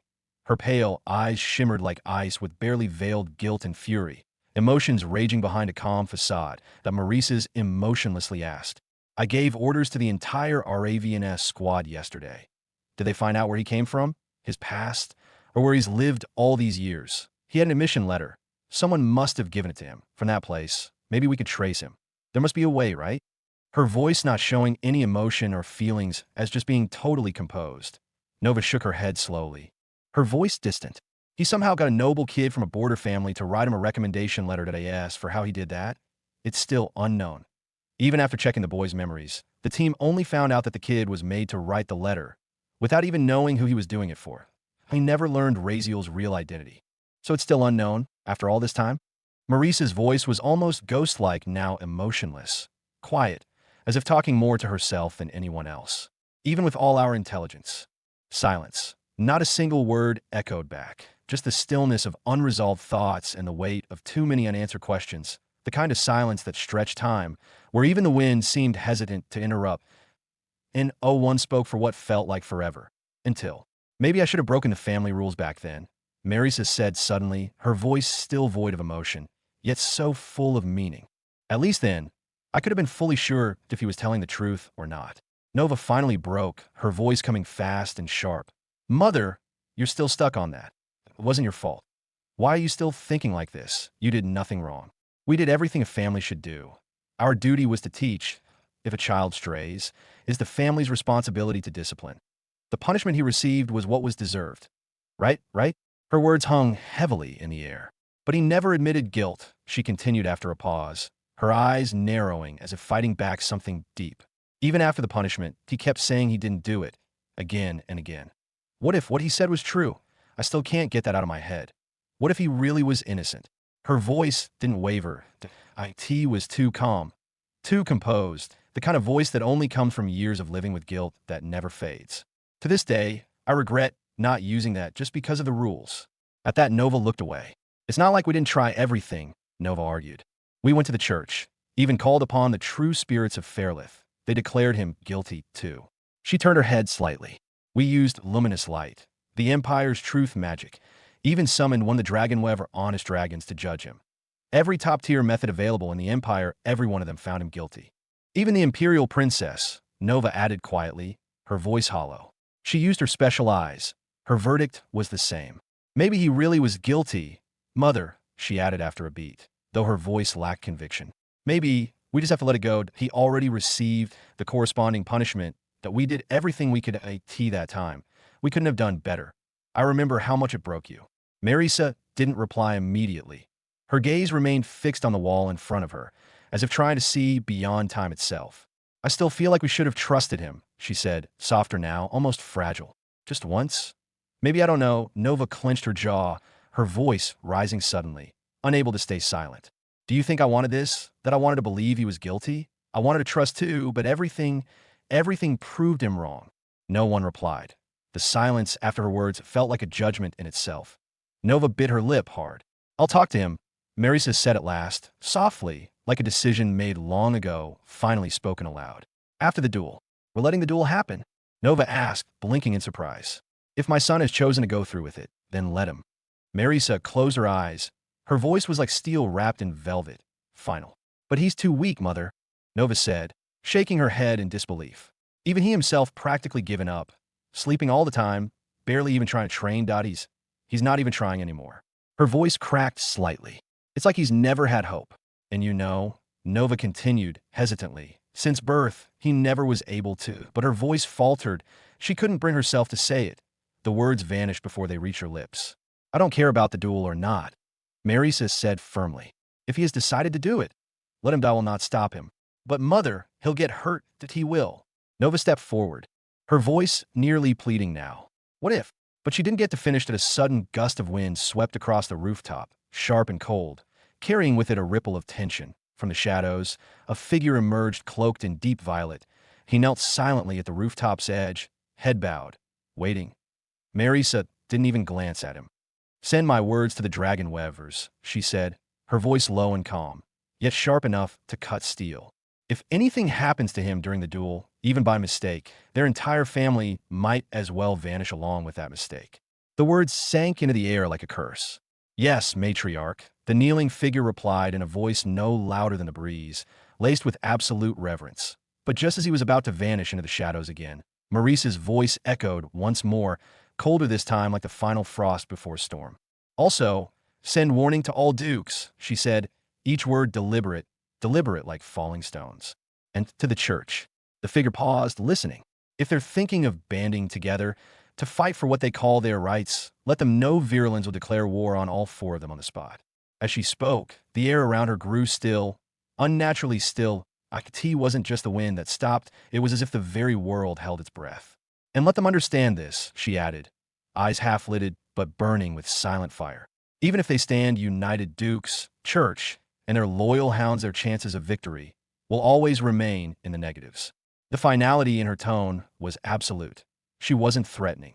She was stating a truth. The crouched shadow didn't flinch. He didn't even question her words. He simply gave a silent bow, acknowledging the gravity of her command, and vanished into the wind, as silently as he had come.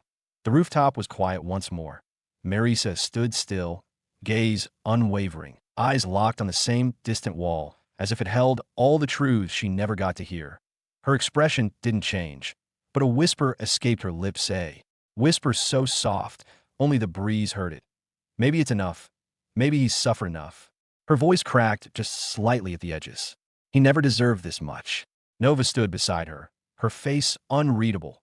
There was no flicker in her eyes, not even as her mother spoke of declaring war on 4 of the 10 most powerful forces in the world. Mother, she finally spoke, her voice low but clear. What if the imperial family intervenes? For a heartbeat, there was silence. Then Marisa turned her head slightly, not even bothering to look at her daughter directly. They won't dare. Or, if they do, they're welcome to try putting their hands in Virulen's feathers too. Half an hour after handing over all the arrows and giving Levy a full rundown on what to do, Razeal finally returned to his system space. He had the entire night ahead of him, and he was going to use every second of it. Back to the grind. Without wasting a second, he threw himself into the brutal repetition of battle, once again facing off against that DMN metallic creature that came at him with a speed so fast it blurred before his eyes. Most of the time, dodging was all he could manage. And, honestly, that was the only thing he could do, and no matter what attack he tried. The DMN thing just wouldn't take damage. The only thing breaking IR, sliced like a butter, was his sword or flesh. Thank the system for unlimited weapons, and no matter how many swords he destroyed, it always gave him another.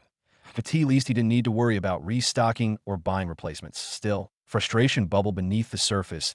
He couldn't even kill a single E-ranked monster. Not one dot. And this wasn't just bad luck or skill issue. After all, the Skull Trite was flat out better than him in almost every stat. Out of sheer desperation and irritation, Razeal started experimenting. If a sword didn't work, fine, he'd switch it out. First an axe, then even a DMN giant iron hammer. But even those couldn't handle the Skull Trite. Every single time, its razor body just cut through his weapons like they were butter. He didn't know how many times he had been injured or outright died. The creature's sharp body sliced.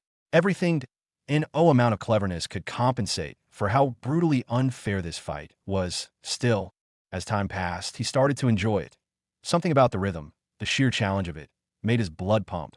And he was getting faster. Not because his actual speed increased, but because he was learning how to move, how to let his body flow around danger like water around polished stone. At the T first, he could only flinch aside, barely a fingertip ahead of the living blade. Then he began to pivot instead of flinch, leaning into impossibly tight angles, letting momentum skim past his ribs. Eventually, he could slip beneath the shard with almost lazy grace. It was hypnotic. Slide, weave, twist, rebound. He began to see the patterns, the split-second gaps, the minute shifts in the Skull Trite's movement. His flow, sensing ability, his absolute talent, began accelerating, sharpening with terrifying speed. His body moved smoother, cleaner, almost like he had full control over every joint and muscle. It was as if he could bend his body at will, without needing to adopt any stance at all. Just pure instincts. His mastery over external flow wasn't anywhere near complete, but maybe he was getting close to the basic level. Just enough to simultaneously control the tiniest parts of his body muscles, blood, breath, even thought. Every biological system flowing under his control that a normal body shouldn't have obeyed such commands. Yet here he was steering it like a well-oiled puppet. But eventually, Frustration crept in. All he was doing was dodging, getting battered, falling, dying, and repeating the cycle. It was maddening. In a reckless moment, Razeal let his anger flow. This time, instead of dodging, he let the Skulltrike come at him and blocked it. With his hand, the attack sliced clean through his flesh like it was paper, but then it hit something else. The thin obsidian layer over his bones held firm, not even a scratch. Satisfying smile on Razeal's face as he grabbed the diamond thing in his hands. The sharp spinning body ripping through his palm as palm ripped apart bloody-like. Putting hand in meat grinder, he didn't care. His grip tightened, and he slammed it to the ground hard, again and again. Blood sprayed, but he didn't give it acid. That blood didn't matter. IT was like trying to smash a diamond with a brick. The shard was unbelievably tough. Each impact created a dent in the red-gray stone below, cracking the ground, scattering debris. But he didn't stop. He beat it to death. He didn't even know how long it took or how much blood he lost. But when it finally shattered, when that jagged, metallic bastard cracked apart, he stood there grinning over a crater of stone and splinters. And ladies and gentlemen, he has finally done it. He killed this flying middle finger. And unfortunately, that was the worst thing he could have done, because the moment it died, the system refreshed. Congratulations, host, for successfully killing 1 E-rank Skulltrite. Prepare for Wave 2. 10 E-ranked Skulltrites. And with that notification, it began. Point 10 Skulltrites spawned. Point 10. Everything ramped up 10 times harder. Hell, maybe 100. These new bastards weren't just sharp and fast, they were coordinated. Perfect team movement, responding to sound, and syncing like a well-oiled machine. Their attacks became a storm of steel and shrieking speed.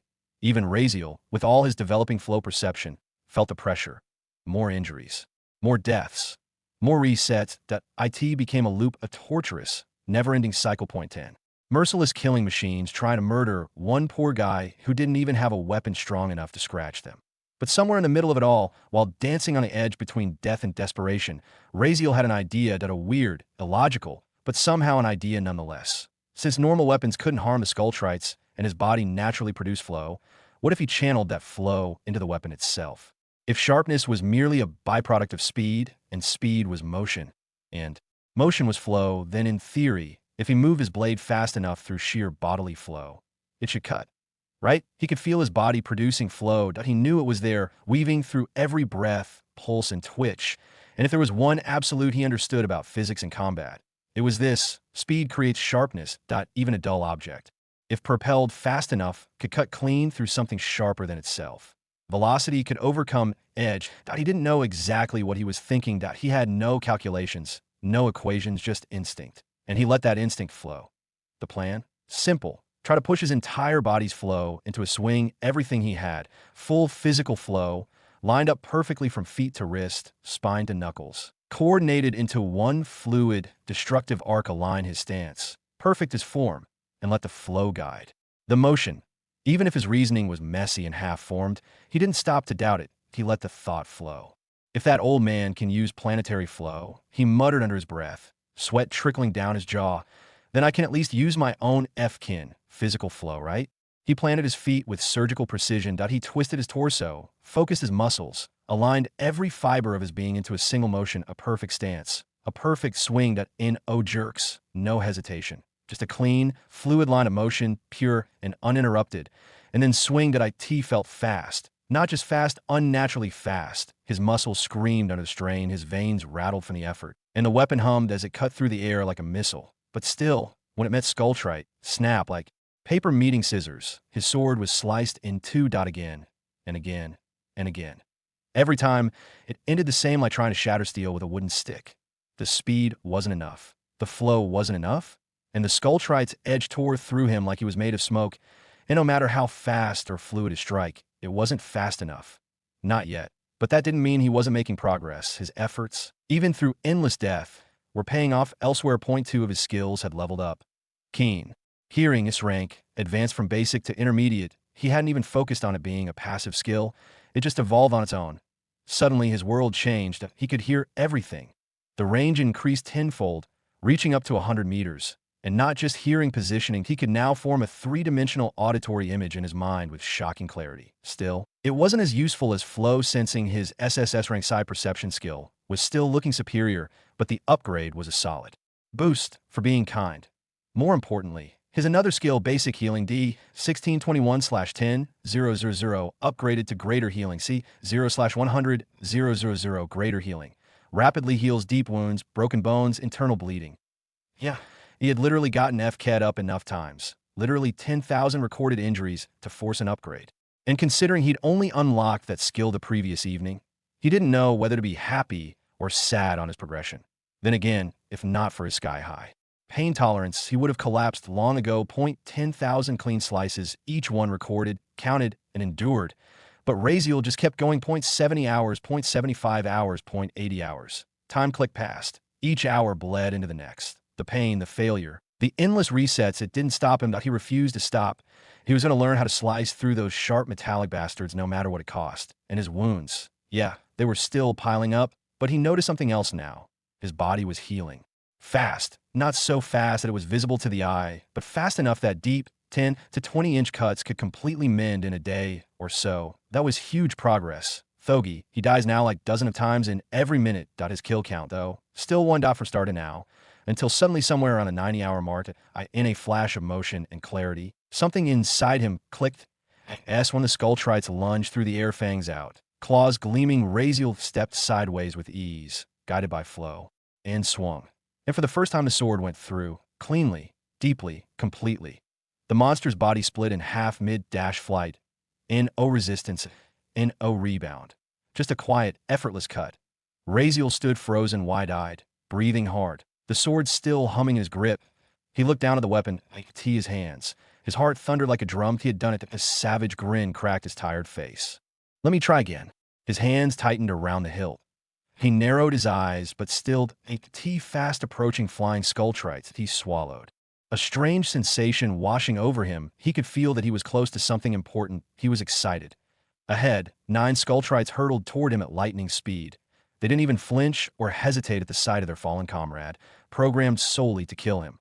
Razeal tried to grasp the feeling he'd caught before the flow, the perfect moment, but he knew he still needed to find the exact right timing. For now, he focused on dodging all 9 attacks with ease. IKT wasn't much of a challenge anymore. He barely bothered.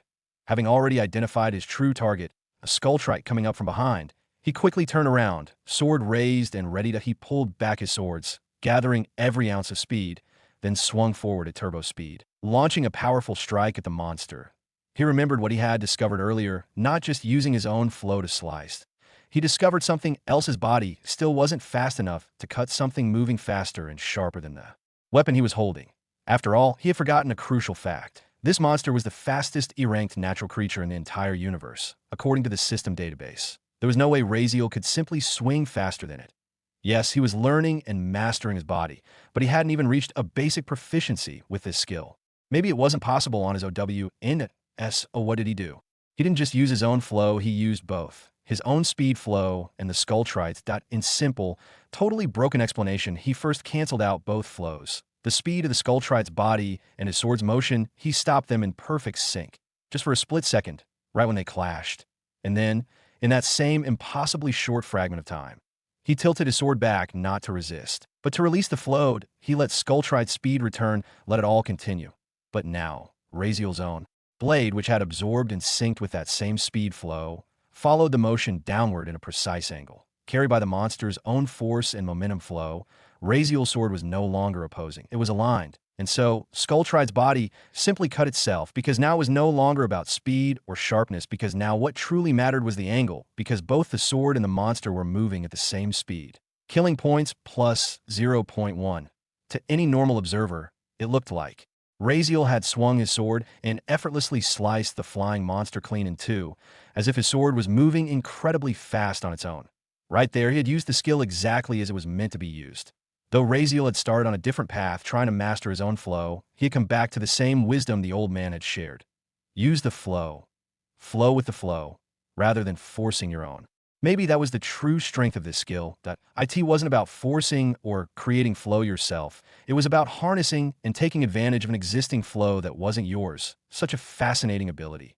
Razeal whispered the thought to himself, just as a skulltrite landed far behind him, carried by its inertia from the flying speed it had. He glanced down at his sword. Not a single dent. IT was as smooth as ever, even when totally lower grade and totally incapable of cutting something that hard. and sharp. A small smile crossed his face as he dodged the attacks from the other 8 Skulltrites rushing toward him. That he didn't fully understand this new technique yet, but he knew one thing: it was time for revenge. With renewed determination, he launched into what could only be described as a butcher session. It didn't last long. Before he knew it, he had cut down all 10 Skulltrites. Killing points plus 0.8. Congratulations, host! You have killed 10 E-rank Skulltrites. Wave 3 incoming. Prepare yourself. 100 E-rank Skulltrites. FCK. A curse escaped from the very depths of his soul. And with that, Razeal was suddenly overwhelmed, torn apart by 100 razor-sharp flying middle fingers with wings, moving with terrifying speed. But still, even with being attacked by 100 Skulltrites at the same time, he carried himself differently now, taking full advantage of the fact that he finally had a way to kill. Yeah, sure, he would die, get sliced and ripped apart. But this time, at least he had a way. Even if he hadn't perfected it, he was able to kill some of them one by one. Even if it meant dying 3 or 4 times over, he was improving. And now, he could feel how much his dodging had improved. Literally, he was able to control his movements well enough to dodge blow after blow. Even in the wild storm of 100 flying turbo-speed knives, all attacking at once with perfect teamwork, his perception and body movement were so top tier. He could move in ways that gave him the upper hand, that he didn't even fully dodge every attack because, of course, he needed injury points, right? So he let those sharp things injure him just enough to count. Injury point plus 1. Injury point plus 1. Injury point plus 1. The notifications kept ringing in his head every second, because even a single second brought dozens of attacks. Yeah, this was F-kin. While, if this was the real world, Razeal would be scared shitless, at least from the psychological shock alone. The only reason he was still alive and sane was because this was system-spaced. If not, this was terrifying. These DMN things had created a small tornado around him, spinning constantly. He couldn't move much beyond it. And every few seconds, 5 or 6 of those bastards would shoot out from the circle all around him, attacking from literally every angle. Whatever it was, Razeal was now enjoying it. Ding! You have died, host. You have died, host. Injury point plus 1. Injury point plus 1. Killing points plus 0.1. Killing points plus 0.1. And this went on for the next 10 hours. Then suddenly, 2 notifications rang at the same time. Congratulations, host. Your greater healing C100/100/100/000 has upgraded to major healing B0/1/000/000 B rank. Major healing. Advanced healing that can restore lost limbs or damaged organs. Congratulations, host. Your skill, Killing Intent SSS-E 1000/1000 proficiency has advanced to Killing Intent SSS-D. Killing. Points required. 0/10/000. Third message followed. Riding the passive surge of power. Due to Killing Intent first effect, your physical stats have increased. Killing body. Physical stats increase as you kill strength. E plus D agility. ED. Progression alert. Killing Intent SSS has risen from E rank to D rank. Host has met the requirements to unlock a new effect of this skill. New effect unlocked. Progression alert skill. Killing Intent SSS has increased from E rank to D rank. Host has met the requirements to unlock a new skill effect. New effect unlocked. Killing Perception. Killing Intent Sense. Detects hostile intent from any direction. Fear resistance. Complete immunity to suppression or fear caused by Killing Intent, regardless of the enemy's strength. You are no longer shaken by the fear of death. Your will cannot be suppressed. Razeal stared at the new effect of his skill, an unpleasant taste rising in his mouth. What the hell? Another perception type skill. He scoffed, annoyed. System, you do realize I already have a ton of perception skills, right? Like enough is enough. Host, these skills are not under my control, nor can I alter them. Also, this isn't just another perception skill. This one is unique. It allows you to sense Killing Intent even if the enemy doesn't release it. Even if someone only thinks about killing you, that you'll feel it. And regarding the second effect, you already know that when you face beings vastly more powerful than you, those on a different life level your body and will get suppressed no matter how much you resist. Now, that will no longer happen. You will not be suppressed. Razeal clicked his tongue. Yeah, I get it, dumbass, but I was hoping for a cool fighting skill.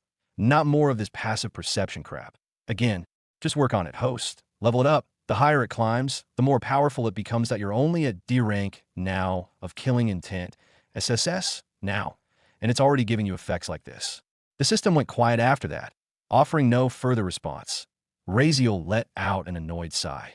TCH, easy for you to say that you're not the one who had to kill 1,000 E rank monsters just to level it up to D rank. And now it's 10,000 E-rank monsters for the next upgrade.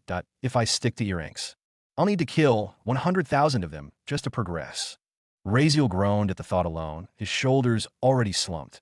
If you had killed them outside the system space, you would have only needed to defeat 100 monsters. Killing inside system space gives 10 times fewer points.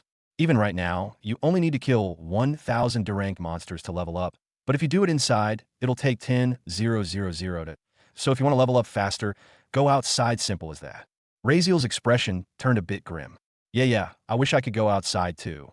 But I've got other skills to work on, right? It's one thing to get stabbed 100,000 times in here, but outside, I'd be dead for real. Besides, the time amplification function is worth it that I don't have time to waste. Just as the frustration began to settle in, the system spoke again. Host, it's almost time for your academy schedule. You should exit system space now. What? Already? How long has it been? Razeal blinked. Wasn't I just in the E-rank training zone? That's supposed to have 10 times time amplification. Correct. Over 10 hours have passed in the real world. Inside system space, you've spent 107 hours. 107 hours? Razeal stared at the air, dumbfounded. I trained for more than 4 days and didn't even feel it. Why do you think your skills leveled up so fast? Just so you know, you've endured over 130,000 injuries and died more than 10,000 times during this session. Total enemies killed, 1,016 Skulltrites in total over the 107 hours. Current training status, wave of E-rank Skulltrite, 100 monsters per wave. Status, still on wave 2. Incomplete, unable to clear full wave in one go. Razeal groaned again. Yeah, I get it. He scrolled through the stats and sighed. Over 100,000 injuries. If this were the real world, I'd be in Ribbon's point 10,000 plus deaths. That's got to be a new record. Currently sitting inside the Royal Academy classroom, Razeal sighed and shook his head, irritation simmering just beneath the surface. He didn't even want to be here. The Academy was a waste of his time. There was nothing here he could gain, no skill, no knowledge, no benefit. But still, he had to attend. Until the duel was completed, he couldn't disappear. Sure, he could simply stop showing up. It's not like anyone could stop him outright. But then again, that would raise suspicion. What if everyone assumed he was planning to escape? What if they started surveilling him, keeping tabs just to ensure he didn't run before the duel? He wouldn't put it past them, but in fact, Razeal was already half convinced someone was watching him. Maybe it was paranoia. Maybe not. Either way, the idea irritated him, and he tried to brush it off that IT wasn't like he had anything to hide. Most of the time, he looked like he was half asleep anyway. Still, the thought of someone observing him from a distance, unseen, undetectable, made his skin crawl. Maybe they were using advanced techniques or tools to monitor him, or maybe it was all in his head. Either way, it gnawed at him. He exhaled through his nose. For now, it didn't concern him. They were only able to watch because he was weak. That wouldn't last. Point one day, he'd be strong enough to make anyone think 1,000 times before having idea of ever spying on him. Hell, even if he caught someone now, he can make them pay something they will regret all their life. Even if not strong enough, he have his ways to FCK someone's life. But that was the problem, he couldn't sense anything. Whether or not someone was watching, he couldn't tell. That he shook his head again and sighed. To the front of the classroom, the professor continued his lecture. Something about danger, opportunity, the nature of the world, the usual academy, rhetoric. But then a few words caught Razeal's attention. As you all know, the greatest threat to our world, and perhaps the most significant opportunity, is the phenomenon known as multidimensional overlap, or as some scholars call it, dimensional confluence. Razeal blinked. All right, maybe this would be worth listening to. Yeah, novel had some information about this topic, but then again, it was never enough. Before we dive into what that means, or why this is so dangerous, the professor continued, we need to cover the basics. First, what exactly are dimensions? Dimensions are separate planes of existence, entire realities layered on top of each other, each one with its own rules. Different time flows, physical laws, species, magic, physics, life, and death, all governed by systems we don't understand. Even entirely different life forms. We don't know how many exist, that we don't know where they are, that we can't see them, touch them, or locate them, not with any tech, spell, or divine sense we've developed till now. Our best scholars believe that dimensions are separated by invisible barriers. Think of them like invisible national borders. Just because you can't see the border doesn't mean it isn't there. These barriers are impossible to detect with the naked eye or even with most advanced magic. You could search the entire world and still never find the edges of another dimension. So what's inside those dimensions? That's the big question. Based on countless reports from explorers and early civilization records, we know that from time to time, openings appear between dimensions. These are called ways. At first, no one knew what these were. Just strange phenomena. But after many years of study and sacrifice, we learned they're doorways to other realities. Beyond these ways are creatures alien in nature, sometimes monstrous, often hostile. Very few are intelligent. Most act on instinct, aggression, hunger. We've only discovered one or two dimensions that didn't immediately try to destroy us. The rest, constant threats. She gave the class a moment to absorb the weight of that. Why are they so aggressive? We don't know. Some believe they see us the same way we see them, as invaders. Others think their world is dying, and this is survival. Regardless, almost every time a new way opens, it ends in violence. So how do these ways form? According to our leading theories, they appear randomly in a warning in O pattern point one day. Space just splits, portals, rifts, tears in reality. We call this a dimensional confluence. That's when two dimensions briefly overlap and create a passage between them. She turned back to the board, circling the diagram with his chalk. When that happens, travel becomes possible. Beings from both sides can cross over. But most of the time, it's them coming here, and they don't come in peace. These invasions cause devastation. Cities wiped out, lives lost, entire ecosystems damaged by creatures that don't belong. And the worst part, these monsters come in waves that IT doesn't stop. Once a way opens, it's never just one creature, but it's an army. But not everything is a loss. We've learned to fight back, that we are strong. Yes, that we've learned to step into their worlds. And what we've found, opportunities, resources, knowledge, materials that don't exist in our dimension. Rare materials, living metals, dimensional flora with healing properties. And the monsters themselves valuable. Their bodies contain elemental cores, rare element stones, even sentient biomass useful for magic and alchemy. In short, if you survive, the rewards are endless. So, you might be wondering what's the best theory we've developed so far about how dimensional confluence happens. Well, here's our leading hypothesis based on our most advanced research. Now imagine our world as a single sheet of paper, flat, familiar, and above it, below it, beside it an infinite number of other sheets still existing in same equal place, each one a dimension. She lifted 3 fingers. A portal is like someone poking a hole through 2 pages at a rift is someone tearing a jagged slash through them. And a dimensional collision. That's someone slamming the pages together so hard they fuse, warp, and twist. Also, before we dive any deeper into advanced strategy, she said, you all need to understand the very nature of the threats we train to fight, that I'm talking about the ways other dimensions connect to ours, the routes through which alien worlds leak into our reality. There are many, but 4 the most common, and each one is dangerous in its own right. She raised 1 finger. First, portals. The most stable, the most common, and the most deceptive of them all. Portals can appear anywhere on open land, in your backyard, in the middle of a city.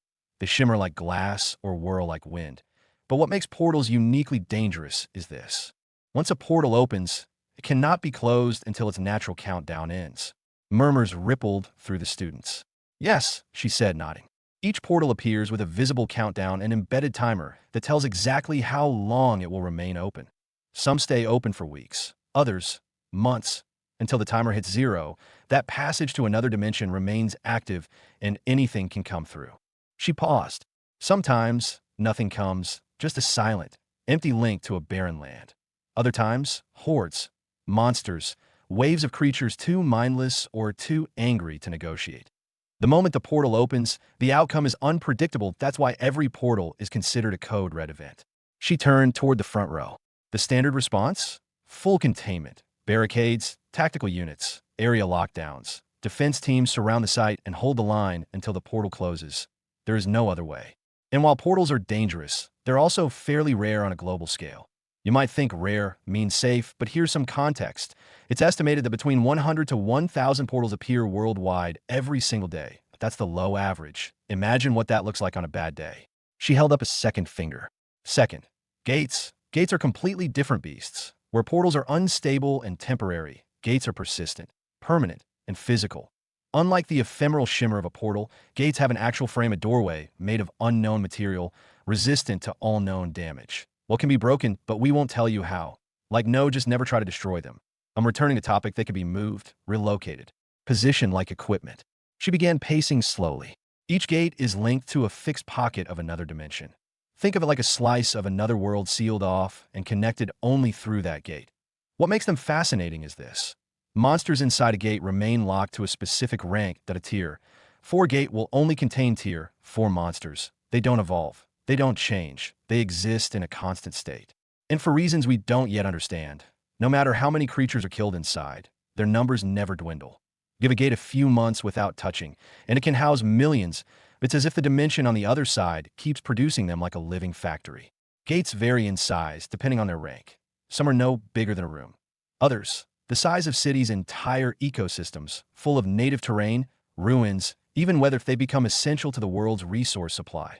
Large powers families, houses, kingdoms claim gates and use them for training, research, and harvesting. She smirked. Some even treat them like monster farms, controlled hunting grounds. But make no mistake, they're never truly safe. Anyways, she held up a third finger. Third is rifts. Now we move into instability. A rift is a tear, a spontaneous rip in the fabric of space, time, or reality itself. Unlike portals or gates, rifts give no warning, no countdown, no structure. They just happen. The projection showed swirling chaos, jagged and violent. Rifts are unstable by nature. They can vanish within hours or last for days. And because they're usually larger than portals, the volume of monsters that can spill through is exponentially greater. Entire armies can pour through a single rift in tens of minutes. That's what makes them so deadly. She turned serious. There is no way to predict a rift.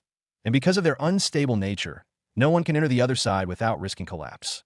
Unlike gates and portals, which can be explored by some safety measures, rifts are mostly one-way disasters. She lifted her fourth and final finger.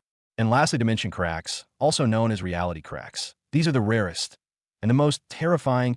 Think of them as kilometer-wide wounds in the fabric of existence. They don't shimmer, they shatter, they stretch across the sky like broken glass, and they never close. Not on their own, at least. There has only been one recorded dimension crack in all of our known history, and it almost ended 1/10 of our civilization as we know it. Monsters poured through for years. Entire kingdoms fell. The world bled, trying to contain it. She paused, then said flatly, "There is only one way to close a dimension crack. Eliminate every last creature that came from it from our side." Shock ran through the classroom, and also go into their dimension. From radius of 1,000 kilometers around that crack, every monster from that dimension inside that area must be killed. Only then will the crack begin to heal slowly, like a wound closing over time. These are the dangers we constantly face. And also, this is why your training is brutal. This is why we are supposed to harden you into fighters, killers, survivors, because this world doesn't care about your comfort. The dimensions don't care about peace. They bleed into ours, and they bring war. She looked around the room, and softness in her eyes. It was our turn once. Now it's yours. That I in the future, it will be your children's. This is the cycle. This is reality. Then she said the words they would all remember. This is the world you live in. Constant threat. Endless potential. Some of you will die facing it. Some of you will rise. And maybe one of you will learn to control it. She let that settle. You are the hope for your own survival. You may have been raised in power, safety, privilege, but none of that will matter out there.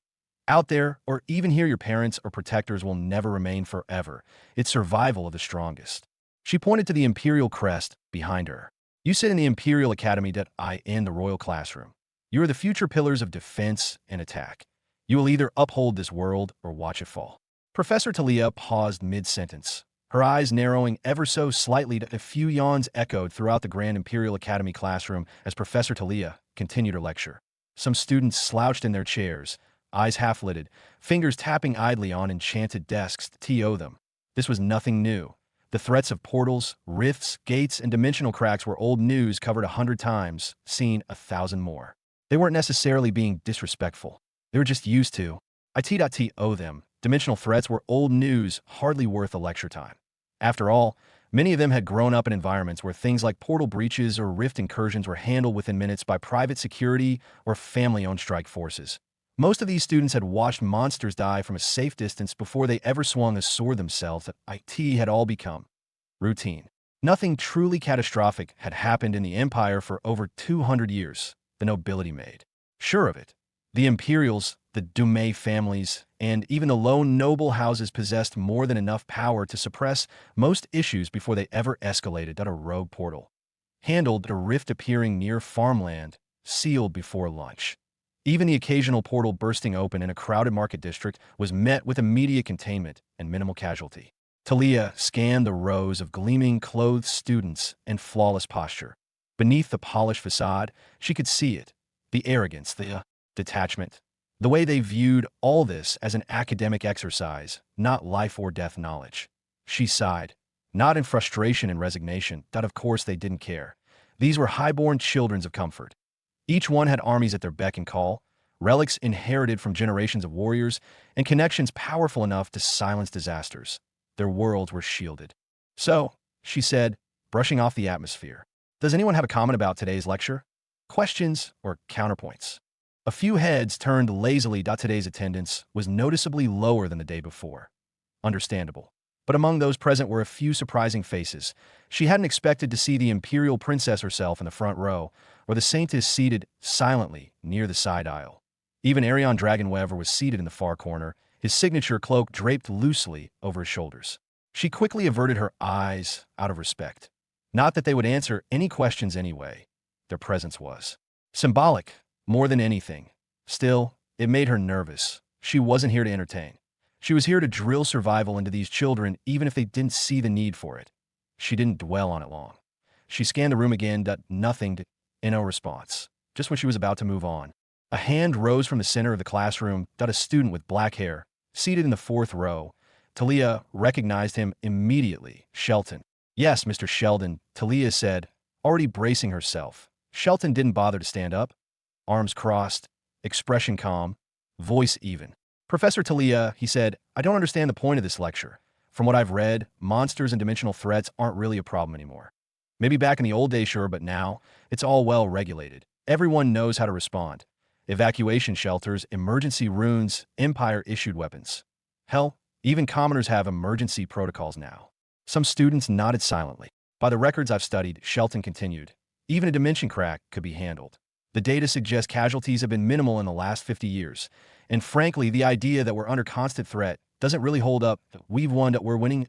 Why focus on outdated fear tactics? He tilted his head slightly. Isn't this just fear-mongering at this point? He wasn't disrespectful, he was genuinely puzzled. But judgmental, too. He couldn't hide that slight smirk in his tone. Talia raised one eyebrow. Mr. Shelton, she said calmly, let me remind you of something.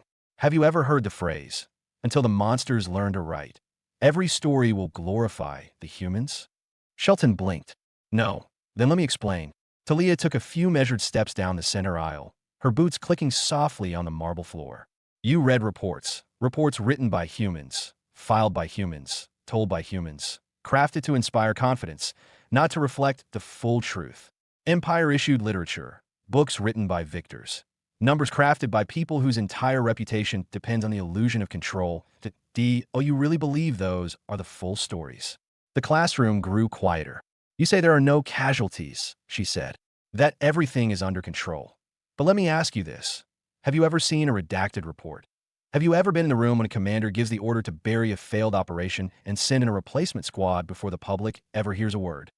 The reason you've never heard of a monster victory is because monsters don't hold press conferences, they don't publish articles, they don't tell stories. The only version of history you're fed is the one that flatters the empire and big egos and pride of humans. No reply. Losses happen all the time, they're just covered up. Soldiers die in rifts. Villages vanish near gates. Expeditions fail in portal breaches, but another team is sent. The breach is closed, the area is sanitized, and the official report. Minor incident, resolved. She flicked her hand, bringing up a glowing sigil in the air.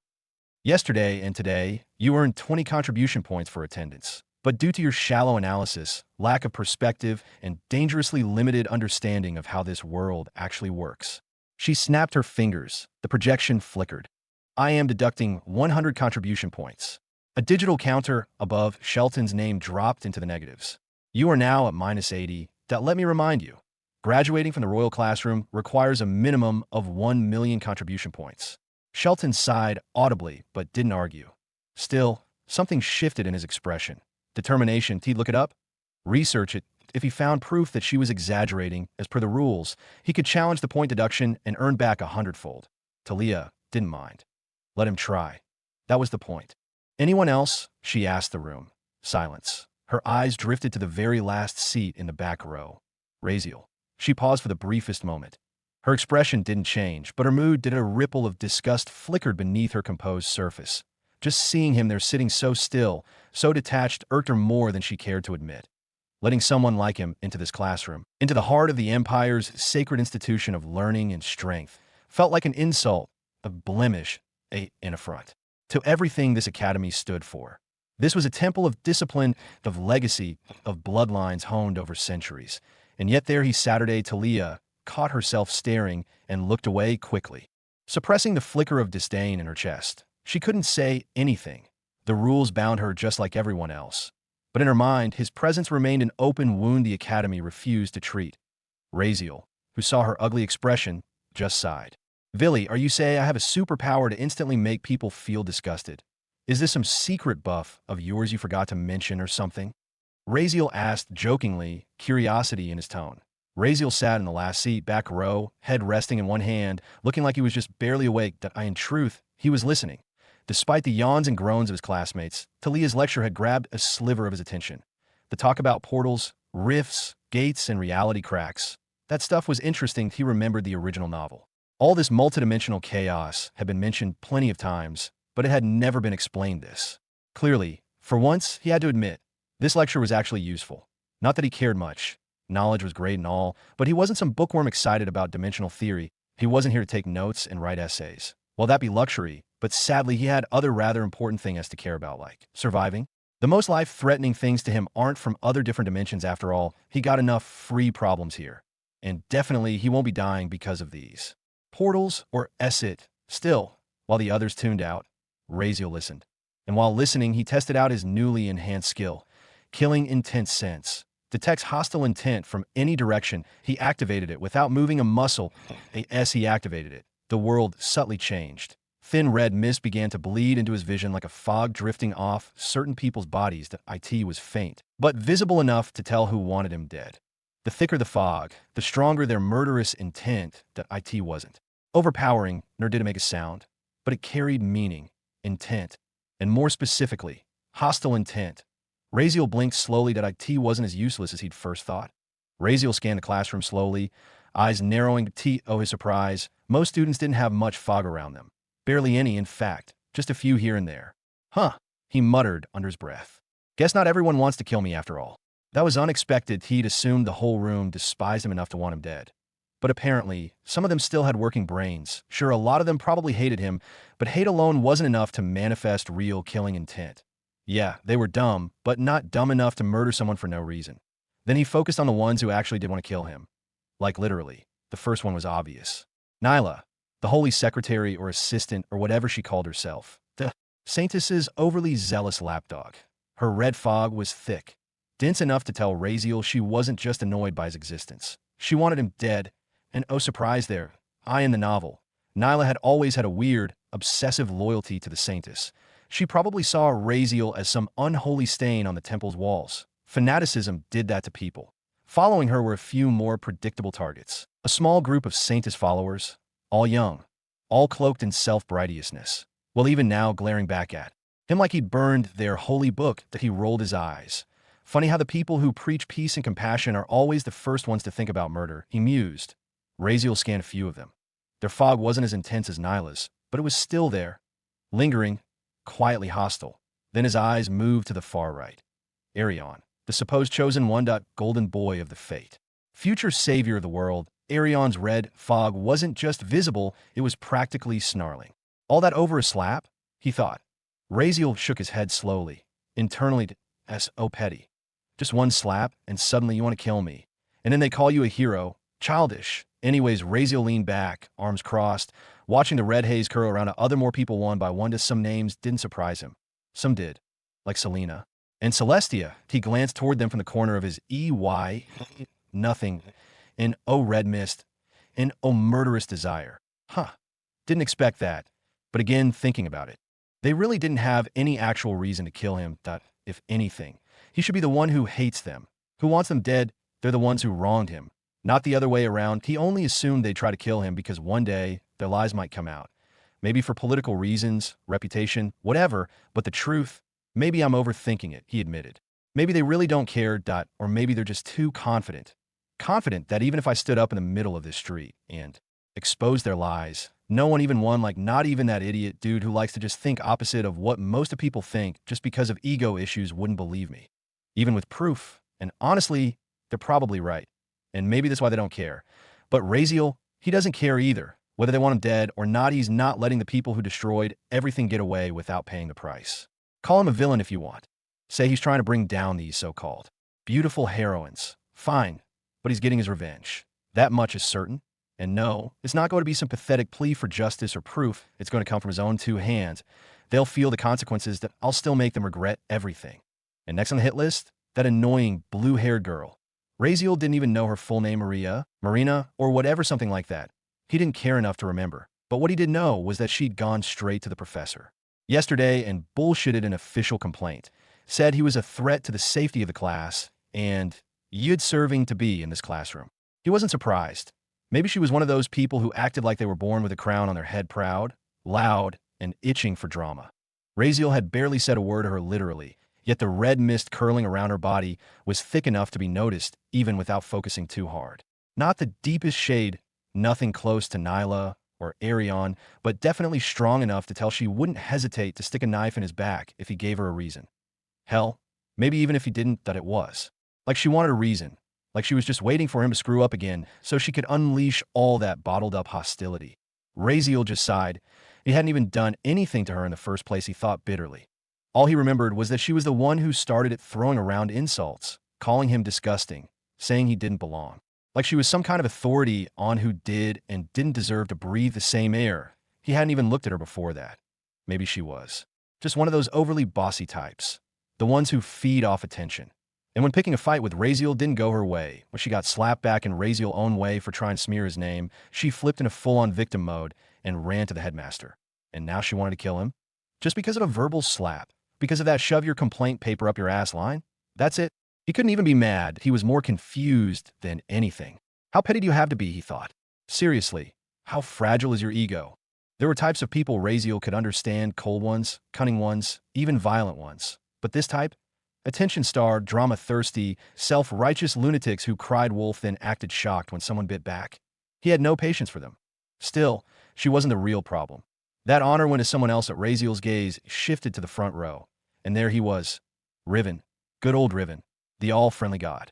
The golden boy with godhood dripping from his pores. Except now, thanks to Razeal's new skill, he could see the truth. And it was horrifying if Nyla's killing intent was thick fog, and Arion's was burning smoke. Then Riven's was a river, a diamond ocean of blood-red mist. It poured off him in waves, rising and falling like a heartbeat, practically flooding the air around him. It wasn't even mist anymore. It was crimson fire, rage made visible, hatred too intense to hide. The kind of killing intent that didn't flicker, it boiled. Razeal stared, half in disbelief. He didn't even know. Red could get that red. Riven sat casually at his desk, like nothing was wrong, smiling, looking back over his shoulder as if he sensed Razeal's eyes on him. And then, like some cheesy actor in a play, he raised a hand and gave a light, cheerful wave. Friendly, warm, harmless, friend, huh? Yeah. This bastard was sending out enough killing intent to drown a god, and yet he had the audacity to smile like they were best pals. At Razeal's lips twitched uncontrollably. I knew it, he thought. Kin knew this guy wanted me dead, but this much. For the correct order, please visit. Does he not feel even the tiniest bit embarrassed every time calling me his friend, while sending out enough bloodlust to flood the whole academy? It was almost comical. This guy always went on and on about morality, peace, forgiveness, balanced. He wouldn't harm him. That Razeal had done nothing wrong. Even told Razeal, to his face, that he had no reason to harm him. Just only support Choso in one. And Razeal should complete his sacred duty. Yeah, right, looking at him now, it was like watching a volcano pretending to be a field of flowers. What kind of god lies this easily? Razeal muttered under his breath. How can you fake a smile that wide when your entire body is screaming, I want to kill you? The answer? Only a god could. Maybe it was some divine talent of his. He thought bitterly that's what scared him most. Because if this was how Riven treated a so-called friend, how did he treat his enemies? Well, Razeal, remember, he talked about his wife or something? Is it because of that? And right as Razeal was about to sink deeper into that pit of suspicion and mentally curse him a few more times. Really let the insults fly in peace. when a sudden voice cut through the moment, pulling him out of his satisfying inner tirade. "You were just looking at me, weren't you?" A sharp, furious voice pierced the air. Huh. Raziel blinked, ears stinging at the shrillness. He slowly turned, as if peeling himself out of a dream, his keen hearing vibrating like crazy.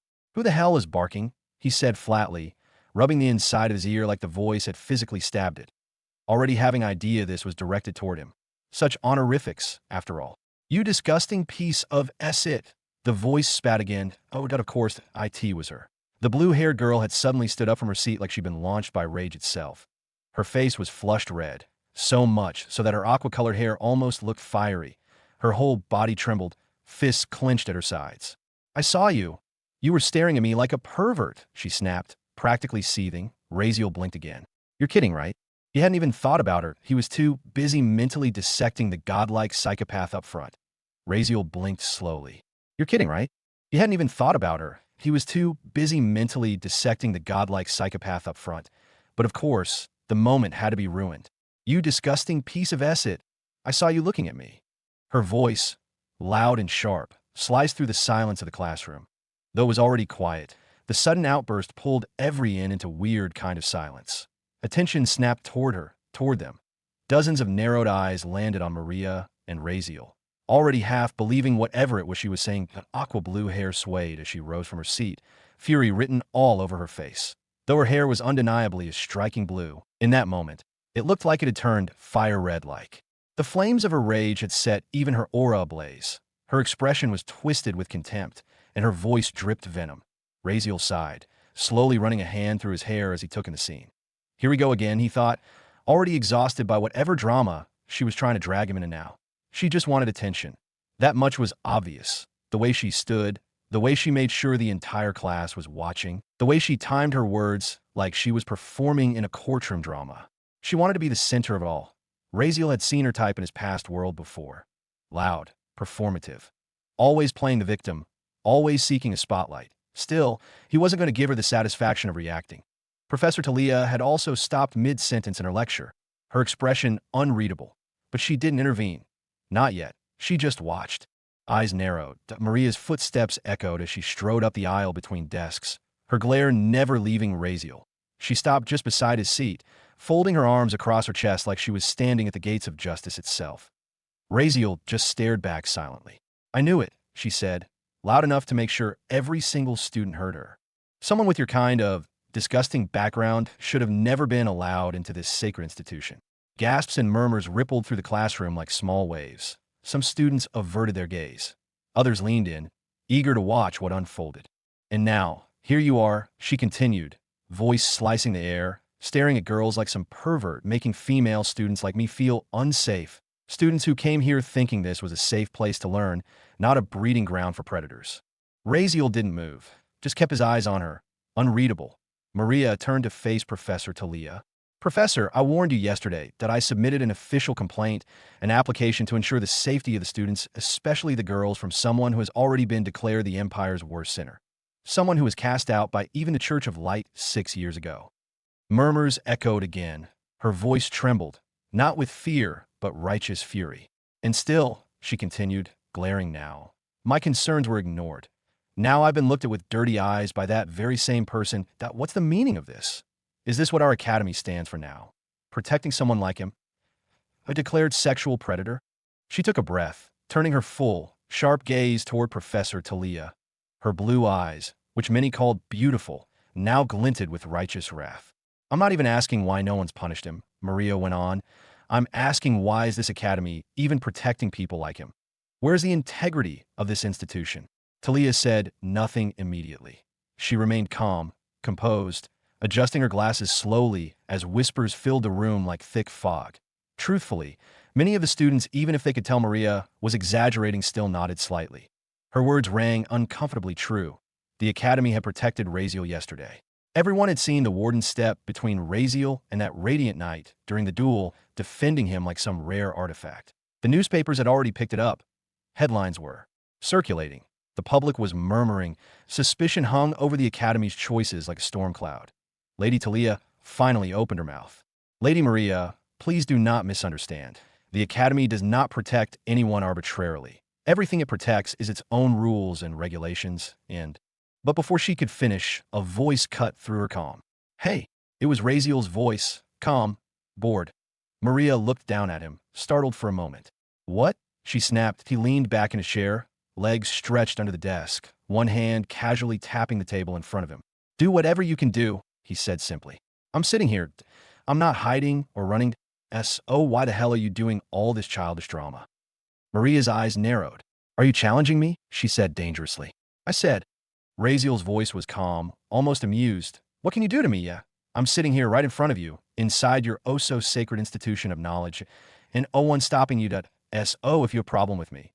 Do something about it. Why play these little verbal games? No one's protecting me, Razeal said flatly, eyes half-lidded with boredom as he tilted his head at her. I'm all on my own. Maria gave a cold, almost mocking smile. You really believe that? She asked softly, venom under every word. If it weren't for the academy, do you think you'd still be breathing after looking at me like that? They wouldn't even find your bones to bury. Razeal chuckled. So many people want me dead in their words, he said, crossing his arms, grin slowly spreading across his face. They curse me, pray for it. But guess what? Not a single one of them dares to try, not one. He leaned forward slightly. Even if your father walked in right now, he wouldn't have the guts to touch me. Maria's eyes burned with fury. You arrogant nobody, she snapped. You think it's because of you they don't touch you. It's because of that stupid duel with the Duke's heir.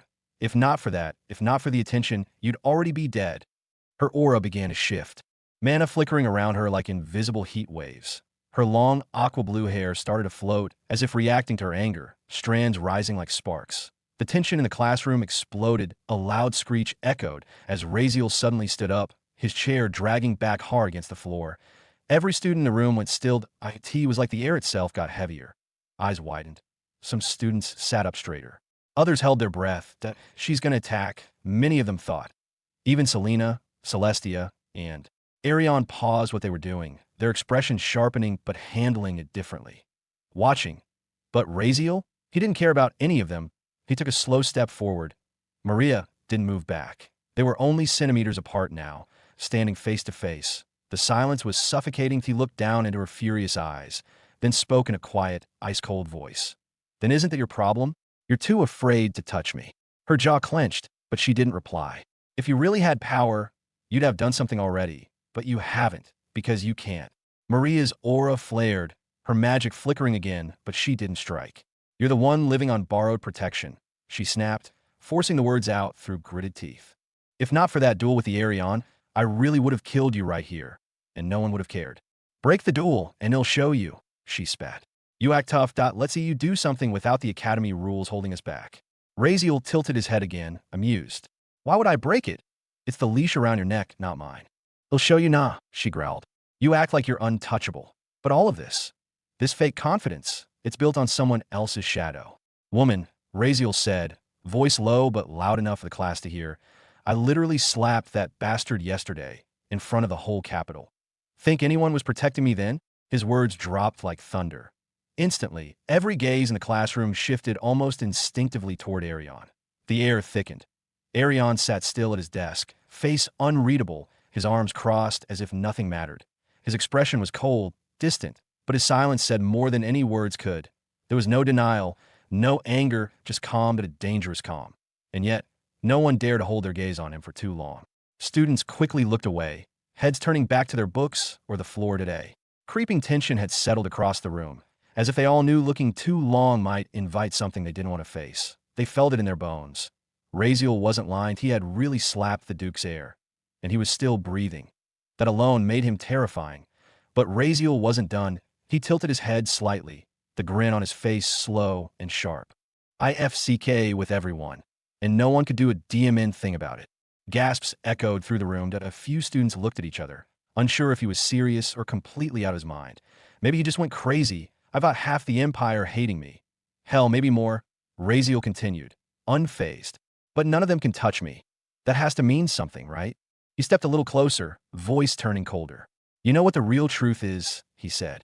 None of you have the balls to go against me that I can mess with whoever I want, because all of you. He paused, the smirk deepening. You all can't do it. Just imagine me, still weak, can FCK with whole Empire this much. Now think.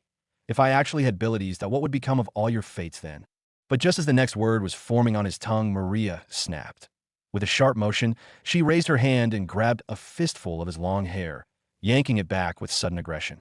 Then here, she hissed, her voice trembling with rage. Let me be the first. Let's see what you'll do now. The room collectively held its breath. Even Amana in the air felt frozen. Maria's fingers were clenched tight in his hair, pulling his face close. Her eyes were wide, crazed from the pressure, from the building frustration, from losing control in front of everyone.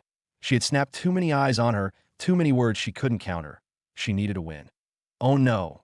Shouldn't have gone for the hair. The system muttered inside Razeal's mind. Too late. PAK. The sound of the slap cracked through the classroom like thunder. Razeal's hand moved fast, clean, and ruthless. He didn't even hesitate. His palm connected with her cheek, the sound echoing in the dead silence that followed. The whole room suddenly went pin-drop silent. A sharp, echoing slap had just rung out loud and unforgiving. Maria stood motionless, her face turned to the side, the echo of Razeal's hand still hanging in the air. For a moment, it was as if her body hadn't caught up to what had just happened. Slowly, almost delicately, she raised her hand to her cheek. Her fingers brushed the skin hot, flushed, stinging. Her eyes blinked. Once, twice, she looked at him, but not like she was seeing him. It was as if reality itself had glitched for her. Across from her, Razeal shrugged, spreading his hands in a "what did I say?" gesture. I warned you, he said, but suddenly, even before he could exhale, his killing perception flared violently in his mind, pulsing, trembling, like a mental alarm screaming in his skull. He didn't need the system to explain. He could see it for himself. The red fog around Maria, which was normal just seconds ago, suddenly started growing denser by the second. Red tendrils curled around her shoulders, creeping upward like smoke. Thick and alive. Really, just one slap and she's losing it like this? He muttered under his breath. I've got a system set to arrogance issues and still don't pop off this hard. He shook his head in mild annoyance, but then her body moved unnaturally fast. In a blink, she tilted her torso, fingers flashing through the air. A razor-thin blade of water ripped through the space where Razeal's face had been, missing by mere inches. But for Razeal, it was nothing. He had already perceived the trajectory before the spell even took shape. His training over the past thousands of simulated hours that made this feel like child's play. His reaction was minimal, precise, barely a backward step. If anything, he had moved more than needed, only because he was already predicting the nature of her ability and knew he needed space between them. For better safety, yet this he learned from training grounds too. She stood there now, her chest heaving, eyes wild. The air around her shimmered unnaturally. Then her voice cut through the air, sharp, high-pitched, and laced with murderous intent. Today you're going to die by my hands. The air vibrated as her killing intent surged. A violent splash of aqua blue energy surged out of her, water beginning to swirl chaotically around her, pulsing with her rage, tea rippling through the room like a tsunami. Water swirled around her from seemingly nowhere, pulled from the very air itself, orbiting her in an ever-growing storm. I'll cut your limbs off, you. See, she screamed, her eyes blazing a dangerous cold blue that gleamed like sharpened steel. She threw up her arms.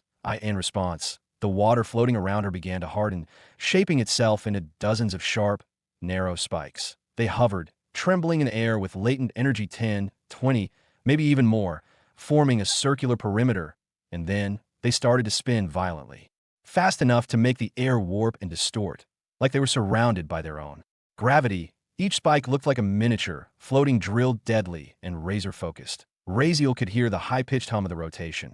She was serious. She had lost her sudden, aggressive shift. Razeal just cracked his neck.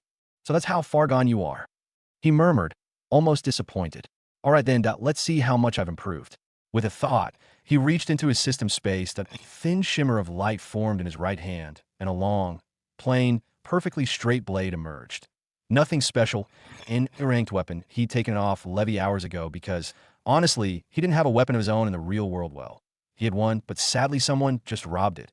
And perfect time to use it, with casual ease. Razeal spun the blade in his palm before gripping it backhanded, a style he had naturally adopted after countless fights with the Scultrites. Maybe it wasn't a conventional technique, but for him, it worked. Holding the sword like one would hold a fist, the handle resting in his palm, allowed him to rotate and swing the blade in almost any direction. Defensive or offensive, linear or unpredictable, he had adapted the motion to fit his needs. He didn't know if others would struggle with this grip, or if it went against swordsmanship norms. But to him, it was fluid, natural and good. He had trained in it with instinct rather than theory. And now, standing there calmly, he stared at her, eyes steady, breaths calm, that he wasn't afraid, he wasn't even tense. This wasn't ego, as most of times. This was certainty born from pain, experience, and thousands of deaths inside the system simulation space. The sheer amount of battle experience he carried now, it was no longer something that could be ignored. It wasn't that he trained for long, but he definitely gained more than most people do in their life. Being able to die and come alive, and just that feeling alone makes you stand at different perspective than most people. Also, he wasn't worried about anything. He knew he'd handle it, whatever way it came. Host, be careful. That girl in front of you is at C-rank reek level. I repeat, she's at the peak of C-rank. There's a qualitative difference between D-rank and C-rank. You remember that, right? And also, don't forget, this is the real world now. Also note, this is the real world. Your reflexes from system training may give you muscle memory, but they won't save you from death. You won't respawn. You won't regenerate. Do not exchange injuries. This isn't the arena. This isn't for EXP. This is survival. The system gave a direct warning, just the facts. No panic, no lectures. Strangely, it's not freaking out about Razeal's suicidal moves right now. Why? Simple. Most of the time, it doesn't care to IT trust he'll handle things one way or another. And even if he doesn't right now, the fight will probably be interrupted before it gets fatal. That's what its calculations say, anyway. The system only really loses its cool when there's zero way out or just pure stupidity like last time, when Razeal acted like an idiot in front of Nova. That wasn't just reckless. That was straight up unreasonable childlessness. Yes, it could understand Razeal emotions. The system knew it. Razeal could control it. And Razeal himself was fully aware of the consequences and gains tied to every action he made. He wasn't blind. Maybe, back then, just by agreeing, he could have wiped out most of his problems and walked away from everything. Sure, it might have felt a bit dirty using the help of people who were technically his enemies. Maybe it felt wrong, even a little dishonorable. But that's exactly where the true challenge lies. Strong people are strong not because they fight fair, but because they make the choices others can't stomach. IT might look shameless, might even be disgusting. But sometimes, using your enemies even respectfully is the smartest thing you could do. IT gives you room to grow. And when you're finally strong enough, you get to choose your own path. That's how it's always been. History isn't written by the most honorable, it's written by the ones who win. The ones who cling to their pride die early. But the ones who are cruel enough, even to themselves, the ones willing to go to any length for their goal, they get the victory. Not because they're right, because they're relentless. The system understood this, even if it didn't like it. Maybe last time, Razeal's reaction wasn't the best from its own perspective. Maybe it just let fear creep in. But fear of death is powerful even for the system, because if Razeal dies, it dies too. IT hated the way he made reckless moves, the way he sometimes acted without control. IT made the system lose its composure too. After all, just imagine your life and death depend on your dog living or dying to a dog that barks at everyone, misbehaves constantly, and especially lashes out at people it had a bad history with. That wouldn't you at least try to teach it, or desperately convince it, to stop barking at those people? To save both your lives? Outside system thoughts. Now, Razeal exhaled slowly, steadying himself as he stared down the dozens of floating water drills spinning in the air, each one aimed directly at him. He took a series of system warnings in his head, but even then, it didn't take him long to brush them aside. He had much more important work to do right now. He tightened his grip on the blade, letting his muscles relax. His breathing slowed. He was going to win, that he could feel it. Talia watched from the front of the lecture stand, arms crossed. She didn't move. Technically, students weren't allowed to fight inside classrooms, but she was letting it happen. Everyone had their rights, and besides, this wasn't just a fight, it was just sparring between students, which is allowed by Academy itself. Thought her eyes narrowed, locked onto Razeal. In just a few seconds, she had noticed too many strange things. Something didn't sit right. Did he just? Then Maria shouted, voice rough and wild. FCK off, perverted bastard. And in the same breath, she released all the spinning water spears at once, to dozens of them ripping through the air at high speed. They were only a few feet away now. There was no margin for error. Razeal moved slightly, drawing his sword back, trying to shift his stance, create the right flow for a counter. But then he paused. The projectiles are coming fast, too fast he could die here. Maybe if he didn't took it seriously. And yet suddenly my MYY dash came a voice authoritative and calm. My MYY dash came a voice smooth, authoritative, and effortlessly calm. The voice floated through the air, just as the spinning water spears were about to strike Razeal's body. In a blink, they halted mid-flight. Dozens of watery projectiles that had screamed forward with lethal speed now hovered as though frozen in time, caught between motion and stillness. Razeal, who had been fully braced for impact, relaxed his grip on his sword. He calmly slid the blade back into his system's space, already knowing the battle was over. That voice, he recognized it. Of course he did. And while he also recognized what just happened, and just as expected, the suspended water began to unravel. The spinning spears lost their velocity, their sharp edges dissolving. Drop by drop, the liquid deconstructed itself, floating through the air like a reversed rainfall.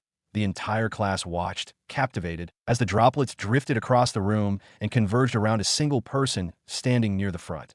Celestia, the Imperial Princess. She stood silently, her expression unreadable, eyes narrowed. The condensed water spiraled around her like a halo of liquid light, responding to her presence as if it were an extension of her will. Maria, who had launched the initial attack, blinked in confusion.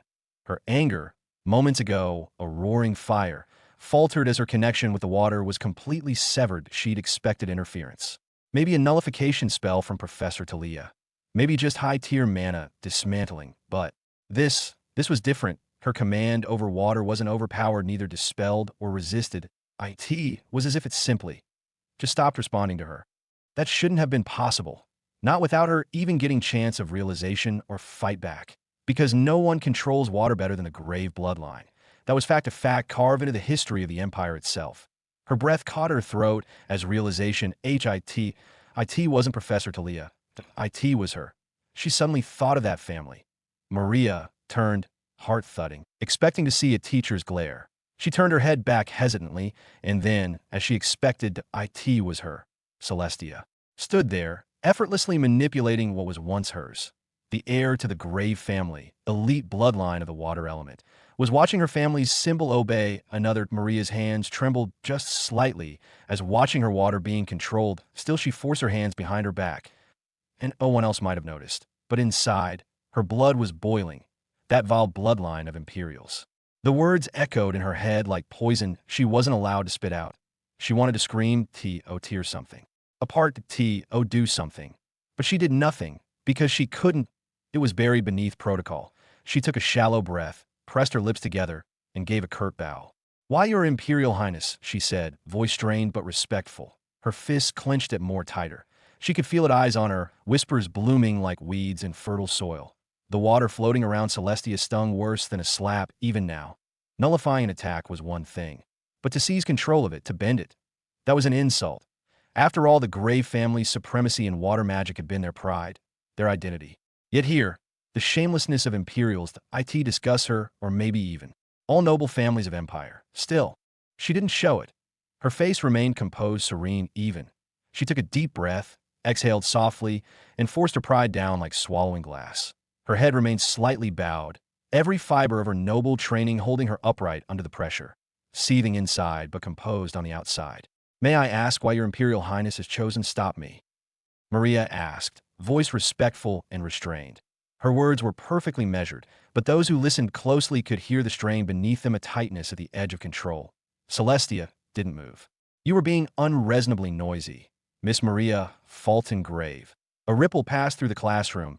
Celestia's gaze was indifferent, almost bored, as though she were addressing a servant who had forgotten her place.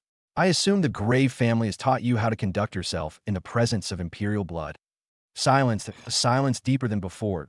It wasn't the sharp slap that stunned the room, but it wasn't the spinning spears or the oncoming duel. It was this, the direct reprimand. The rest of the class sat frozen in their seats. Some held their breath. Others just stared, stunned, as the political weight of what had just happened began to register. The Imperial Princess protecting him.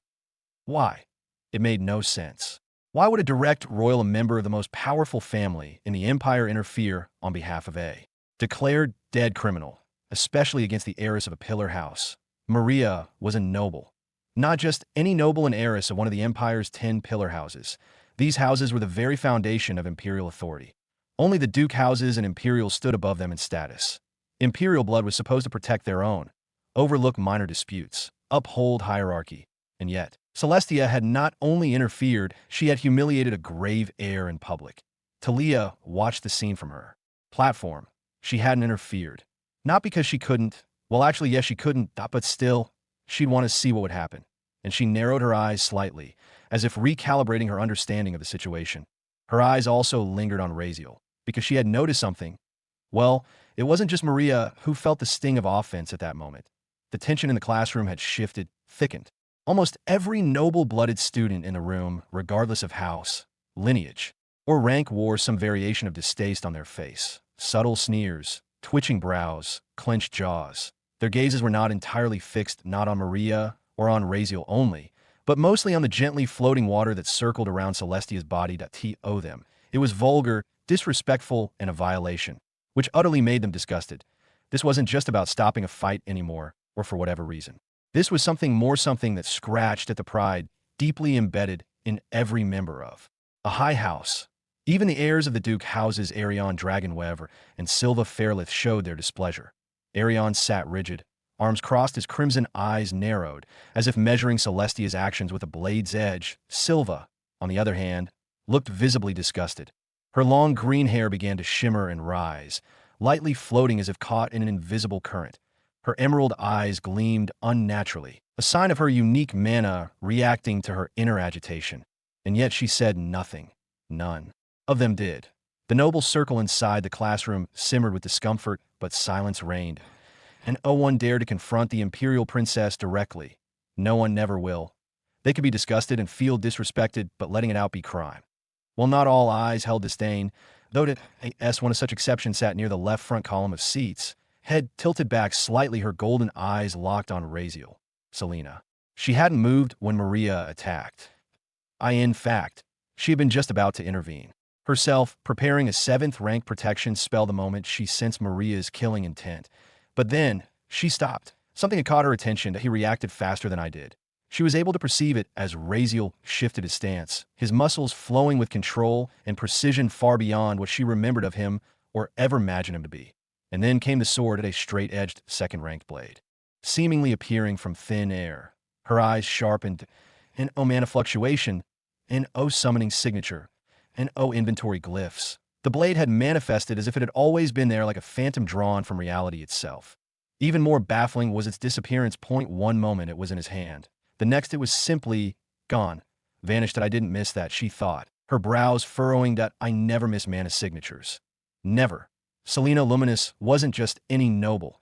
She was of the luminous bloodline, the family of light and perception, famed for their unparalleled sensitivity to almost all kinds of energies.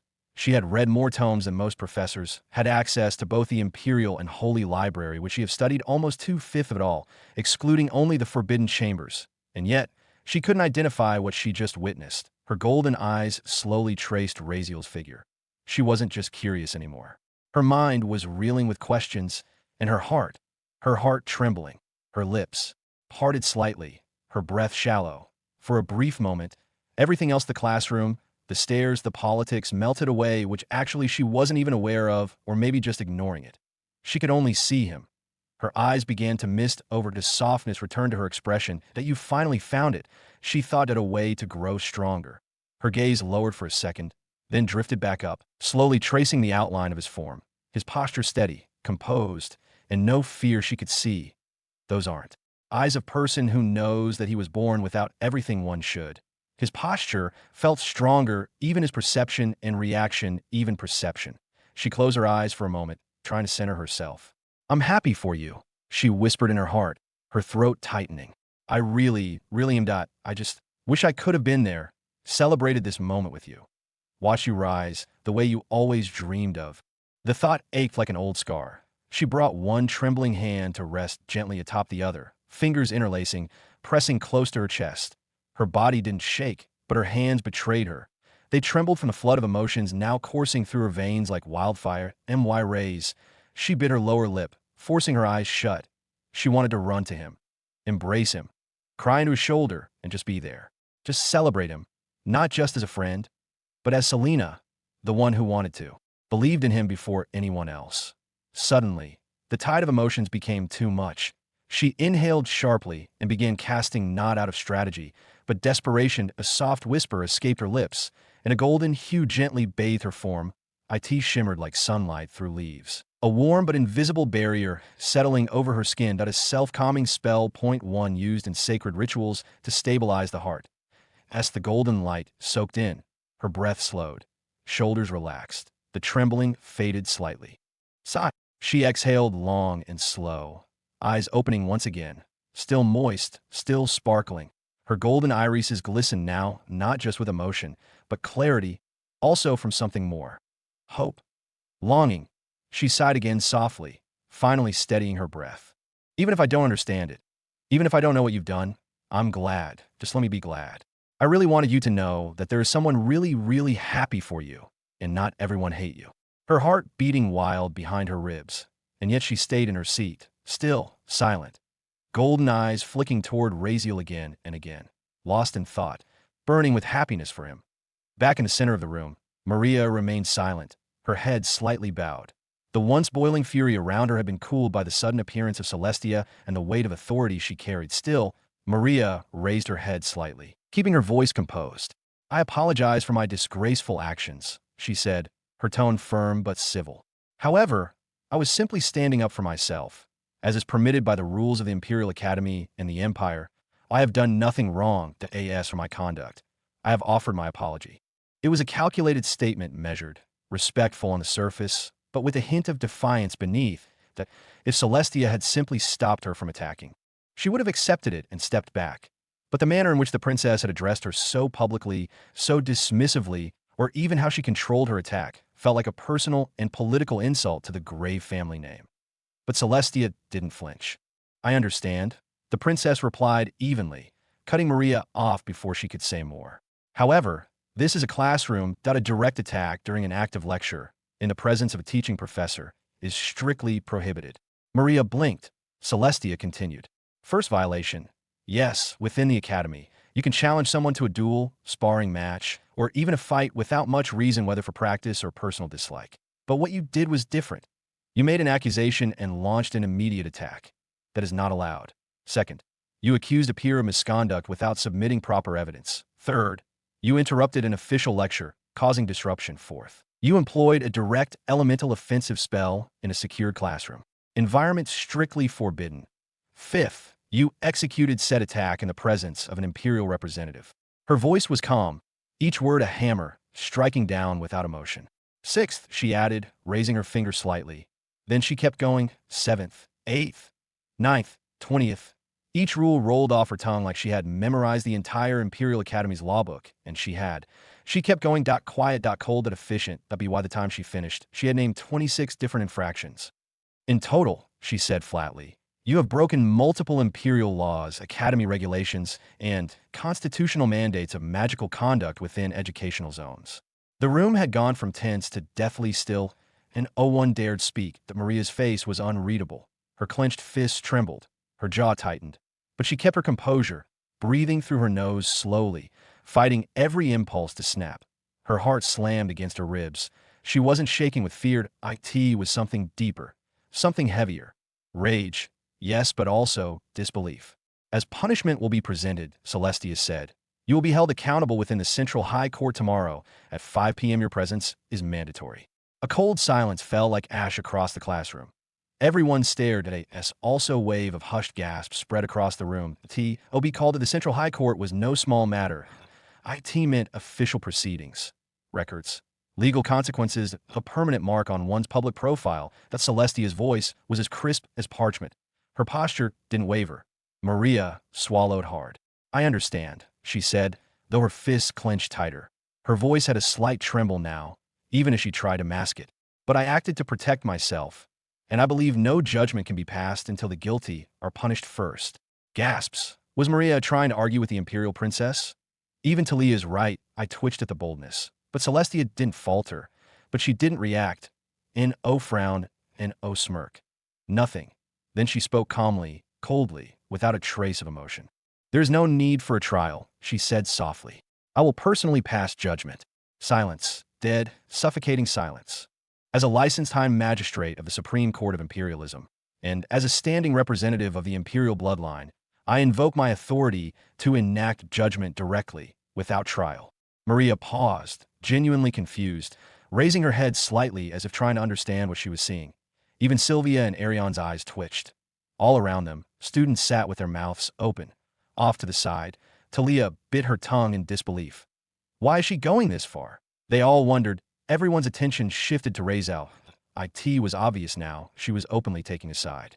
But just as their thoughts began to spiral, judge me. And who the FCK gave you the right to judge me? A cold voice cut through the air. Judge me. And who the FCK gave you the right to judge me? The cold voice sliced through the air like a blade. The entire classroom went silent. So silent that even the hum of the enchanted lights overhead seemed to still. Dozens of eyes turned, wide with disbelief, toward the source. Professor Talia's mouth hung, slightly open, eyes frozen mid-blink. She had expected arrogance. Even some backlash, since remembering unintellectual craziness he'd done in the trial event. But this? She couldn't believe someone had just spoken like that to the Imperial Princess, no less, questioning her authority like that. It was insane. There he stood, Razeal, his head straight like he had iron rod in his neck, which can't be bent, his posture clearly screaming defiance and arrogance. His cold eyes met Celestia's with unwavering intensity, as if daring her to speak. A murmur began to stir from the crowd. Treason, someone whispered. One overly eager student shot halfway out of his seat, clearly intending to defend the princess's honor. But before he could utter a word, a burly senior behind him reached forward and yanked him back into his chair, clapping a large hand over his mouth. Don't be a hero, kid, the older student hissed into his ear. She's not a princess from your bedtime stories. You speak wrong once, and you vanish before dinner. The younger boy squirmed, trying to break free, but gave up quickly. He couldn't even pry the hand off his face. The rest of the class stayed quiet too. They knew better. The Imperial Princess wasn't someone you crossed, not if you valued your life at very least. Celestia, who stood calmly at the front, turned her head slowly toward Razeal. Her expression was unreadable, calm, controlled. But her eyes, those royal platinum eyes, searched his face, trying to decode what lay behind his words. She parted her lips as if to speak, then closed them again. In Razeal's mind, a tired voice rang out.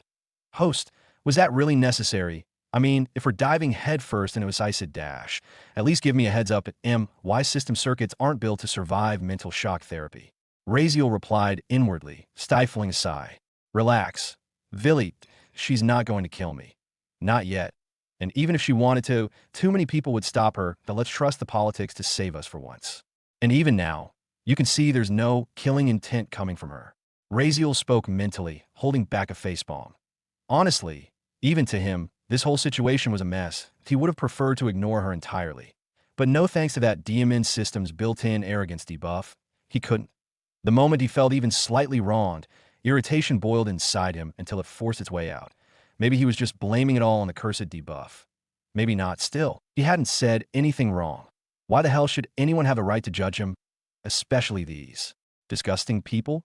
As expected, another voice cut through the tense silence. This time, it was Ariane, stepping forward from his seat with a strained look on his face.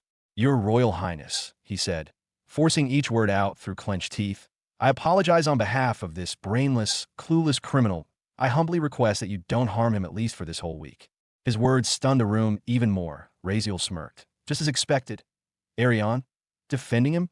Of course, if it's not the protagonist himself riding in to save the day. Sometimes it felt DMN good knowing you'd screwed things up so perfectly. Even your enemies were forced to step in. Ariane stepped forward, coming to stand beside Celestia. His lips were twitching, his face pulled tight with irritation. No, with hatred. He couldn't believe he had to do this. Apologize for that guy. But he had no choice. Razeal had to stay alive. The essence of the virulent royal bloodline was too important. Even Ariane's own mother had personally stepped in, ordered him to ensure win against Razeal, and she'd even asked him to protect the boy. And since Ariane's mother, a powerful duchess, had personally insisted that Razeal be protected, he was confident and couldn't step back.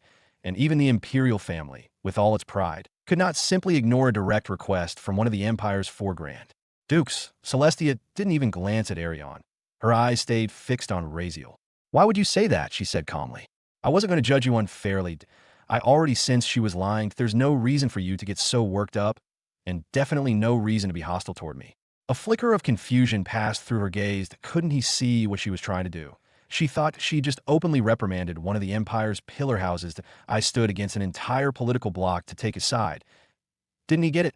Her heart clenched. He had to know that he knew she was trying to help, that she was taking a stand for him, that she was about to publicly prove his innocence, save his reputation, even give him little back the face she'd once taken from him. She was putting in real effort. Why rejected? It felt like a judge declaring someone innocent, only for the accused to spit on the verdict and say you are wrong. Yes, she had judged him wrongly in the past, but hadn't she admitted it, apologized, even gone as far as offering to take responsibility for the consequences?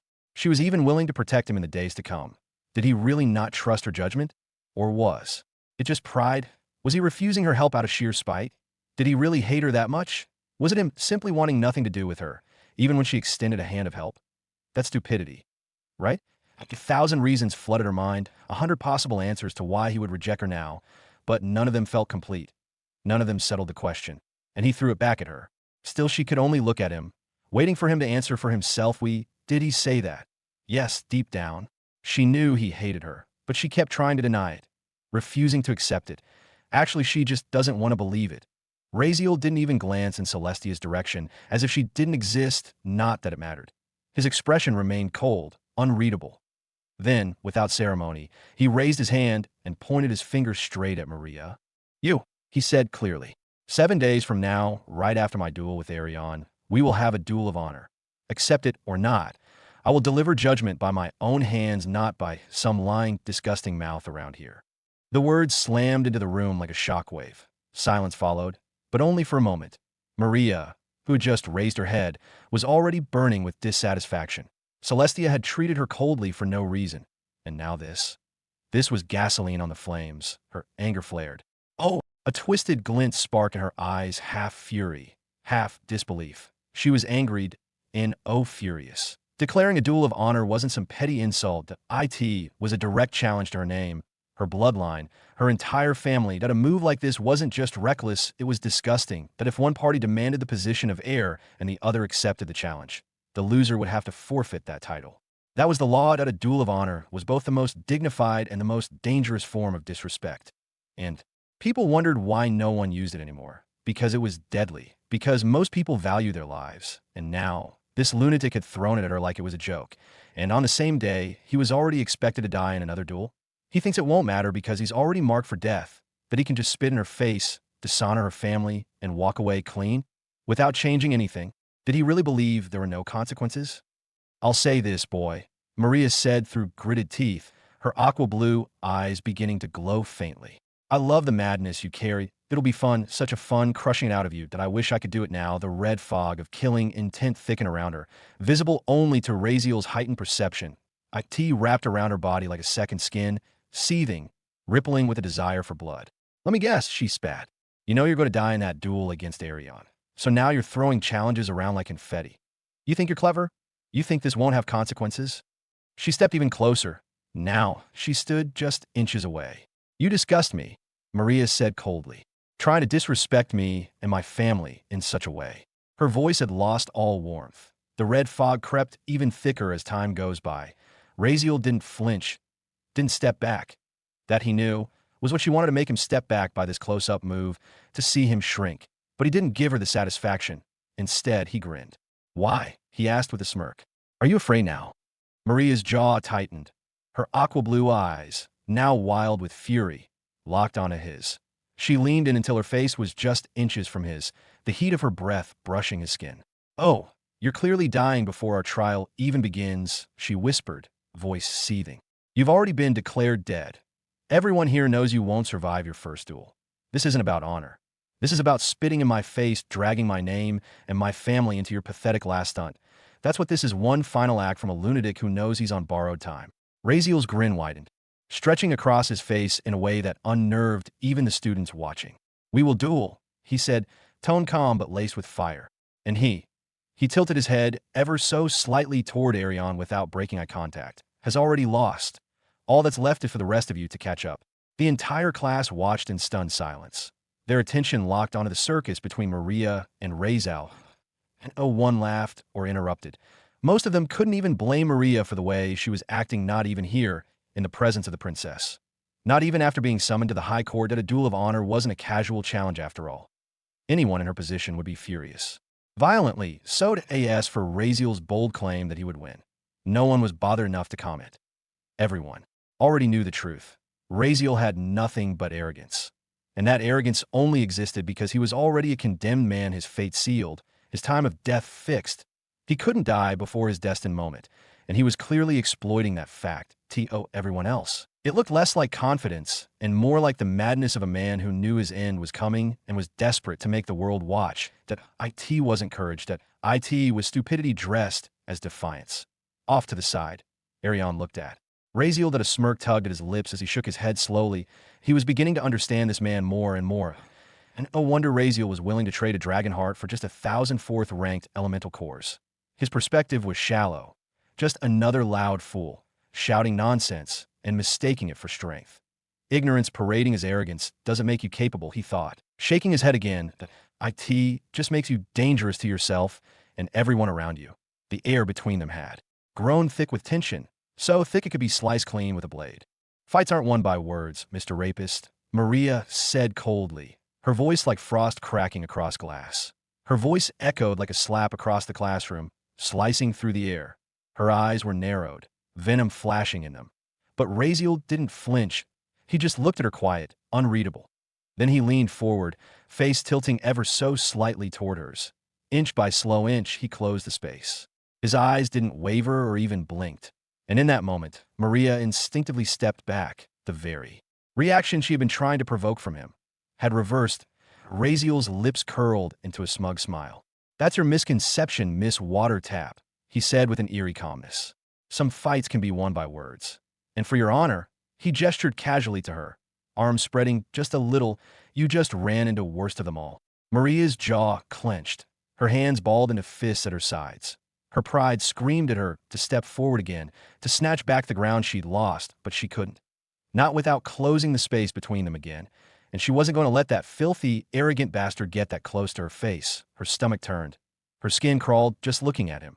She hated him, despised him, but a rapist, and now he had the audacity to act like a prophet, or worse, a noble. Her fingers trembled. Every cell in her body screamed to attack him, shred him limb from limb, and leave him in pieces. But she held back. She didn't understand it. Why? Why was the imperial princess taking his side? Because of her, that platinum-haired which you had, for some ungodly reason, taken Razeal's side. It didn't make sense. Maria had already been dragged into a courtroom once because of her or him. Her actions were being scrutinized. Her name dragged into the mud, all because of this lunatic. Why was the princess protecting him? Was it because he was her ex-fiancé? Did she still have feelings? Guilt? Regret? Was she trying to make up for the way she'd broken off the engagement so harshly? None of it made any DMN sense. All Maria knew was that she couldn't touch him, not yet. Not without consequences, and she hated it. She did the only thing she could.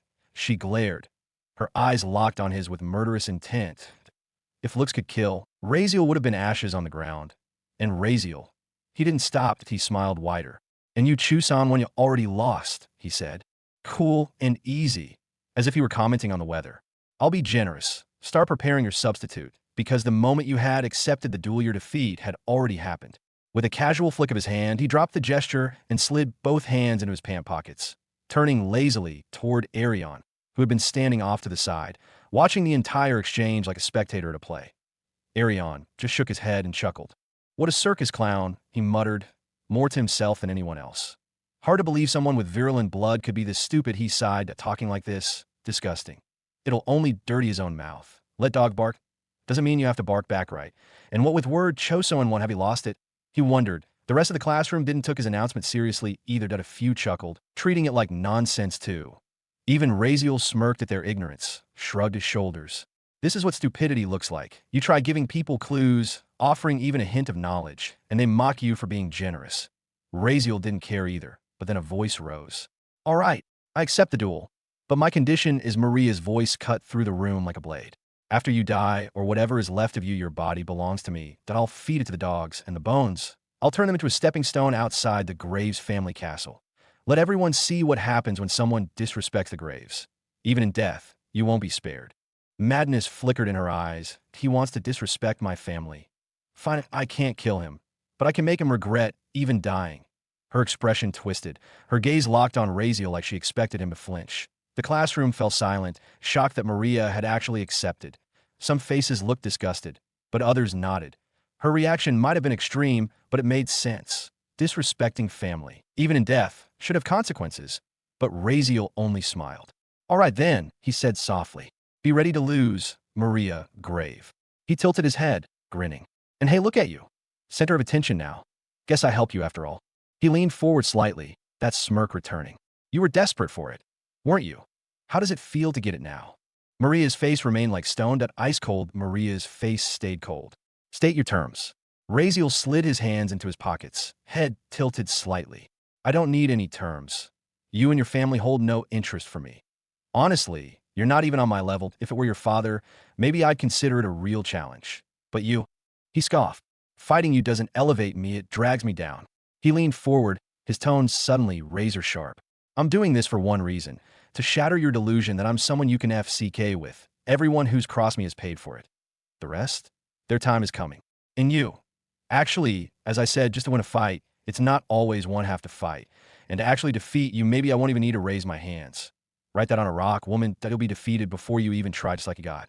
Raziel spoke with a bored smirk, his voice laced with quiet, merciless confidence. Maria stood still, silent, the smile not of amusement, but of building rage stretched across her lips. Her fists trembled at her sides. This bastard, he was still spitting on her name, still looking down on her family, still mocking her, as if he had nothing to lose, like he'd already accepted death and was having fun on the way down.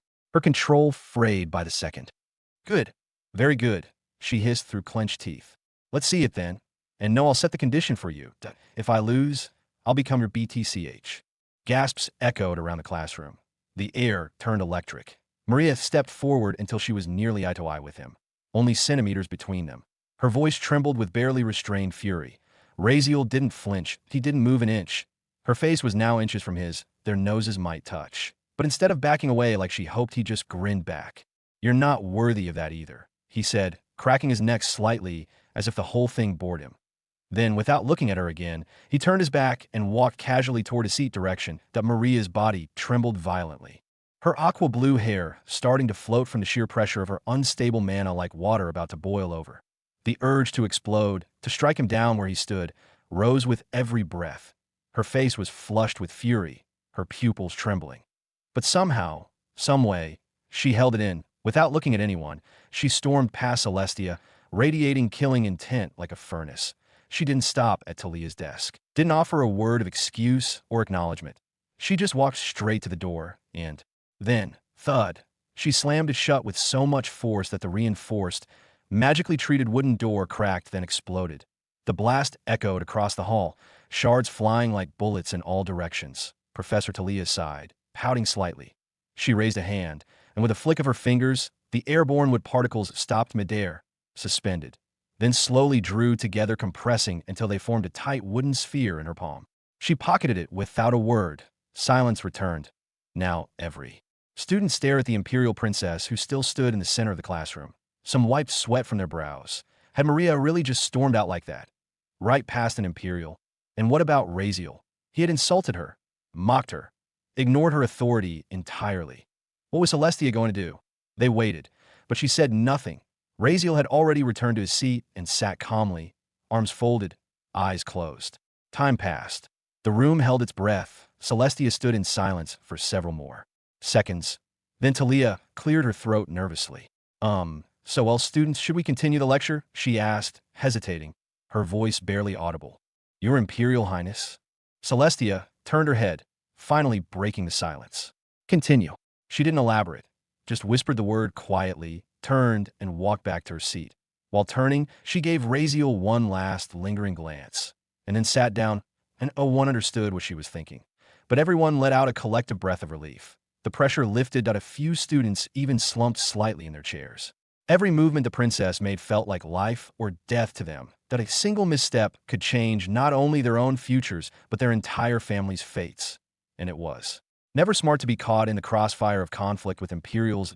As for Raziel, he leaned back in his seat as if nothing had happened. The moment he settled in, a familiar, annoying voice echoed in his head. "Friend, I don't know what to say. Was that really necessary? Bullying a girl like that? She was just a little." "FCK yourself," Raziel replied immediately, internally, cutting him off. His tone was iced. He didn't care anymore. Not when he knew the truth. This Imarucker wanted him dead more than anyone else in the world, and now he had the nerve to lecture him. Even now, Raziel could see the thin fog of killing intent swirling around Raven. But he was still alive. That alone was proof. That even if Raven wants to kill him, he can't, so no, he wasn't listening. This much arrogance? My friend, you shouldn't act this way. Remember the warning I gave you. The duty. Your role is inevitable. You will fulfill it no matter how you resist or try yo change it. Last ITLL. Come to same ending. So enjoy these final moments of your life. Try be kind, gentle. Maybe in your next life, your sacrifice for the sacred duty will be rewarded. But right now, the world will hate you to IT might never grant you another chance at reincarnation if you kept your attitude this way. The Chosen One isn't a normal person. You cannot defeat him, no matter how clever your tricks are. Even if you win a battle here and they're using your regression ability, your fate is already written. It is inevitable. You cannot change anything when given sacred duty, not even I can. Not even the Chosen One. So walk the path made for you. It will be less painful. Accepting the inevitable is the greatest relief. The voice was calm, wise, steady, almost paternal, and annoying. Raziel didn't even blink. He slowly turned his head, looked directly at Raven, who sat behind Arion, several seats back, the so-called friend. The supposed guide, not be mistaken, preserver. If the so-called Chosen One isn't a normal person, then what the hell makes you think I am? You forget I'm the same DMN person for whom a supreme god like you had to be reborn, just to try and stop me. And that's the end of today's chapter from the Dimensional Diary. If you enjoyed wandering these worlds with me, don't forget to like the video, share it with fellow adventurers, and subscribe so you never miss the next story that unfolds.